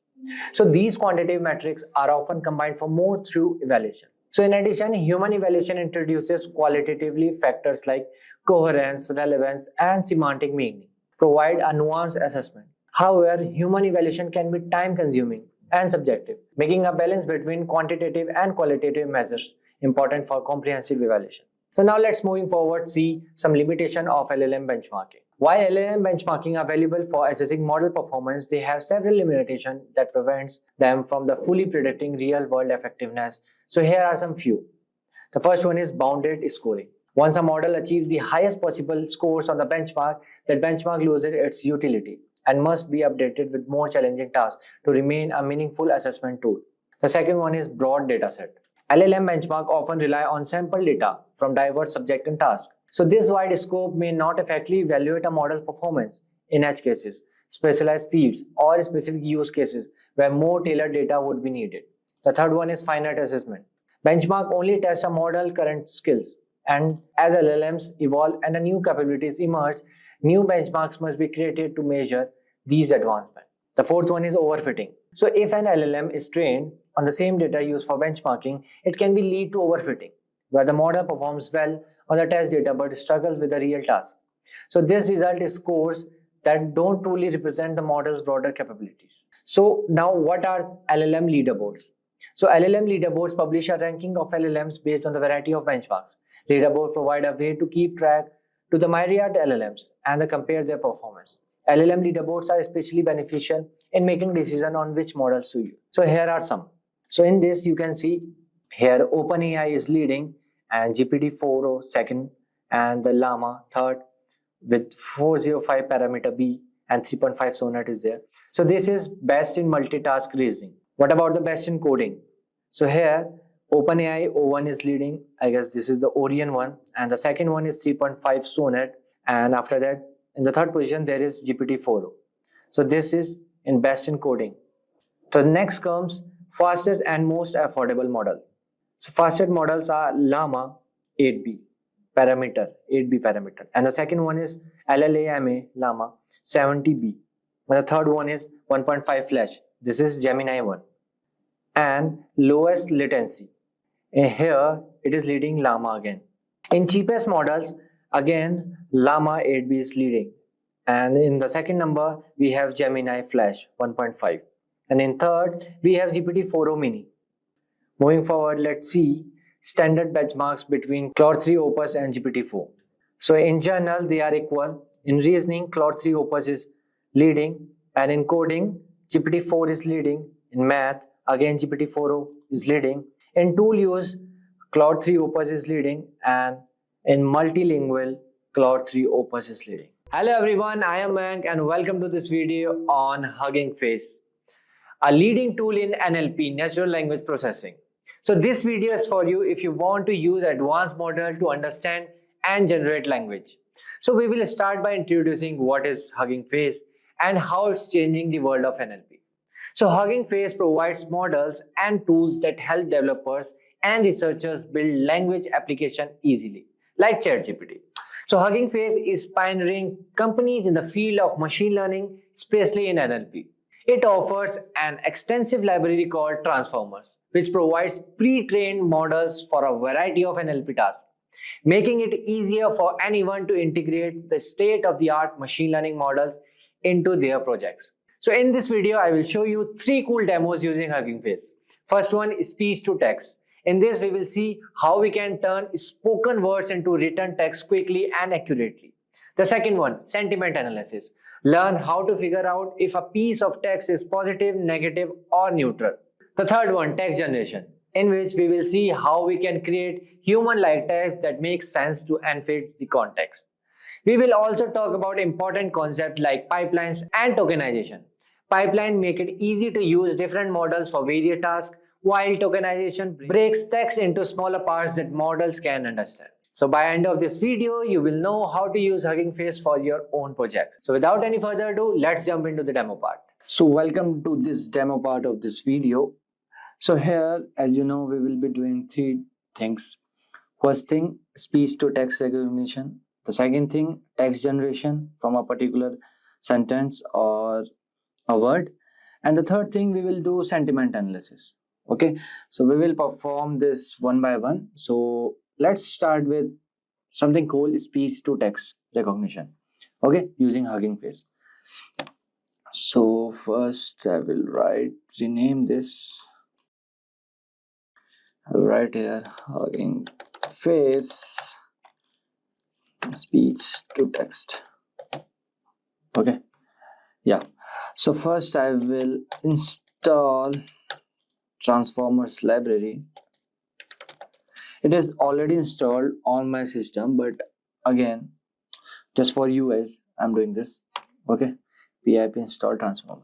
So now let's see what is transformers. So transformers is a powerful Python library created by Hugging Face. So that allows you to download, manipulate, and run thousands of pre-trained open source AI model. Fine. So as you can see, requirement already satisfied. It means like already installed. So these transformer models cover multiple tasks across modalities like NLP, natural language processing, computer vision, audio, and multimodal learning, like many things. Fine. So now I will do from transformers import pipeline. Okay. So now let's run it. So now what is pipeline? Okay. So a transformer pipeline describes the flow of data from origin system to destination system. Fine. Because you already know transformer means you can run or manipulate thousands of pre-trained open source AI model. So pipeline describes the flow of data from origin system to destination system and defines how to transform the data along the way. Okay, so let's check the versions. Transformers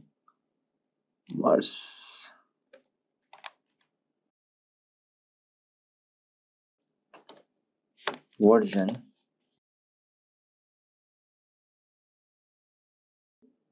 Okay, that long tab. Okay, why it is coming? Because I have to write this. Import transformers. Yeah, so we have currently 4.42.4 version of the transformer. Okay, so I'm using Google Colab. Okay, so you can use either Jupyter Notebook, Visual Code Studio, or Colab. Okay, so now let's import libraries. Import Librosa. Okay, so what is Librosa? So Librosa is a Python package for audio and music analysis, right? Because we are doing speech to text, so we need this. So it provides various functions to quickly extract key audio features and matrices from the audio files. Okay, and this Librosa can also be used to analyze and manipulate audio files in a variety of formats such as WAV wave, MP3, M4A, and like that. Okay, so next we will import Torch. I hope everyone know Torch. So Torch is nothing PyTorch. It is a machine learning library based on the Torch library used for applications such as computer vision and NLP. And originally it was developed by the Meta AI and now the part of Linux Foundation, umbrella. Let's import one more thing. Import. So now let's import IPython. Okay, capital IPython dot display as display. So now you will be wondering what is this IPython display. Okay, so it is an interactive command line for the terminal for Python, and it it can provide a IPython terminal and the web-based notebook platform for Python computing. And this IPython have more advanced features than the Python standard interpreter, and we quickly execute a single line of Python code. Nothing. Okay, for that I'm using this. And the next is from transformers import WAV to vectorizer for CTC and WAV to vectorizer to tokenizer. Okay, so now what is this? So WAV2 vectorizer for CTC is supported by the notebook on how to fine-tune a speech recognition model. Okay, and this tokenizer. So tokenizer is nothing. Tokenization is a conversion of a text into meaningful lexical tokens belonging to categories defined, by a Alexa program. In case of NLP, so those categories include nouns, verbs, adjective, punctuation, etc. Okay, now, and the last library, let's import NumPy as NP. I hope everyone know NumPy. What is NumPy? Again, NumPy is a Python library used for working with arrays. It also has a function, for working in domains like linear algebra, Fourier transform, and matrices, and many others. Fine. I hope everyone now know about these library which we have imported. Okay, so let's move forward. Right, tokenizer equals to 2 2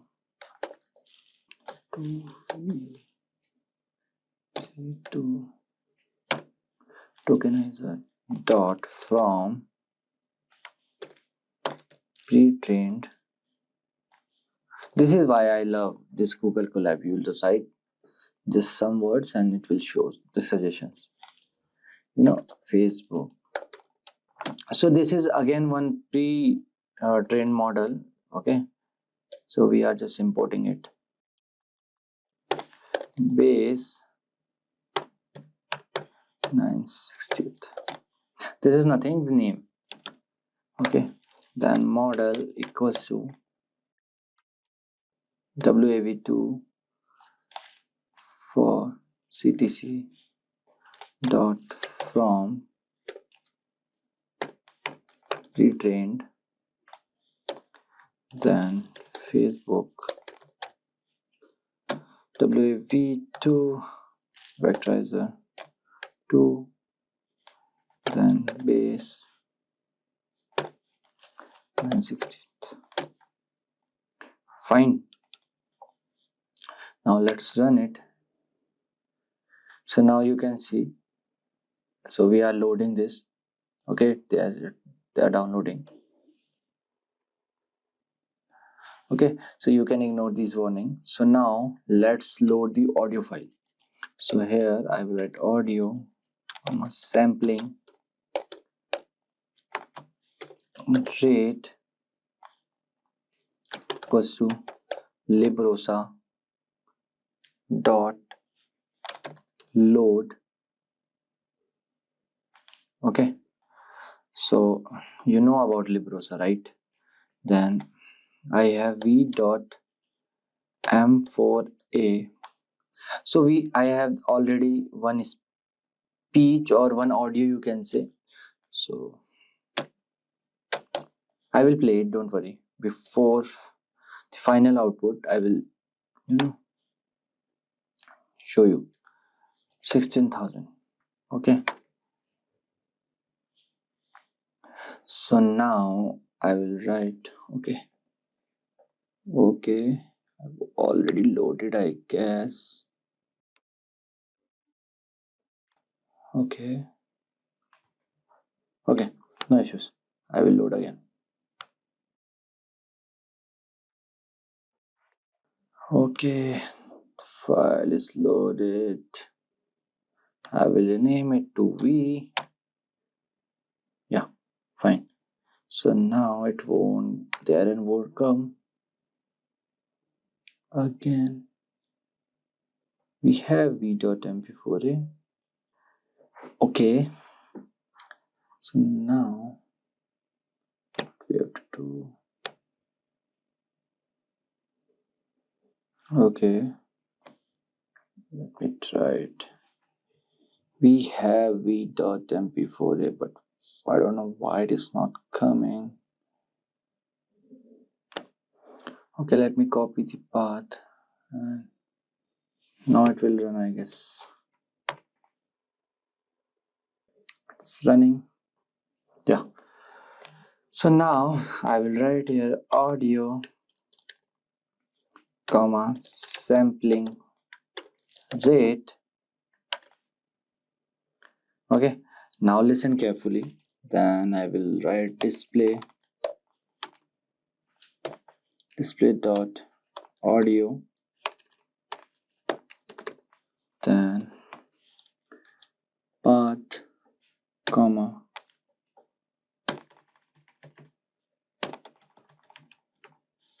autoplay equals to true.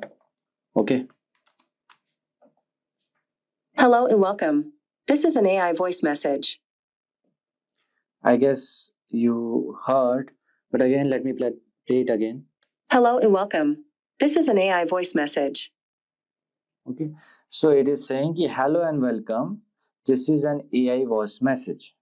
Fine. So now what I will do, I will input some values. Input values equals to tokenizer, then audio comma return tensors equals to tt. Fine. Dot input values. Okay, then here I will run input values. Okay, input values. Okay, yeah. So now logits will come here. So we have to now store the logits, which means non-normalized predictions. Okay, so logits equals to model input values dot logits. Okay, then here I will write logits. Okay, it's running. Done. So now what we will do, we will store predicted IDs, then we will pass the logits to values to softmax to get the predictive value. Okay, so here I will write predicted IDs equals to torch dot arg max. Okay, then logits comma dimension equals to -1. Okay, then I will pass the prediction to the tokenizer decode to the transcription. Okay, so here I will write transcriptions equals to tokenizer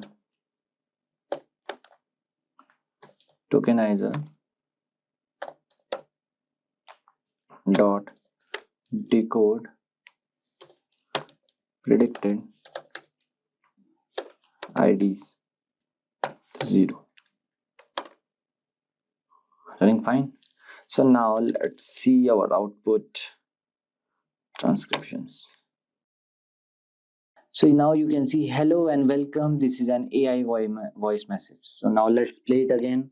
Hello and welcome. This is an AI voice message. Amazing, right? So this is how you can use Hugging Face for the speech to text recognition. It's a very small code, line of code, as you can see. Okay, so now let's move forward and do the sentiment analysis, okay, or text generation. So let me open new drive.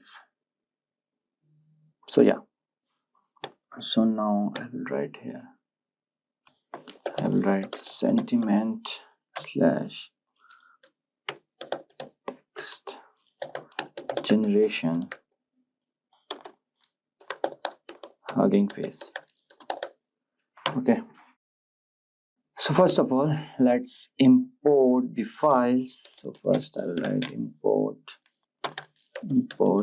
warnings, then warnings dot filter warnings. Okay, I will write here ignore, then we'll import NumPy. You already know what is NumPy, and import Panda. So these are some basic Python library, and I hope everyone knows. And import matplotlib for the plots, matplotlib dot pyplot as plt. Then I will import cbon for the graphs, the statistics graph. Okay, sns, then sns dot set. So now we'll import sklearn model train test split.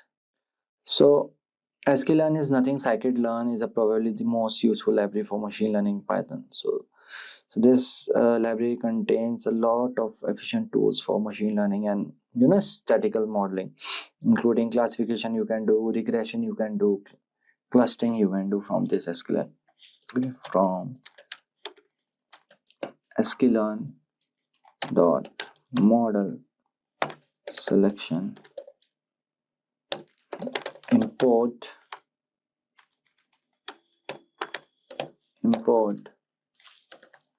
train test split from sklearn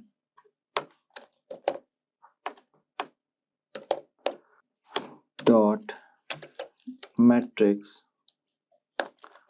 import f1 score, comma, confusion matrix, comma, ROC AUC curve or score. So again we'll import teams from transformers, import pipeline. Everyone know what is this. Then import torch. Okay, now let's run it. You have too many active session, 10 minutes existing to continue if you are interested in using one more session. Okay, wait. Yeah, fine. Now which one is open, bro? 10 minutes this, 10 minutes this, 10 minutes this. No. Okay, fine. So now let's do sentiment analysis. So we will explore sentiment analysis using a pre-trained transform model. Okay, the Hugging Face library provides convenient pipeline, as you already know, function that allows us to easily perform sentiment on the text. So now let's first import the necessary dependencies and create a sentiments pipeline using this line. So I will write here classifier equals to pipeline sentiment analysis, then type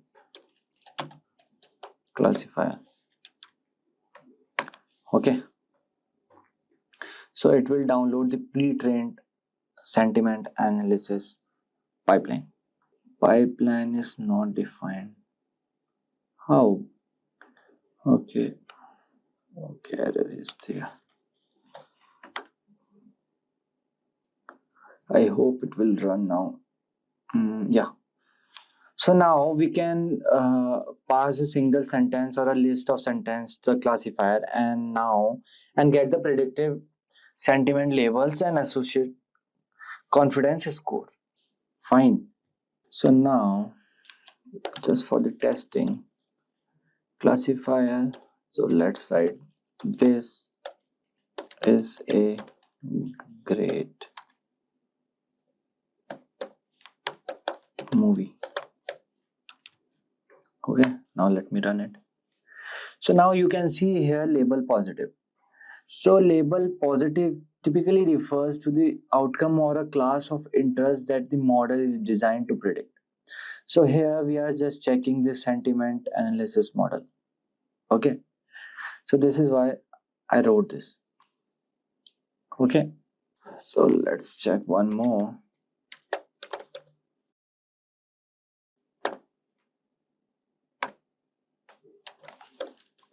This was a great course. Then I did not understood any of it. Now let's check this. Yeah, perfect. And the score, you can see the accuracy score 99%, which is almost close to 100%, and which is amazing. So now you have access to a GPU, so you can also utilize it for the faster processing by specifying the device using the parameter. Okay, so now what I will do, first I will, okay, wait, yeah, fine. So now I will import dataset airline tweets equals to pd dot read. PD means pandas library here we are using. Okay, now first import, I will import here itself. So I have tweets.csv. Okay, tweets.csv. Let it upload.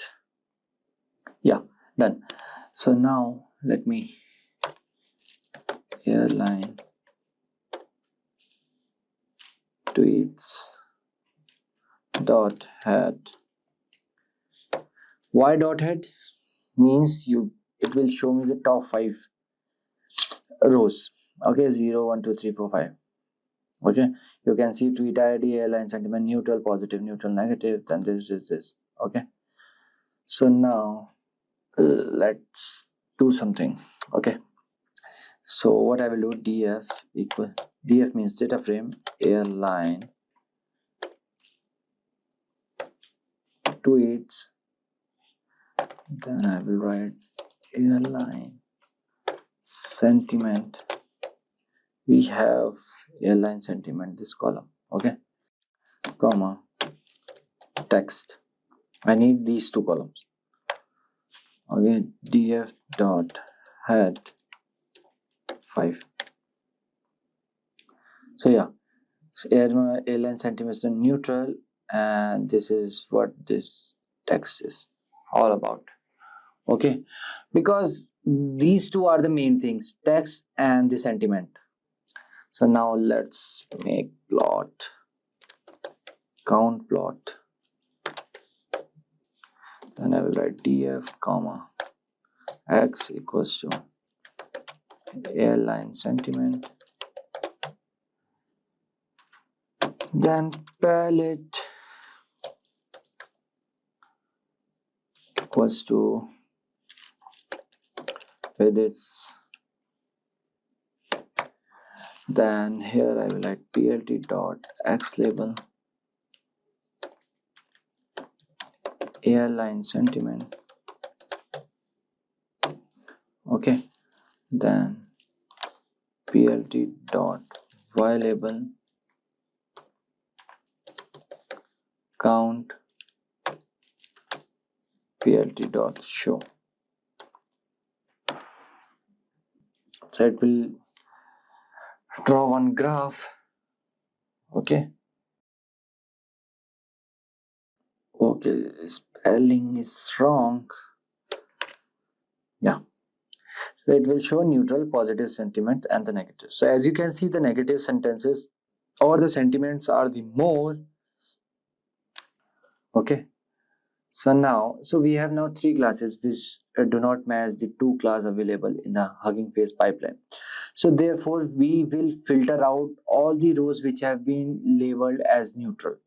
Okay, so df equals to df, and again df airline sentiment, fine, was not equals to neutral. Okay, then df target equals to df airline sentiment dot map. Then I will write here positive 1 and the negative 0. Fine, negative will be 0. Okay, then print number of rows comma df dot shape. Okay, so now you can see number of rows are 11,541.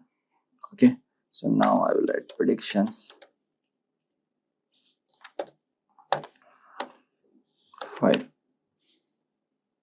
It will, okay, predictions is not defined. Okay, so now what I will do, so here I will write text equals to df text and to list dot to list. Then here I will write predictions equals to classifier text. Okay, so here write probabilities equals to prediction, then score if predictions label dot starts with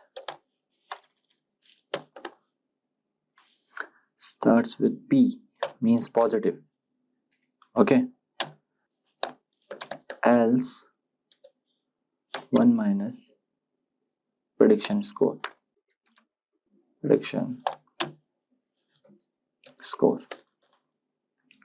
Okay, then I will add for prediction and prediction. Why it is not running? This is taking time, too much time. I don't know why. So as you can see, finally we have the output of predictions values. So this depends on system to system. My system took almost 17 minutes 47 seconds to complete. Okay, so now let's run it. Okay, predictions is not defined, bro. Now predictions. Yeah, so now I will write here predictions equals to np dot array. Np means numpy dot array. Then I will write 1 if prediction label is positive dot starts with P. Okay, else 0 for prediction and prediction values. Yep. Okay, fine. So now let's check the accuracy of our model. Print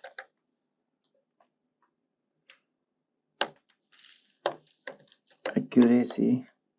Okay, then I will do round up the values. So here I will write np dot mean, then df, then the target, right? Yeah, then I will write equals to predictions, then I will write into 100 comma 2, then I will write percentage. Okay, fine, looks good. Yes. So as you can see, our accuracy is 88.99%, which is very good again. So now let's do some confusion matrix. Confusion matrix, then df target comma predictions comma normalize equals to true. Okay, then I will plot confusion matrix. Okay,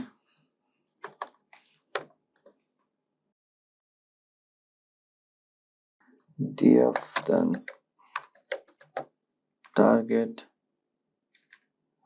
comma predictions comma normalize equals to true. Okay, my bad. Right here, confusion matrix comma labels. Okay, so here I will plot a confusion matrix using Seaborn. Okay, so here I will use ARGS, which is confusion matrix np.nArray, so which is labels list. So I will write plt dot figure, then figure size equals to 8,6. That's SNS dot set font scale equals to 1.4. Okay, then let's create the heat map.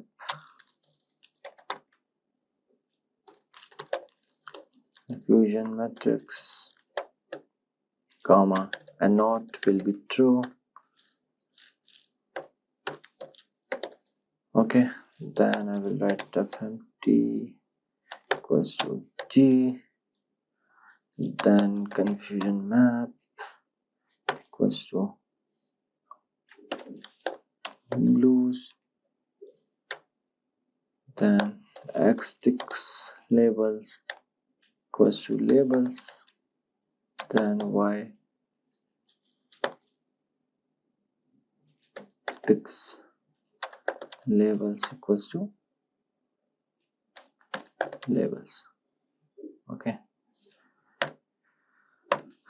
yes, so now I will write plt dot title will be confusion matrix, then plt dot x label will be predicted values, then plt dot y label will be actual values, then plt dot show.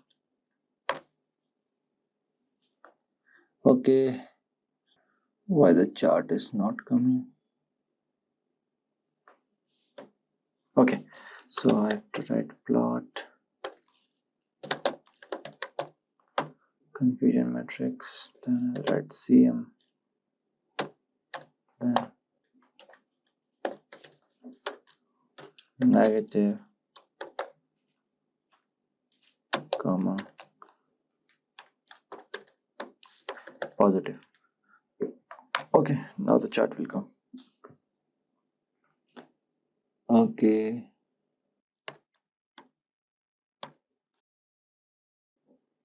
yeah, so now you can see here this is actual, and this is a confusion matrix, and the negative and the positive ratio is there. Okay, so now let's print the now let's check the ROC AUC score. So I will write here print ROC AUC score. Then here I will write ROC AUC score, then TF target, comma, props. Okay, so 94. Okay, so first let me tell you what is this ROC AUC score. So this is the area under the ROC curve. So what it does, it sum up how well a model can produce relative scores to discriminate between positive and the negative instance across all the classification threshold. So with this ROC score of 94, 0.94, which is 94%, we can conclude that a pre-trained sentiment analysis model has achieved a high level of accuracy and effectiveness. So in predicting the sentiment labels. So this indicates that the model is capable of accuracy classifying text into positive or the negative sentiment categories. Okay, so now we'll do text generation. Okay, so text generation involves generating creative and coherent text-based thing. So I will write here text. Okay, so text generation involves generating creative and coherent text based on a given prompt or starting point. So what we will do first, we will import the necessary dependencies and load the data set of the poem. Okay, so here I am write poems. Let me write poems equals to pd.read.csv. Don't worry, I will give you these files. Okay, description box below I will add. So here I will write robot frost with .csv. Fine, and then I will write poems dot head 5, or head, just have to write head. Module pandas has, okay, not dot underscore csv. Yeah, okay, it will show the top 5.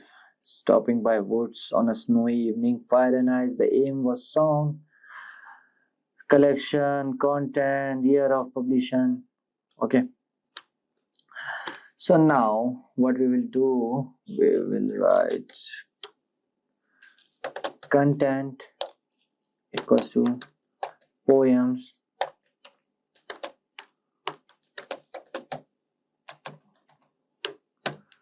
content dot drop na to list. Okay, so to generate text, we extract individual lines from the poems and use the pipeline text generation function to create a text generation pipeline. Fine, so here I will write lines equals to, then I will write for poem and content. Okay, for line in poem dot split into the next line. Okay, then lines dot append, then I will add line dot right strip. To the right it will add. Okay, fine, so now lines equals to line for line in lines if length of line 0, then show me the lines 5. Okay, so now you have seen here whose woods these are. I think I know. Then the next line, his house is in the village though. That's the next line, he will not sing. Okay, like this. So now let's import that pipeline text generation module. Okay, gen equals to pipeline So these are the some pre-trained model. You already know generation.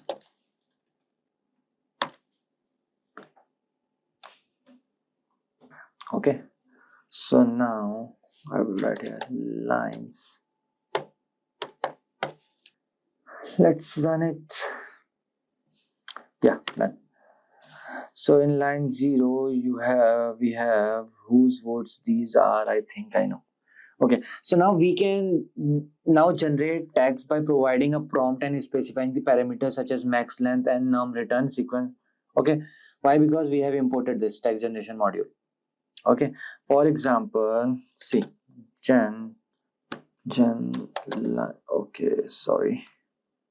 lines 0 dot max length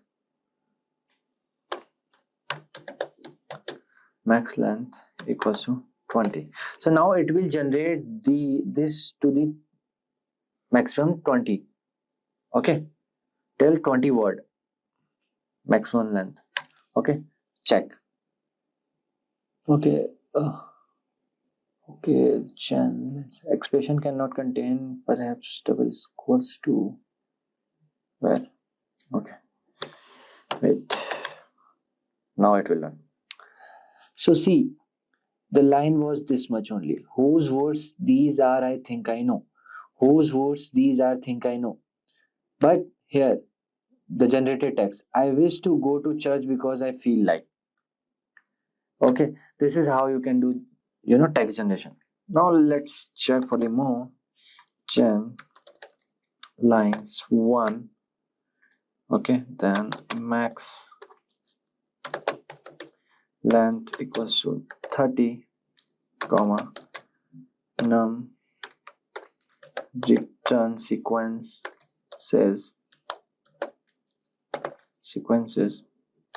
equals to 2.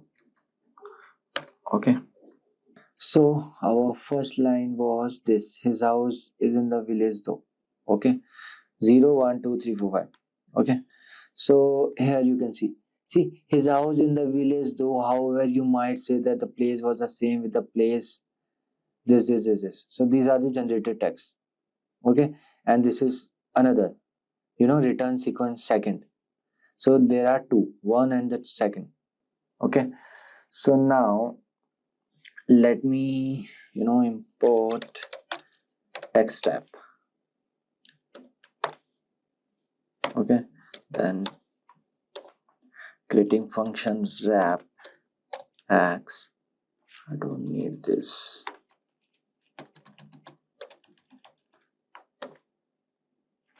Then return text wrap dot fill x comma replace white space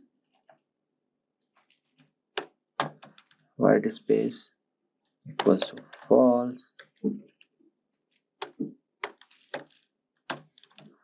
false comma fix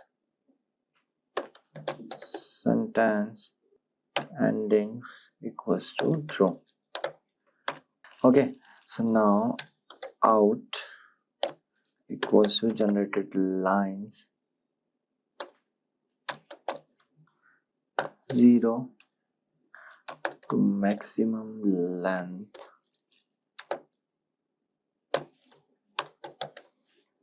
equals to 30, then print the out to 0, then generated text. Okay, so now we are setting the pad tokens to EOS tokens. Okay, so whose these are, I think I know, and this is the maximum 30 till 30. Okay, so now I will write here. Okay, preview equals to. Okay, so now what you can do, you can generate a prompt to generate text on a specific topic like this. prompt equals to transformers have a wide variety of application in NLP. Okay, so this is my prompt. Okay, this I'm not importing from the data set. Okay, so I will write out equals to gen prompt comma max length equals to 100, print wrap out. Okay, here I will write, anyways, here I will write generated text prompt.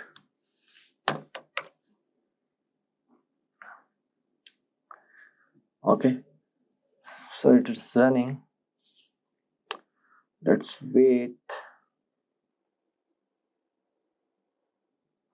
Yeah, so okay, some error is there.